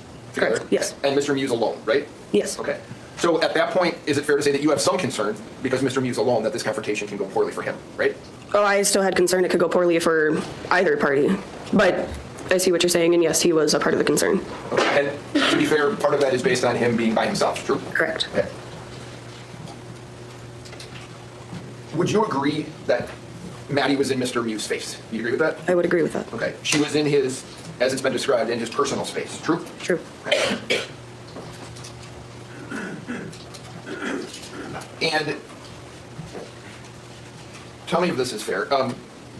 When you see Mr. Mew make contact with Maddie, I know that you had said that it was, I don't want to put words in your mouth, but do you remember specifically, you said he dropped a shoulder, right? You mentioned that? Yes. Okay. Do you see specifically what happens?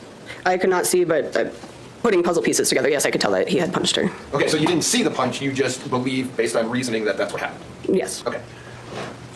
When that happens, she's standing in front of him, right? Correct. She's standing in his face, correct? Correct. She's in his personal space, correct? Correct. And do you remember Riley standing next to her? I honestly do not. I thought I was like right behind her the entire time. When you say her, I'm sorry. Riley, I thought Riley was like right in front of me the entire time. I do not remember Riley being so close. Okay, but having watched the video now, you know that your recollection from your memory isn't correct. That is correct. All right. So now do you know that Riley's standing next to Madison? I do. Okay. And you don't see this punch in particular or this movement, but you see you see Madison do what? She had, again, her back was facing me, and then all of a sudden I saw her turn, but it was leading with her head. So her head had turned, so I saw the right side of her face, and then her body had followed, and then she had stumbled down to her knees, and she got back up and then started running. I believe it was her and Gabby that started running back to Q and Sheena. You described Mr. Mew in your original statement to Investigator Schultz, you described him as standing over her. Remember that? Yeah. After you say she goes down. Yeah. I would still stand by that. So you would say that you see her head move, she goes down to a knee or goes down, does he move toward her? Oh, I wouldn't say he necessarily moved towards her, but he definitely just stood above her. And how? Oh, I was just going to say, she didn't get like launched. She literally just kind of did like a little 180 and fell down right where she was standing. Okay. She's, if you remember, I'll ask it to you two ways. From your memory, do you remember that she was holding a drink at the time? I know that she was holding stuff, but I could not tell you what she was holding. Okay. And how long, in terms of time, passes from, no, this is your memory, how long passes from the time that you see her make her movement and go down until Dante gets involved? Oh, that was like a second. Okay.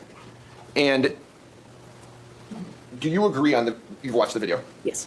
Do you agree on the video, it doesn't show Madison falling down or going down, right? No, I would agree with that. And you agree that what you've seen on the video, she doesn't drop her drink either, right? No, I would agree with that. Okay, and she's holding, I don't know if you remember this, she's holding not only a drink, but a vape in her hand as well, right? Okay. Okay.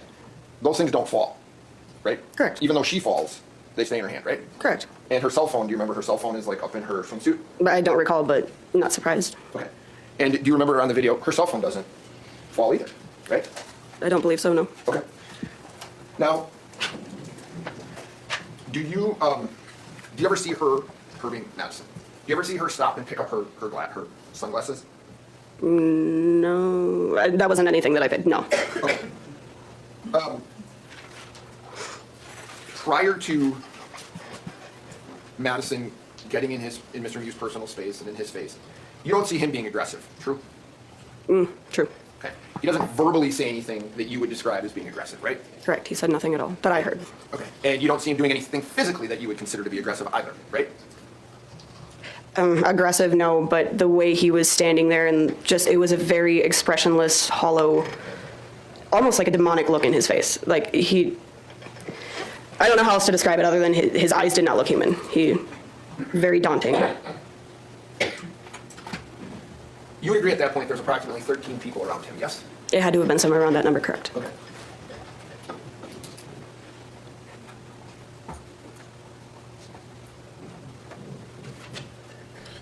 I once saved a whole cherry pie when I fell and slipped on the ice. Based on what you I saw, went in the air and I now, caught I know it that you back said in you the didn't see pan. Mr. Mew being aggressive or saying anything. Based on what you said he looked like, were you fearful of him? Yes. Okay.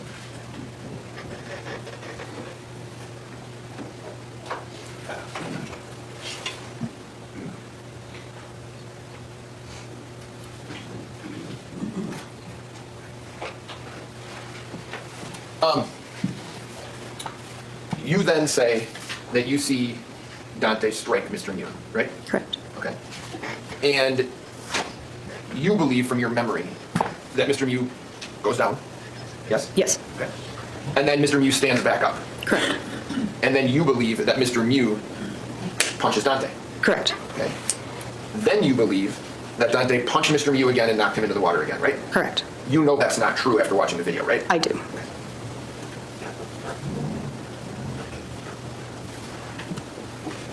So, can I ask you this? You had mentioned that you were fearful based on the way that Mr. Mew looked, right? Correct. And you would agree that at that point, you've already said there's 13 people around Mr. Mew, right? Mm-hmm. They're in his face, some of them. Objection, Your Honor, mischaracterization of the evidence.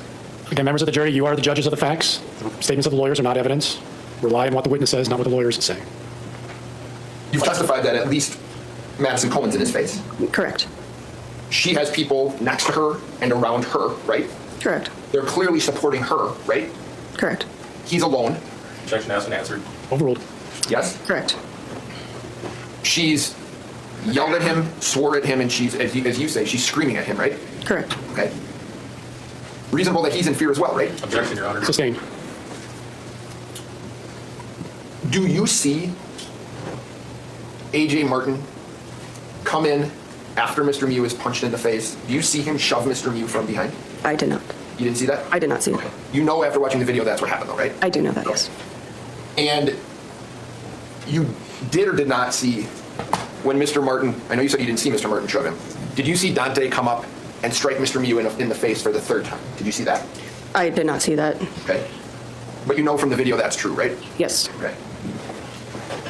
And you were asked by investigator Schultz,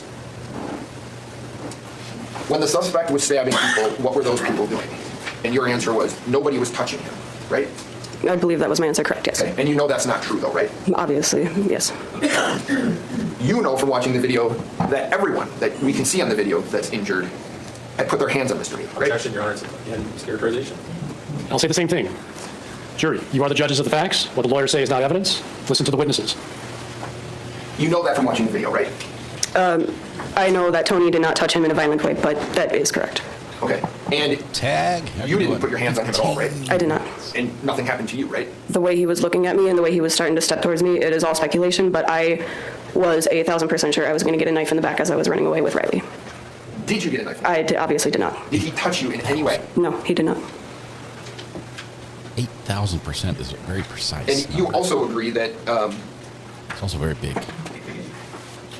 You told police that your group had formed kind of a semicircle around him. Is that right? Correct. Okay, and you stand by that? True? I do. Okay. Did you, at the time you gave your statement to police, did you view Madison Cohen as kind of the peacekeeper here? No. Okay. You mentioned that you said that she was there to mellow things out. Right? Again, that was just a very poor choice of words. But yeah, I remember saying that. Sorry. Because it was actually the opposite, right? Objection, Your Honor. This is materially covered. Asked and answered. Sustained. Let's move on.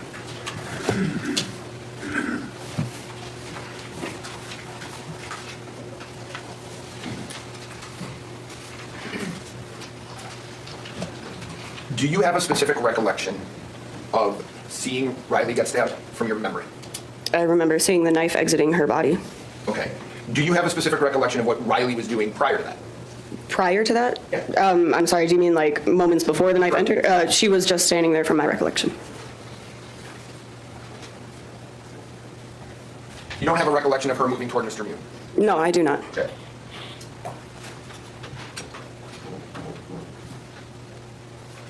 Do you do or do not have a recollection of seeing Isaac Schumann? I do not know. Okay. So, and when you say you don't have a recollection of seeing the interaction that he had with Mr. Mew? That is correct. Okay. I think this is a good witness.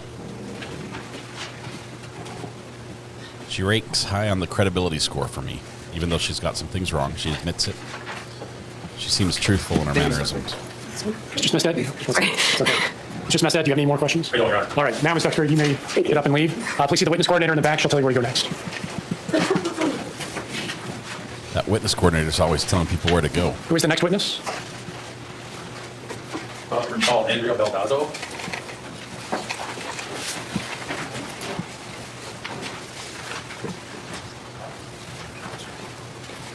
Is it Baldazzo with a B? B-A-L-D-A-Z-O.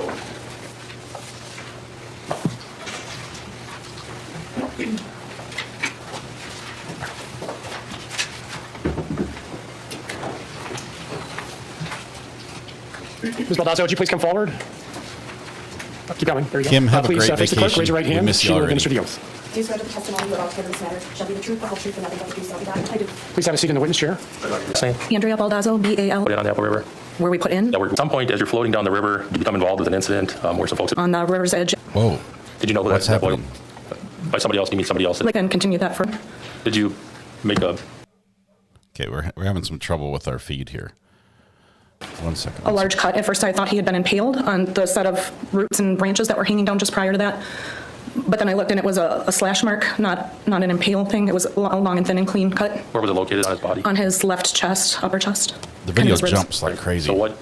That's not I something on my asked, side. I was doing the video. compressions and doing compressions, and people were screaming, and it was making me lose count. So I think I yelled out to somebody, "Shut up" or "Stop screaming," so that I could count. There were other people around. I asked for somebody to get me anything that I could use as a chest seal, a Ziploc bag, anything to put over that wound. I didn't want any water or anything getting in there, but I looked down at Isaac, and there was some vomit coming from his mouth at some point. So I asked to turn somebody, the kid up front, to turn his head, which he did, and the kid splashed some water, which got in his eyes, and I said, "Don't splash water in his face anymore." And it just continued forever. It felt like forever that we did compressions. I kept asking, "Where's the rig? Why isn't it here yet?" By rig, do you mean? What do you mean? Ambulance. Do you have an idea now, as you sit here, how long you performed chest compressions on Isaac? I said 45 minutes because I think I thought that's what it was, but somebody corrected me later that it wasn't. It felt like forever. I mean, we were going and going round after round. Other people were performing compressions. We were singing Baby Shark to keep people on the rhythm. Or you were taking turns giving him? Yeah. And at some point, when somebody had taken over a round of compressions for me, I got up and went to check, walked just a few steps further down the river to check the other victim, but it looked to me like they were up and speaking and conscious, so I went back to Isaac because he was not. Do you have experience dealing with trauma cases? Yes. At the hospital where you work, are you involved in trauma care? I'm primarily a med-surg nurse, but I do float down to the emergency room and involved in code situations. What's a med-surg nurse? Med-surg, it's a medical surgical floor, so typically we have post-op patients, anybody from pancreatitis to just a little bit of everything. Eventually, did law enforcement and EMTs arrive? Yes. Were you still with Isaac at that point? Yes. Was he taken off the river? Yes. Did you see any of the altercation prior to your giving care to Isaac? I did not. Have you had any other involvement in this case? No. Oh. Sorry, guys. The video actually skips. It like skips. I can't. The time is not jumping, so the recording is bad. So when you testified earlier that your husband had alerted you that he thought there was some kind of party going on, Mm-hmm. do you know whereabouts in the river you were? So where Isaac was laying just a little bit further, I guess if I'm looking at Isaac laying on the ground and the second person was a little further down, just a little further up where those roots and branches that I thought somebody had gotten stuck on. Were you near the bend in the river in that location, if you remember? I don't remember a bend. I mean, the whole thing is windy, so yeah, I mean, I could show you on a map or a picture. We do have a blow-up of the map. I can get that exhibit.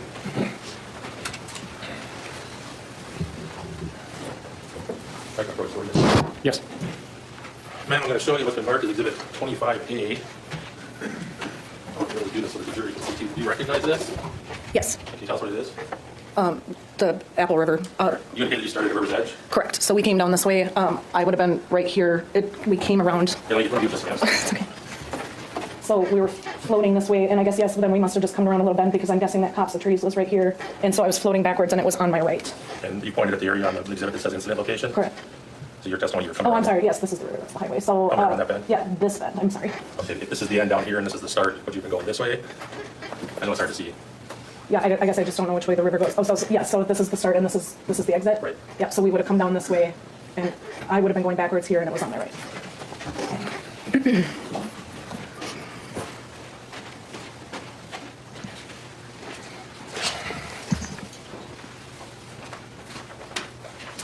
I don't have any other questions, Your Honor. Mr. Trofficy?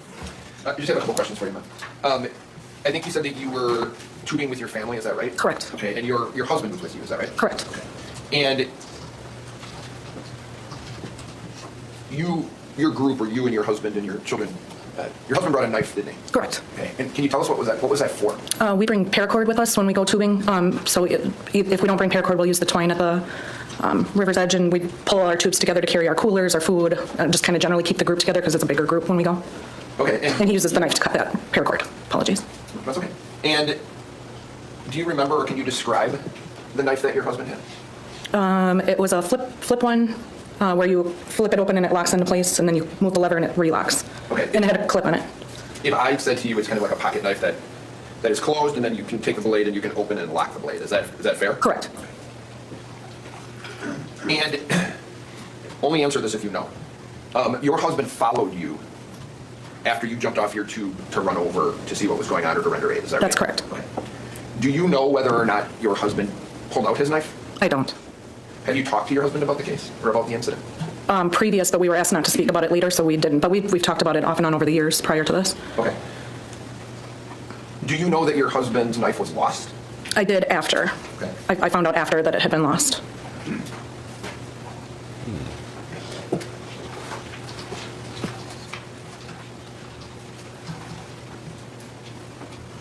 Do you know, well, I'll ask it this way.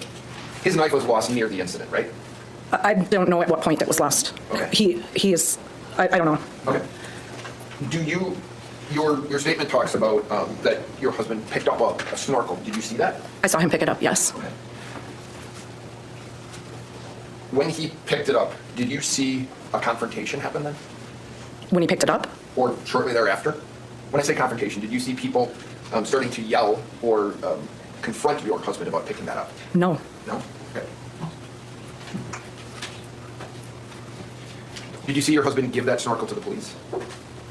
No, he picked it up out of the river after Isaac was going, and it was just like a clear white plastic mask. And then I don't know what he did with it afterwards. I don't know if he dropped it. I don't know if he gave it to somebody. Go ahead. Thank you, man. Thank you. Mr. Smestad, do you have any other questions? That's pretty good. All right. Thank you, Ms. Baldozo. Thank you. You are excused. The witness coordinator in back will tell you where to go next. The CPR discussion is hilarious. Somebody need a break? Staying alive works, All right, but so just a ironically, short 5-minute restroom break. Let's come back about another one bites the dust. All right, Better. Jerry. Distinct rhythm. That's terrible. It's terrible.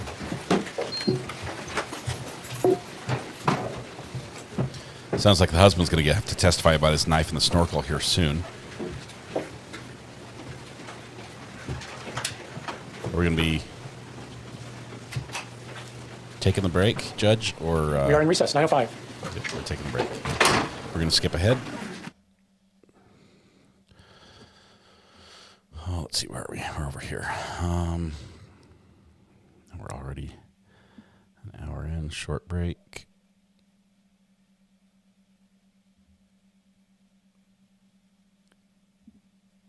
There we go. Are back in session. 14 jurors are present. The attorneys are present along with Mr. Mew. We are ready to continue. Mr. Anderson, who is the next witness? State calls Terry Anderson. We're just serving up all the court you can handle today.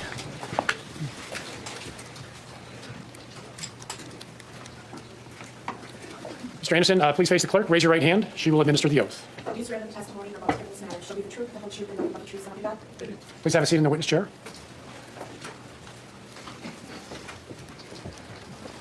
Mr. Anderson. Can you state your first and last name for the record? Terry Anderson. And is Anderson E-N or O-N? E-N. And how are you employed? I'm the emergency communications manager for the county. How long have you been in that role? Since 2007. And what are your duties? Managing the 911 center, making sure all the equipment operates, making sure it's staffed, and I shouldn't say controlling, but managing the audio logging of all the radio and phone audio. So you're also the custodian of records there? Correct. And are 911 calls, dispatch logs, are those maintained in the regular course of dispatch? Yes, they are. Were you asked to retrieve 911 calls in the dispatch log for this case? I was. Did you provide those to the sheriff's office? I did. And may I approach? Yes.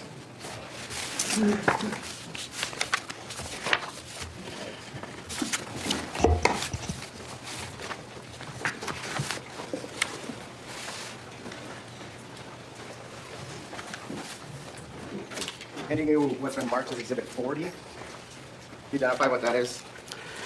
This is the log from the 911 system of all the phone calls that came in during that time frame.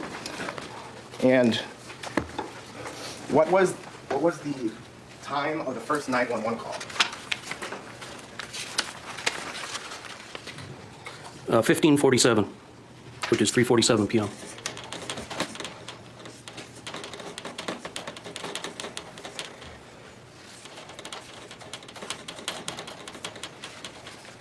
So hieroglyphics? So is What that is he accurate, writing? what I wrote up there? It is. And Exhibit 40, does that have some handwriting on it? Yes. Is that your handwriting? It is. What are you identifying or indicating, or what's the handwriting indicate? That is the referencing the records management system, reversing that phone number as to the name of the person that's related to that phone number. And so who was the name of the person for that first 911 call? Gabriella Yes. Kazray Nazimpour? Yes.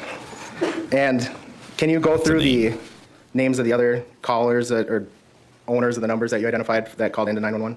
Ashley Straker, Emma Alexander, Madison Cohen, Ashley Straker, Tatiana Lava, Madison Cohen, Ashley Straker, Tatiana, Eric Williams, and I believe the last one was a subject, Takano from Minneapolis PD. And it looks like Eric Williams called a couple times? Correct. So I want to direct you to a specific call, the call from Tatiana Leva at 15:48:52. Do you see that one? Yes. May I approach? Yes. Handing you what's been marked as Exhibit 63. Is that phone call, 911 call from Tatiana on that flash drive? It is. And have you listened to that? I have. Did you initial that flash drive when you listened to it? I did. I move to admit Exhibit 63. This could be 63 is received. quite traumatic. Probably a lot of yelling going on here. I haven't heard these before, guys. May I approach? Yes. Handing you what's been marked as Exhibit 14. Are the rest of the 911 calls, or are all the 911 calls on that exhibit? Yes, Does it also have digital versions of the dispatch log? it does. Judge, I move to admit Exhibit 14. Any objection? No. All right, 14 is received. Also Exhibit 40. Any objection to 40? 40 are the, oh, no, no objection. We have to approach actually quick. Yes.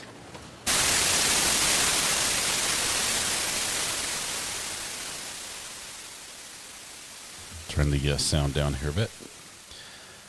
I was going to guess he was a bus driver because I have a bus driver that looks just like this guy. I did growing up. I cannot remember the guy's name for the life of me, but I think it's the face and the mustache. Well, the hair. I think it was the hair and the mustache is what makes him look the same. But man, he was a mean bus driver. He would. If you were like 30 seconds late, he'd just drive, well, not even 30 seconds, 3 seconds. If there was a gap in the line, he'd just leave you stand on the side of the road.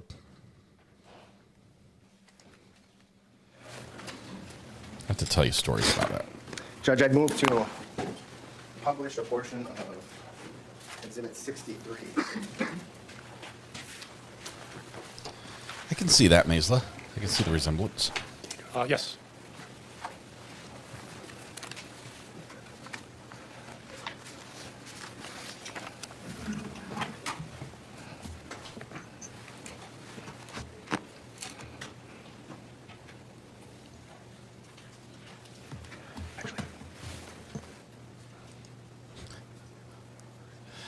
It was either ride the bus or drive my family's 1976 Ford Country Squire station wagon with fake wood paneling and snow tires to high school. Which do you think I preferred?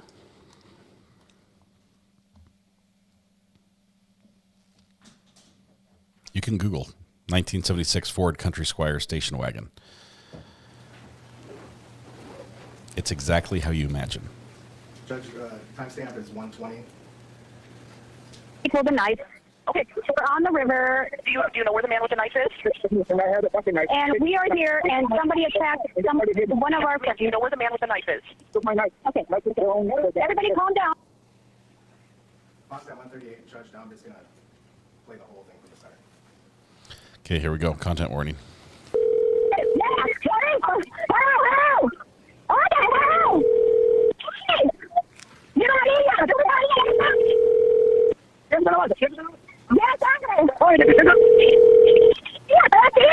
Recovery County 911, what's the address of your emergency?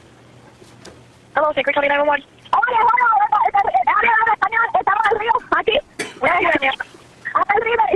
Y muchos niños están heridos con cuchillos. No sé, eso está feo aquí. En Wisconsin, está terrible. Oye, dime, policía, ma'am, are you on the water? I don't know what happened. You need to talk to me. Yeah, but calm down. Somebody's going to talk to me. We're at River's Edge. Was somebody stabbed? Is that what you're calling about? I don't know what happened. Somebody pulled a knife. Okay, so we're on the river. Do you know where the man with the knife is? And we are here, and somebody attacked one of our friends. Do you know where the man with the knife is? Okay. Everybody calm down. We're fine. We're fine. Can somebody tell me where the man with the knife is, please? Okay, so we're on River's Edge, on the river. Someone pulled a knife on our friend. So our friend has a knife because we used it for the rope. Someone take our, I don't even know. I have no idea what happened. Okay, do you know where the person with the knife went? The person that stabbed the other individual, do you know where they went? Oh my God, I have no idea what's going on. Okay, we have people help. Started your way, okay? Thank you. Okay. Wow. I don't have anything else, Judge. Mr. Shrophecy? Just a couple questions, Mr. Anderson. So, in the job, tell me if this is fair, the job of the people that you kind of supervise is to try to get as much information as possible about kind of what's happening. Correct. Is that right? Correct. And is it fair to say that in your experience, sometimes you get calls like this where people are just yelling and screaming, and it's difficult for the dispatcher to really get any information about what's going on? Is that fair? That is fair. Okay. And it can be for various reasons that's happening, but in this particular case, is it, I don't know if you can answer this question. At one point, the dispatcher says, we've got people coming, and then I think says that, and then kind of disconnects the call. Did you hear that? Yes. Okay. And is that, are they trained to try to keep people on the phone, to disconnect calls, depending on the circumstances? How does that normally work? Depends on the circumstances. Trial's still going. In this case, there was numerous 911 calls, so the dispatchers were triaging, trying to gather the most pertinent information, the best information they could, and if they weren't getting any more information, they had to move on to the next call because there were other 911 lines ringing. Sure. And it sounds like, at least from the information we have, there had been previous 911 calls about this incident. Is that fair? That is fair. So, thank you. Mr. Anderson? Nothing else, Judge. All right. Thank you. You may step down. Can we approach again? Yes.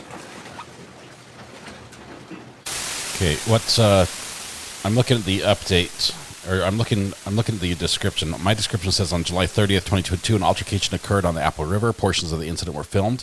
When the conflict ended, 5 people were stabbed and 1 passed away. The defendant is claiming it was self-defense. Virtually everyone involved was under the influence of alcohol or drugs. Memories vary greatly. I should say not virtually everyone, but most people involved, because we know that we've had some sober people. Most involved were. Members of the jury, we're going to take a short little recess. The good news is we're running ahead of schedule.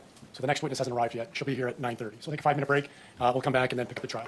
Please take the jury out. All rise for the jury. Okay, that's the jury's recess. I don't think we get the recess here. I think we have to stick around. Let's see what happens.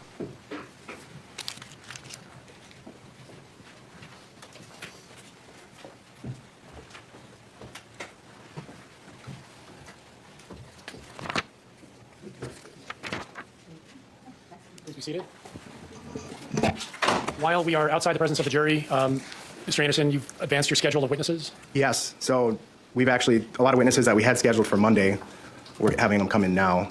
Friday, honestly, I don't think we'll take a full day with the Spanish speakers either, so we'll call in more net witnesses from next week for Friday. And I think there's a good chance we'll rest on Monday, maybe Tuesday, but that's what it's looking like right now. Okay. Is that going to interfere with the defense schedule if you have one? No, the one, they don't know exactly how many of the Spanish-speaking witnesses the state intends to call. Depending on who they call, you may call the other Spanish-speaking witnesses I know that there's an interpreter on Friday. I know that it's unusual to take witnesses out of order, but if there's an interpreter here, it would be our request, and we can discuss it maybe more over the lunch hour, but it would be our request that the defense be allowed to call those other Spanish-speaking witnesses on that day out of order, or we ask the court to help us to make arrangements for an interpreter. I know we talked about this before, and before we were under the impression that they were going to call them all, so, and I don't know when they're going to end, so I appreciate that this may be a problem that I contributed to making, but I'm trying to find a solution. Well, why don't the attorneys talk, figure out a schedule with the interpreter. We are going to have an interpreter here, I believe, all day Friday. There's one thing attorneys can do, it's talk. I think the original plan was all day Friday for at least 4 witnesses that needed interpreter services. I'm assuming the clerk has the interpreters son found work for the entire day yard. still. So please just verify that with the clerk of court, make sure that we have proper coverage, and then talk with one another about these witnesses, because it makes more sense to get them all done the same day. I don't know if we have an interpreter available to come back the following week. So just talk amongst yourselves. If you've got an issue, let me know, and then I can hopefully provide a solution. Okay. All right, take a short little break, and we'll get started once the witness arrives. My son found a little ring in the yard. He was out digging in our yard, found a little ring that looks like a cat. It's pretty cool. Even without a metal detector, which is funny because I've metal detected my entire yard and I missed it. Makes me doubt my skills. Let's see, we're going to come back here in just a moment. Here we go. There we go. Mr. Anderson, who is the next witness? John Farrell.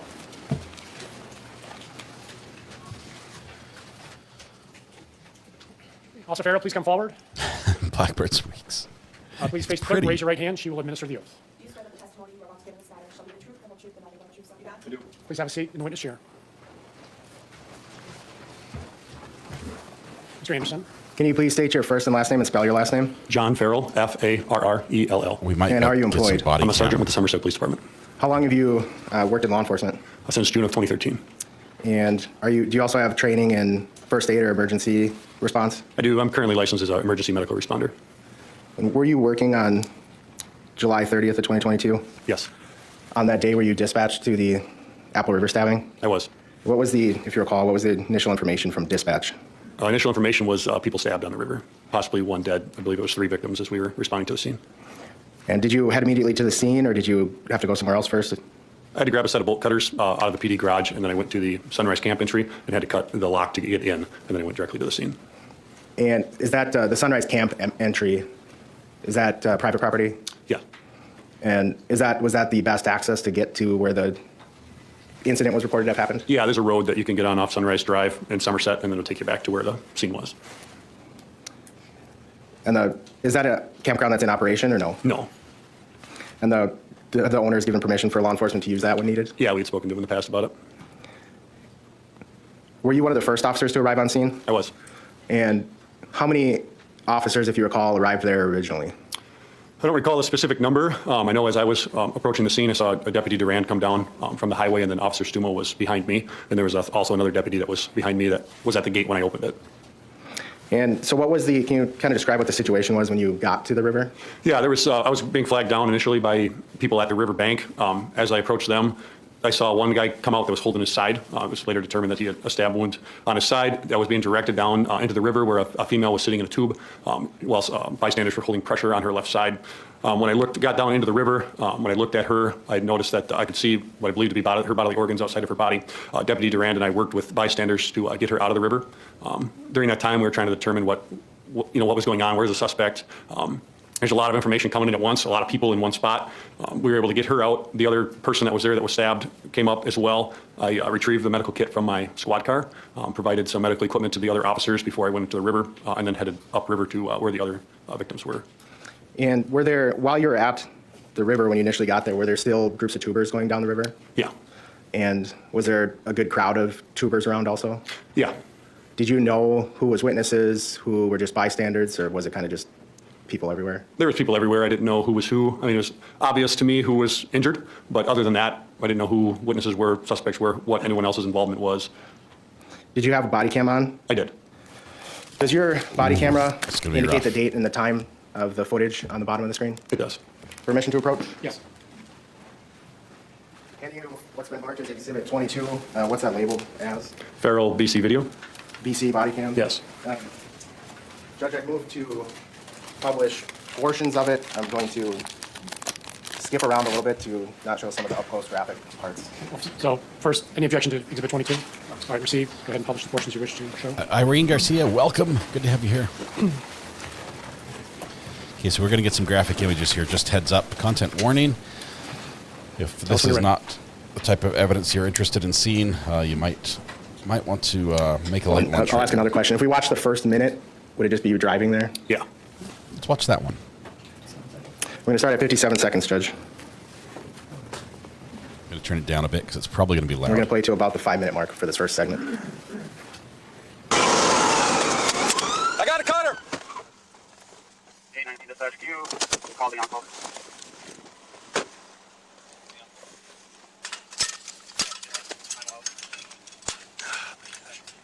Got the wrong side of the course. There. Slide.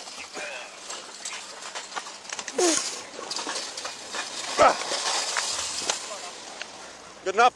You want to get an opportunity, if you want to call your rescue state, let them know. Meet you up there. Stand up with Pickles, victims on the river, whatever they need to do to access that.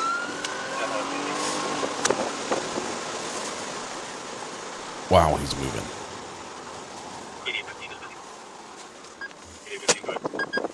8100 will be working on getting the investigators out. 10-4 handoff ready to. I wasn't aware of that when I talked to him. That's wrong. 8830 Petra, dispatch Sunrise, access is open. Sunrise access? Correct. Open down the river. 10-4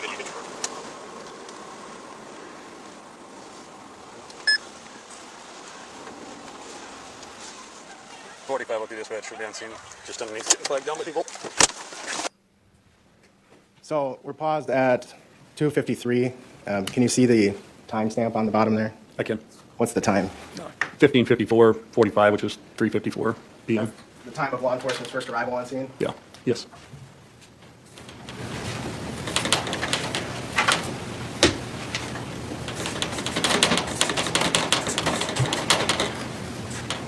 Can we have the screen again, please?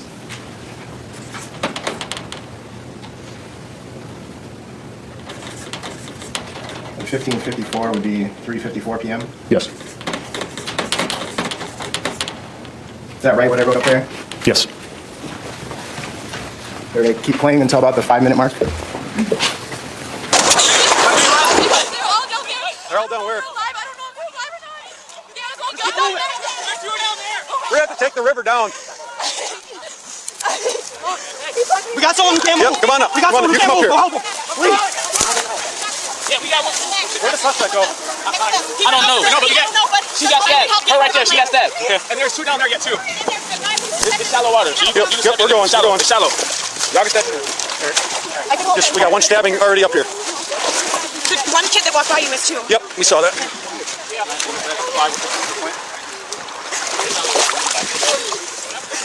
Okay, she got a knife on you? I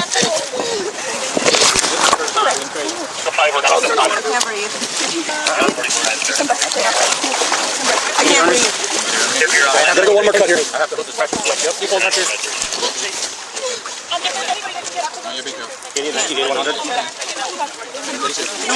I know you do. I know you don't. You're doing good. Keep holding pressure. Okay. Helicopter is overhead. Pick her up. I think we can just pick her up. She's got a distribution here. Okay, so safe for the bridge. If you can start a helicopter. Get this underneath the building. One going. She got guts. We stopped at 4:52. And did you end up assisting to carry Riley out of the river? Yes. Where'd you bring her? Just up to the paved road there by the squad cars. What'd you do after that? I retrieved medical equipment from my squad car and provided it to the officers who were tending to her, the other subject that was stabbed that was sitting next to my squad car, and then I headed into the river. And we're going to play from about the 8-minute mark. 7:59 is the timestamp. We have to get your butt up a little bit here. EMS, come here. Yep. Way up. Yep, we're going. Okay. Ready, Chase? And the guy is still walking up the river. The suspect? Yes, he's still heading. I thought he was still heading up the river. 4502 dispatch. We just received information. Suspect still has the knife and heading upriver on foot.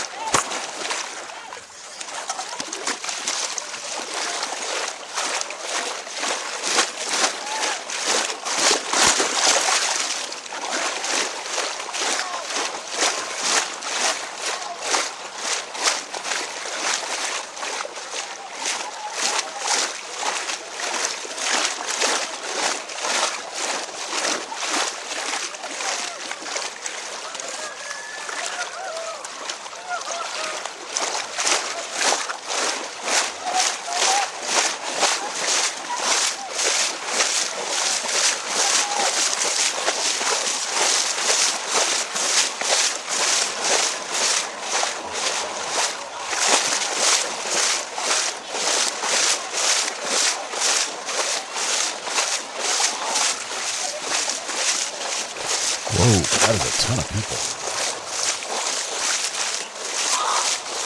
4502 dispatch, I'm just getting up to 06. It does appear that EMS is clear to get up here. Just make sure they know suspect's still at large.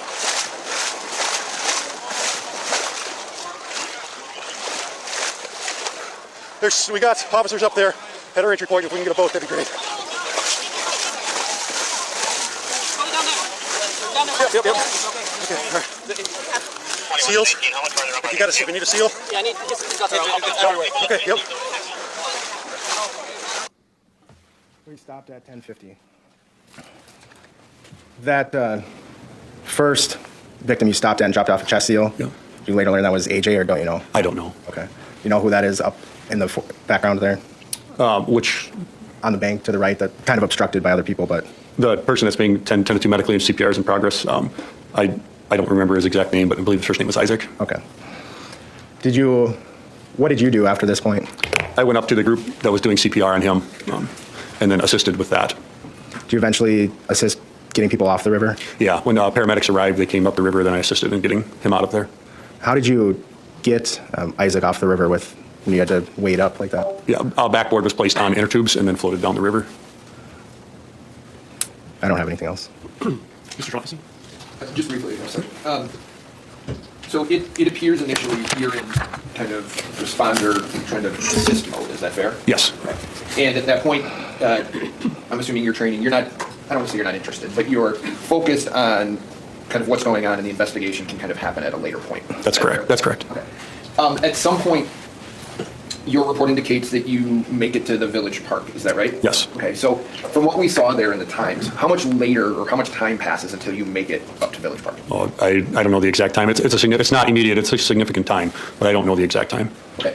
And we heard on the tape that you're getting information as it's kind of coming in. Is that fair? Yes. Okay. When you go to Village Park, are you then starting to maybe switch over from emergency situation to kind of investigative situation? Is that fair? Yes. Okay. And you made contact at Village Park with a gentleman by the name of Eric Williams. Is that right? That's right. Okay. And does he come up to you or do you go up to him? I had directed him out of the crowd to come talk to me. There was a group gathered together. Okay. So did you have some information that he might have information?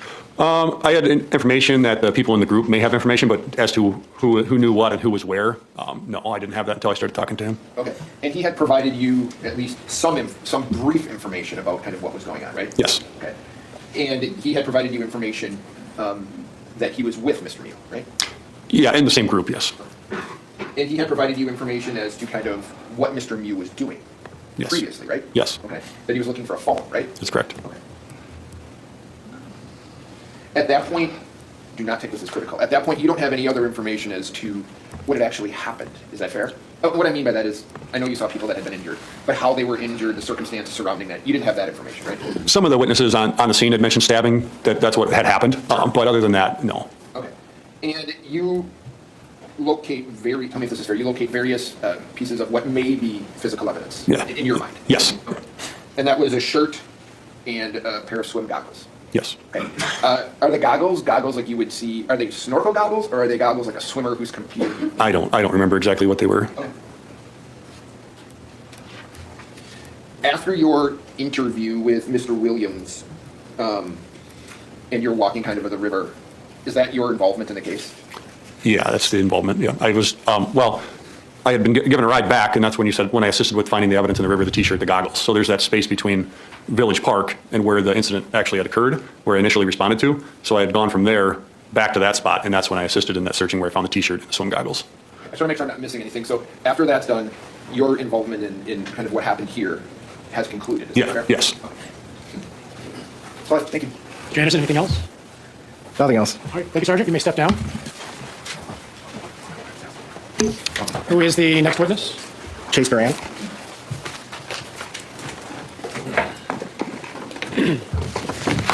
I realize a lot of us want to see those videos, but the new YouTube guidelines, I'm actually very glad that they didn't show them because it's problematic for the channel.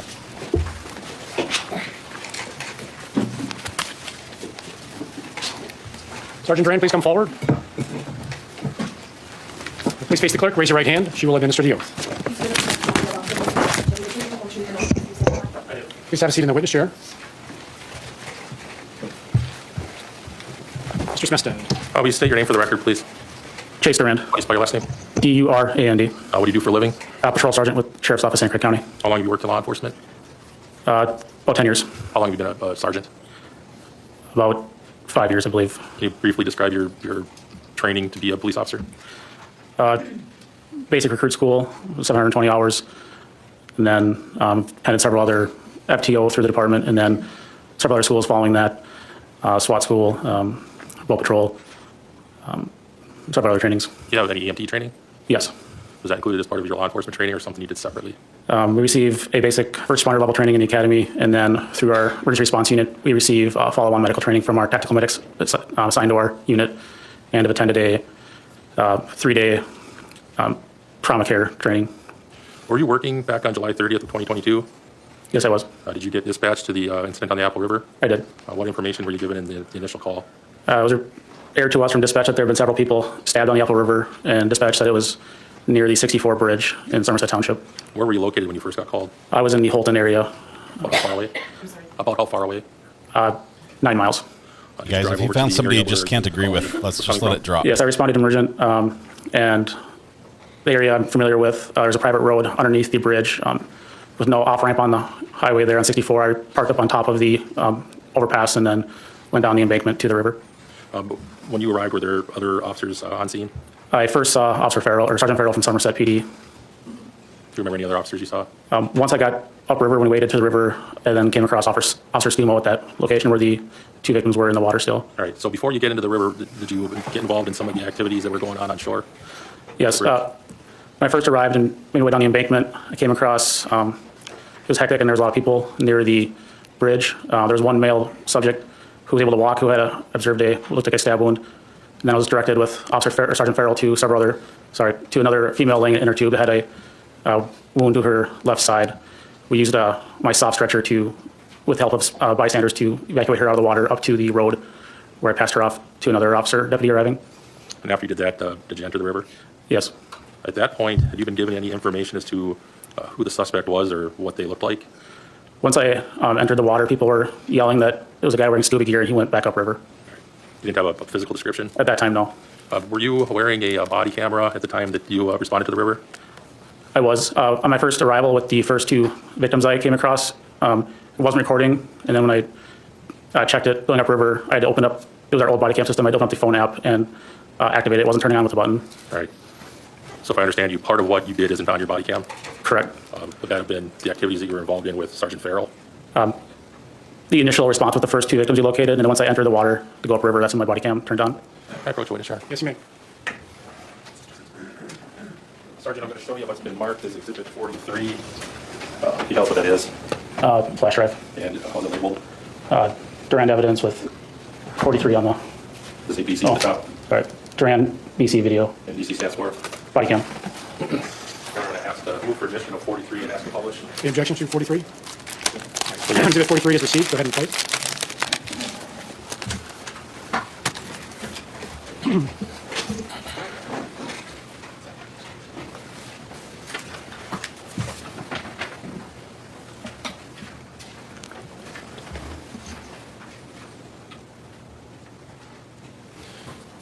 Your Honor, again, I'm going to just give a warning that some of the images on this body cam are graphic, so anybody who may be concerned may want to leave. So, members of the jury, what you're about to see is difficult.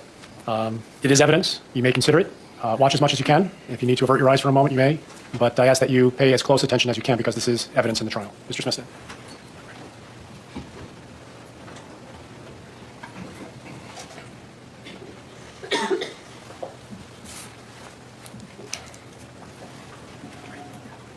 We're going to start at the 29-second mark. We're ready.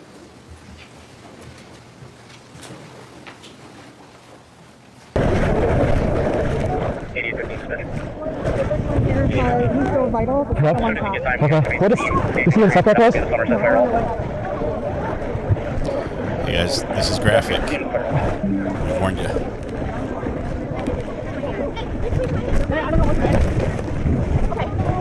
We have Yeah. Okay. Have him hold it. Hold it. AJ, you hold my hand. Squeeze my hand, man. Squeeze my hand.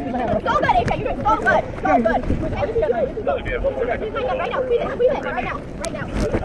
So good. So good. Okay. Right here. You're right here. We're right here with you, AJ. We're right here with you. Hear me? 29 to 19. I know, AJ. I know, AJ. We're right here. All right. Go up for 19. We're here for you. We're here for you. Do you want me to go upriver and start coming down, or I'm at the bridge right now? Squeeze my hand. Good job. You want to start looking for the suspect. I'll work on a description. I heard one person say scuba gear. So good, AJ. AJ Martin, huh? What is your name, right? 47 through dispatch. We're doing CPR. 47 CPR in progress. Did you guys see what happened? Who did it? Through dispatch, you're busy with. You know who it is? No, it's just some rando on the river. He looked 5'9", 5'10", Russian-looking guy. He went somewhere over there. Where's he wearing? Hey, you see him? Hey! They just went after him. I think he's up. You get out of there. Get out! Get out!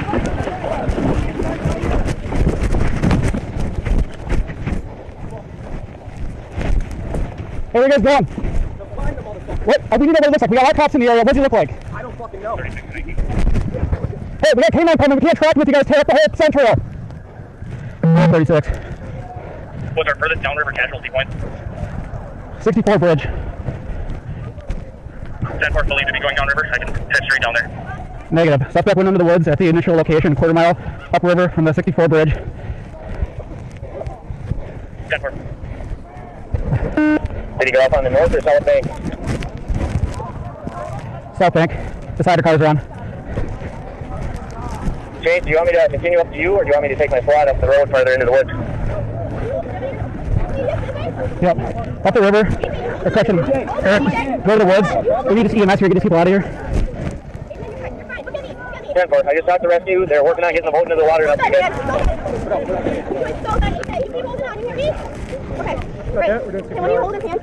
21 to 29.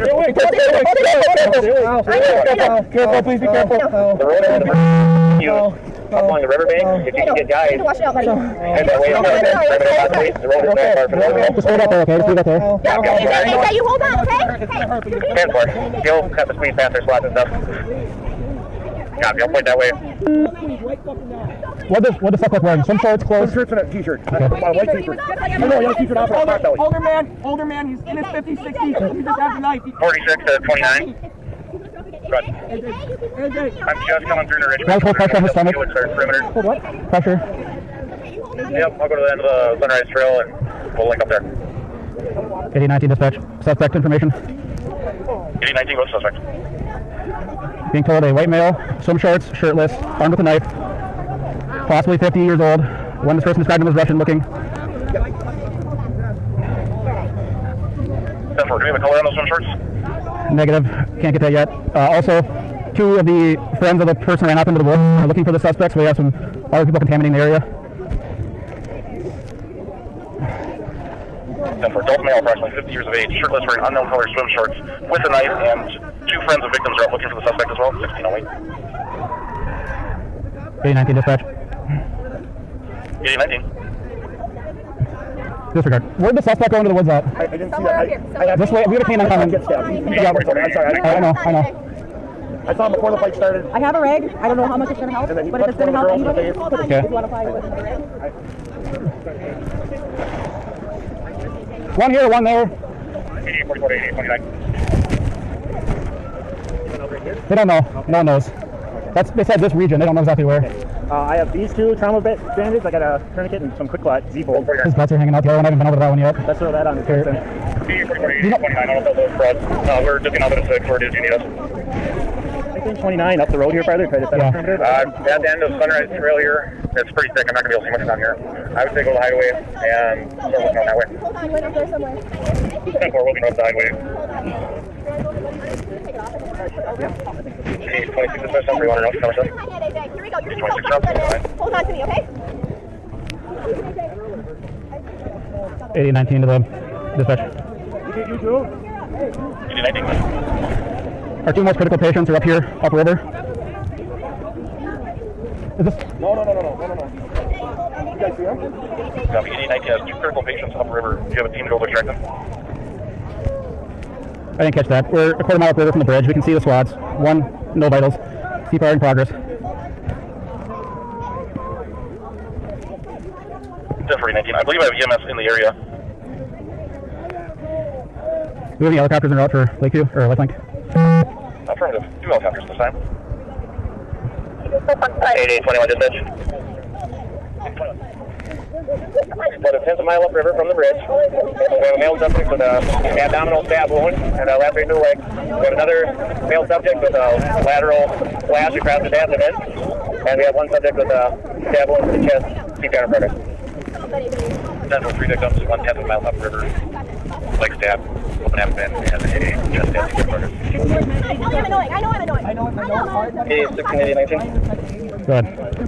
Do we need additional agencies to assist with perimeter? Yes. And I don't know, State Patrol's helicopter was in the area of Minnesota. I don't know if that's something we can utilize.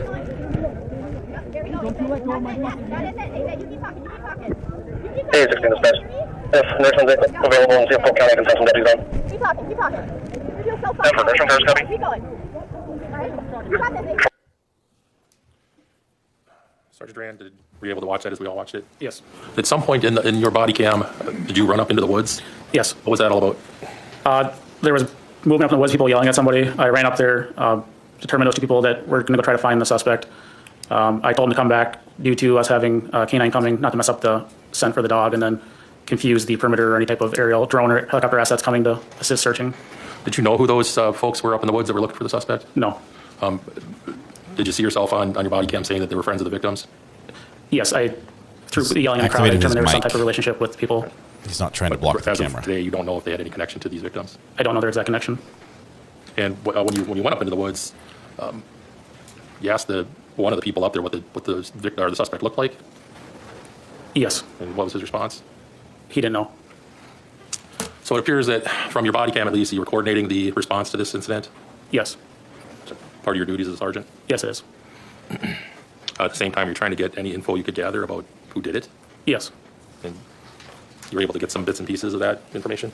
Yes, there was a lot of information being thrown at me, or people yelling, but the one person I talked to in the yellow shirt had the most amount of information about the suspect. I'm impressed with how well the Were you officer was also able in to the get the process trying pertinent to set up a information. perimeter to make sure that the suspect didn't get away? Yes. At some point, did you call for a State Patrol helicopter?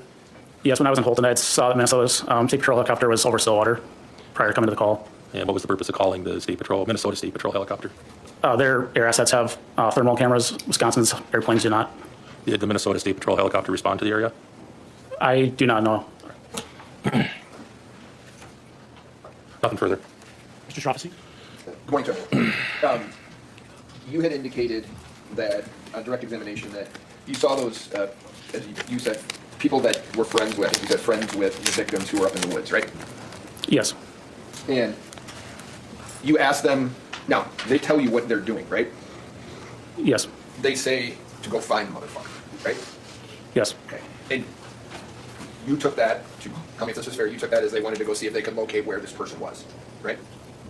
I interpret it as they're going to look for the suspect. The way they said it, did it make you think that they were angry? His subject's relevance. Sustained.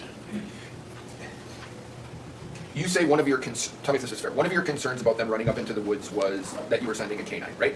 Yes. Was another one of your concerns what might happen if they run into him? Yes. Okay. Do you tell them to stop? I asked them to come back, yes. I don't remember my exact words, but I asked them to not go into the woods. Okay. And they tell you they're going to look for him, and then you come back down into the river, right? Yes. Okay. Did you see any of the people that were up in the woods? Did you see any of them with a weapon, a baseball bat? No.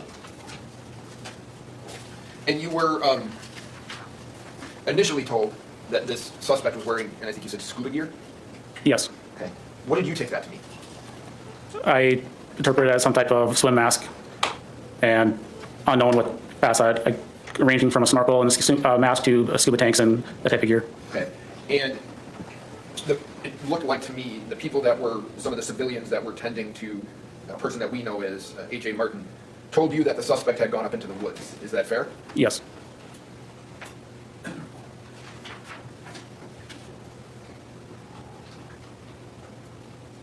Would you describe that situation, I don't know, you've been an officer for a while, would you describe that as a pretty hectic situation? Yes. Right. And you're getting a lot of information kind of thrown at you at once. Is that fair also? Yes, I was. Okay. And you're getting different descriptions of the suspect in scuba gear and then he's got on shorts, so you're getting all kinds of things thrown at you. Is that reasonable? Yes. Okay. Are you having some, I don't want to say difficulty, but are you trying to process what's happening in terms of the information you're getting? I'm taking all information in that is being yelled by people in the water, bystanders, and disseminating out to the rest of the officers on scene and dispatch what seemed to be the most accurate information I was getting. Okay, and in terms of making that determination as to what's the most accurate, what are you basing that information on in terms of what's true and what's not true? People that said that they saw the actual event happen versus ones that saw the aftermath of what happened. Okay, and so the people that are telling you what happened were, in your mind, the people that were near the people that were being tended to? Is that fair? Some people Question, Your Honor. No. Overruled, you can answer. Some people that I had asked in passing by, they said they didn't see it actually happen. And then the people that were attending to and in the area, the man in the yellow shirt was giving me the most information that had detail. Okay, and so those people that were giving you that information, that was the information that you were trying to relay out. Is that fair? Yes. Okay, so then did you relay out that the suspect had run into the woods? Yes. Okay. Do you know now whether or not that's true? I do not.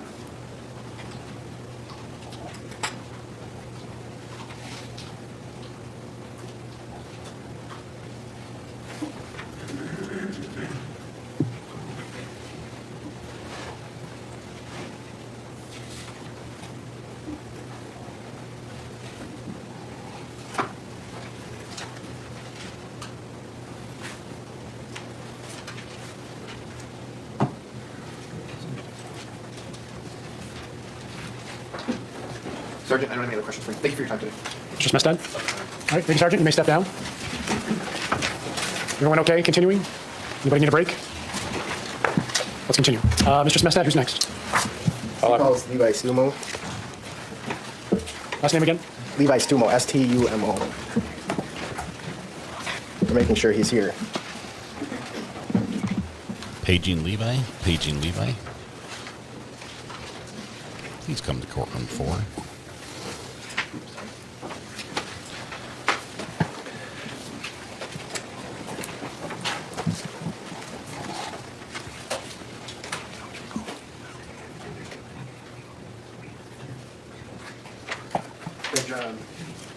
We've been calling all our officers to come in early. He's going to be here in 5 minutes. All right, I guess we will take a break. 5 minutes. Please take the jury out. All rise for the jury. We're going to skip ahead, skip the break, because that's what we do. That's how we catch up. Give me just a minute. We're a third of the way through the day already. There we go. Ooh, more body cam, right? Let's see. There we go. Present and accounted for. Mr. Anderson, who is the next witness? State calls Levi Stumo. It was a quick smoke Mr. break, Stumo, please come Jordy. forward. Please face the clerk. Raise your right hand. She will administer the oath. Do you swear that the testimony you're about to give in this matter shall be the truth, the whole truth, and nothing but the truth, so help you God? I do. Please have a seat in the witness chair.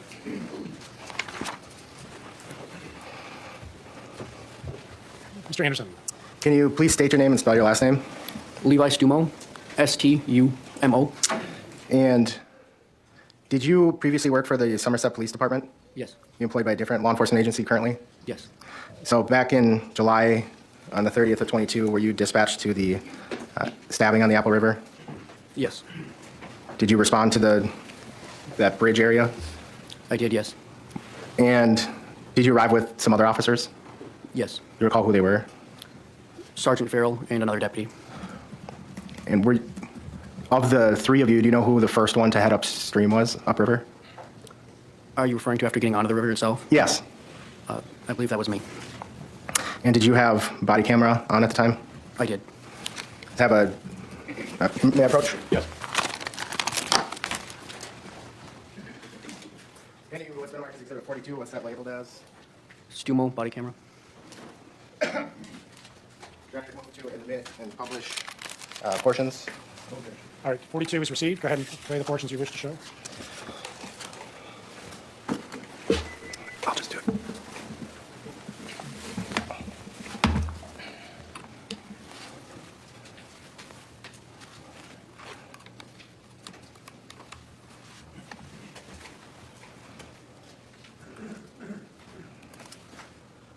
While I'm doing this, did you, after you were at the scene of the stabbings, did you go out to another location also? Correct. What was the second location? The Village Park. What'd you end up going there for? To assist with apprehending the suspect if he was located at that location. And Village Park, is that the exit for the tubers? Correct.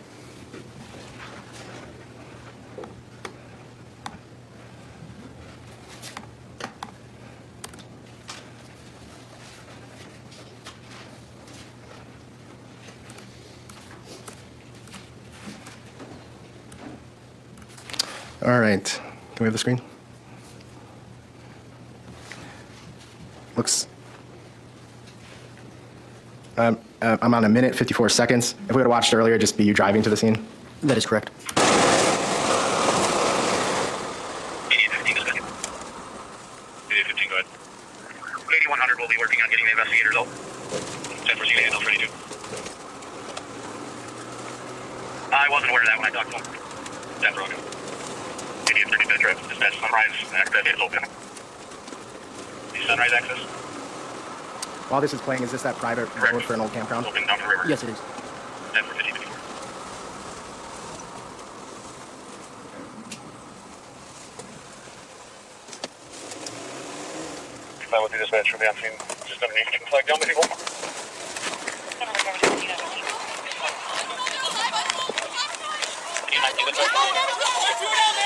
have to take the river down. He punched me in the face. I don't know what the fuck. Please. We're going to help. We got a gentleman down there. These guns are out in the fucking open. Okay.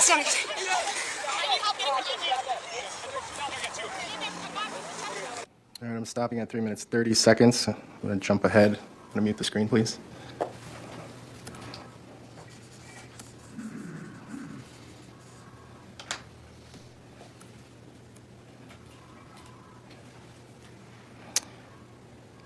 All right, I'm ready.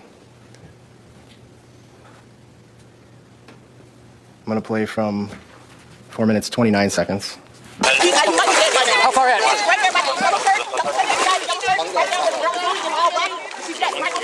So from here to his chest, his guts are exposed. The other one is stabbing the chest. One stab in the hip. 3 down there? We got 3 individuals down the river. Significant stabbing.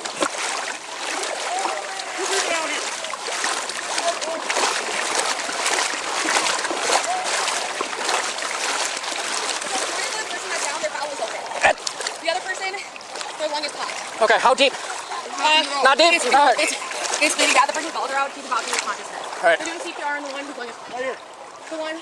Is he on the other side of the river? No, on the side. Right down here. Right here. Come on, you're right next to each other. All right, you want to help me out here? I'm going to pause at 5:36. That gentleman you just made contact with, did you have any idea who that was at the time? I did not. I just want to write down, does it look like 1557 on the bottom of the screen there? Correct.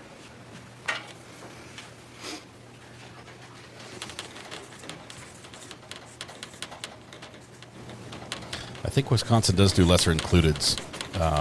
Not sure on this one. That'll be 357, is that right? Correct. And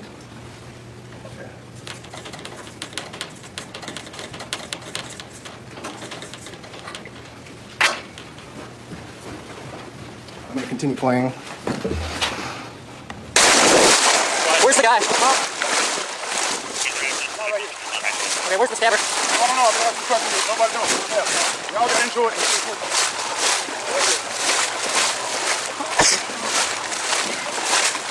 I will do dispatch. Best. I heard this is going to be on Sunrise. Yeah.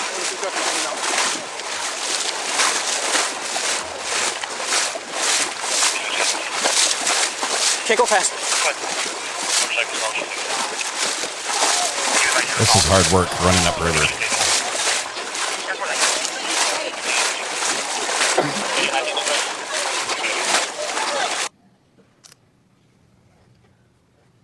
I'm pausing at 15:58. 6:41.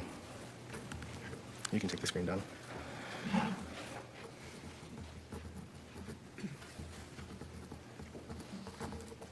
I don't have anything else. Mr. Nelson? Sir, the video showed you getting out of the car, walking toward the river. Is that right? Correct. And there's a blonde woman in a blue bathing suit, correct? That is correct. And you body cam captures her, correct? Correct. And as you know, body cams, you're actually able to like take a screenshot of that, correct? Correct. And on the body cam, the blonde girl in the blue swimsuit, her face is fully visible, correct? I believe so, yes. Were you ever asked to take a screenshot to zoom in on her face? No. Did you ever do that? No. Do you aware if anybody else ever did that? No. Did you ever come back and have contact with that blonde woman in the blue swimsuit? I don't believe so. And again, there's a lot going on, correct? That is correct. She wasn't, she didn't have any injuries that you observed, correct? Correct. Had she had injuries that you observed, you probably either would have told somebody else, tended to it, or tried to document them in some way, correct? That is correct. That's what you're trained to do as a law enforcement officer, correct? That is correct. In that moment, again, I don't mean to imply I'm critical of you, just you didn't have any awareness that she had an injury, correct? Correct. You didn't observe one, correct? Objection asked and answered. Sustained. You, at some point, and it's not on the video, it stopped, but if we continue on in the video, you move forward, continue up the river, is that right? Correct. And as you go up the river, you have contact with a married couple, who's rendering CPR aid to one of the people who's injured, correct? That is correct. You've now come to know that that's Andrea and Robert Baldoza? Correct. Okay. At some point, did you see, you were speaking with them, correct? Correct. Did you speak with Mr. Baldoza? Correct. And did you observe him pick up the snorkel and or goggles? I don't believe so. Were you the one that collected those? No. Did he tell you about those? No. Did you make any observations of the snorkel or goggle? I did not.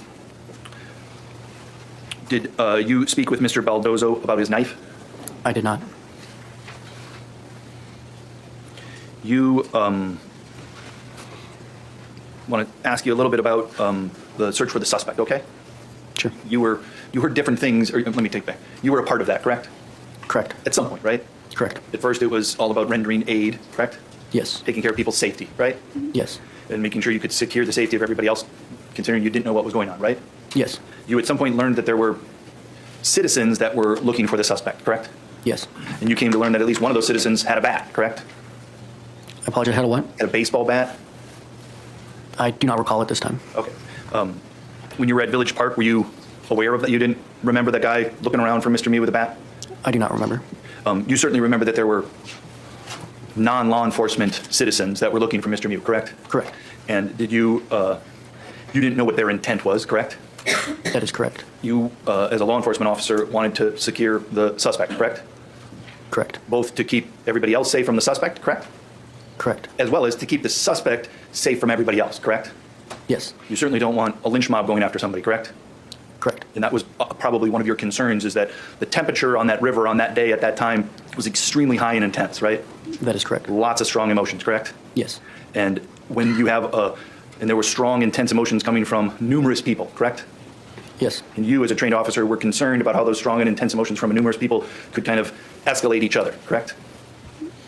Object to relevant speculation. Sustained. You have concerns about the suspect's safety as well as everybody else's safety? Objection asked and answered. You didn't say that. I didn't say that. Did you help in eventually finding and handcuffing Mr. Mew, correct? I assisted with the very end portion of that, I suppose. Yes. And he was, fair to say, compliant with law enforcement's requests, correct? Correct. He didn't resist in any way, correct? Correct. At the time, I would imagine you didn't know whether he had a weapon or didn't have a weapon, correct? That is correct. I would imagine at some point, if you find out somebody has a weapon, that changes things from your standpoint, correct? Correct. Would it be, again, trying to summarize really quick, you're thankful that he didn't have a weapon when you had contact with him? Objection, Judge. Sustained. Did he have a weapon when you had contact with him? Not that I was aware of, no. Did he have a phone when you had contact with him? I do not recall. That's all. Mr. Anderson?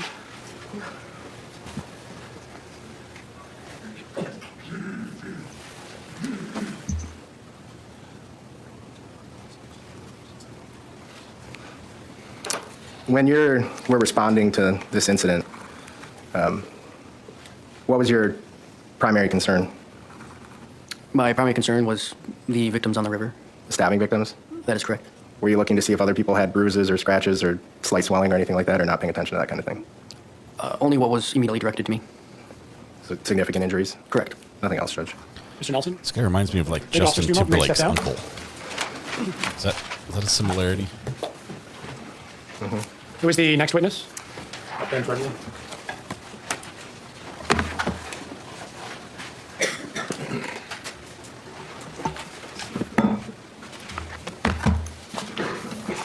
Deputy Trebian, please come forward. Please face the clerk. Raise your right hand. You will administer the oath. You swear that the testimony you're about to give this matter shall be the truth, the whole truth, and nothing but the truth, so help you God? Please have a seat in the witness chair. Mr. Smestad. Will you say your name for the record, please? Deputy Benjamin Trebian, last name Trebian. And what do you do for a living? I'm a patrol deputy with St. Croix County. How long have you been a law enforcement officer? About 4.5 years. What are your general duties as a patrol officer? Patrol, take calls, respond to calls. Were you on duty back on July 30th of 2022? I was. Were you one of the many officers that got dispatched to the stabbings on the Apple River in Somerset? I was. What was the information you were given initially? I was given that there was multiple people that were stabbed on the river. I was sent a photo, was asked to respond to an area and set up a perimeter. What was the photo you were sent? Male, 50s, he's described as Russian, wearing camo swim trunks. Who was supposedly the photo of? Nikolai Mew, or the suspect in the stabbing. Thank you. Were you given a specific assignment in relation to your response? I was just tasked with responding to a perimeter. I set up on near I and 170th and was moving there. All right. At some point, did you get called away from where you were trying to establish a perimeter? Yes. And before we move on, when you say you're establishing a perimeter, what are you trying to do? Just contain the suspect into a certain area. At that point, had a suspect been located? Not at that point. At some point, you moved away from where you were assigned to establish a perimeter? Yes. Where'd you go? I responded. We were advised that possible suspect was seen at the tubing exit. I responded to corner of Sunrise and Parent Street in Somerset, where I then ran down to the tubing exit. All right. Were other law enforcement officers there by the time you arrived? Yes. Were you wearing a body camera that day? I was. Were you recording your actions at that time? Yes. May I approach the witness, Judge? Yes, May. I'm going to show you what's been marked as Exhibit 47. You recognize that? Yes. What is it? It's my body cam flash drive. Is it labeled? Yes. And what's the label say? Tribune PC video. That's your name? Yep. All right. Move for admission of 47 and the desk of publish. Any objection to 47? No, Judge. It is received. Go ahead and play the portions you wish to show. All right, more content. Content warning, that is. Sounds like he was more searching for the suspect than helping with the injured. This particular segment, Judge, is the whole video. It's less than 2 minutes. I'll start from the beginning and play to the end. Tell us when you're ready.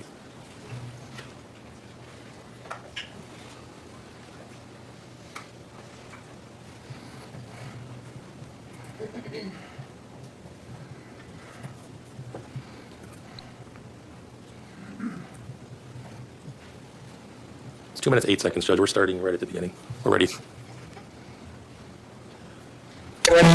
Camera recording started. Wow. Here's wearing a camel colored shirt.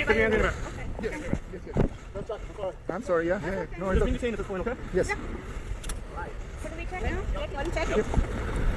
Precinct dispatch, believe we have a suspect detained. Believe we have a detained at the time. No, what was going on? 36 has a possible suspect detained at 1649. Everybody hold where they're at. We need a photo so we can turn this. I got it. I'm calling up on the girl's fridge right now. Like I said, you're just being detained at this point, okay, boss? Okay. I got a photo on my phone. I'll be there in a second. Yeah. Chain matches. Shorts. What's your name? Nick. Nick what? Nick Mew. Okay. What did they do? This way. Double lock at this point. All right, we'll worry about it over here. Yep.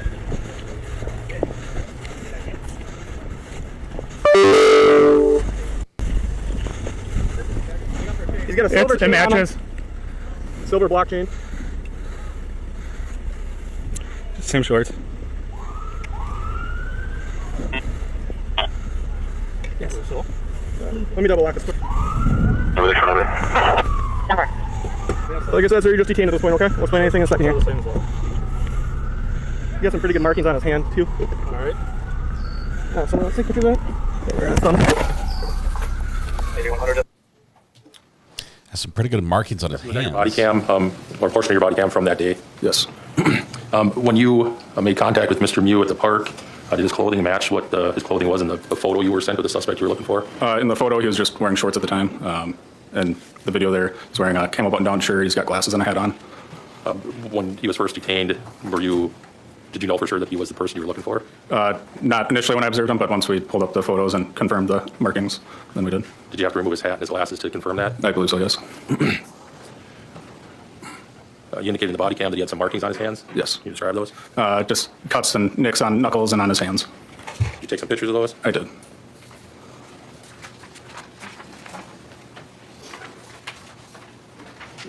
Would be indicative of a fight, some sort of struggle.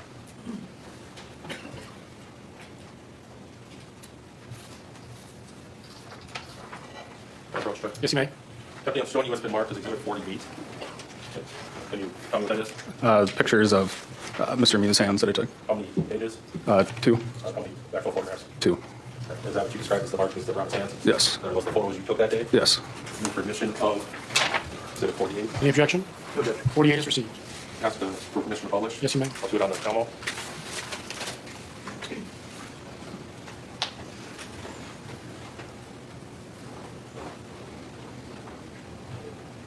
Try, clear. We'll start again. I can. No, it's working.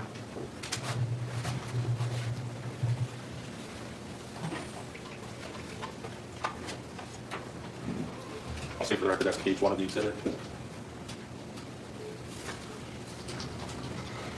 That's page 2.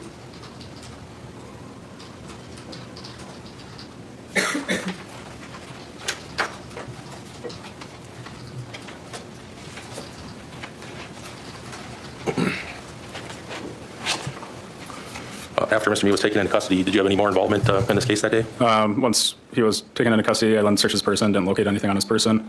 I also assisted with K-9 search of the area of where the stabbing took place and evidence collection at that point down by the river there. Right. Nothing further. Mr. Nelson? I want to ask you some questions of there at Village Park, okay? Yep. Village Park is where the exit is for the river, correct? Yes. Pretty much everyone who gets on the river gets off at Village Park, right? Yes. Today, or on this day, there were some exceptions that people were diverted over to another place to exit, correct? I don't recall if there was a secondary point to exit. And I wasn't trying, like, there was an ambulance that came, people exited where the ambulance was. Yes. Correct? Yes. There was a small group of people that exited there. Fair to say? Yes. When I say small, it might be multiple groups, but it's like less than 50 people. Agreed? Maybe. Okay. Were you there at that point where the bridge goes over, Highway 35, 64 goes over, and where they brought the people with injuries out? Were you there ever? Later after, with helping with evidence collection. Okay, but not until, by that time, I would imagine the people that had exited in that place were essentially had gone. Fair to say? Probably. Okay. You didn't observe them at least, correct? I did not know. You don't have a memory of it at least? No. So at the exit at the Village Park, you'd gotten a description of the man that you were looking for, correct? Correct. And it was based upon this photo that somebody had provided and distributed around, correct? Correct. And you know that that photo may have also been distributed to some citizens, some non-law enforcement people, for all you knew, correct? I can't say that for certain. Okay. Do you have knowledge of that now? No, not until you said that. Okay. And in addition to the photo, you had somebody's physical description, correct? Yes. And when you get a physical description, you in that position, you rely on it, correct? Yes. It may or may not be accurate, right? Potentially. It may or may not be helpful, correct? Possibly. You're not there to judge the accuracy of it. You got that information and you're going to process it for whatever value it's worth, right? Correct. So in this situation, somebody said he looks Russian, correct? Correct. What does a Russian look like?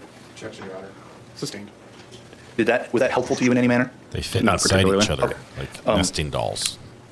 When you were there at the Village Park, did you gain knowledge that there was a man with a bat looking for Mr. Mew? I remember hearing about that, yes. And in fact, that man with the bat had confronted Mr. Mew just before the arrest, as far as you know. Is that right? Objection, foundation. Sustained. Do you know? I do not recall if he ever approached him. Okay. Were your handcuffs placed on Mr. Mew? I did not place handcuffs, but I was there, yes. Somebody else placed the handcuffs on him? Yes. Their other set? I'm sorry, what can you repeat? Somebody else's set of handcuffs were put on Mr. Mew? Yes. At some point, were you there to see that pair of handcuffs taken off and another pair of handcuffs put on him? Yes. And during that exchange, from Mr. Mew's one set of handcuffs being taken on to another set of handcuffs being taken on, do you remember the talk at that point in the presence of Mr. Mew about there's a guy looking for walking around with a bat? You remember that? Maybe. Okay. I don't know if that's what we were talking about at that time, but Do you remember that during one of the body cams? yeah, I remember hearing about it. Okay. And do you remember how Mr. Mew reacted in your presence when he heard that there was a man on the river looking for him with a body cam? Do you remember his look of surprise? I do not know. Do you remember his look of shock? No, I do you remember his look of fear? No, I don't recall that. So were you the person that essentially, for lack of a better term, identified Mr. Mew, like, we think it's him? We saw him, yes, and then looking at the photo that we were sent, we confirmed it, yes. Okay, and I understand you using the word we. You're the one here talking, so I'm not going to use the we. I'm just talking about you. Agreed? Yes. You saw him, and you're like, I think that's the guy. Correct. And at the time that you saw him, can I get exhibits? I think it's 110 and 111, maybe 112.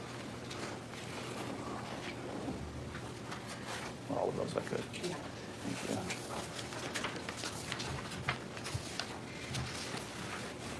I think the Mountain Dew's finally worn off.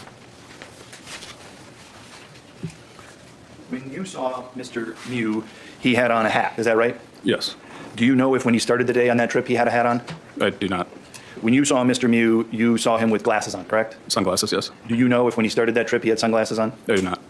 When you saw Mr. Mew, he had a shirt on, correct? Correct. Do you know if when he started that trip he had a shirt on? I do not.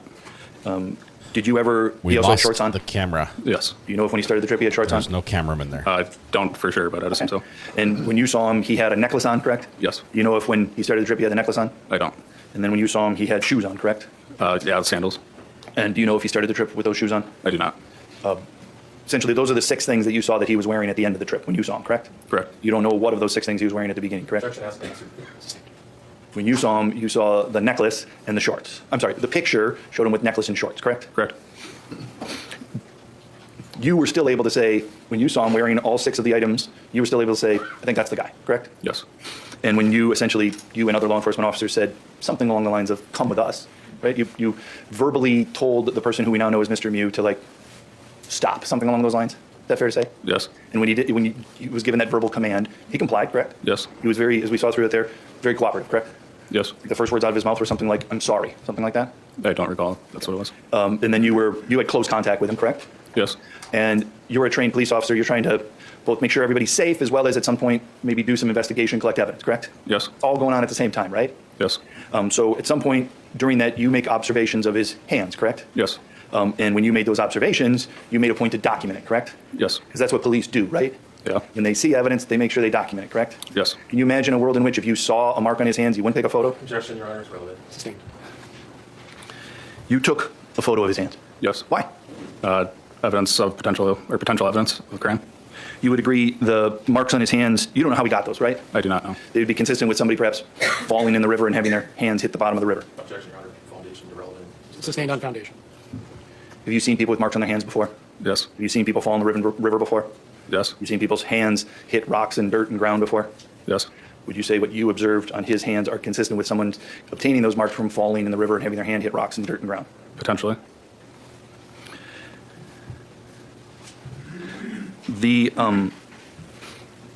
As a law enforcement officer, I imagine you have times where you deal with people who have drank alcohol, correct? Yes. And sometimes that's relevant evidence that you want to, again, document, correct? Yes. Some of those things that you would document would be something that you smell, right? Yes. Or some of the things that you document might be the speech that you hear that somebody says, correct? Yes. Because if somebody's intoxicated, they often smell of alcohol, correct? Yes. If somebody's intoxicated, they often have slurred speech, correct? Yes.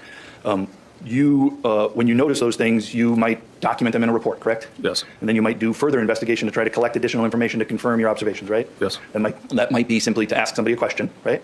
Yes. Might be to give somebody a chemical test, correct? Yes. Irrelevant. It's very relevant. Overruled. We get to the point. Yep.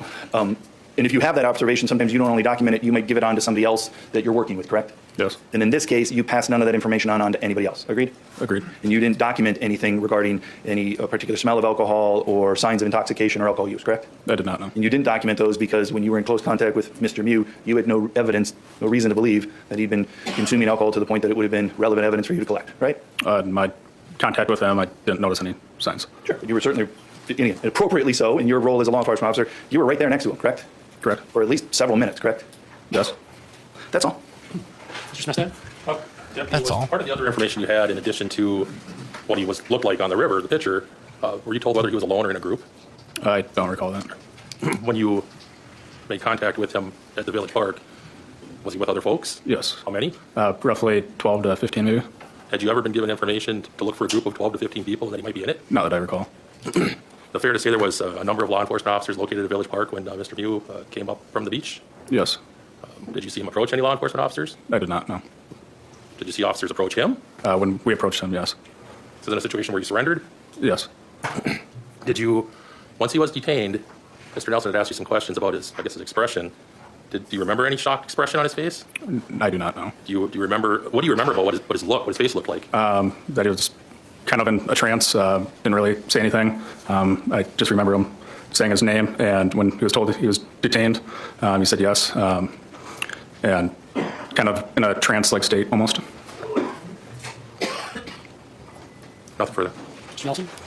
Your experience as a law enforcement officer, I imagine you've dealt with victims in the past, correct? Yes. Victims of violent crime, correct? Yes. And sometimes when you've dealt with victims of violent crime, you've seen them in ways that you observe to be expressions of shock, right? Yes. Not like shock as in surprise, but just like shock as in trauma, correct? Correct. Objection, relevance, Your Honor. Overruled.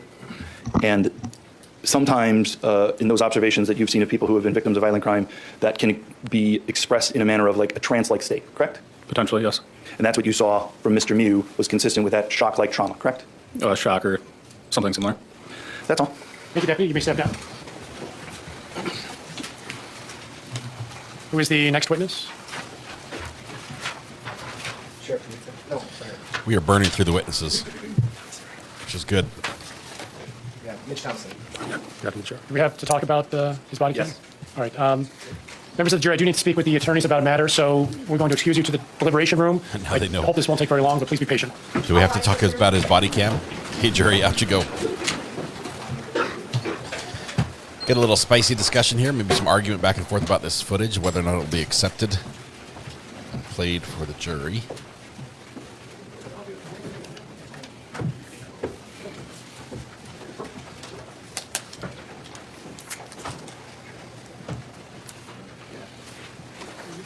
Please be seated.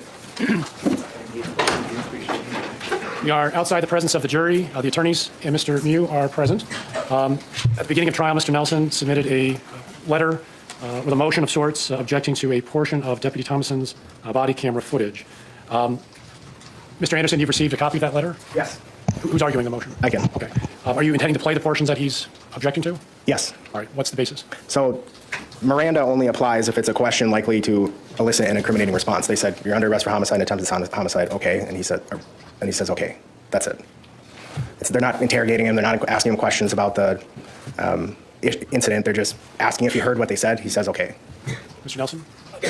Respectfully, I disagree with that recitation of the facts. It's a very short video, and I don't see any reason why Your Honor couldn't watch it right now. They do tell him he's under arrest. They do say, okay, and he doesn't respond. They then say, we're next going to essentially bring you to the police station, and there's going to be an investigator there to speak with you. And then they ask the question, all right, and it's to that question that he responds, okay. So it is not in response to the information that he's being charged with the crime. It's in response to a question about what happens next and where you're going to go. So you're objecting on Miranda grounds? I'm objecting on relevancy, and I'm also objecting on Miranda. Okay. What's the relevance? So he's acknowledging he's hearing what the officers are saying, and then he acts surprised in his interview, like he didn't know somebody died. There's a lot of that's going to be argued in closing. The chaos at the scene, all the victims there, everybody else seeing what's going on, that will be one of our arguments. But then also, he's told he's under arrest for homicide, and then told there's going to be, somebody's going to talk to him. He acknowledges he hears them, and then he acts like he's surprised in the interview. THX, your caps lock got stuck. If I fixed it, I deleted it. Wanted to introduce testimony from a law enforcement officer that said, I told X to Mr. Mew, I think they get to do that. It's the response that we're worried about. And so if they call the officer and the officer says, I told him he was under arrest for X and Y, there's no, I don't think what happened next is the cutoff, but I think they get to do that. And I think that addresses whatever relevancy there is to it without having to get into Mr. Mew's response. I guess I don't understand what the prejudice is. By the same token, what's the relevance? I think I just outlined it. That's our position. There's the prejudice. I mean, they don't want that to come in because it's obviously harmful. But why? I haven't heard it articulated why it's prejudicial. Not wanting it to come in isn't prejudice. So a couple of things. I don't have to prove it's prejudicial. You have to prove it's relevant. If it's relevant, I can then argue it's unfairly prejudiced. That's not my argument. I'm saying his answer is not relevant. If you want his answer in, which is what you, I think, are trying to do, that's a different relevancy analysis. And first, that's a Miranda violation. Second, I think his answer is, the probative value is outweighed by the probative value of his answer is outweighed by the danger of unfair prejudice. So the question, I think, really is, what's the relevance of his answer? Not his being told the information. We get that. We concede that. So if it has any tendency to make it more or less likely, it's relevant. To be excluded, the prejudice has to substantially outweigh the relevance by statute. And I still haven't heard an articulation on how it's prejudicial. Okay, let's turn this a different way. What about the Miranda analysis? It's not a question likely to or meant to elicit an incriminating response. It's just... But you're using it to prove he's guilty. So isn't it an incriminating response? It turned out to be, but at the time, they're just asking if you heard. But it's only useful to the state because then he later acts like he didn't know somebody died.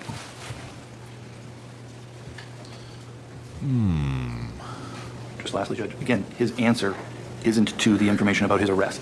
His Judge, answer watch this is in before you make a response decision, to if they're you're telling gonna him allow they're it. taking him to the police station where he's going to meet with an investigator. If you don't I allow saw it, the you don't video have to watch once it. during motion practice, Okay. so I have a vague recollection of the sequence, but if it's short, let's take a look at it so I can make a fresh decision. Roll tape. Tell us when you're ready.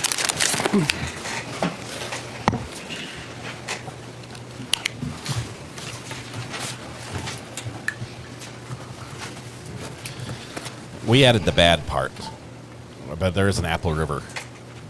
We just added the bad Apple River trial. Do you have a timestamp handy, right?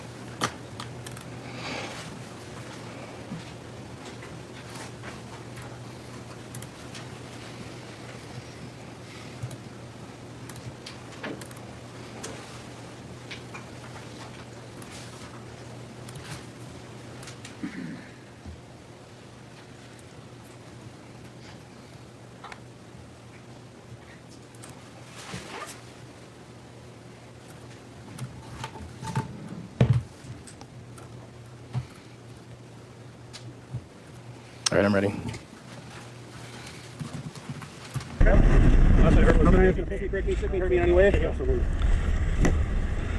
So right now you're being placed under arrest, okay? You're being placed under arrest for a homicide and attempted homicide. That's all we're going to discuss with you right now. More than likely an investigator will come talk to you at the jail. All right? Okay.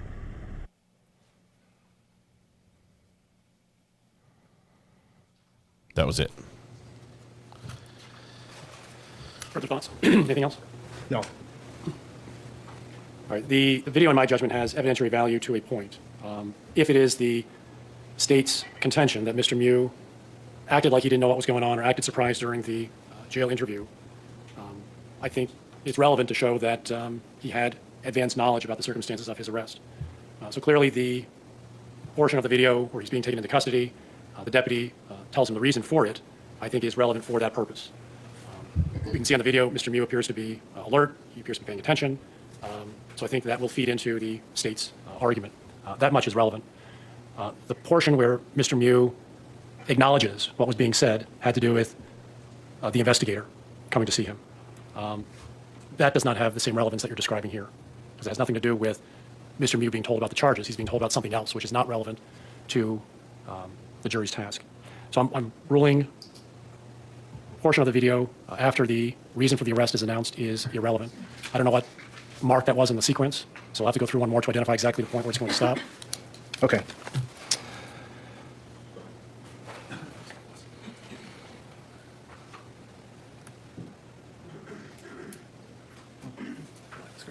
Oh, can we get the screen? Yes.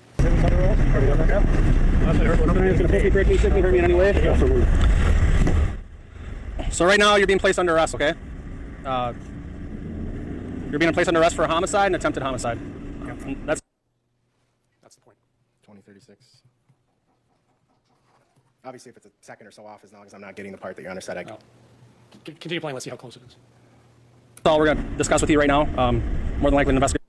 So 236. 236 is the spot. All right. Anything else we need to address?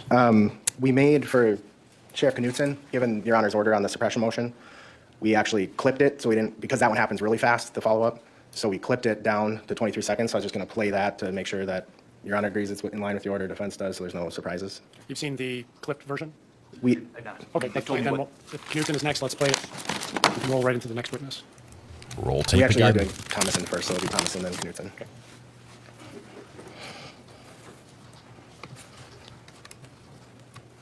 And I imagine the defense doesn't want a suggestion that there's more than this body cam, so I was just going to ask, is your body cam on this flash drive? Ask to publish, play it, and not go into detail or ask if it's only a portion, et cetera.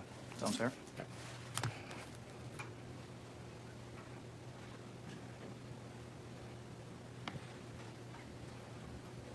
And just for the record, this has the full one on there, but I actually want to pull up the screen so we can see it. The reason we have both of them on there is because in the event Nikolai testifies, the rest could potentially be used if your honor agrees that it's not coerced. I don't think we've ever, it was mentioned in briefing, but I don't think there's ever a ruling on it. But just so my understanding is when that exhibit is marked and that exhibit is published, we're all agreeing that for now, it's the digital file titled 23 seconds for court. Correct. Agreed. Agreed. That's my understanding. We can have the screen back.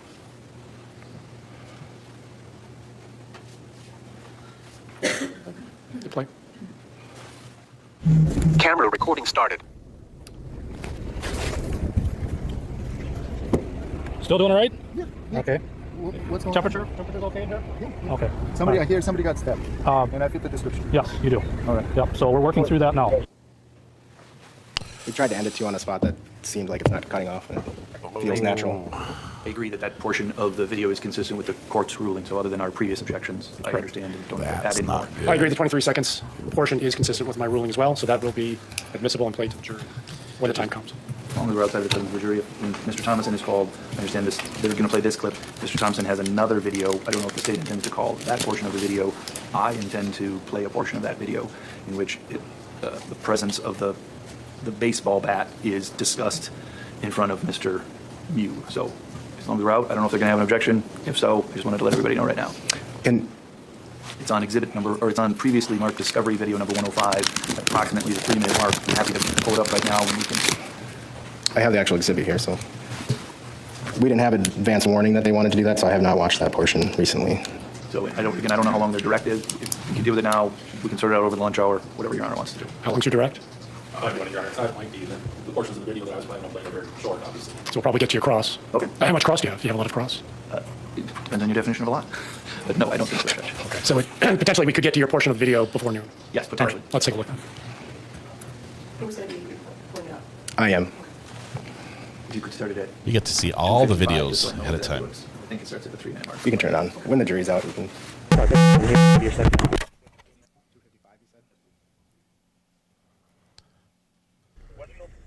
The guy with the baseball bat was just responding to the sighting. Yep. Sorry, can you play from the 250 mark? The volume is so screwed up on this. Double lock. The guy with the baseball bat was just responding to the sighting. Yep. 305. Mr. Mustang? I don't check, Your Honor. All right, that solves it. All right, let's bring the jury back in. Bring the jury. I don't know what that clip's for. The guy with the baseball bat was just responding to the sighting. Yeah, he's looking around like crazy first, and then they say the guy with the baseball bat. I'll do it.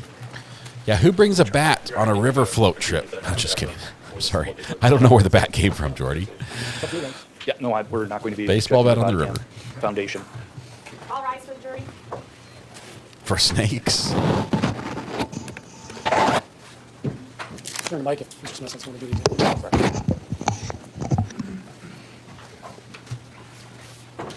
Judge giving mic pointers. The beavers get crazy. Please be seated. Members of the jury, thank you for your patience. We are ready to resume. Mr. Smestad, who is the next witness? Mitch Thomason. Okay, Deputy Thomason, please approach. Face the clerk, raise your right hand. She will administer the oath. Do you swear that the testimony you are about to give in this matter shall be the truth, the whole truth, and nothing but the truth, so help you God? Yes. Please have a seat in the witness chair. Mr. Smestad. Can we state your name, please? Mitch Thomason. How do you spell your last name? Thomason. And what do you do for a living? I'm a lieutenant with the St. Croix County Sheriff's Office. How many years have you been a law enforcement officer? Over 20. What are your duties as the lieutenant with the St. Croix County Sheriff's Department, generally? Supervising the patrol unit. Do you recall July 30th of 2022? Yes. Did you get called out due to the Apple River stabbing incident? Yes. Were you out in the field doing work? I was not working that day. I got a page out for our SWAT team was paged out for that incident. As a lieutenant, is that something that you're typically involved in? Yes. All right. Did you get dispatched to a particular area? The page had the initial incident location. So when I responded to the sheriff's office to grab our drone. And then while I was en route, after I got the drone, while I was en route to Somerset, the updated location of near the rapids is where I responded to. And when you say the rapids, is that by Village Park? Yes. You said you were off duty, but when you responded, were you in uniform? Correct, yes. Carrying a sidearm? Yes. Where did you first go? I responded to basically the east side of the river underneath the walking bridge, which is accessible by vehicle by turning off a Main Street or Highway 35 to the south and following a trail. Had you been given at that point a picture of what the suspect looked like? Yes. Do you recall, as you sit here today, what he was wearing in the photograph that you were given, or the picture? The initial description was a 50s something, white male, no shirt, swim trunks with a gold or a necklace chain. The picture was similar to that. At the time that you arrived to the area, had the suspect been taken in custody yet? No. Because of that, did you use caution when you approached? Yes. Did you draw your firearm? I did. Explain what happened once you got to the Village Park area. So I parked my squad, exited. I had my handgun drawn but pointed down. There was a group approaching me, walking on the footpath. What struck me as odd is one of the people in that group was wearing a long sleeve button-up shirt, hat, and glasses. Didn't fit in with the rest of the group. I could see just a little bit of a necklace. I felt that was possibly the suspect that we were looking for. However, I knew a large portion of officers were coming down behind me, so I passed that group to make sure there wasn't, just to rule out that there wasn't anybody else that matched the description. And then behind me, I heard someone yell, that was the person. I saw the suspect. Part of that group that walked past you as you were going and down? the strategy. Yes, he was the one wearing the button-up long-sleeve shirt, hat and glass, and sunglasses. Did he make any attempt to flag you down or help you? Nobody did. Nobody looked at me as I walked past with my gun drawn. How many seconds after you walked past did someone else, some other law enforcement person, recognize him? Probably within 5 to 10 seconds, because at that point it was a civilian with a baseball bat that yelled, that's the suspect, or that's the guy. Did you see the civilian with the baseball bat? Yes. Did he attack the defendant in any fashion? No, he just pointed at the subject.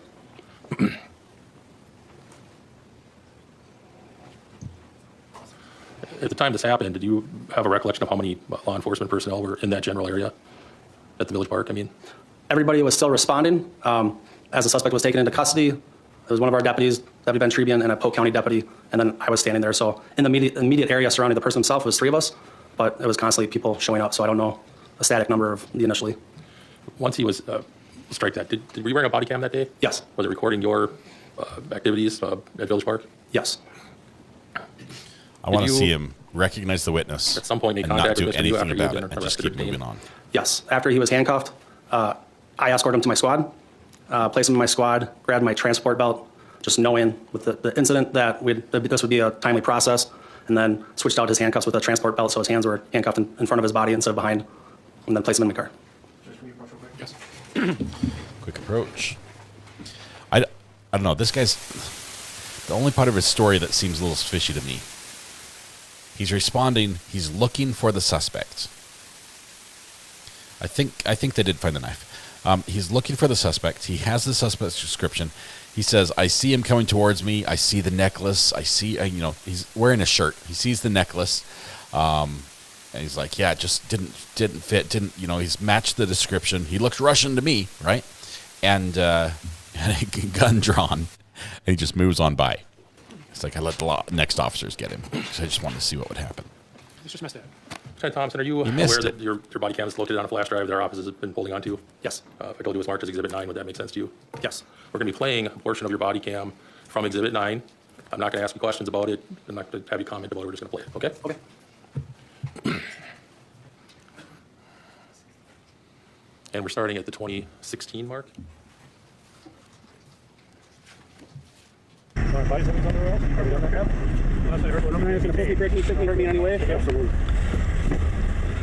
So right now you're being placed under arrest, okay? You're being placed under arrest for homicide and attempted homicide. Is that your body cam? Yes. That's your voice in the background? Correct. And we stopped the judge at 2036. Thank you. After informing Mr. Mew of what he was charged with,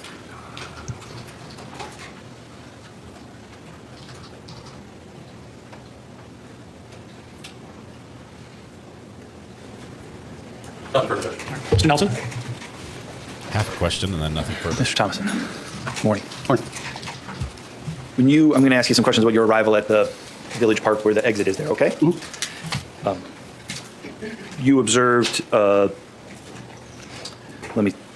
Can I get that exhibit one time again? One time. Yes, please. 11 maybe, both of them.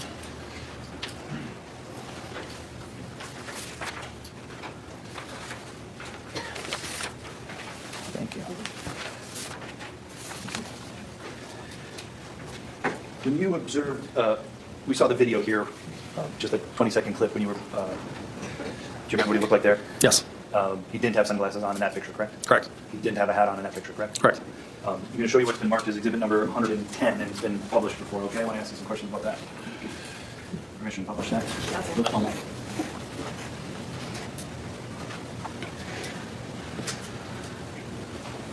You've seen this photo before, sir? I don't think so. And I know that, Elmo, there's a bit of a glare. Are you able to see it, or you want me to give it to you in your hand? That's fine. Do you see to the left there a person you now recognize as Nikolai Mew? Yes. He's in that photo wearing the shirt that he was wearing when you arrested him? Yes. He's wearing the necklace that he was wearing when you arrested him? Well, without confirming it, but it appears to be the same, yes. He's wearing a necklace, agreed? Yes. He's wearing sunglasses, agreed? Yes. He's wearing a hat, agreed? Yes. And I think you can even see like the sandals, agreed? Mine is cut off on the bottom, but Miss, you see it there just on the bottom? it appears so. So in the photo, exhibit 110, he appears to be wearing the same 6 items of clothing that you saw him wearing when you saw him walking up from the river, is that right? In a different manner, but yes. The shirt was buttoned up, correct? Yes. But other than that, it's the same clothing, correct? Yes, that appears. And obviously, he has a different expression on his face at the beginning of the trip than he does at the end of the trip, right? Correct.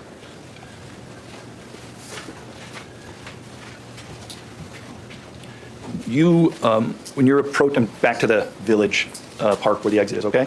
When you approach there, you said you drew your gun out, correct? Yes. Obviously, that's for lots of reasons, but particularly safety. Agreed? Yes. Your safety first, correct? Yes. And then the safety of everybody else around you, correct? Yes. Whether they be victims, witnesses, suspects, citizens, you're concerned about everybody's safety, correct? Yes. And that's why at that point, even though there's not an immediate threat to you, you have your weapon out, correct? Yes. That's what you've been trained to do sometimes, correct? Yes. Be prepared, correct? Yes. Did you, in that moment, you had information, correct? Yes. Did you have a particular fear, or is this just, in that instance, were you fearful? Is that why you drew out your weapon? If I understand correctly, I wasn't responding to how I felt being in danger. I was responding to what information I was given and to conduct my job properly. There might be danger.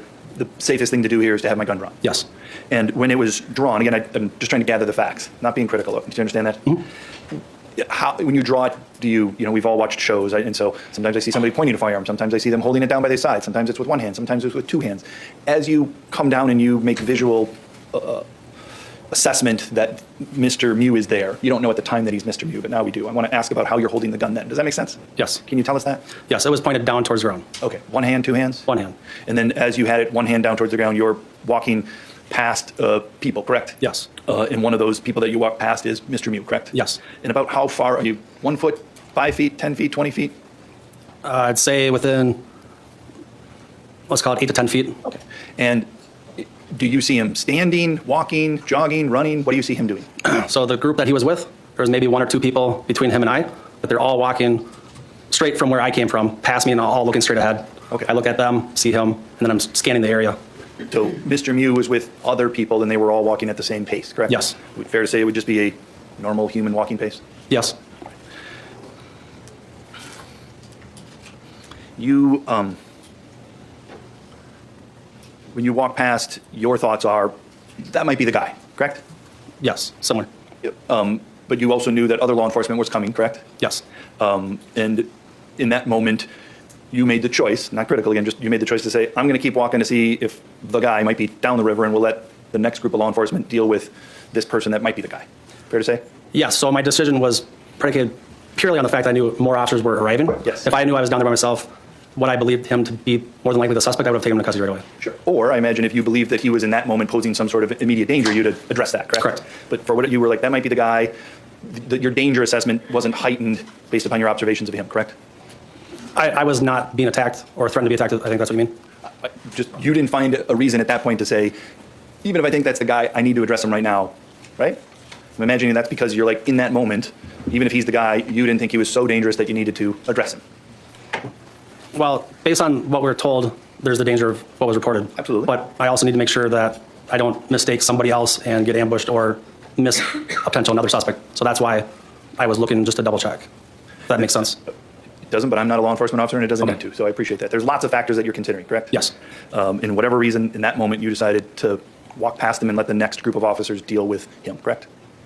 Yes. And then they did deal with him, correct? Yes. And then you turned around and observed that, correct? I turned around and assisted. And by the time you turned around to assist, they were dealing with it, correct? Yes. And Mr. Mew was not running away, correct? Correct. He was cooperating, right? Yes. Well, from what you saw, he complied, correct? Correct. And at some point, you decided, you saw that he was cuffed with his hands behind his back, correct? Yes. That can be an uncomfortable position for some people, agreed? Yes. And because of that, you were like, this might be a long time, I'm gonna go get, what do you call it, a belt? Transport belt. What is that? That's a name for it, but it's a Velcro belt, has a D-ring in the front, so then the handcuffs go through the D-ring. So basically, for any extended period of time that someone's restrained, their hands can be in front of them, but then they're secured at their belt line. So if someone wanted to resist or try to do something, their hands are locked at their waist, but it's a more comfortable position for a longer duration. And you knew essentially he was going to be placed inside of a squad car where he would be sitting down, correct? Yes. And sitting down with your hands cuffed behind your back can be painful, correct? Yes. So that was the purpose, and you're putting him in this belt is for safety and comfort, right? Safety and then comfort, just knowing that the investigation might be lengthy. Sure. I mean, and I'm not critical of your considering both. I just want to make sure that it's not just safety, agreed? Correct. It was an additional, you're wearing these things out and saying, I got to do this, got to make sure that he's comfortable and can sit there that long, correct? Yes. During that time, when you go get your belt, you come back, you're up close with Mr. Mew, is that right? You assist in putting the transport belt on him? Yes. You're like in his personal space, correct? Yep, correct. And in that time, he doesn't do anything to you, correct? No. You agree? Yes, correct. He did not do That anything. was a poor question on my fault. And because of your job, you have to be essentially in his personal space, right? Yes. And when you were in his personal space in that setting, I'm sure you're trying to both keep everybody safe, right? Yes. And as part of that, you want to make sure that the person whose space you're in is comfortable, correct? It's one of the considerations. Yeah, you don't want to get in somebody's personal space without kind of making sure it's safe for everybody, right? Yes. And part of that is you're making that person feel safe even though you're in their space. Correct. And you did that, right? I believe so. And you were safe, correct? Yes. Mr. Mew didn't do anything to you, agreed? He did not. And when you're in that space, you have an opportunity to make observations of him, correct? Yes. Including to smell, correct? I can, yes. Because sometimes in cases you've involved investigation involving matters of alcohol, correct? Yes. And one of the things that you can use is your nose to smell if it seems like somebody was consuming alcohol in some way, correct? Yes. And if you gather that information, you document it in some way, correct? Yes. And you might pass it on to another person, correct? Yes. And you might do further testing, correct? Yes. You didn't document, pass it on, or do further testing regarding Mr. Mew's alcohol use, agreed? I did not, no. And the reason you didn't is you had no reason in that moment to suspect that he was somehow intoxicated, right? Yes, and it was also not a detail that I was concerned about or part of something that I would have been a part of at that point. Sure. If you smelled it, you'd have noted it, remembered it, told somebody, right? Yes. So what we can gather from your not noting it, telling anybody is you didn't smell it. Correct. During that process, there's also you gained information about there's a citizen out there with a baseball bat, is that right? Yes. And this is the citizen that essentially pointed out Mr. Mew to law enforcement, right? Yes. And do you know if that citizen, we understand he wasn't attacked. I'm not trying to imply that. Do you know where that citizen was in relation to Mr. Mew? His group hadn't approached that citizen, but they were walking in towards that direction of where the citizen was. But that citizen was also near law enforcement as well. Was that citizen approaching Mr. Mew? I heard him yell. When I turned, he was just standing and pointing. And I was only probably 20 feet away. Did you come to learn that that citizen's name is Carl Schilling? I never spoke to the citizen or identified him. Somebody else did. So I don't know who he was identified as. Okay. There was information exchanged between amongst law enforcement in the presence of Mr. Mew about this guy with the baseball bat. Is that right? I guess I don't know. Okay. On your body cam, there's a time when I think we hear you and others talking about the baseball bat while Mr. Mew was right there. Make sense? Okay. Let me just play that, all right? I think it is Exhibit 9 at the 248 mark.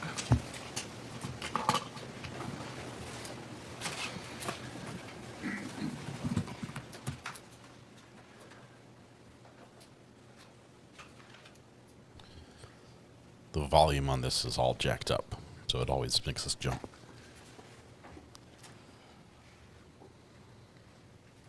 Wait for it. Permission to play Exhibit 9. I actually paused it at the 247 mark until the 305 mark.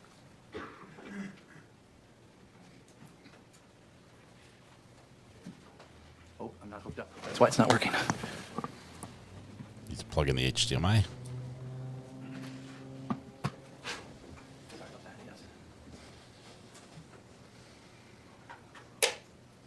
Can I press play, and then I'm going to ask you some questions about this. Right, bear in mind, lunch is here, so. I got, okay.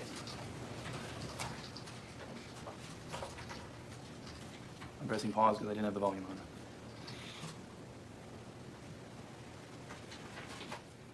Pressing play.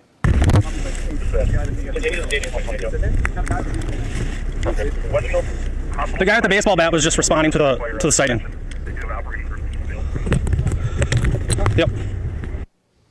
I just played from about 2:47 to 3:05. That was your body cam? Yes. And that was you again doing the transport belt on Mr. Mew? Yes, I was securing the handcuffs. And that was Mr. Mew looking around, correct? Yes. While the police were talking about the guy with the baseball bat? Yes.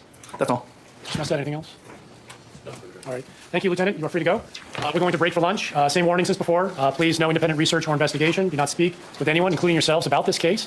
Do not read any media accounts or social media reports or posts I about speak this with trial. myself all the We will time. reconvene at 1 p.m. Please take the jury out. All rise for the jury. Okay, so we are moving along so fast. We're moving so fast. Let's see. We have how much left? We're over halfway through, and we're just skipping through lunch break. So let's see. We have.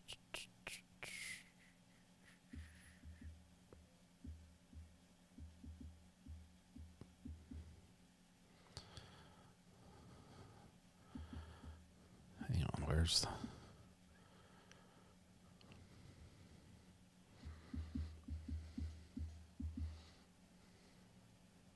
There we go. Play. Afternoon session. Mr. Anderson, who is the next witness? Judge, this case briefly we call Terry Anderson. Terry Anderson, you said? Yes.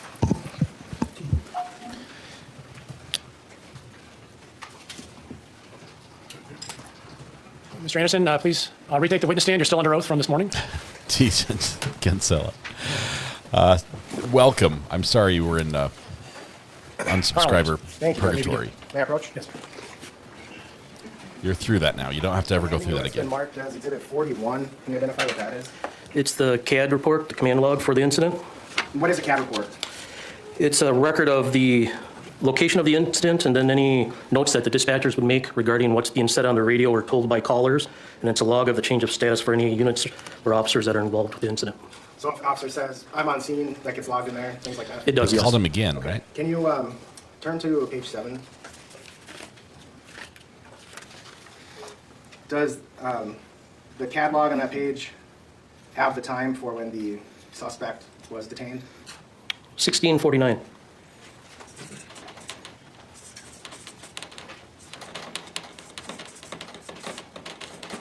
So it'd be 4:49? 4:49 p.m. They brought him back for a different bit of And testing. could that be off by a little bit? It could be. And can you just explain that? So it's noted on the audio recording of when it was said, but if the dispatcher was busy at the time when the transaction occurred on the radio, there might be a delay depending on what all that dispatcher is doing. It could be a few seconds to maybe 15 seconds, maybe in that area, depending on their activity load, because they're multitasking. Thank you. Judge, I'm looking at 41. Any objection? Do we approach? Yes. There is an objection if they're approaching. So this is Mr. Terry Anderson again. It's custodian of records. So Mitchell Thompson was gone. Can we play the yoga song for this witness? The only song I've got. Which one's the yoga song? This one? Well, that's not. This one might work.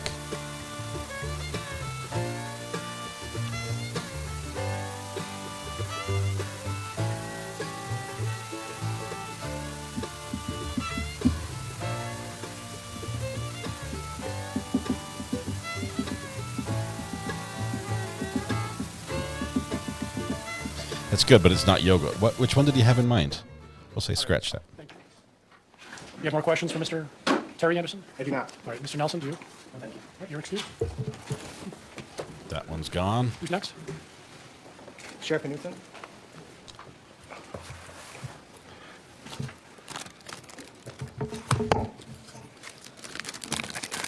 Sheriff, please come forward. Please face the clerk. Raise your right hand. She will administer the oath. Do you swear that the testimony you are about to give this matter shall be the truth, the whole truth, and nothing but the truth, so help you God? Please have a seat in the witness chair. We are finishing day 4 for us. I think they're on day 5, right? Can you please state your first and last name and spell your last name for the record? Scott Knudsen, Knudson. And how are you employed? Sheriff for St. Croix County. How long have you been in law enforcement? In my 29th year. How long have you been sheriff? Since 2017. And as sheriff, do you have What can you just briefly outline what your duties are? A number of administrative duties as well as overseeing the jail, attending to the courts. Do you typically get involved yourself in patrols or investigations, or are you more administrative? Not often, more administrative and ensuring cases are assigned out. Do you work Monday through Friday business hours essentially? Yes. Do you get called in often too? I do. Did you get called in to the Apple River stabbing? I did. And where did you respond? From my residence right in the Somerset area. And did you go to the scene of the stabbing or somewhere else? I originally went to the bridge, the Sunrise Bridge, which was very close to the scene of the stabbing, the closest access point. At some point, did you end up going to the park where the exit is? Yes. And what was the overall response, law enforcement response for this case? There's a large response from not only internally with Sheriff's Office and coordination with getting people called in, but also surrounding communities. It was outside of the village limits, the original incident, so Somerset was involved. Richmond was coming over. I believe I was on the phone with Washington County, just trying to get staff and resources to come our way. And were helicopters called for also? Yes, I believe there's a helicopter en route as well. And was that specifically a law enforcement helicopter? Yes, I believe it was a Minnesota State Patrol that we were trying to gather.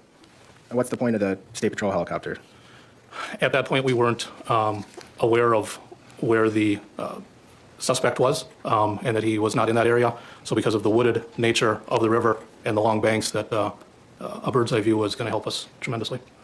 And was the Sheriff's Office trying to set up a perimeter? Yes, there was a perimeter that had been set up from the hideaway on 170th towards County Road I. And at some point, did you hear that the officers believed they had a suspect in custody? That is correct, yes. And did you respond to the area? I did. And did you end up making brief contact with Nick Lemieux? I did, yes. And were you wearing body camera? I had my body camera with me, yes. Judge, I'd move to admit and publish the body camera. What's the exhibit number? 7. The objection to number 7? No. 7 is received. Please play No the portion you objections. wish to play. Here we go. It's the whole video, Judge.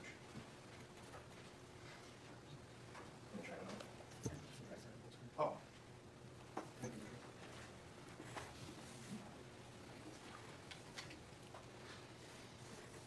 Camera recording started. Still doing all right? Yeah. Okay. What's going Temperature's okay in here? Okay. Somebody, I hear somebody got stabbed. And I fit the description. Yes, you do. All right. Yep, so we're working through that now. Judge, it's 23 seconds. I'm going to ask if I can play it again. I was a little quiet at first. The volume was turned down. I'll let you go one more time since the audio is Whoa, perhaps relevant. lucky. That's dirty. That's dirty. Camera recording started. Still doing all right? Yeah. Okay. What's going Temperature's okay in here? Yeah. Okay. Somebody, I hear somebody got stabbed. And I fit the description. Yes, you do. All right. Yep, so we're working through that now. I just have one more question. So if earlier the jury saw a body camera of Nikolai being told he's under arrest for homicide, was that actually after this contact? Where he's transferred from one squad to another in the parking lot? No, not transferred from one squad to the other. That was after this contact. Gotcha. Okay. So this happened, then transferred squads in parking lot, told he's under arrest, happened after your contact. That is correct. Okay. I just want to clarify because we went a little out of order with testimony. Nothing else. Mr. Nelson? Good afternoon. Good afternoon. You're familiar with the Apple River? I am. I think we've seen some maps and talked about Village Park. You familiar with Village Park? Yes. That is essentially the designated exit spot for tubers, correct? That is correct. Mr. Mew left the river at the designated exit spot for tubers, correct? I would believe so, yes, from where he was standing. You didn't personally observe it, but you saw him there at Village Park, correct? Correct. You didn't see him get out of the tube and walk up, but that's where you first saw him, correct? That's where I first made contact, yes. And obviously you're not aware of any other evidence that he exited somewhere before that, correct? No, I'm not. All right. As the sheriff, I would imagine you are aware of cases in your county, correct? Most of them, yes. Yeah. And some cases maybe draw your attention more than other cases, correct? That's correct. Certainly this is a case that you were aware about from the get-go and you've paid attention to, correct? Correct. Because that's your job, right? Yes. It's your responsibility, correct? Correct. Obviously there's investigators and other law enforcement officers that are assigned specific tasks, right? Yes. But you, as the sheriff, ultimately you supervise all of that, right? Yes. So I would imagine you are occasionally updated about the investigation, correct? Correct. Updated about evidence gathering, correct? Yes. There might even be times when you meet with the investigators to talk about what the status is about some piece of evidence or what other evidence you might want to collect or other things of an investigative nature, correct? Yes. Because as law enforcement, there's lots of things you want to do. I understand there's safety and there's all of that, right? Correct? Yes. I'm just going to put that aside for a second, okay? Talk about the investigative role of law enforcement. Are you with me? Yep. And in that role, it's essentially your role and responsibility is to collect any and all evidence that you can that you have reason to believe might be relevant, correct? Correct. And that's something that there's policies on in your department, correct? Evidence collection, yes. And I'm sure you played a part in those policies. They've changed over the years that you've been the sheriff, right? Yes. And I'm not checked on relevance and foundation for this way. So. I'm unclear what the relevance is. Where are you going? Well, I mean, actually, why don't you come on up? You tell me. Step on up to my desk. Let's talk about this one. Let's see. Trying to find where we're at here.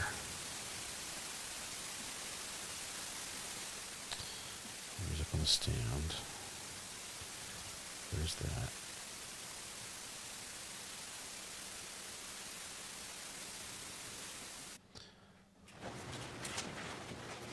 Objection overruled. You may continue. Ooh, judge likes I where don't he's want to get going. into the particulars about policies, but in general, there's policies. You play a role in forming those policies about making how investigations go and how evidence is collected, correct? Correct. And best practices, yes. Yeah. And probably even before you were sheriff, but certainly since you've been sheriff, the value of evidence from phones has increased, correct? Yes.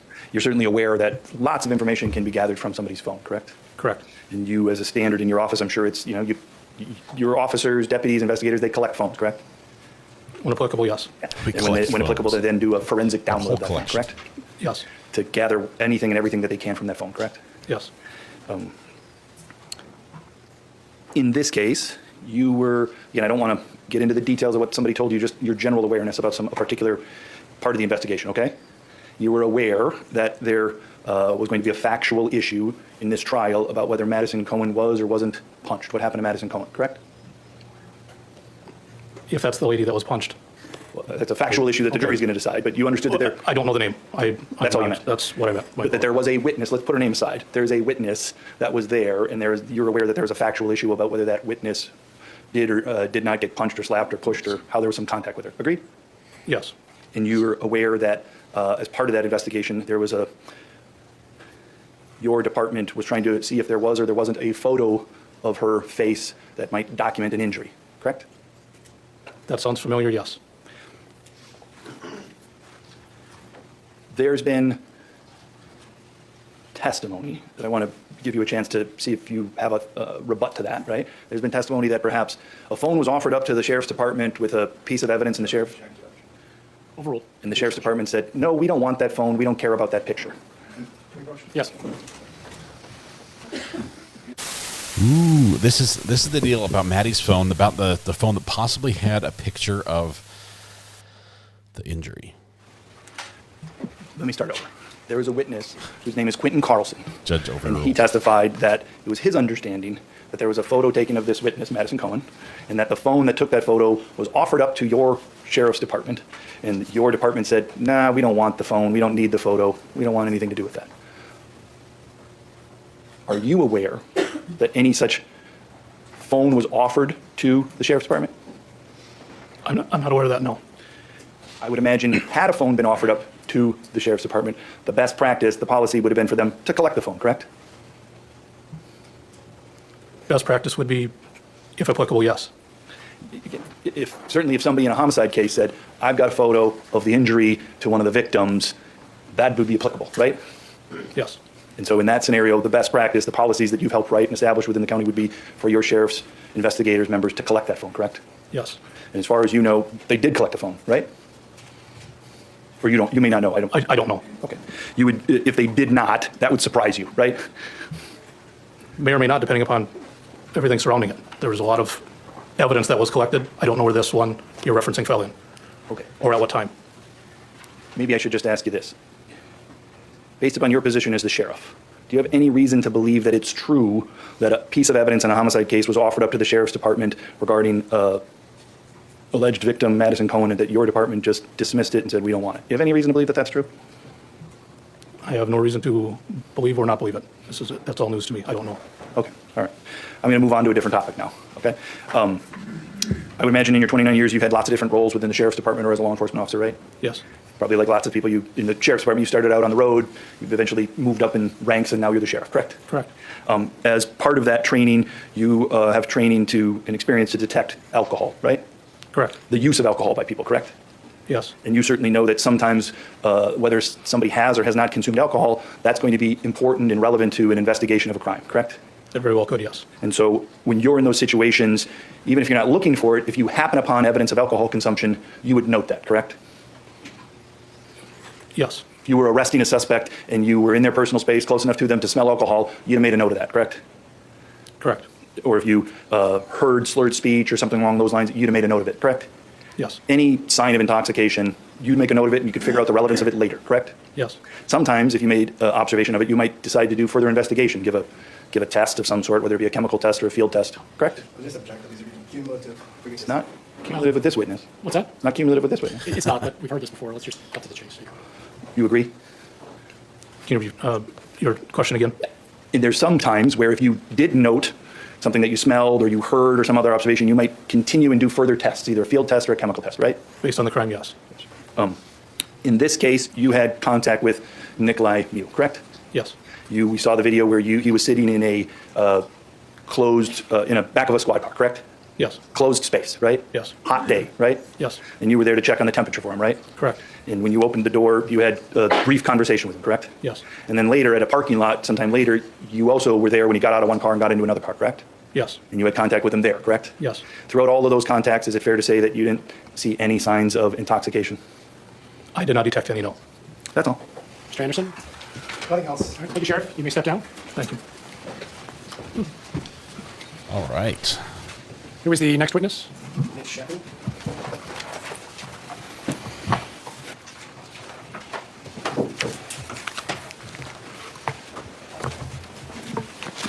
Investigator Sheppy, please come forward. Please face the clerk. Raise your right hand. She will administer the oath. Do you swear that the testimony you're about to give this shall be the truth, the whole truth, and nothing but the truth, so help you God? Please have a seat in the witness chair.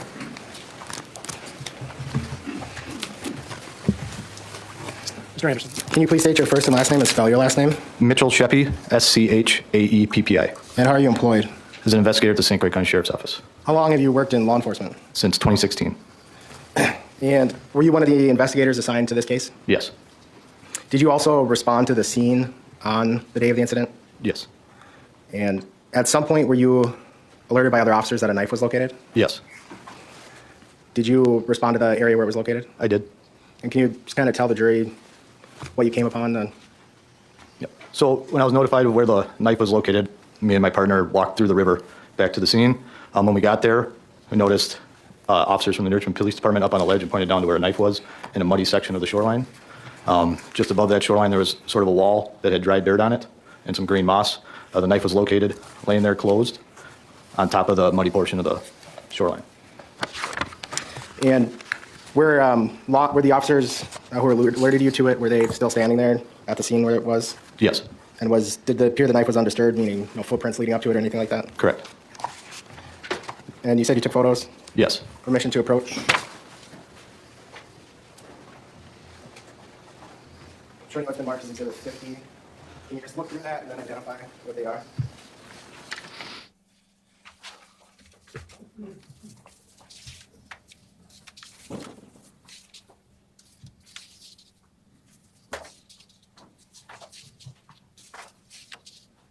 These are photographs of the knife and the area around the knife as I walked up to it.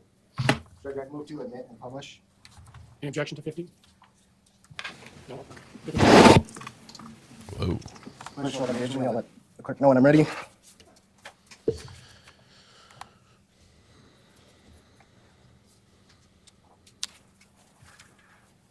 And just before we go into these, did you take pictures from different distances and also of around the area where the knife was? Yes. Okay, I'm ready.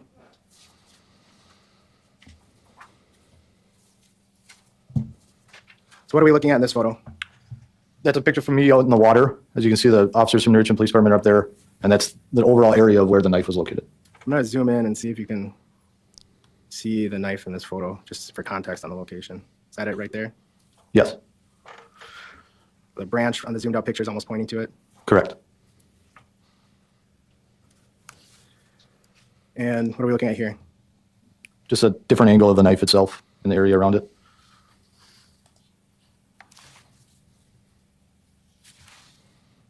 This photo? This photo is to show the undisturbed nature of the sand. Same thing, other direction? Correct. Meaning it wasn't somebody who dropped it out of This their photo? pocket. Photo of the knife. What are you trying to document here? In that photo, I'm trying to show the vertical facing wall and how the dirt on there is not dry and the green moss that was on the knife as it was laying there. And now I'm back at, for the record, the digital file, and this one ends 1938-46. Can you elaborate on that while looking at this photo? Yes. So as you see, the knife here is what I observed is the dirt on top, what I believe to be dry dirt, different than what's wet on the bottom below it. When that, I concluded to believe that the knife was tossed or placed up against the back wall before it fell there. The dirt the knife is sitting on, was that, and that's a hypothesis, you don't actually know that, fair? Correct. But the dirt it's on is wet, is that fair? Yes. The bank behind it was dry? Yes. I just want to make sure I'm understanding.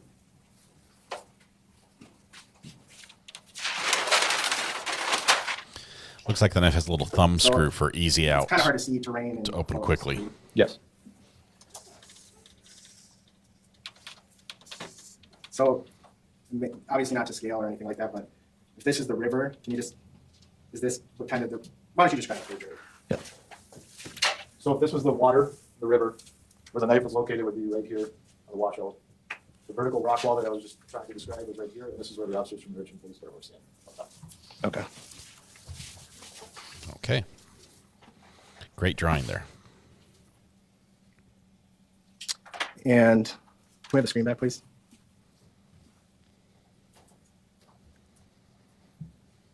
Close up on the knife? Correct. Then, is that you holding it? I don't know if that's me or Deputy Kelly at the time. That's actually probably not you, huh, given where it's coming from. Correct. All right. And was the knife, you can mute it. Was the knife secured? Was the knife secured as evidence? Yes. How did that happen? I provided the knife to Deputy Bolt, who was up top. He put it in a paper bag and walked the knife back to land to the evidence collection point and secured in a vehicle. And who was the evidence tech for this case? Deputy Kelly.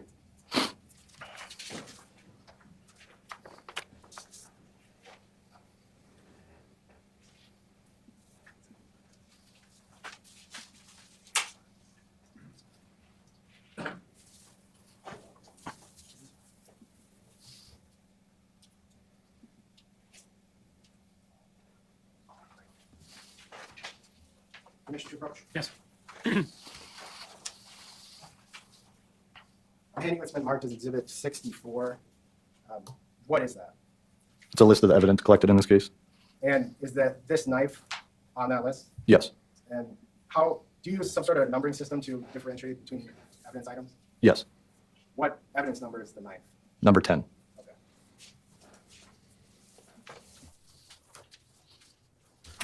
Cool, cool. We're going to see the physical knife.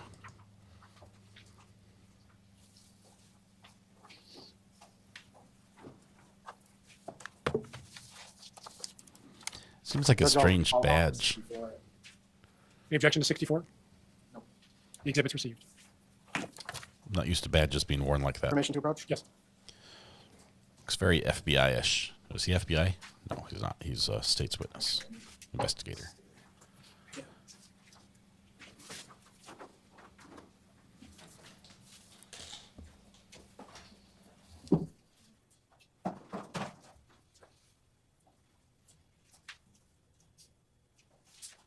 All right. Handing you what's been marked for the case is Exhibit 4. What is that? This is a box containing article number 10, which is the knife. Can you open it up for me? You can put on gloves. Sorry, I came in and said, is that a box of chocolates? Yeah, it's long-stemmed roses and chocolates. The witness is being gifted things for all his testimony. Just kidding. Judge, while he's doing that, I'll move to admit Exhibit 10 and publish on the Elmo. Exhibit 10 is body cam. Exhibit 4, sorry, evidence item 10. Any objection to Exhibit 4? Once he opens it and it's confirmed, no. Sweet.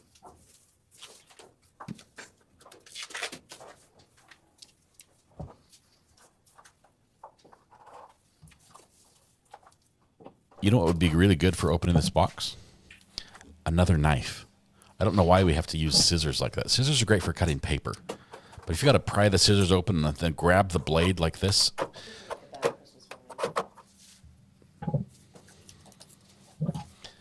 They're literally using the tool incorrectly. And it's dangerous. And it doesn't work. You can't see me? I'm sorry. I'm back. Is it sealed all around with evidence tape? Yes. Oops.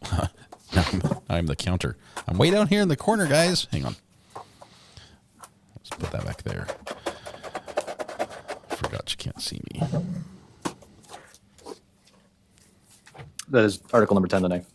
Can you? Objection to its admission? There you go. All right. Exhibit 4 is received. Are you able to take it out of the box? Yes. Can you bring it over and set it under the Elmo here?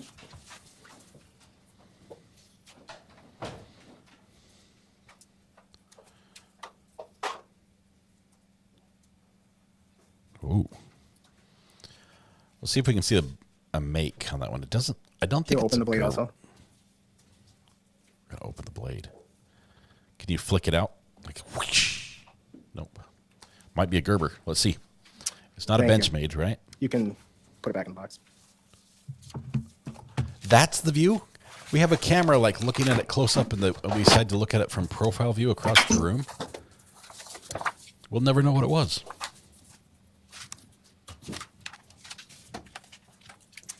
I don't have anything else, Judge. Mr. Strophecy? Hey, investigator, did you have an opportunity to watch the video of the incident? Yes. Have you seen that? Yes. Okay, so to be fair, on the video, you see Mr. Mew walking in the direction. Oh, apparently you said too much. Haven't said enough. That's you in the corner.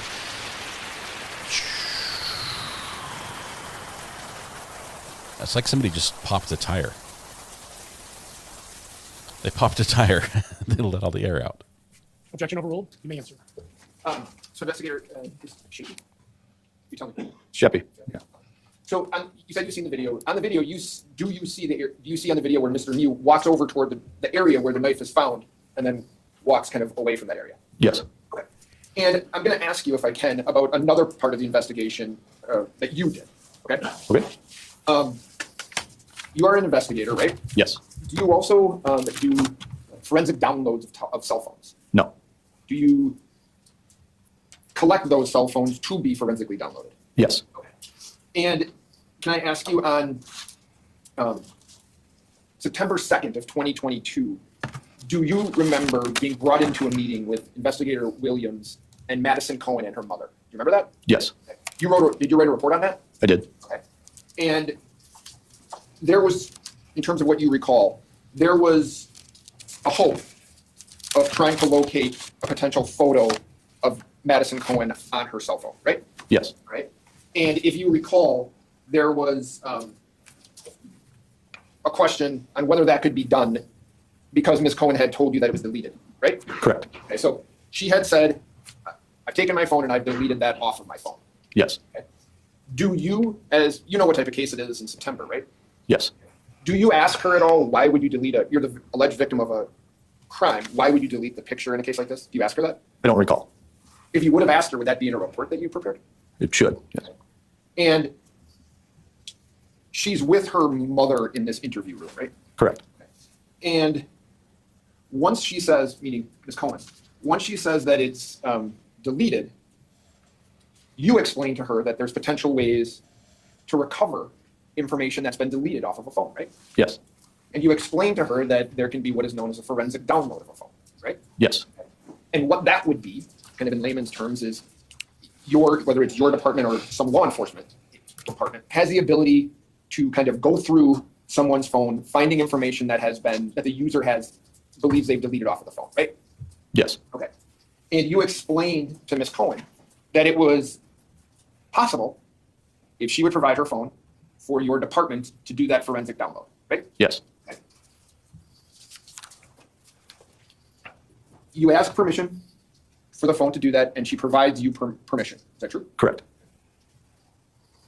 You review the download of that phone. True? Yes. Your review of that download, and let me ask you this, you really try to narrow, you tell her, and you want to narrow the time frame that we're dealing with here, right? Correct. Okay, so there might be, somebody might have 10,000 photos, but the forensic download can narrow it down to a specific day, right? You can search for a specific day, right? Through the entirety of the download, yes. Okay. And you've reviewed the forensic download information, and would you agree? I guess I'd just object on, I don't think that's been asked yet. Well, let's get the question out first. Okay. Would you agree your report indicates, I did not observe any photographs that appear to be taken of Madison's injuries during the time frame? Correct. Okay. So based on the information that you have, it wasn't deleted, right? Object on foundation, speculation. Can we approach? Yes. Turn down the sound.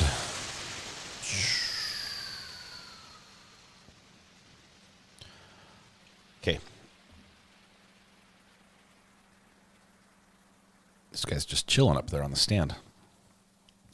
We are so close to being to getting caught up. We are going to be caught up on Monday. That's what I think. I think we're going to catch up on Monday.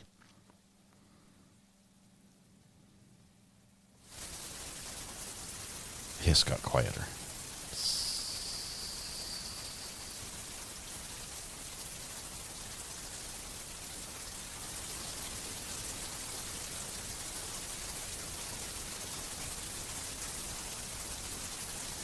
This guy's just vegging there. He's like in a trance himself. All right, Arizona trial is happening, but the judge jumped all over the cameraman, and they decided not to show up anymore. Thank you. So, so investigator, in terms of what you did, in terms of it says your review of the download. Can you explain what you did in that regard? Yes, sir. So I don't have any part in physically downloading the phones. I don't have training for that. However, I'm able to review what a person that is trained on that, downloading the data that's in there. And what does that consist of? Can consist of photographs, call logs, social media accounts, text messages, etc. Okay, so I'm going to try to make this quick and get rid of the stuff that doesn't matter. So when you're looking at this download, are you seeing photographs that you're not interested in? There may have been in the consented time frame that Ms. Cohen had given me, but I'm looking for specific photographs of our conversation. Okay, and that was, to be fair, that was in reference to these injuries that she said she had documented, right? Correct. And is there information provided in this, I'm going to call it download report. Is that fair? Is it like a download report? Yeah. Okay. Is there information in that download report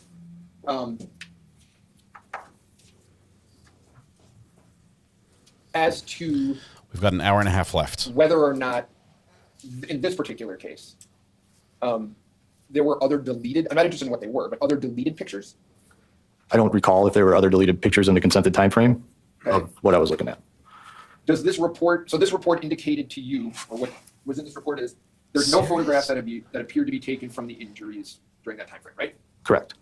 Is there information in there as to whether or not there were any, you don't know if there were any deleted photos from that time frame? Correct. I do not recall. Do you know, based on your training and experience, whether or not deleted photos can be recovered? I don't have the Cellebrite training, but in my experience, I know that sometimes deleted photos and messages may be recovered in a download. Okay.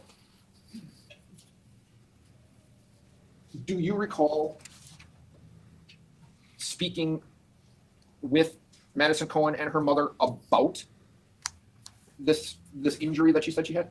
I recall the meeting, yes. Okay. And the meeting is recorded, is it not? Yes.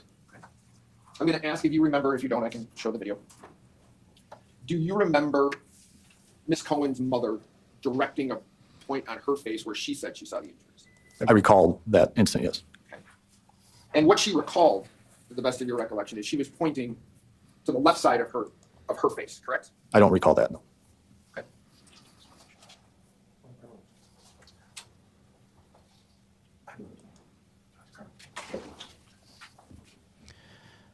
Yeah, Monday we'll be all caught up, I think. Yeah, because we're going to do 2 days on Monday. And then we'll be all caught up for the rest of the trial.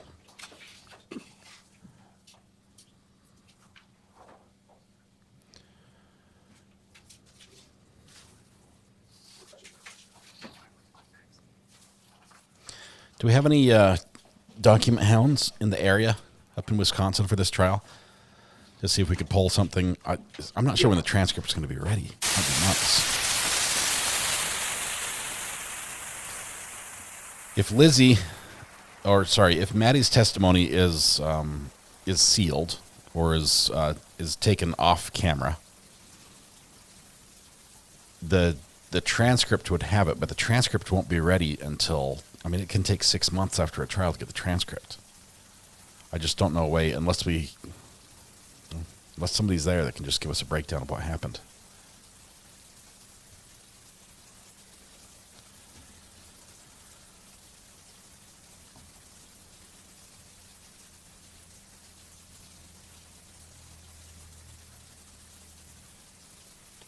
Lots of objections here, but they're handling it like professionals, one-on-one in front of the judge.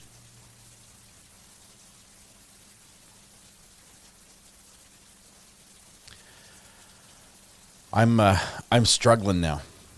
I can see where the defendant had a right to self-defense in this. I can see where he had a right to self-defense.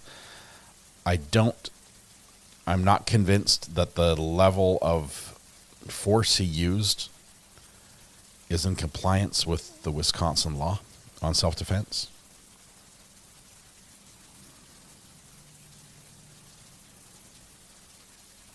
At least throughout the entire thing. I can see very much in this case a lesser included being what the jury goes for.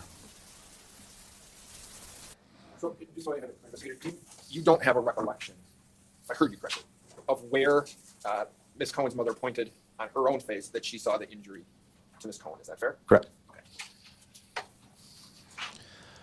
Mama, the Arizona case is posting their Zoom feed to YouTube the following day. So it's available out there, but it's just a Zoom feed 24 hours later.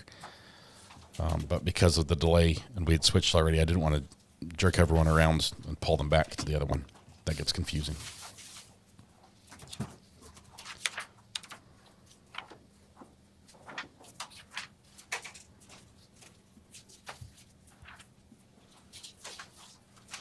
But we've never had a trial before where the cameraman quit halfway through the trial.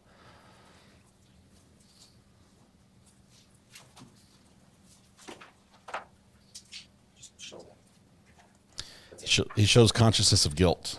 Investigator, if I show you a still photograph, it's a still of a video interview, might that help refresh your recollection as to where Madison Cohen's mother said that this occurred on? Yes.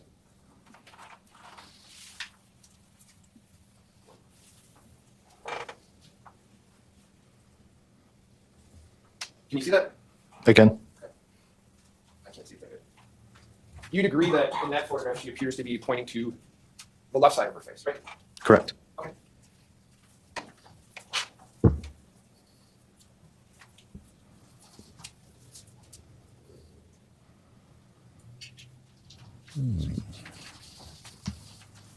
Further questions? Thank you for your time. Mr. Anderson?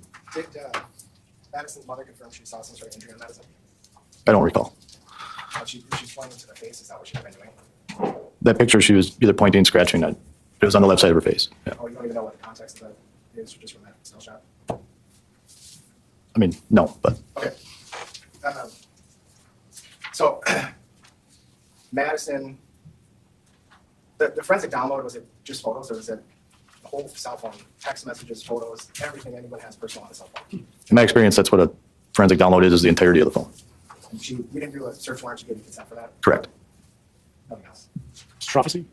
You told her you could get a search warrant though, right? I explained I could apply for a search warrant. Thank you. Investigator, you may step down. This trash. I'm sorry? Just leave the scissors up there. We'll put everything away for you. Mr. Anderson, who is the next witness?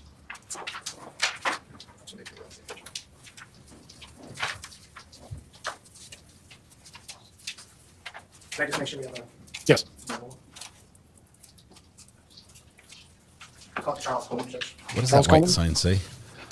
The court may be electronically Lieutenant Coleman, please come forward. something. Please face the clerk. Raise your right hand. privileges. She will administer the oath. You swear the testimony you're about to give in this matter shall be the truth, the whole truth, and nothing but the truth, so help you God? Yes. Please have a seat in the witness chair.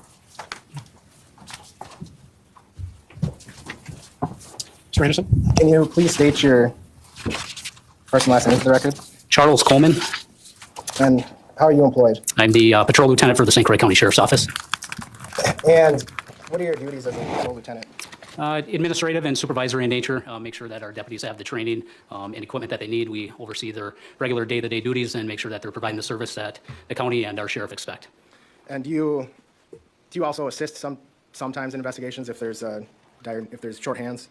Yes, any major felony case or critical incident, I will assist with the investigation. And did you assist in this investigation? I did. And what role did you have? My main role was to forensically map the crime scene or incident scene on the Apple River. And as part of, why don't you just tell the jury generally what that means?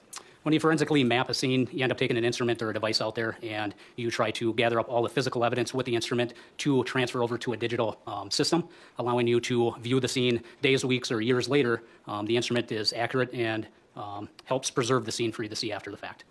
Once you have the scan, is it kind of like a video game where you can move around inside of it? The scan ends up creating a 3D rendering, kind of like a 3D printer, only with data points. And then you can change the angle in which you're looking at that scene. So you're allowed to either do fly-throughs, like you said, still shots, or different perspectives at the scene. And in order to, you did that in this case? I did. And where did you do that scanning? The scan was at the Apple River near Highway 64 overpass and towards upstream, further into the river. And did you prepare, as part of your testimony today, a PowerPoint to help explain that to the jury? I did. Judge, I move to admit that PowerPoint. Yeah. What's the exhibit number?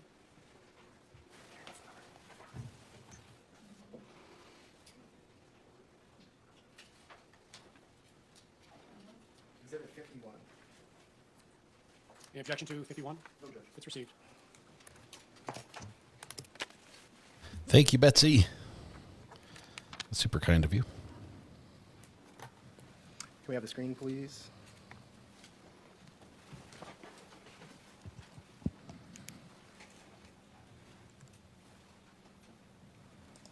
What's in the image on this first slide? The image on the slide is the Trimble SX10 total station scanner. That's the device you used? Correct. And what are we looking at on this slide 3? You're looking at a side-by-side comparison. On the right is the drone fly-through video. On the left is a similar fly-through that we did with the 3D mapping from the scene. Where did that drone footage come from? From Deputy Forrest Hendrickson and Sergeant Chase Duran. So they flew the river, and is that a sheriff's office drone? It is.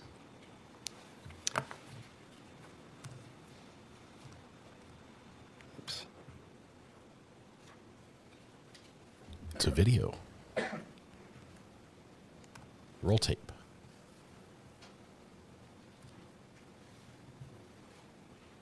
These are videos, right? Correct.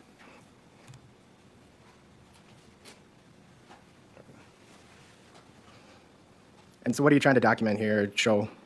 Show the accuracy of the total station scanner compared to the drone video footage as an overview of the Apple River. The drone footage and the fly-through on the digital video are showing it going from downstream upwards upstream. So flying away from the bridge? Correct. And then what is this one? It's a different video showing the drone flying upstream, now downstream towards the bridge. And on the left-hand side is a video fly-through from our forensic data showing the similar aspect. Just trying to generally document the area of the river? Correct.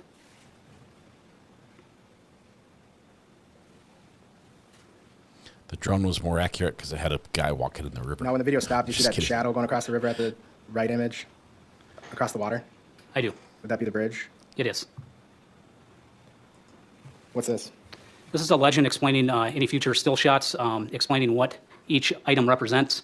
On the right-hand side, it's not easy to explain the cardinal directions of many of our still shots and photographs, so it's easy to represent what's upstream and what's downstream. If you compare it to pouring a glass of water, as the water fills up, you get more blue down towards the bottom, so the water is flowing downward. Each circle represents an initial point either for contact, attack, or witness groups, as well as knife recovery location. How about slide 6? On the left-hand side, you have a drone still shot photo overview of the river.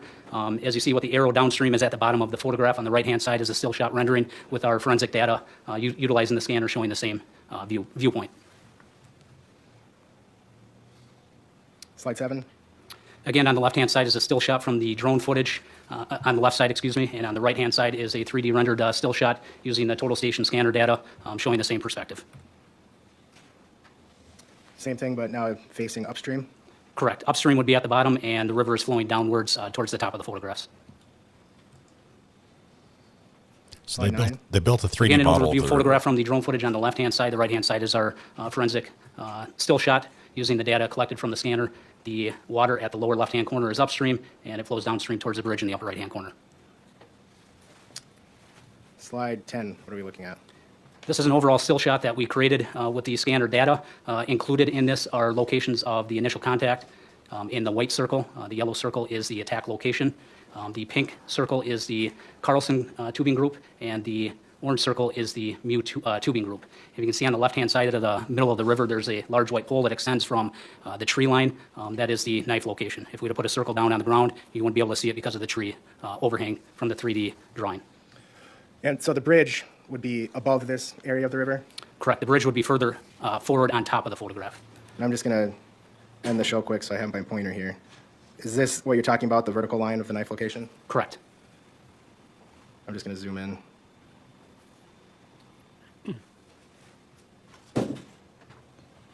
And do you go through in later slides on how you estimated these locations? Yes, with the assistance of Investigator Schultz, we were able to take direct data points utilizing a prism pole. He had an estimated location of each incident, and so we took direct shots to create that circle. Similar diagram, but looking upstream now? Correct.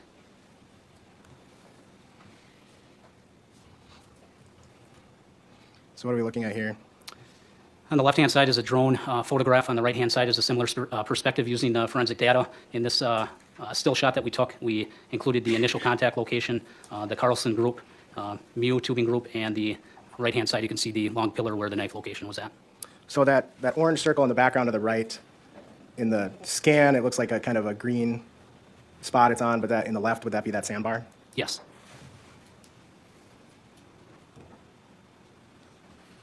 Same diagram facing towards the bridge? Correct. Different perspective. Same thing? Same thing, different perspective. What are we looking at on this slide, 15? On the left-hand side, we have a more focused still shot with the forensic data. With the instrument, we're able to get accurate measurements, and with this, we were able to determine the width of the river at different points along the river. As you can see on the left-hand side, the lower portion, it's 155 feet, approximately 155 feet across, then 150, 147, and then 155 feet across. On the right-hand photograph, you see a more overview of more of the river, and again, the measurements are included there, 155, 150, 147, 155, and the river narrows to 123 and 110, and those are all in feet. And is this, the technology for this, is it similar to kind of the 3D scans maybe some realtors or construction companies use now? So the Trimble SX10 scanner is a total station scanner that utilizes infrared laser beams. It also takes panoramic photographs. And so you are able to take a scan in 360. Everything the infrared laser hits or reflects off of returns to the instrument. It creates a data point for that. It uses the pictures that it takes in order to create a color for each individual data point. It collects approximately 26,000 data points per second in the scanner mode. The instrument is good up to 600 meters, and at accuracy at 100 meters, it's approximately 14 millimeters. This instrument's used by land surveyors, building contractors, and in law enforcement, we utilize it for forensic gathering of scenes, whether internal or external. Do you do anything to make sure that when it's giving you data points that it's accurately recording the distances? Yes, we do a distance accuracy check at the beginning of the scan. We'll end up laying out a tape measure. We'll do a direct shot instead of a scan of that tape measure and measure it from there. We'll go into the computer software system, measure those two same points, and make sure that it's accurate. So if you had this, the screen. If you had this program open on your computer, could you click between two different points and get a measurement of the distance between them? Any individual dot that's on that drawing, we could get an X, Y, and Z measurement for it. So measurement across, height, and slope. And then in the next few slides, what are you showing? So this is, since we're able to view from different perspectives, this is the perspective if you're standing near the Mu group location by the island sandbar that you can see in the lower right-hand corner. The circle ahead of you is the initial contact location. And on the right-hand side, the purple circle is the Carlson group. I'm going to back up. I forgot to ask you a question here. I'm going to end the show, so I can use my cursor. Yeah, the witness has a monitor they can answer you. Oh. The judge is like, we have all the right. tech. It's not just the cops that have a cool camera. So the in this slide, I just went back to 15.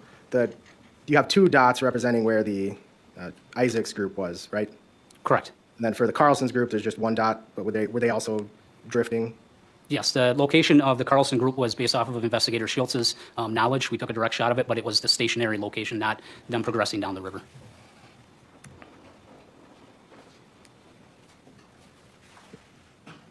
And what are we looking at here? So with our drawing software, we're able to put in mannequins or models. In this case, we were able to put a 6-foot-tall person into the river to show the perspective from Mew's group to what a person at that distance would look like. Are they standing on Again, the bottom or on the top? Go ahead. Again, with this one, now we have the yellow circle as the initial contact progressed further downriver to the attack location. The 6-foot-tall person is placed in the general area of that attack location. Slide 19. This perspective is from the Carlson group, and here they're looking across the river, so to your left will be upriver, and as the water flows to the right downriver, you'll see their perspective of the initial contact and their perspective towards the attack location. Slide 20. Again, in the drawing, we just include a 6-foot-tall mannequin to show visual perspective of what a person would look like at that distance. 21. This again is a 6-foot-tall person now near the attack location, as witnessed from the original location of the Carlson group. And these approximate locations of the groups, did you get that from comparing it to the video of the incident? I did. So what are we looking at on slide 22? So on the left-hand side is our perspective of the initial contact is facing upstream towards the Mew tuber group. This will show on the right-hand side the still frame extraction from slide 0196. I ended up cropping the perspective to compare to what the phone video looks like for that still shot and showing the background with the trees and where the Mew group is at, putting that approximate circle there. 23. Slide 24. Again, they help confirm with the initial contact location based off of the video still shots from the cell phone. 0462 is on the right, and on the left-hand side is our crop perspective from the initial contact looking at that same bridge.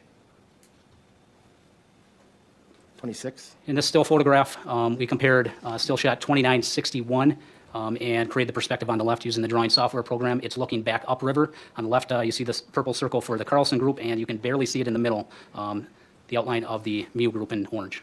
We cropped up perspective to match similarly to the phone still shot, and in the upper left-hand corner, you can see the light green grassy area just outside of the Sandbar Island area. So just to simplify it a little bit, is it fair you're looking at the video and then trying to do a fly-through of your 3D scan to find the same perspective of different clips in the video? Do your best to go into the 3D drawing and zoom in or get to the exact perspective, and there may need to be some manipulation of just your viewpoint, not of the data, just of the view of what you're looking at inside the drawing in order to create the still shot on the left-hand side. And 28, what are we looking at? On the right-hand side is the still shot of the cell phone video 2995. On the left-hand side is the same perspective. This is now the attack location and showing the Carlson group straight ahead at that perspective. As you can see with the trees on the top of the photograph matching the rendered drawing on the left-hand side. And can we activate his screen, Judge, so you can kind of trace what he's talking about the tree line? There should be a Cursor on there, Your Honor? just use your finger. Okay, thank you. So what I'm looking at here is the same tree line that I see here and then I see there to show the same perspective.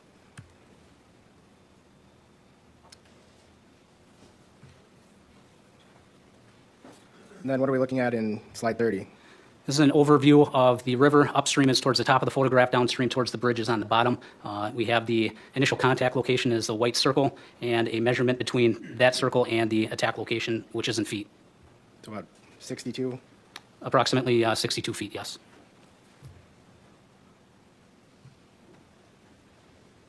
Same thing, but looking the other direction? Correct. Now the bridge is at the top of the photograph and upstream towards the islands at the bottom. Slide 32? This is a overview, the distance between the attack location and the knife recovery location, which is approximately 114 feet. Slide 33? This is the attack location to distance to the Mew group, which is 233 feet, and the approximate distance from the attack location to the Carlson group, excuse me, which is approximately 132 feet. And that would be 132 feet from the ultimate spot, but if the Carlsons continued to drift downriver, they would have been closer, fair? Correct. Sustained. Let me go back. So how many dots do you have for Isaac's group in this one? 2. And what's the white dot? The white dot's the initial contact location, Yellow dot? the attack location, And then the pink dot for the Carlson group, what's that? the initial location that Investigator Schultz told me where the Carlson group was at.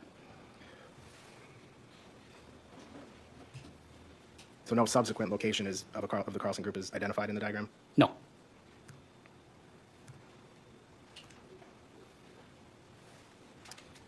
And slide 34, what are we looking at? On the left-hand side is a photograph from the drone footage. On the right-hand side is the still shot perspective. And I'm just going to zoom in. Actually, let me focus you here. On the left, how about just on the left photo, what are we looking at? So it's a photograph from the drone footage showing deputies or investigators there. I believe Investigator Sheppy's on the left-hand side, walking in towards the tree line location on the south shore. To identify where that knife was found? That's where I was informed the knife was found, yes. And on the right, same location but from the scan? Same perspective. And so the bridge from here would be to the right? Correct, downstream. Same thing, but now there's that white bar? White bar signifying the location of the knife recovery. Now just a zoomed out perspective of the knife recovery. And then an overview of the knife recovery location. And then the bottom left of that right image would be that sandbar? I do. Did the sheriff's office measure the water depth? T. Kinsella, thanks for sticking And around. so what are we looking at in slide 38? We'll see you. So with direct shots, we're able to utilize a prism pole. We measured the height of the pole, and then the bottom of it, the instrument will measure where the sand ground is underneath the water, since the instrument does not reflect off water. So we're able to take direct shots in different areas of the river. And in this area, near the attack location, the approximate depth of the river was 0.83 feet, or approximately 9.96 inches. And was this measured the same day as the incident or later, if you recall? Approximately 1 month after. Okay. So if the more rain, less rain, it could have been different? Could have been. Okay. I don't have anything else, Judge. Mr. Nelson? Just right away regarding the depth, sir. You said the depth was measured 1 month later, correct? Correct. The date of the incident was July 30th, correct? Correct. And so August 30th, roughly? September 1st. Okay, so more than 30 days? Correct. 32 days? 33 days? Somewhere in there? Somewhere in there. You would agree that you've lived in this area for some time, right? Yes, sir. You're familiar with the river? I am. You're familiar with the trends of rivers in this area throughout the year, correct? Yes, sir. Would you agree that, typically speaking, rivers' depth goes down between the end of July and the end of August? Typically. Did you do any investigation to determine whether or not the amount of rainfall that we had from July 30th to August to September 1st? I did not.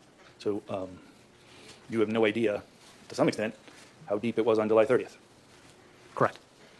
I'm sorry, this would be a good time to break. Sure, that's fine. Taking a break in between examinations, but it is 2:30. Why don't we take 15 minutes? We'll come back at 2:45. All rise for the jury.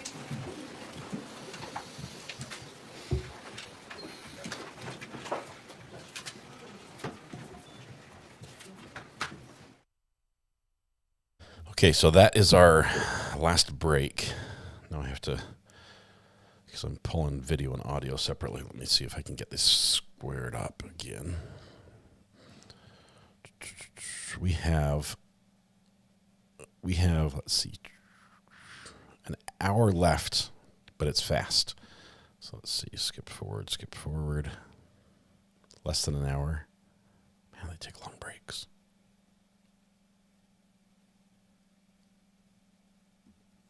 Here we go. Yep. I was bracing for something important. I think it was important. No, I used the wrong words. I'm sorry. I appreciate it. Something much more monumental. Whatever. Let's move on. It's late in the day. I'm getting tired. Yes. So bring a jury. You're tired, Judge. I'm exhausted. I've had like no Mountain Dew all day.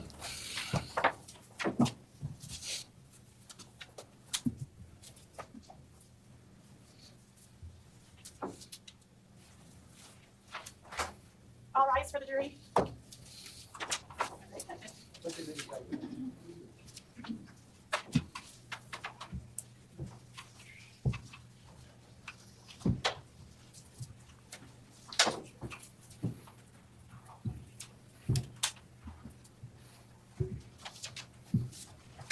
Please be seated. We are back with the jury, ready to continue. Lieutenant Coleman's on the witness stand. Mr. Nelson. Sir, I believe I was asking you questions about the water depth when we last spoke. During your testimony, I think you had said near attack location, and you said approximate. Can you tell the jury precisely where it was measured on the river, the depth? Yes, there's a direct shot location placed in that point of the river. Okay. Did you just measure it in that one spot? Yes. Did you just take a sample, like a foot here, 2 feet here, 3 feet over there?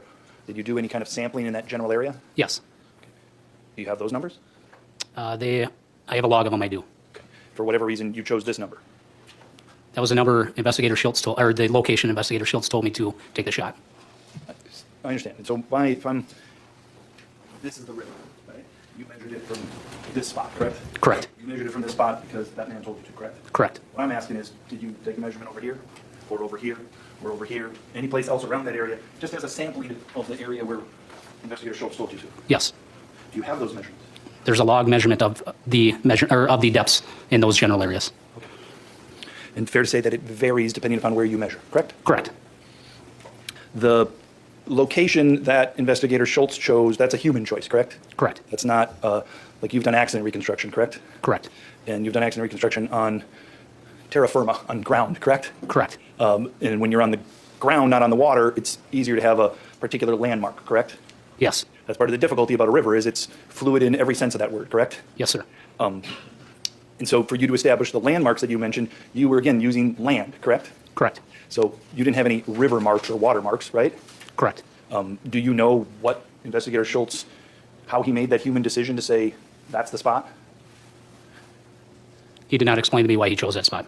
And when he chose that spot to you, were you out on the river with him? Yes. Okay. And he was like, this is it right here? Yes. Okay. Did you ever take that spot that he pointed to and compare it to the video? Yes. And what we know is, so we have that spot based upon the human choice that Investigator Schultz told you, right? Correct. Then you also have what I think you called initial contact, correct? Correct. And was that based upon a human choice that Investigator Schultz told you or something else? Human choice. So he told you, here's where the initial contact was. Yes, sir. And then that was compared using landmarks to see whether the perspective is accurate? Is Correct. that what you're basically telling us? Correct. Okay. And what we know is from the initial contact to that yellow dot that you call attack location, that's like 62 feet, correct? Correct. And from that, can we deduce that Nikolai Mew walked 62 feet in that direction? He was around the generalized initial contact location and the attack location, so an approximate distance of 62 feet. And he got there by walking, correct? Correct. And had that initial location, had that group of teenagers stay there, he's walking away. I mean, if he's standing at the yellow dot and the teenagers stay at the white dot, the teenagers are 62 feet away from Nikolai Mew if they stay there, correct? Do we draw it out? Yes. While they're hashing this over, I'm going to post in chat one time the link to the Santa Cruz Zoom for those people who are trying to follow the Kelly trial. So I posted the link one time. This is the YouTube feed. That's the Santa Cruz Superior Court feed. Upstream? This is downstream. I'm not going to give it out over Yes, and sir. over. I Googled it for you, so you don't have to. Had, There it is. Mark that you called initial contact, and I think it was white, is that right? Yes. Can I just use pink for this? Yes, sir. And then you had a mark that was more of a yellow, is that fair to say? Or an orange? It's not so secretive. Yellow, It's but just you can use orange. we're trying to follow this court, and everyone's asking about the other one. So I'm posting it so you guys can stop asking, so we can focus on this one. It's just a quick Google. You have to know what to search for. This one up here, attack, right? Correct? Correct. My understanding is that, again, this isn't in perspective, right? But the distance from there to there is 62 feet, correct? Correct. So, Nikolai Mew, I'm making this, he is initially here, correct? No. All right. Nikolai Mew is not at the initial contact? He is not in that location. Okay. So when you said initial contact, who's contacting whom? When two groups converge upon each other and they are in physical contact with each other, whether by tubes or persons. Who are there's Nikolai Mew, agreed? Correct? There's the teenager group, agreed? Yes. And there's the Carlson group, agreed? Agreed. And then there's the Mew group, agreed? Agreed. On this part, we don't have the Mew group, correct? Correct? And on this part, we don't have the Carlson group, correct? Correct. Fair to say that the initial contact is between Mr. Mew and the 6 teenagers, agreed? Agreed. So Mr. Mew is, I didn't put it in here, but he's in this general area at the initial contact, correct? Where you put the X is not the correct spot. I don't mean to be semantics, Mr. Nelson. Put it where it needs to be, please. I measure things with a laser. Your upstream, drawing is off. Here, Mr. Mew made contact at a diagonal, and he was above upstream from the trooper group. So my mistake was on this part of it, right?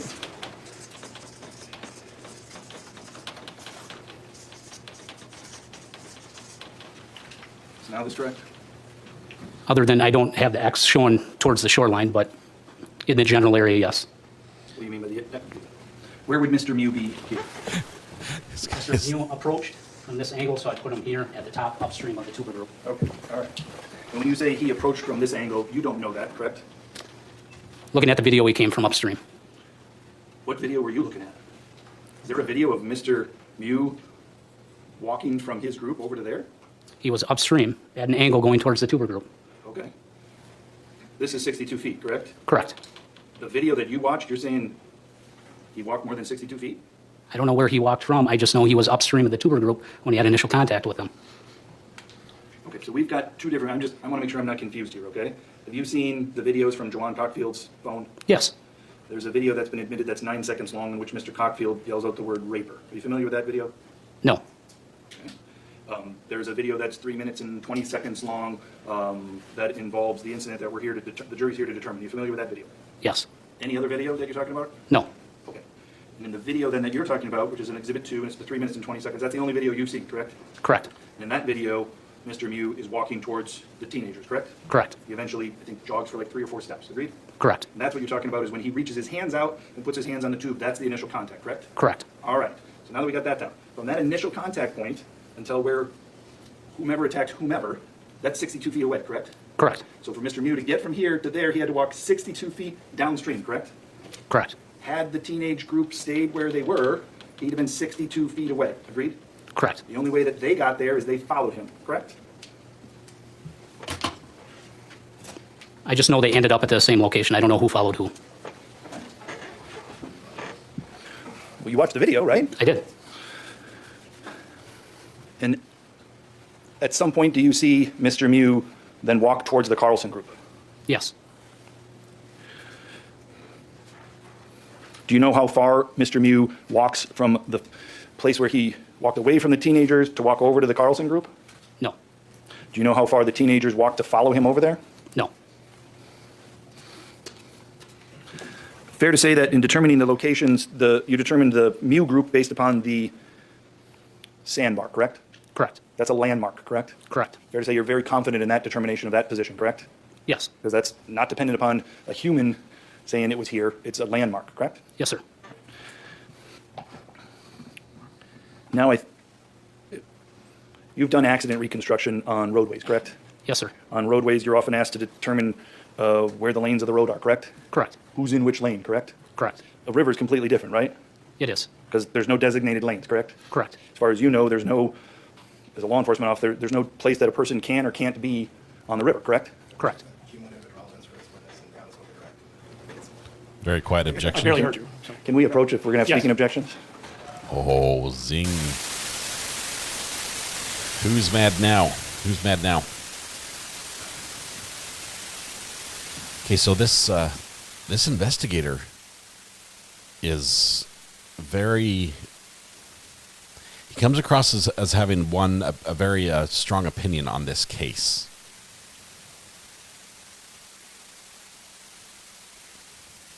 And I think he's probably spoken a little bit beyond what the video shows, and he's injected his own beliefs in that. So we'll see what happens here. He's stubborn, a little stubborn. They're digging their heels in. They're trying to. One person's trying to prove that they're, or maybe flex the information a little bit to make it fit a different scenario.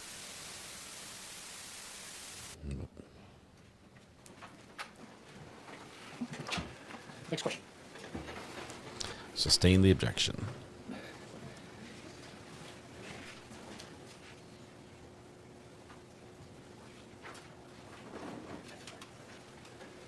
Just so I want to be clear, his answer stands, I'm moving on. Fair enough. Oh, his answer stands. It was not sustained. It was overruled. At some point, you showed on there also the width of the river, is that correct? Correct. And I think the distances were ranging in that general area, anywhere from 147 feet wide to 155 feet wide, correct? Yes, sir.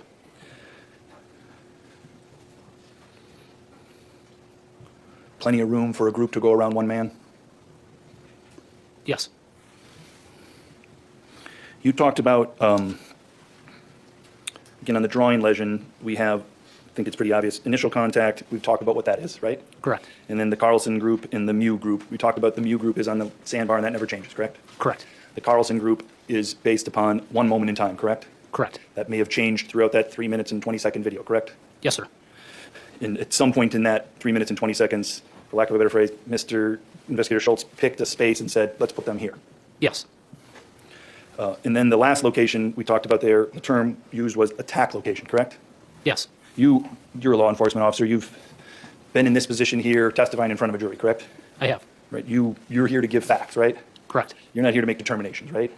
Yes. You're not saying who attacked who, correct? Correct. It's just that's where this event happened, correct?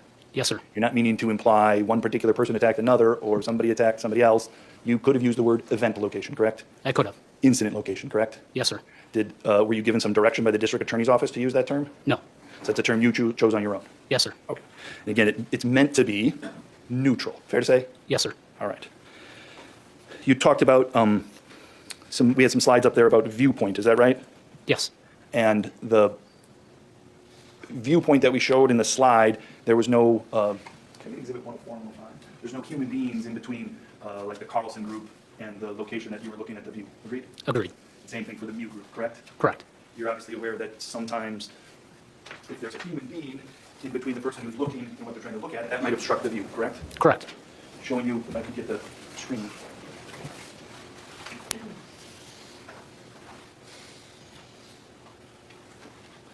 So this is exhibit number 104, which witnesses have testified is the approximate location of people at about 149, okay? Yes, sir. You would agree, depending upon where somebody is at G2, there may or may not be people obstructing their view to Mr. Mew, correct? Sorry, can you repeat, sir? Sure. If you were trying to, at some point... Check on relevance and speculate. I mean, speculation, we've been testimony.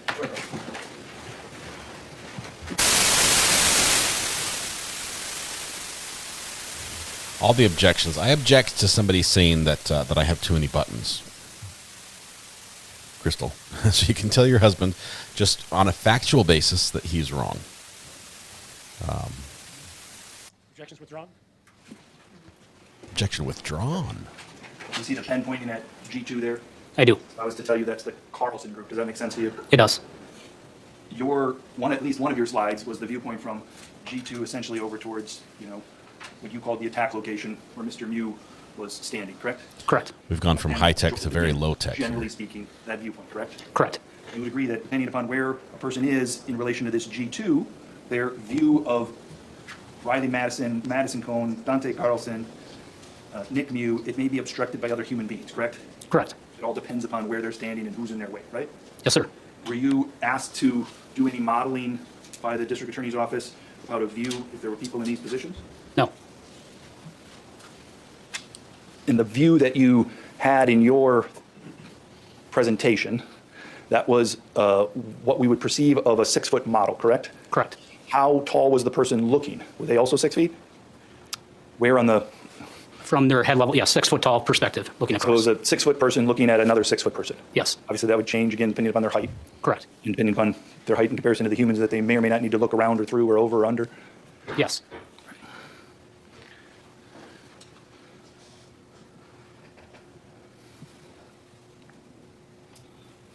Those are the only questions I have. Thank you. Mr. Anderson? Attorney Dawson asked you if 150 feet is enough room for a group to go around one man, and you said yes. Do you remember that? I do. Is there enough room for one man to walk around a group? Yes. And Attorney Nelson asked you about this drawing. That if the initial contact was here, 62 feet later is the attack location. If the group would have stayed there, Nikolai would have been up here and they would have been 60 feet apart. Do you recall that? I do. The beginning of the videos were the boys in their tubes, Yes. and Nikolai was walking. Yes. And the boys would have been floating in this direction? Yes.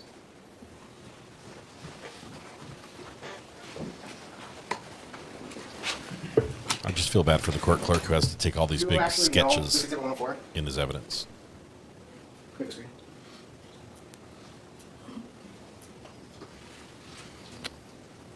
Do you know if this is where people were at some point at minute 49 in the video? I don't know.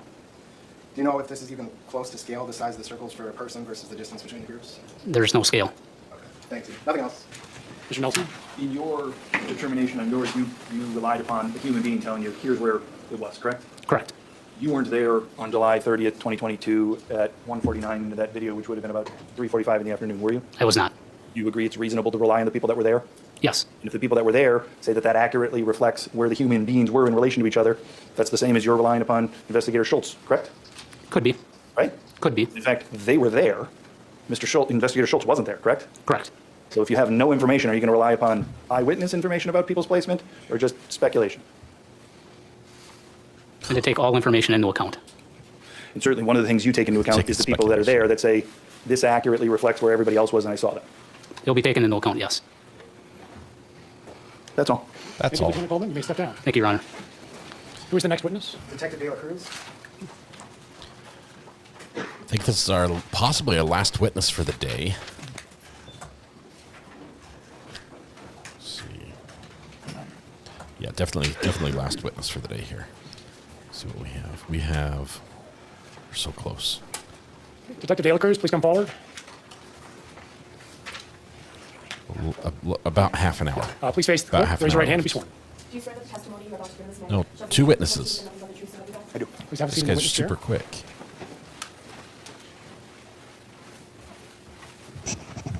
Mr. Anderson. Can you please state your first and last name and spell your last name? My name's Carlos De La Cruz. I'm a detective with the City of New Richmond, and you spell my last name 3 words, lowercase D-E, space, lowercase L-A, space, capital C-R-U-Z. And Detective De La Cruz, were you asked to assist in doing some interviews in this case? Yes. And why were you asked to assist? I'm often requested to assist with Spanish-speaking witnesses or victims or suspects to help with interviews. Are you fluent in Spanish? I am. Did you grow up bilingual? I did. I was born in Mexico. I spoke Spanish as a primary first language. I've been in the U.S. for roughly 46 years, so I went through school here and learned English and grew up speaking both. Permission to approach? Yes. Well, actually, can I have the...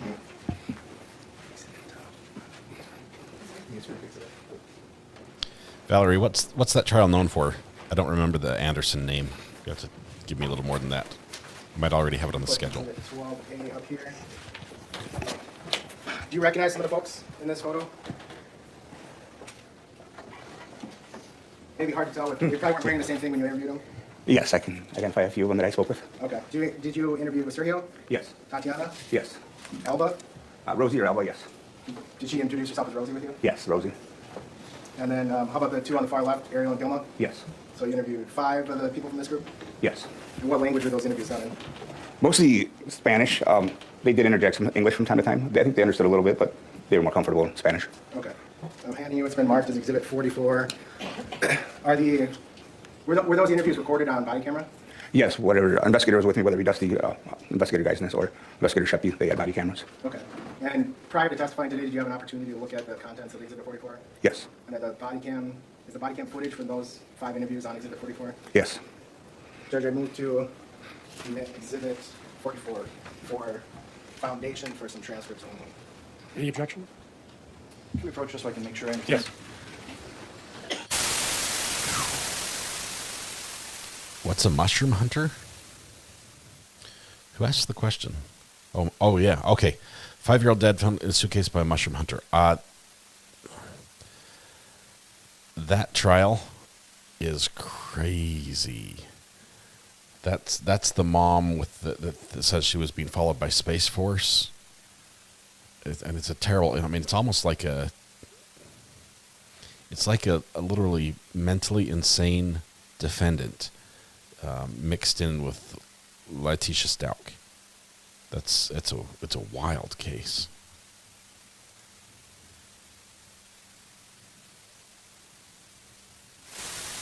This time I will reserve on Exhibit, is it 44? Correct. Reserve on 44. Reserve. I don't have anything else, Judge. Mr. Nelson? No, thank you. All right, thank you, Detective. Detective, thanks for visiting. Now we're on to our last witness of the day. Next. Sally Nichols.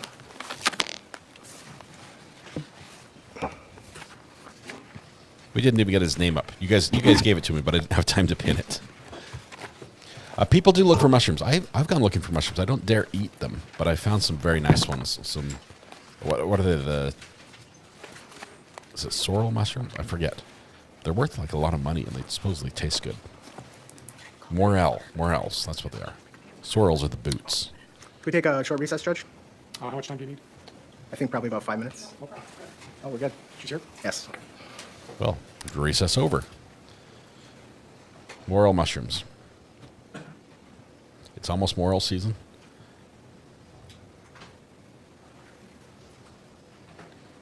Can someone help Ms. Nichols with her jacket? Bad mushroom hunters have no morals. You know that? I'm sorry. Bad mushroom hunters have no morals. That's what it was supposed to be. Face the clerk, raise your right hand. She will administer the oath. Do you swear that the testimony you offer is not the truth, whole truth, and nothing but the truth, so help you God? Yes, I do. Please have a seat in the witness chair.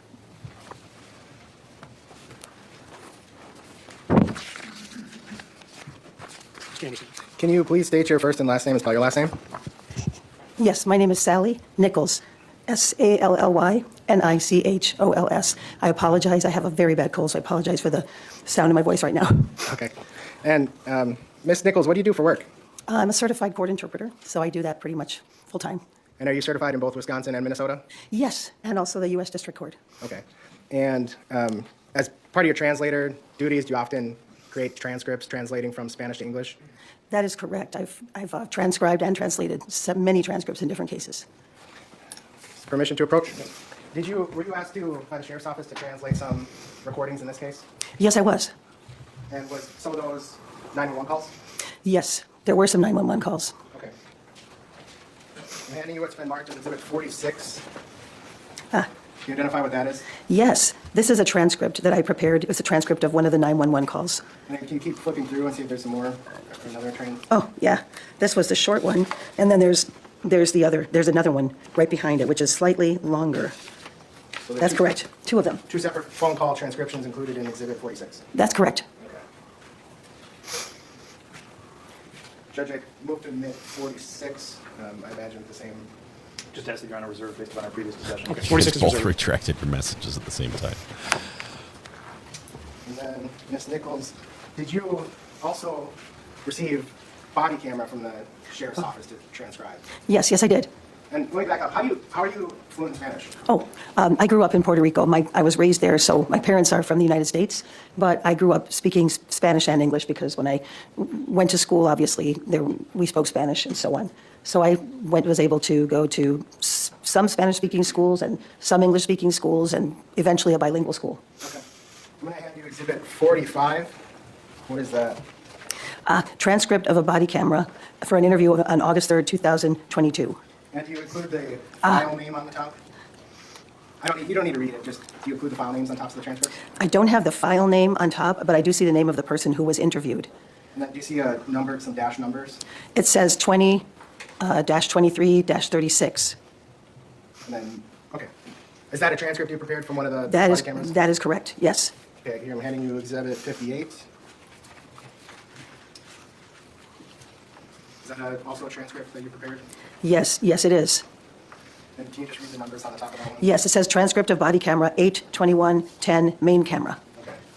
Exhibit 69. Yes, that's also a transcript that I prepared, and it says transcript of body camera 21/11/31 main camera. Okay. Exhibit 70.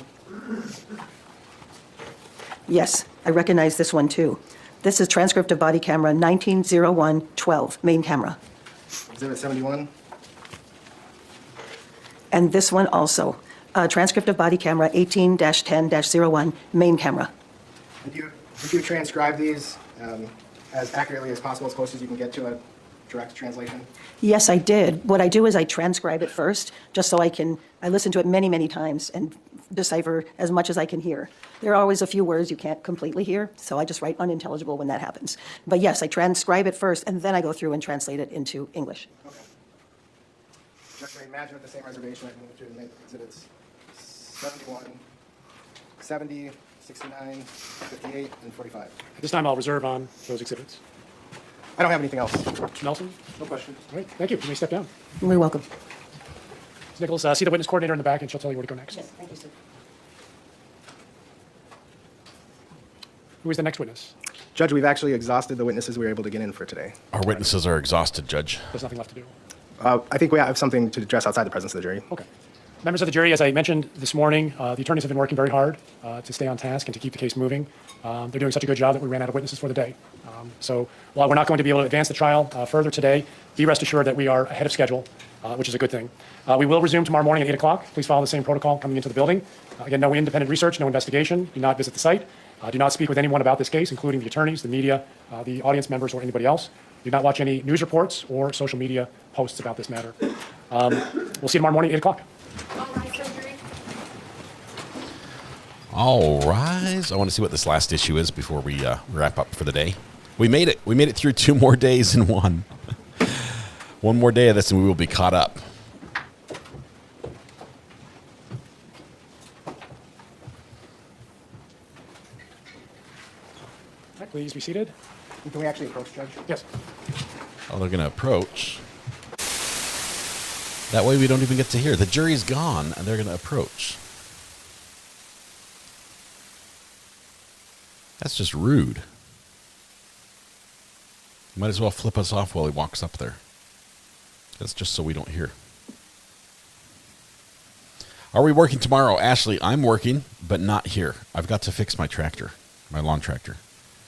It's a riding lawnmower. I call it a tractor because it says John Deere on it. But really, it's if I tried to take my tractor into a John Deere dealer, they won't even touch it. They're like, nope, it's not tractor enough for us. They'll say take it to a small engine repair. But I'm not going to pay somebody to twist off a fuel filter, an easy change fuel filter or a oil filter, something I can do and probably injure myself doing. I'm going to try to do it. So I think my tractor's sexy. I do. I look good driving my tractor. Let me just say, it's got the yellow seat like a normal John Deere. Okay, it's got the green tractor. It has headlights. Doesn't have turn signals, but it has headlights. It has a battery, so it turned the key and it fires right up normally. That's why I'm fixing it, because it doesn't right now. But I'll be fixing that tomorrow.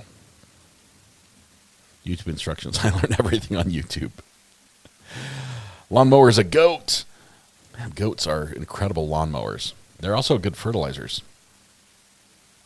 A tractor calendar, please. I've got a small spread that I've taken a few with me under the tractor working on it and some with me sort of laid out across the hood. I'm not sure you want to see those, Butterfly.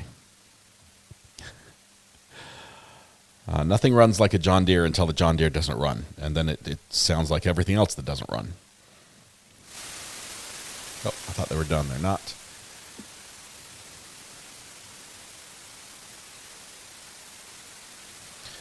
The farm up in the North Carolina mountains, my dad used to have a lawnmower graveyard.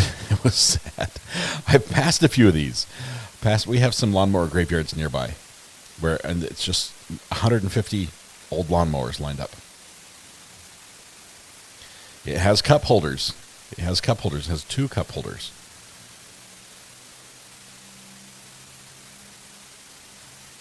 There were 5. Oh, this is like a professional graveyard.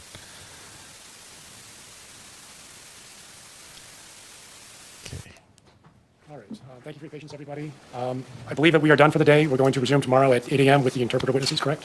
Yes. All right. Yes. That's the schedule? Okay. All right. That's all. We are in recess. Thank you, everyone. Got a call. Hello? Hello? Hello?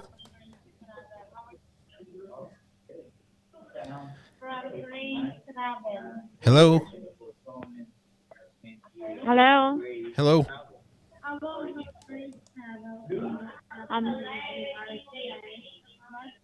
Are you there? Oh, dang it. Why'd they hang up? I said hello like 6 times. These people, they just don't have any professionalism in their job. That's why. All right. We are done with today. We're caught up to, I think that was for Dwayne. That was definitely a Dwayne. It was a Dwayne call. I know because of the number it came in. Let's see. Ohio Palm Mom. Have a great weekend, everyone. Friday night frenzy tonight with Law and Lumber. It was awesome to have Rob, Ian, and Kurt join us on the podcast last night. We had so much fun on the podcast. If you missed the podcast here, if you go on the channel, you can go back and watch it. It was such a blast. It was really fun. Plus, we're excited to have I think I can say this. We're excited to have some law enforcement representation on the podcast next week as a special guest. So that's going to be a lot of fun. But if you missed the podcast, please go back and watch it and give it a thumbs up because it was that good and it was worth it. A lot of fun. But it was great to have Rob and Ian and Kurt there and all of y'all who were there. It was a lot of fun. The telemarketers are on to me. They know as soon as I go off air, that's when they call. We are going to do this. Tell you what we're going to do. The weekend is here. It is time. We've waited for this all week long. We are going to be taking a break, obviously, tomorrow, unless like something major happens in the world of news. Okay, this is not a telemarketer. Call from. I wasn't born with thorns. Hey, I wasn't born with thorns. How are you doing? I'm doing good. Let me mute my show. Yep. Backed up. They cut off all the good stuff from yesterday. Yeah. At the end, there were issues with the witnesses not showing up. And the state was mad, and they were going to issue subpoenas. That was the day before, wasn't it? We heard that. Did you hear that? Yeah, it was the day before, I think. They were talking about subpoenas and making them post bail and everything.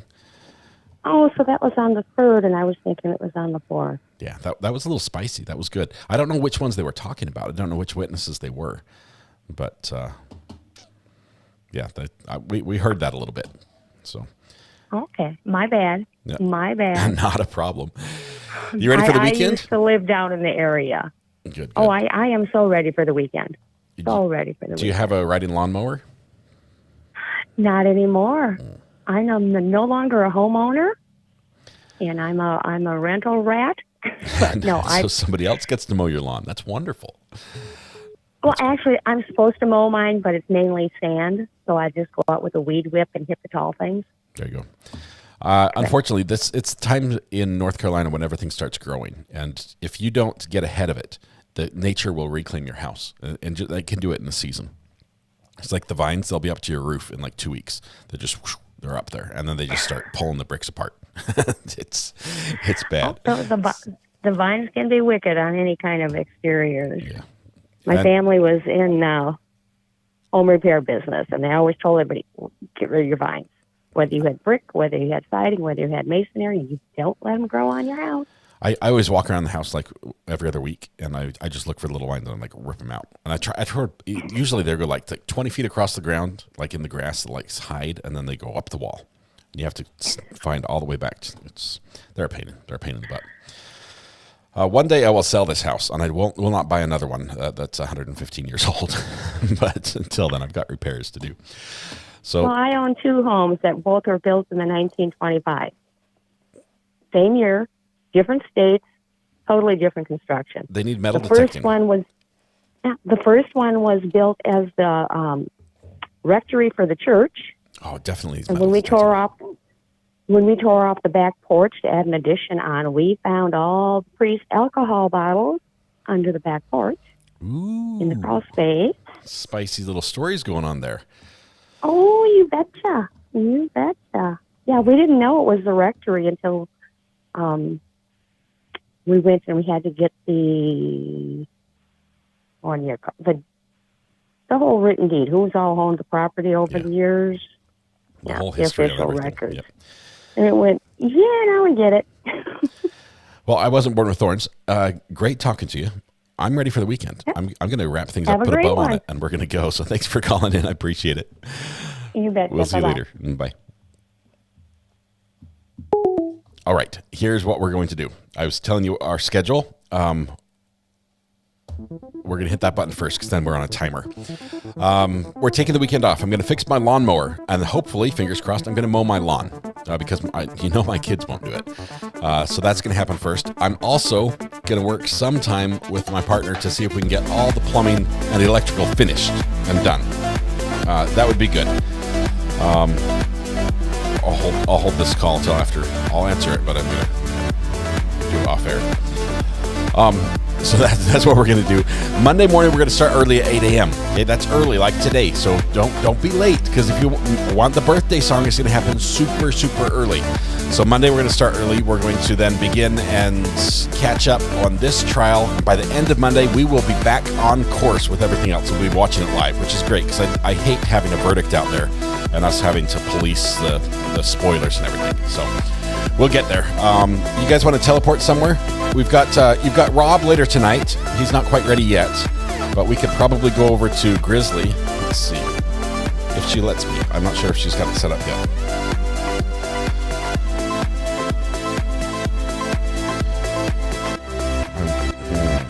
I'm not seeing it.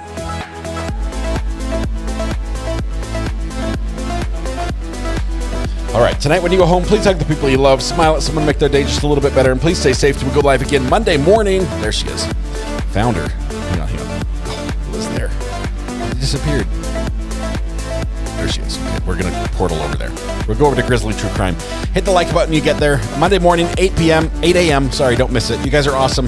Have a great weekend. We'll see you. Bye-bye.